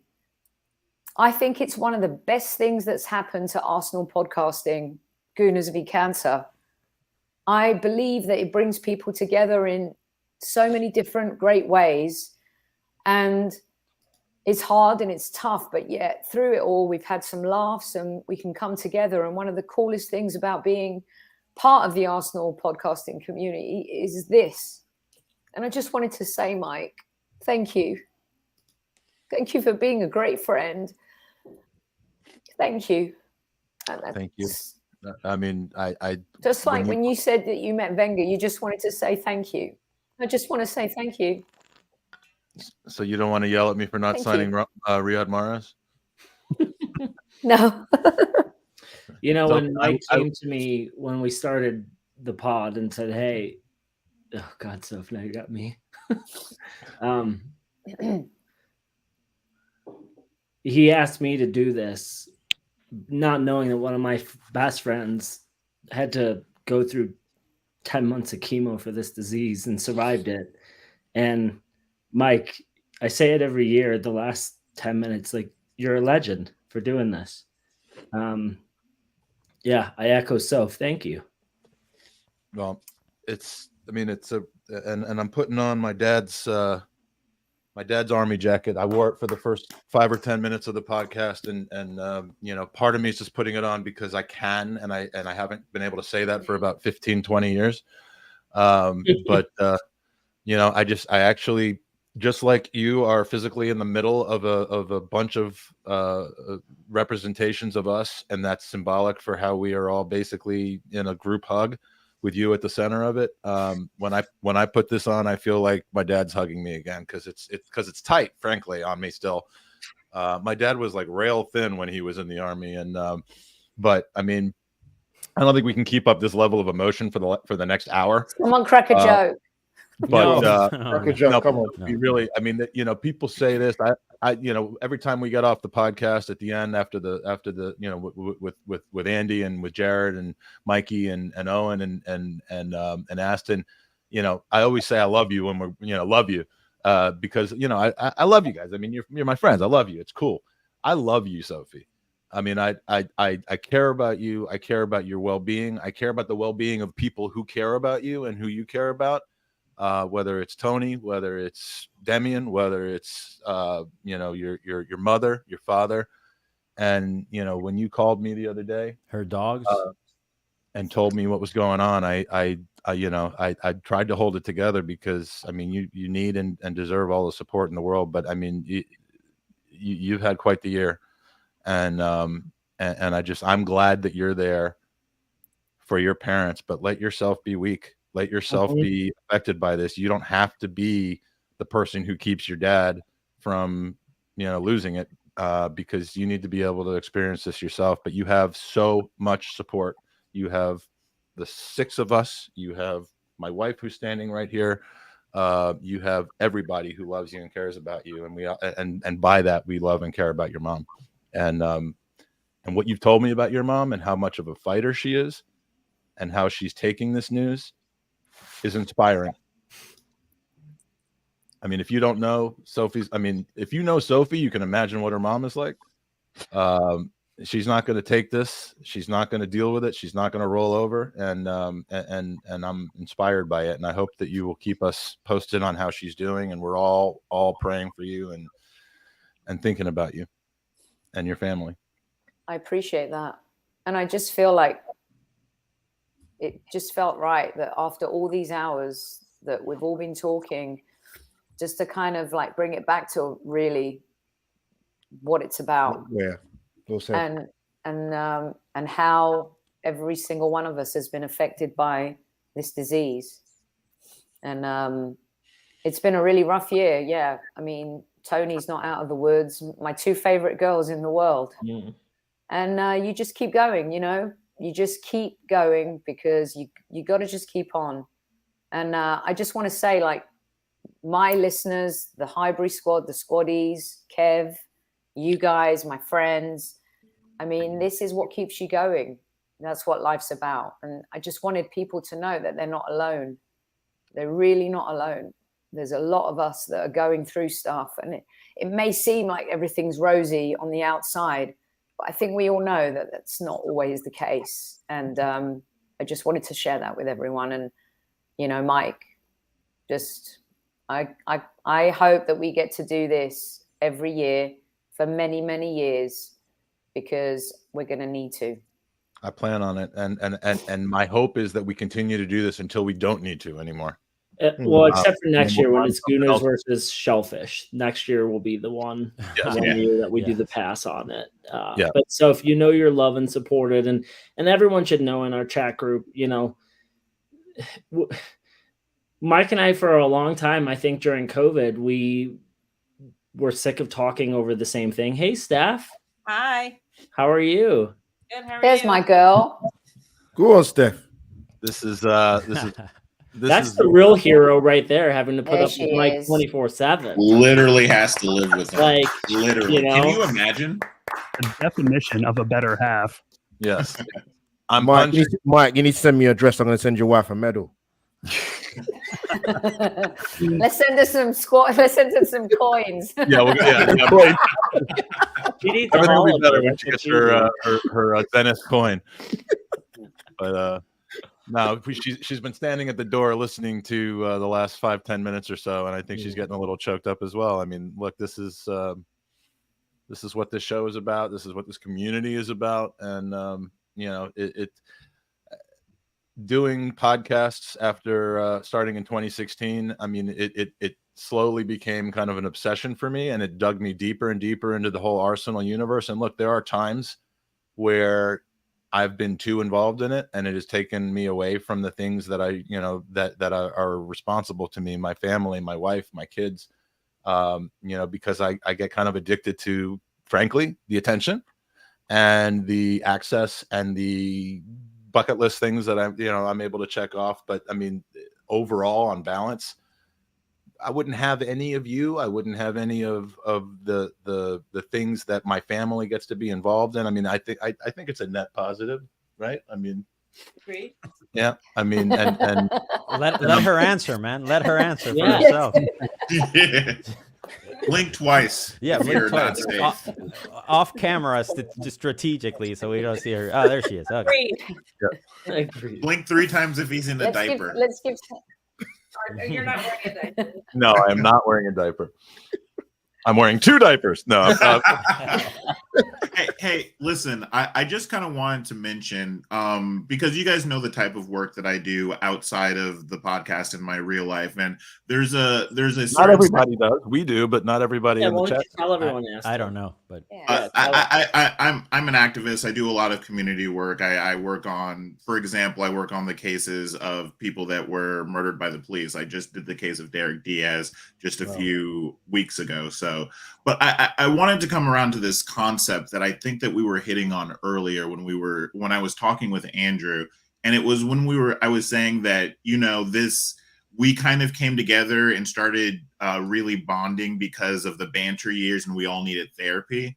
Well, that's a true thing. There is therapy in community. It's compassion focused therapy. It's a therapy that we often don't get from our workplace or our schools or all the hostile areas that we have to go. And what we've found here, and I think that's what we're all kind of talking about, is that within this community, there is healing being together. There is healing all being on the same side. There is healing in being this big family, and we can all see how much it means to each other and how much it touches all of us. And that's why it's important that we keep doing these things. You know, we can't do these things, and I know this is going to sound like a cheesy plug for likes, but unless you guys continue to come to our communities and enjoy this stuff with us and be along for the ride with us. I mean, Soph just shared one of her most vulnerable moments in her life with you. What does that say about how much you mean to her? Well said. Brilliant. I was going to say right before Steph rudely interrupted us that, you know, hey, Jared, was Andy talking? I forgot. So the other day, a Jew, a Greek, and a black guy started a podcast. During the COVID stint, it was tough to talk about Arsenal. And we heard someone made a comment like, it's great to hear you guys during this tough time. And I think for a lot of us, you just kind of take it for granted that we are some people's outlets to forget about whatever's happening in their lives, whether it be their family fighting against cancer, they don't have enough money to put food on the table. Like, we do take it for granted that sometimes we are their exit and we are their outlet to just release, and you know, it doesn't mean that our DMs aren't open for people to say like, hey, I'm struggling, you know, I want to talk. You know, it's important for all of us. And so Soph, we love you, and we're here to support you, and hopefully you're back in LA in a few weeks, because I'm going to be there and I want to see your face. I love you guys too. Mike, do we have anything else to give away? Let's give away some shit. Let's do it. Well, we did the kitchen sink. We do, and we actually didn't do the hour 26 giveaway, so let's do that right now. It is a Mike. Mike, did I win any of the prizes? Just I Yeah. I thought that's why we were here. I might not know. I might have won. I don't know. Not sure. You won the prize for funniest voice note. Oh, I'll take that, man. Even Peter Drury's voice, man. Love that guy, man. Yeah. While I'm getting the randomizer ready, first of all, your accent just makes me laugh. It makes me smile. It makes me laugh. And this was, you know, this was what Peter Drury heard. I know I just played it 20 minutes ago, but it feels like about 3 hours ago. I send you a beautiful voice note from. Oh wait, hold on. Go on, let's hear it. The beginning is the best. Mate. What the hell? Oh, here we go. You got it. Yo, yeah, man. Proud to be part of that, man. 100%. And Mike, can you officially tell Peter Drury that I'm actually in love with him? I love him. He's the best thing since sliced bread in terms of commentating. So you pass that message on to him from me. But much love, man. Looking forward to coming on, man. Yes, Michael Feinberg, man. Before I send you a beautiful voice note from your brother from another mother, Albert JT. He's calling his own voicemail a beautiful voicemail. Mate, incredible lineup. I had to look twice. I said, bloody hell. Yeah, man. Proud to be part of that, man. 100%. And Mike, can you officially tell Peter Drury that I'm actually in love with him? I love him. He's the best thing since sliced bread in terms of commentating. So you pass that. Is there a difference between telling him that and officially telling him that? Like what's the Actually, I don't think there is, Mike. I just think he heard it. Actually, I didn't even know you were going to tell him, but I'm thankful for it. I'm thankful for it, honestly. Let me give a quick update on the money raised so far before we give away the penultimate prize, and stay tuned. And if you want a chance at the team signed shirt, now would be the time, because we're going to draw it in 45 minutes. Again, I've been breaking this into two categories. One is for this show, leading up to the show, to be in the show, and during the show. We have raised $13,112.24. We are, I believe, $200 away from doubling last year's total from the Pod-A-Thon. So let's definitely try to do that. I don't know that we can get to 30,000 overall. We're at 28.4 for the entire summer, which includes the summer tour. I don't know if it's realistic to get to 30, but I think we can get to 28.6, which would essentially double our Pod-A-Thon results from last year. What do you guys need to make that last like 2,000 go, audience? Like, what do we need to do? We'll do it. We're in the mood. We're all up. We're all feeling frisky. What do you need to see? You gave it away too early. If you weren't watching, Aston has already taken off his shirt in front of John Champion and Jim Proudfoot. Did he say if we got to 200,000, he'd do that? Yeah, Norm. I mean, that was really easy, man. It just took him two personalities on TV, and he's naked. He didn't even do it for funds raised. He did it for pockets of space. Yeah, winning. That was what he did it for. I'm a passionate man. I get into it. Listen, don't come at me for my art. John Champion has fired his agent. John Champion has fired his agent and said, "What did I just do for an hour of my life?" It was classic. That I love. Do you know what? I love seeing these commentators and stuff. I mean, it's just gold. John Champion is like sitting there thinking, "What the hell's going on here?" But it was just epic, wasn't it? Just such gold. The way Mike just ropes them into doing this stuff. I will say so. I listened to the hour with Barton, and I've always kind of thought he was a little bougie, but actually hearing him off camera just talking with a friend. Are you allowed to say bougie? Yeah, you can say, like, what's wrong with bougie? Go ahead. No, Demian, is that okay? Bougie, is it okay? I don't know. However, bougie just means that you're kind of rich, right? You're like Warren Barton wears the best suits there are. Yeah.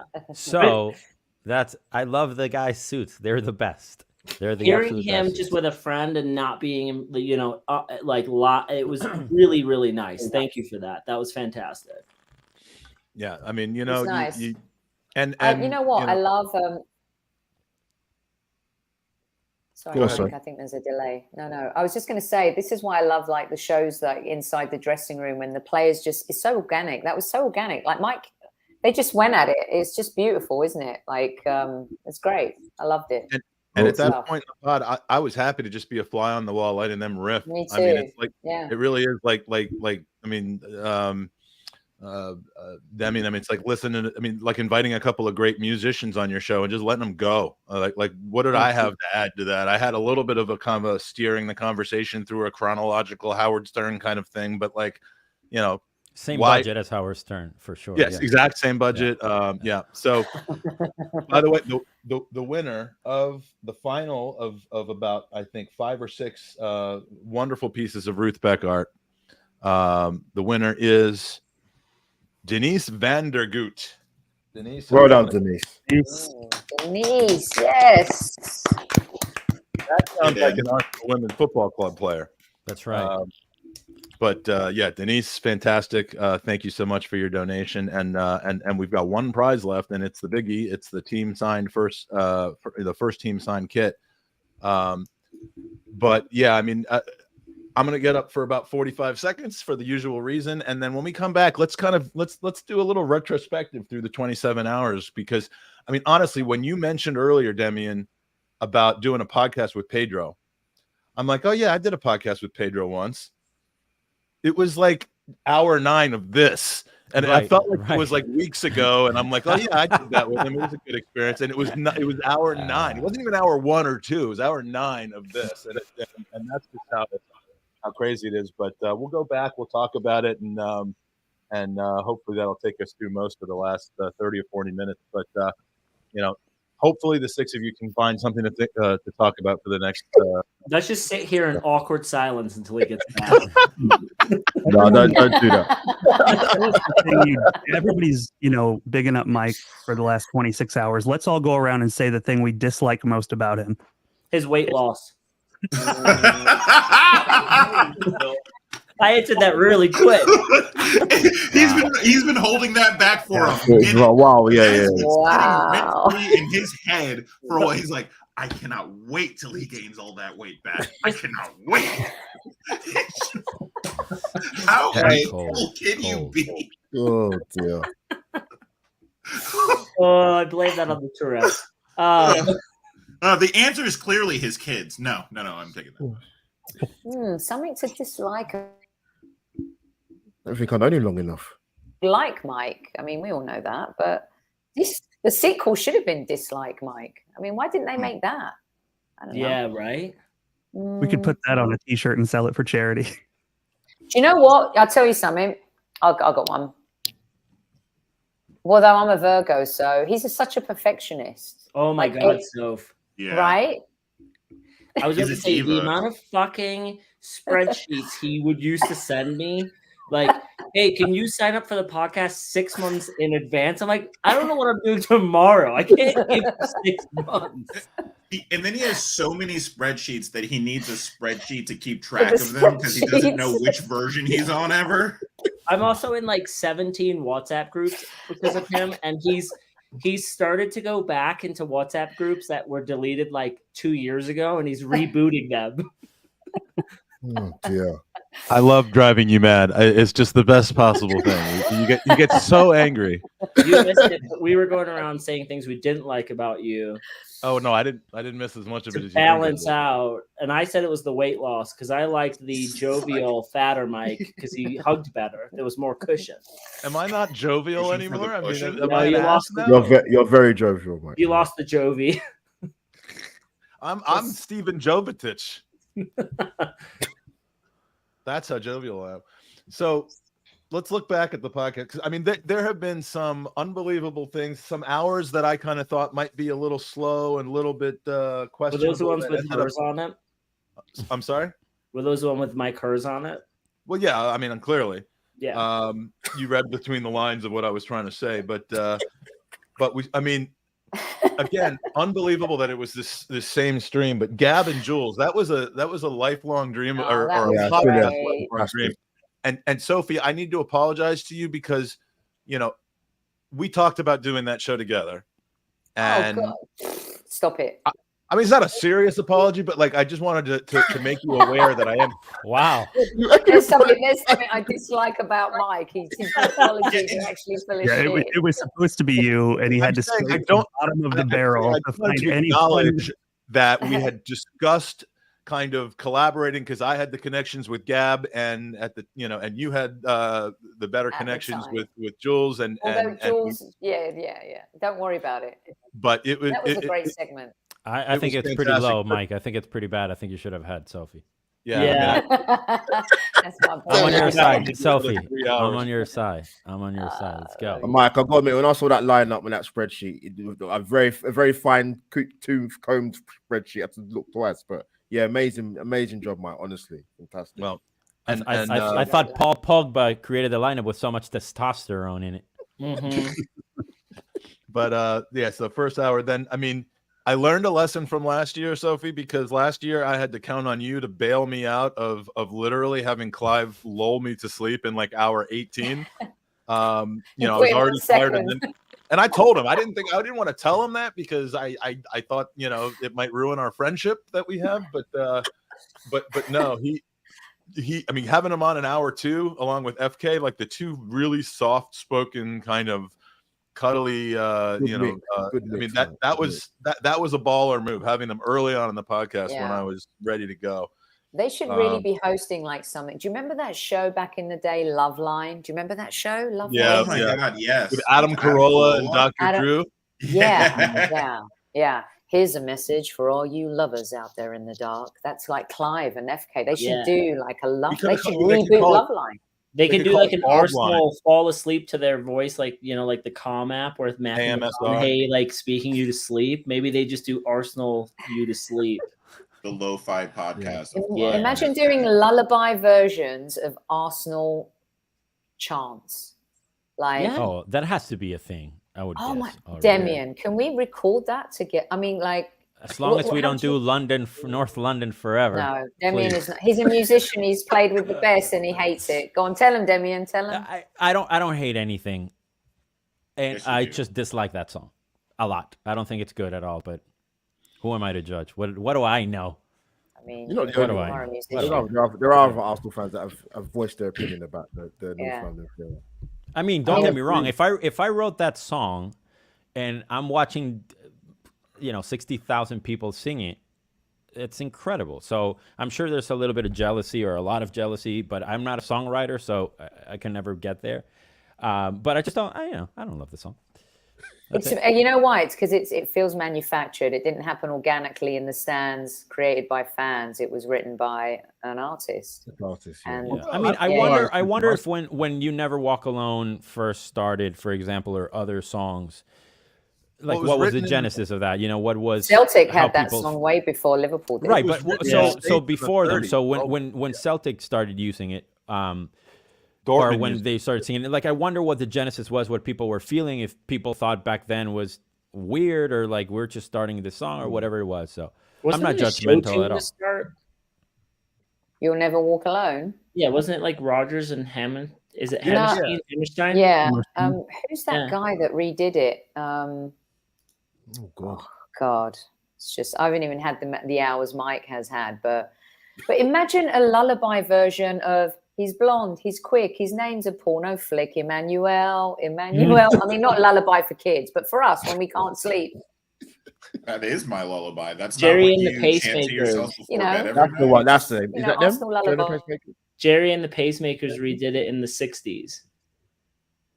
Well. That's it, Jerry and the Pacemaker. Yeah. I will say, I don't know if Lewis Dunford had that idea for a while or when that came to be, but the timing of its release, I think, couldn't have fallen more perfectly to have it catch on, because if you did it 2 years prior when the team's struggling, finishing 8th, I think people are just kind of over it. But for it to release when we're obviously on the uptick and things are really starting to come together with the club and the fans, I think it just sort of all came together perfectly for it to really catch on. So I'd be curious to know how long he's had that, or if it was something that he just, got inspired and wrote at the time. But it's obviously been a huge success for him, and now it's. I assume he's an Arsenal supporter, right? Yeah, yeah. Mm-hmm. I think Have he's you from seen him at Angel. games? I've heard him Did at you games. see him? Yeah. By the way, Jared and Demian should just do a show together because their mics are off the hook. Like, just say something to each other for 20 seconds. I think he found that. Wow. I think I couldn't hear a single word he said. Am I frozen? That's how good his mic is. Wow. Yeah. Did I just block his mic? You Did I? jinxed it. Yeah, you just jinxed it. You just broke it. It's so good, I turned it off. He got mic fright. It's almost like a magic mic in a sense. It is. Yeah. Yeah, I mean, I was just looking through the list. I mean, one of my favorite hours of the entire show was Frimmy. I was begging Kate to help me obtain Frimmy's services for an hour. I kept that 9 o'clock hour open for a reason. Fergus is like, and Trev's like, you're making me wake up at 7 a.m. when you have a 9 a.m. open. I'm like, there's a reason for that. And he came through, and she came through a couple days earlier. And I mean, having talked to him on the tour, I mean, I knew he would be gold. Yeah. And he absolutely was. I mean, that guy is one of the good ones. And it's nice to see good things happen to good people. But that was even more fun than I thought it would be. And watching Mike Hers deal with the advanced stat people. I mean, he's not an advanced stat guy, but watching him navigate the social intricacies of listening to Scott and Adam, who I find fascinating.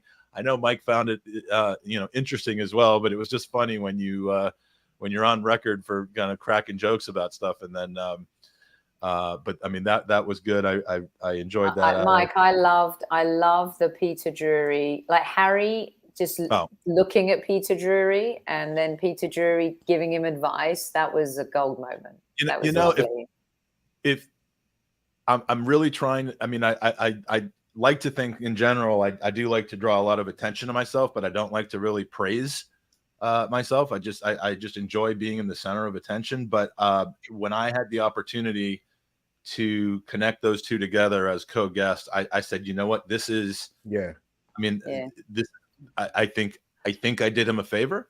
That was great. I think I created something that he enjoyed, and it was important to me to be able to do that because he deserves it. I mean, whether or not it ever leads to anything, whether or not they stay in touch or there's any kind of interaction, it was a moment in time where in his growing career, and I have no doubt he'll get to the levels where Peter Drury is through his hard work. But I mean, those kinds of connections I think help, and there's not much I can do to help Harry's career. I mean, he is living, he's doing everything he set out to do, but if there's anything I could have done, I think that might've been it. And that's brilliant. And really, I enjoyed how much, how well that worked. And Harry, I think he enjoyed it. I think he did, Mike, trust me. I had no idea. I mean, like when I played that audio, which Sophie provided to me, and then I kind of ran it through the series of things I have to do in order to get it onto the stream. I hadn't listened to it. So I didn't realize how excited he was about it. He's like, I can get a little bit more excited because of the whole London versus Manchester thing. And I'm like, no, you went full Tom Canton in the making faces in the press box thing, but in a verbal way. I mean, that was some good stuff though. But yeah, Tom Canton bringing his army with him after his breakfast show was pretty freaking cool. If you haven't done if you're not a podcaster, there's, on StreamYard, basically there's this little icon on the upper left-hand corner that tells you how many people are watching. And, look, we're not used to having 3 digits up there very often when we do a podcast. We are, thrilled to have, you sound like my podcast, Mike. Yeah, well, I mean, look, single digit club right here. Let's go. We podcast for the fun of it. We podcast basically as an open air banter session between us. We all have day jobs. We all have hobbies, and things that compete for our time. We're hobbyists. We're not full-time podcasters. And so anytime anyone says, and we don't do it on a regular basis at the same time every day or every second day every week. Mad respect for people who do, like Sophie. But, because of that, you get your hardcore base of people who are like, oh wow, they're going on air. Let me turn this on. And so we're happy with any numbers that we get. But I knew that Tom was basically doing his 8 a.m. show, then coming straight over to us. Thanks, Dan. Was coming straight over to us. And when he showed up backstage, I took a glance at the number, and it was at like 112. And 5 minutes later, it was 274. And he clearly gave an instruction, because all of a sudden, like sometimes with Sophie, when someone just starts spamming your like the porn guys when they come into the chat. Yeah. And it's just all of a sudden the chat starts rolling really quickly, and it's like it's all just bullshit. This was all different people saying I was bullied by TGT into coming here. Like he clearly said, go over there, put something in the chat to so that Mike knows that I brought you. And I'm like, trust me, I know that when our numbers go from 111 to 257 or 270, whatever it was, that it was you. But that's that's some control and influence over your listener base. And so props to Tom for doing that, and I appreciate it as well. Yeah, that was very cool. Yeah, and what else did we have? Oh, Aston coming up with a game for James and Andrew that that I think they enjoyed. Yeah, it was fun. I think that I gave James confidence. I think that James walks away from this realizing that if it doesn't work out in podcasting, that he always has the fashion industry that he can always fall back on. He's like a quadruple, quintuple threat. That guy. I mean, he's got comedy, he's got acting, he's got writing, he's got podcasting, he's got fashion. He's a 5-tool player. I make jokes like we all laughs, but the reality is like he actually is a better dress than like all of us minus maybe Soph. You know what I mean? Like the dude does throw down. Jared's in a goddamn tie. He didn't go through all that effort. I refuse to acknowledge Jared on this show. Just because he's got a kick-ass microphone, Aston. Stop throwing shade, bro. By the way, you're just feeling bold because you're in Kai Havertz's crowd again. That's what this is. No offense to Mike, Owen. Can we shout a little louder so Aston can hear us all the way up there, guys? Yeah. No offense to Mikey, Andy, Aston, or myself, or offense to myself. I mean, is Jared not like 85 times the podcaster that any of the rest of his people are on the Gooners pod? I mean, he had a transition earlier today that I had to go into our little group chat and mention. I mean, it was so cool. Just took something I said and I mean, not just like a segue, but like a masterful segue. And I was like, I'm so glad that we stole this guy out from under Tom. Because Tom doesn't seem interested in growing his empire. He just wants members. He needs that weekly, that monthly check. And so we've just maybe we'll take him. I think Tom is doing just fine. Yeah, he is. Keep your hands off him, Sophie. He's ours. Yeah. Hey, Jared, do you want to host the show on Highbury Squad? I would never take your seat, but I'd love to come on with you anytime. Why? I'm having guest hosts this season. Demian's going to host our women. Should we announce that, Demian? I think I did. Do it. Maybe. Yeah, you just did, but let's do it. Tell him, Demian. Tell him, Demian. Tell him. Well, Sophie just spread the news without my consent, but that's fine. That's okay. That's what true friends do. No, I'm kidding. I'm kidding. Malaka. I'm kidding. I know, I'm a Malaka. Yeah, so I am privileged enough to co-host and sometimes solo host. Not for long, because I'm hoping that Albert comes with me.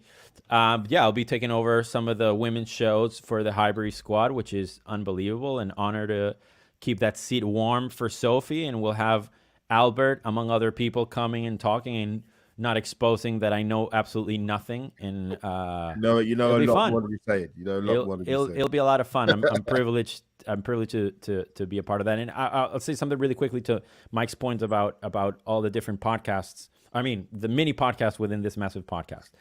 I think it's important for fans to know that like all these people that are out there, that we have a platform or we try to have a platform. We're no more important than any of you. Don't know more about the club than any of you. We're not bigger fans than you are. Just know that there's a space in different kinds of people for everybody. Find the people that you like on here, support them, try to go to their channel, subscribe. A little comment won't hurt. A little, subscription, review, that's all lovely. And I love, like, obviously he's a close friend of mine. When Pete from Le Grove and Matt Candela came on, I loved how the pod turned into a mini Arsenal opinion. And then with other guests have been, like, every single hour has been completely different.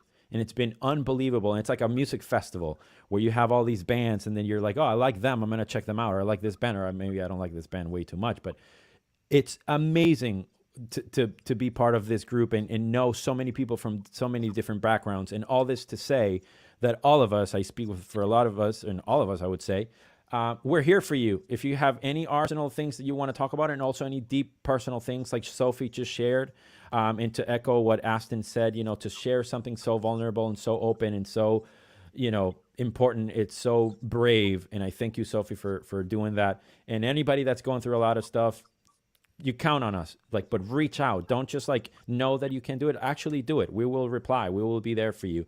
And it's all thanks to Mike. I just didn't want to forget to say that. Well, that's all. I mean, no, sir. I appreciate that. Go on, Demian. My guy, man. Please. Please. Look at all these wonderful humans here. Like, seriously, Mike always says it, right? Super Kev, since he was a kid, South London boy, Arsenal changed his life.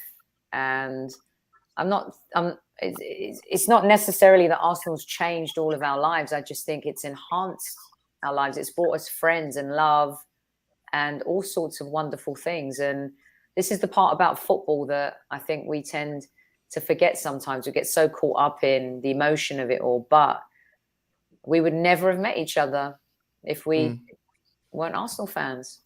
Arsenal absolutely changed my life. I mean, enhance, yes, but absolutely changed my life. I mean, I just think, obviously London changed my life. That whole experience wasn't just about Arsenal. It was about, a new outlook on life, the ability to, I was headed down the wrong path. I was frustrated at my parents' divorce, and I was committing vandalism in the neighborhood, acting out, sneaking out of the house in the middle of the night, at 13 or 14. Then all of a sudden, boom, we leave Virginia and we're in London, and I got a complete blank slate in a pretty cool location.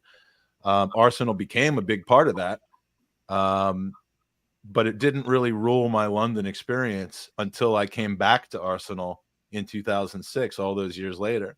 And, and really in 2014, when I started discovering the social aspects of Arsenal, but that has changed my life. I mean, everything was good in 2014, but I have an enrichment from the people I know and the people I've met and the things I've gotten active in, and the ability for me to have multiple things to take my time and spend on, and not just be constant work, or, it absolutely has changed my life. And, it when people are so wrapped up about Kai fucking Havertz or about dropping a late, you're pointing the wrong direction. Yeah, there you go. When all they can do, when all they think about when it comes to Arsenal is the result of the game and what they think about these players, and they can't enjoy it, you're missing all of this. And I get so angry at people that they're so the sole thing that arbiters how they feel about Arsenal are things that they have no control over whatsoever. And I'm like, I just feel sorry for them, because at times where the on the pitch stuff is hurting you emotionally and sportingly, that's when you need the community. And to make fun of people because, oh yeah, Arsenal is just about the socials for you. You have no ambition. Seriously, how pathetic is that? But I don't want to really, nail people down for what they don't do. I just don't quite understand it because, again, I have traveled to many different cities and found instant family. My daughter has just moved from Columbia, Missouri to 10 weeks in Phoenix, Arizona, to now starting a new career in Knoxville, Tennessee. And when she was in Phoenix, she went to the Gooner pub to meet some of my friends and others that were in Phoenix to watch the Arsenal Manchester United game, the summer tour. Last Sunday, she took it upon herself to go herself to the Knoxville pub where I had just been a week earlier, and watched with relative strangers that she had never met before, a couple that I introduced her to, and got to watch Manchester United absolutely capitulate to us in the final 10 minutes. And she's like, I can't wait to go back for the next game. You have family everywhere around the world if you look for it. And that's what Arsenal has done to me. I mean, I used to have to work very, very hard to make friends, and very, very hard to find something I have in common, and very, very much not wanting to deal with the bullshit of small talk. And that's surprising to me. And when you meet somebody from Arsenal, there's no small talk involved. It's just like instant connection, and then you build it from there. And it's just, I mean, I'm surprised by that, Mike, because my social circle has grown quite significantly because of you, which is strange that you would say that. That I would say what? That you're not accustomed to small talk. Well, Mike doesn't like small talk. He likes to slide right into your DMs. That's no, I don't like small talk. I don't like I don't like water cooler talk with, where with somebody that you don't really have that much of a relationship. And my point is, when you meet somebody at an Arsenal pub, or you go to the Tollington and just strike up a conversation with somebody, you have so much in common with that person right off the bat that there is no need for small talk. You have something that's much more important than small talk to talk about. The weather. Who cares about the weather? Who cares about politics, especially with someone that you don't really want to get into an argument about, or take the risk of getting in an argument about. There's one thing that we can bond about, and it's Arsenal Football Club. And you are like 8 steps into an in-depth conversation with somebody that it would have taken a lot of time and effort to get to that point in. And that's what I love about this club. I mean, this is one of my favorite moments in the whole 27 hours. This conversation we're all having together. The last hour or two is just like it's just real. I mean, this is like, someone was just saying, I don't know all of you, but I feel like I know you. And I feel the same way about our listeners, Tammy, Demsek. Where is Tammy from? Tammy devotes a large part of her life to brightening your day. I mean, they're just it's just wonderful. But this conversation right now, the last hour and a bit, like, this is real life. This is it, and it's kind of amazing that football kind of brings people want to rag on football as well, but it's a beautiful thing. That's why they call it the beautiful game, because it brings people together. And as much as we all go at each other, and there's a portion of the fan base that you're talking about, Mike, they have the right to bitch and moan about Kai Havertz if they want, just as much as we have the right to kind of have a kumbaya if we want. But the beauty is to accept. We have to accept each other. That's a part of life, though. I think one of the things in life too now, the people who disagree, we connect. Yeah, and I don't.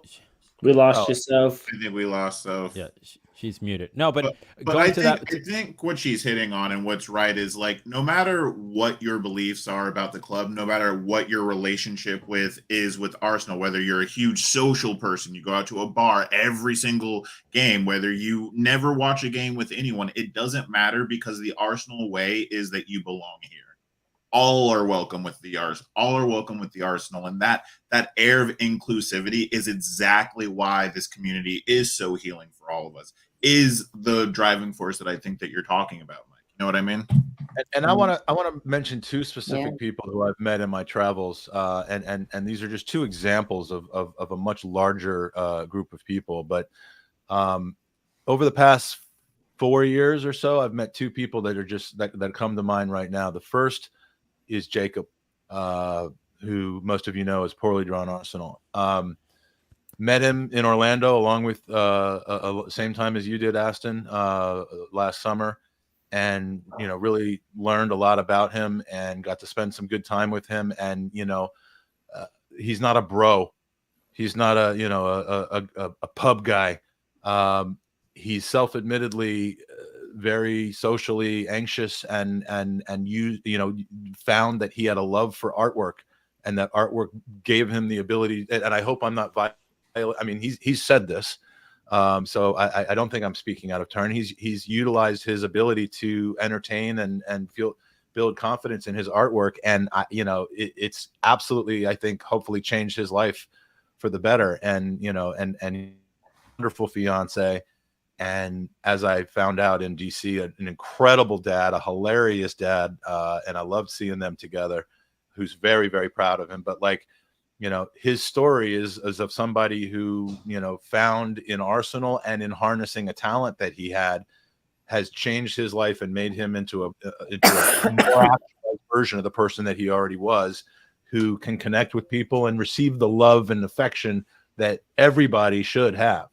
The second person. Can I come in quickly after? Sorry. Go ahead, Albert. No, just because you guys have made some great points about you talk about community, and I think for me, from my own personal point of view, is I'm a great believer. I don't use the term friendship very, very loosely, particularly coming from a social media aspect. And I started my channel back in 2020. I actually only started it 2 months after my mum passed away. So it's been a long 3 and a bit years, but yeah, I don't. Community is a very, very important word, and I don't use it very, very lightly. And I've come across some amazing people. Obviously, meeting you guys, whether it be in person or virtually, but I think you learn a lot very quickly in this industry, man. But yeah, one thing I must say is it's not easy to spot real ones and to have that community. And I've met some amazing people, and listen.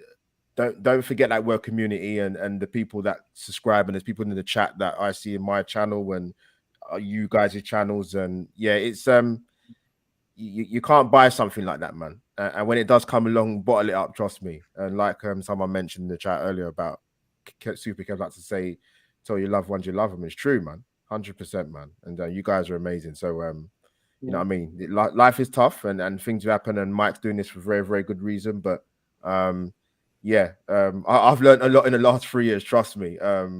Good and bad, good and the bad and the ugly of this industry, trust me. But there's some real people that came through for me when the not so nice side of it and in this industry tried to take a young man down. But I'm still here fighting, so it's all good, man.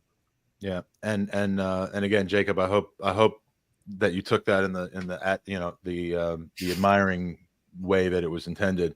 And I mentioned a second person who I doubt he's in the chat, but he's someone who I met a few years ago. What'd you say, troops? No, hers. Oh, I thought you said troops. He just messaged me the other day. What a guy. Yeah. So a few years ago, 3 or 4 or 5 years ago or so, I was at Gunnerblog. And we were at at Finn McCool's, which is where the crew of Arsenal, the New Orleans Supporters Club, is. And I went into the bathroom there, and in the bathroom, there was a couple urinals lined up in the bathroom. I happened to see some guy, and this is just 3-4 years ago, and he's wearing a yellow and blue Samir Nasri jersey. And after the business was taken care of and the hands were washed and all that, we were walking out of the bathroom. And I said, that's a big call. Like what's up with Samir Nasri? It was almost a bit patronizing of me. Like I was almost like why would you wear that? But I mean, I wasn't trying to really pull him up. But I was like, that's a daring one to go with. Like it would be like wearing a Robin Van Persie, shirt or something like that. And we started talking about it. And he's like, I forget exactly what his explanation was, but he's like, I really enjoyed him as a player, and I try not to, hold things against people when they don't end well. And I started talking to him, and he started telling me a little bit about himself and about how he, he really, I don't want to say it the wrong way, but I mean, he confided in me that he, had some social anxiety issues, that he really had difficulty making friends. At the time, he was from Madison, Wisconsin. He's since moved to St. Louis, where he's, become really close with Rick Hicks, who we all know and love. His name is Ben Smith, and he has gone from a guy who was kind of familiar with other Madison people who came to Gunnerblog and didn't really know anyone, to a guy who comes there every year to see friends and people who love him and accept him for who he is. And he said so many nice things about me, and it's really too complimentary, but I mean, he's such a great guy.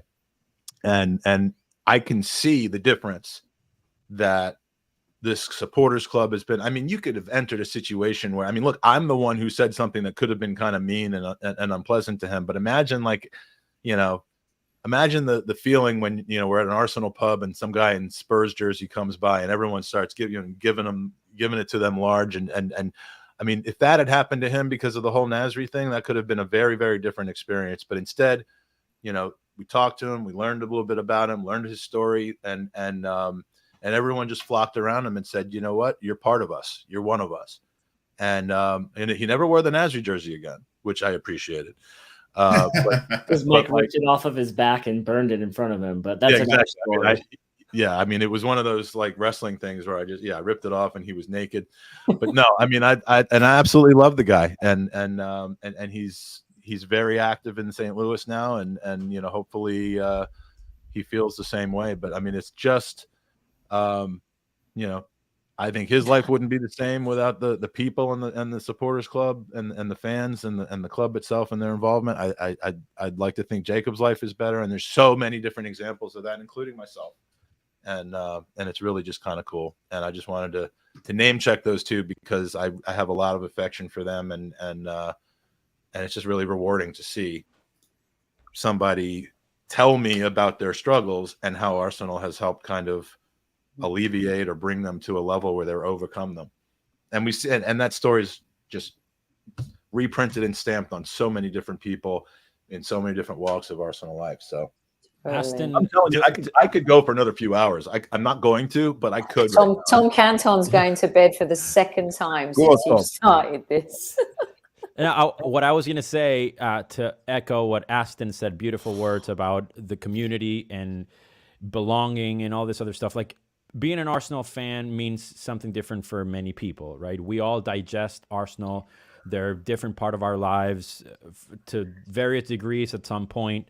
And it's important to know that it's also not belonging is belonging, right? If you don't, there's nothing that I would rather do less in my life in LA than go to a pub with a ton of Arsenal fans and watch a game that I want to watch alone in my bedroom with my surround sound and not have to do a line to go pee, right? I just want to, the comfort of that is so much more important to me than being with a bunch of people at a pub, which is what I'm supposed to do, right? When I've gone to see Arsenal women play at Wembley, I don't chant.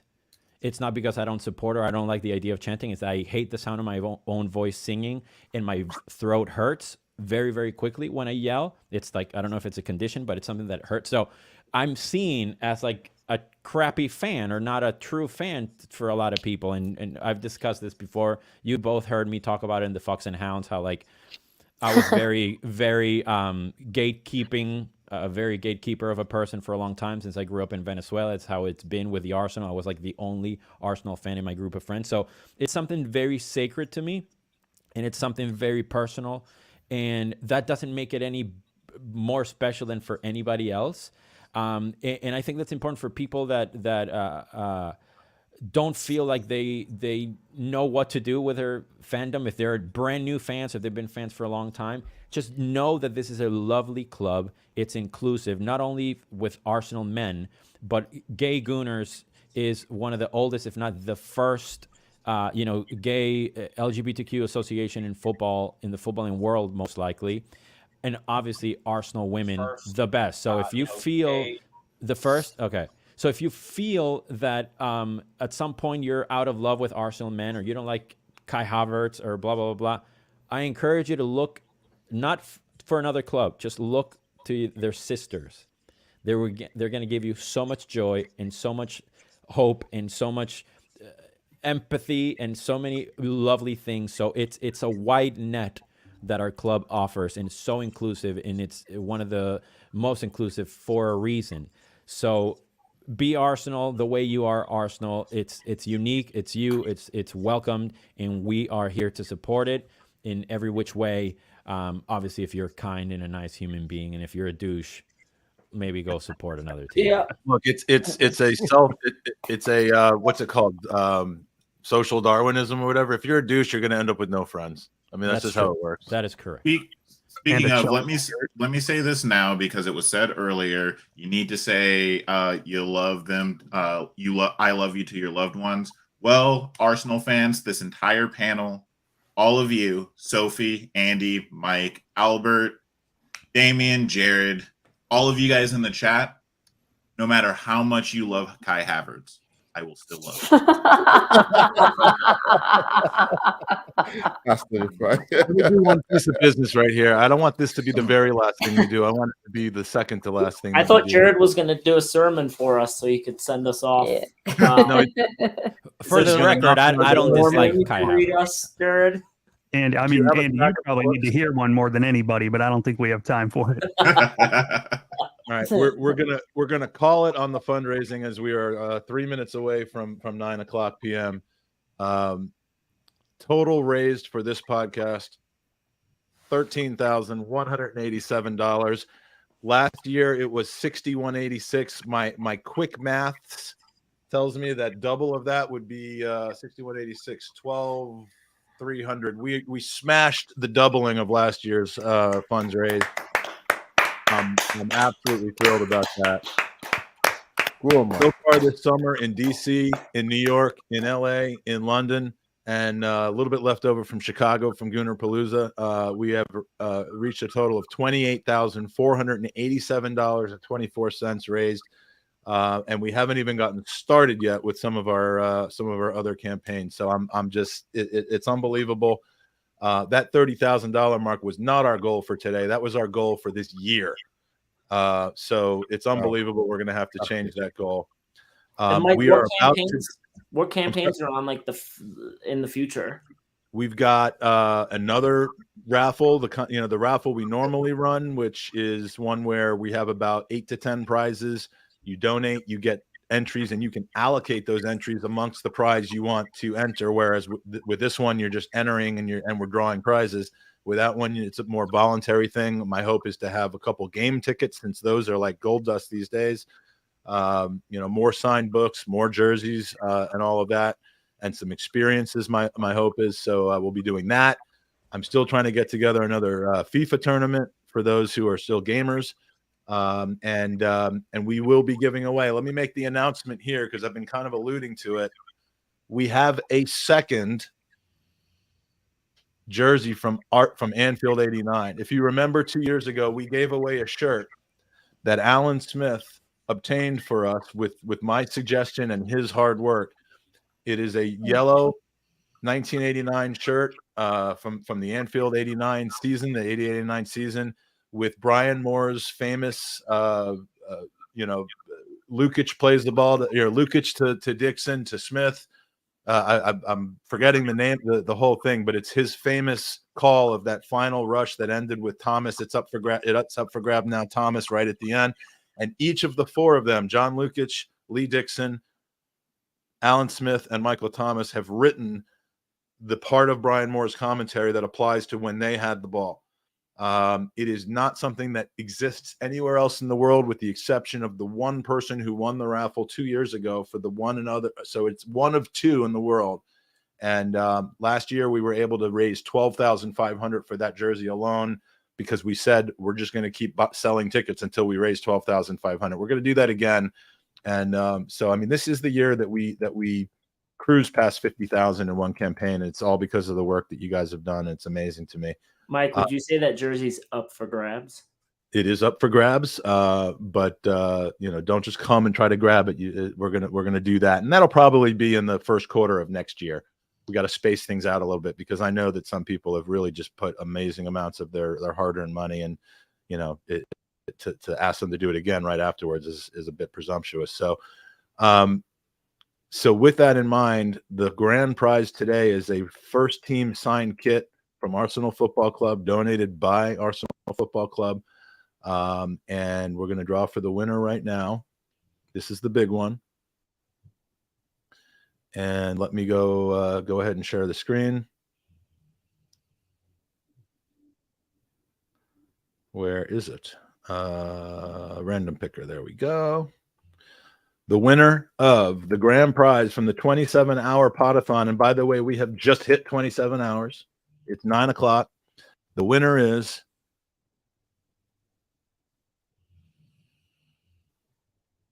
Chris Carrick, Michael's son, Chris Carrick, who, by the way, of all of the donations that ended up winning prizes tonight, I can see the weight there.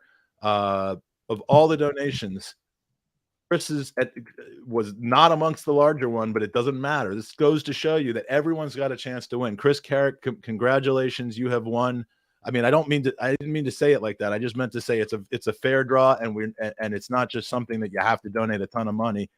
Everything's appreciated. And Chris Carrick, you've won the kit. Chris, I believe, see if we can tell where he's from.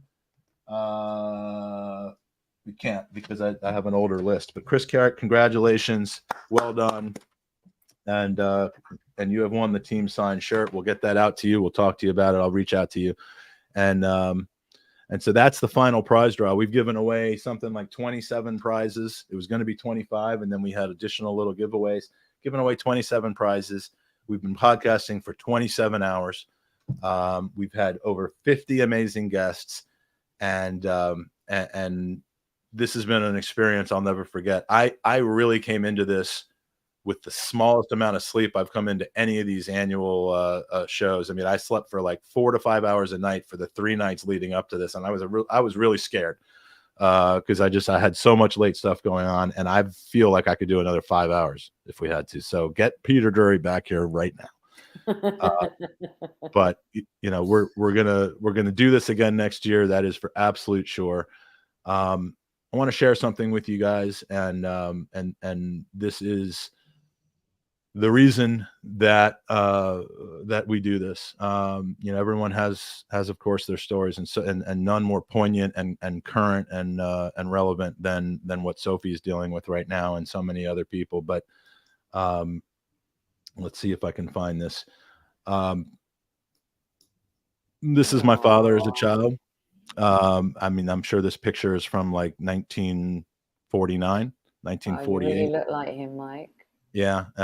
This is him as a child. And I think the next chronological picture I have of him was now. This is why I was invited to join Jewish Gooners. Speaking of fan groups that are special.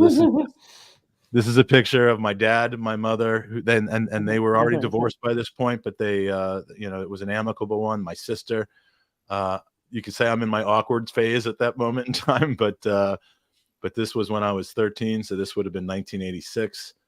And then we skip forward quite a bit to when actually we skip back a little bit to when I was a young kid. This is probably 1979. Look at that hair. I mean, this was night. I mean, I'm sure he changed directly out of this into a leisure suit. And Andy, you always talk about my mom. Yeah. There she is. He's saying, yeah, that was pervy. That's how I remember.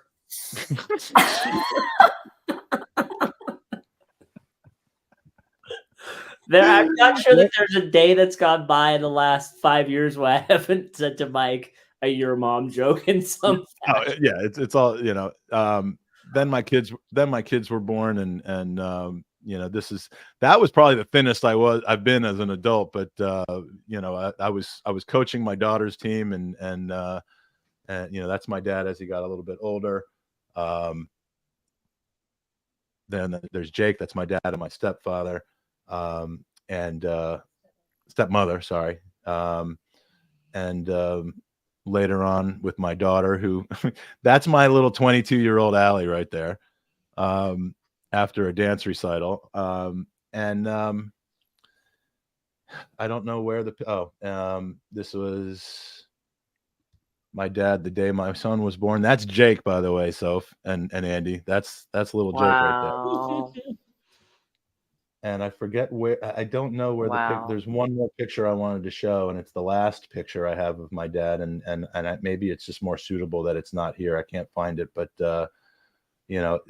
this is how I like to remember him. But my dad, I didn't have the tightest relationship with him. I don't think he necessarily kind of knew how to be a divorced dad and how to best help me. So he spent a lot of time trying to teach me things, and it wasn't always the most, the easiest way to have in a relationship, especially as I grew older. But, I wanted to do right by him. I wanted to kind of have a relationship with him. And we only really kind of repaired that at the very end. Don't wait until the very end. Don't wait until cancer forces you into, getting some closure and stuff. But I'm forever thankful that we had that ability to have closure. And it's instructed the way that I go about being a parent to my kids. And the reason that I'm trying to get myself healthy again is because, I don't want to head down a path where I'm not there for him, because these moments are incredible. But that is my dad, who served in the Army, never missed a day of work as a podiatrist after he left the Army for 40 years, and spent time volunteering for every organization you could possibly volunteer for, a hotline, helping people who were feeling very, at risk to themselves, suicide hotlines, every single board of directors you could possibly imagine, every homeowners association you can imagine, volunteer auxiliary police officer, he was a leader and someone who gave generously of himself to others. And I guess, as many things as I learned from my relationship with my dad that I wanted to be different with my kids, I am his son. And I think a lot of the same traits come with me. And I love you. I miss you. It's been almost exactly 13 and a half years. And he's my inspiration for doing this. And I don't want families to ever have to go through what we went through and what Sophie's going through ever again. And with your help, we're going to make it happen. So thank you to the thousands of you who have come in and out during this 27-hour podcast. Thank you to the 138 of you who have stayed to the end. Thank you to the probably 3 to 5 of you, and I look at that as a large number, who were with us the entire 27 plus hours. Thank you to every single guest that's joined me for this, and I hope everyone that's in the chat will remain there as I play a 2-minute video. It's the video we opened this with. I'm going to play the video that we ended it with, because it's just an absolute example of the community that we live in and how amazing it is. But this has been the 3rd annual Gooners versus Cancer Pod-A-Thon for the Gooners versus Cancer Leukemia Lymphoma Society fundraiser. Thank you, and I love you all. Come on, you Gooners. Thank you. Hey Gooners, this is Alan Smith. This is Kevin Campbell. Lee Dixon. Colin Lewin. This is Gary Lewin. Charles Watts. Dan Potts. James Benge. Danny. Tom from the Gooner Talk here. Ryan Oakcastle. Simon Collins. You may know me from the Evening Standard. You may know me for my time at Arsenal. You may know me from Arsenal or even the Highbury squad. I'm a Birdcat Wonderland. Being that physio, sat on the bench next to Arsene with my rubber gloves on. The former Arsenal physio. The Emirates press box, from writing, from Twitter. From goal.com, from Twitter, from YouTube. Football is the beautiful game, and it brings us all together. Sometimes there are things even more important than wins and losses. And yes, even transfers. Every 30 seconds, someone in this world gets diagnosed with blood cancer. The Leukemia and Lymphoma Society works towards curing blood cancers and provides support to families currently dealing with these diseases. Gooners vs Cancer was started in 2017 by a lifelong Gooner who lost his father to leukemia way too young. Since 2017, Gunners v Cancer has raised over $75,000 for the Leukemia and Lymphoma Society. And we need your help to keep the fundraising going in this year's campaign. Every donation helps. Every donation helps. Every donation helps. Every donation helps. No matter the size. And every donation enters you into the Gooner raffle, where you have a great chance to win amazing Arsenal prizes, including game tickets, stadium tours, signed men and women's shirts. And maybe a retro signed shirt by yours truly, Lee Dixon. Me, yours truly. Yours truly, Super Kev Campbell. So much more. It's easy to take part. Just go to www.goonersvcancer.com and donate directly to the charity. Pick the raffle prizes you want to enter to win and wait for the drawings at the end of the campaign. Again, that's www.goonersvscancer.com. We all know that victory grows out of harmony. Victory grows out of harmony. Victory grows out of harmony. With your help, we'll be victorious against blood cancer once and for all. Thank you for your support. Thank you for your support. Thank you for your support. Thanks for your support. Thanks for your support. Thank you.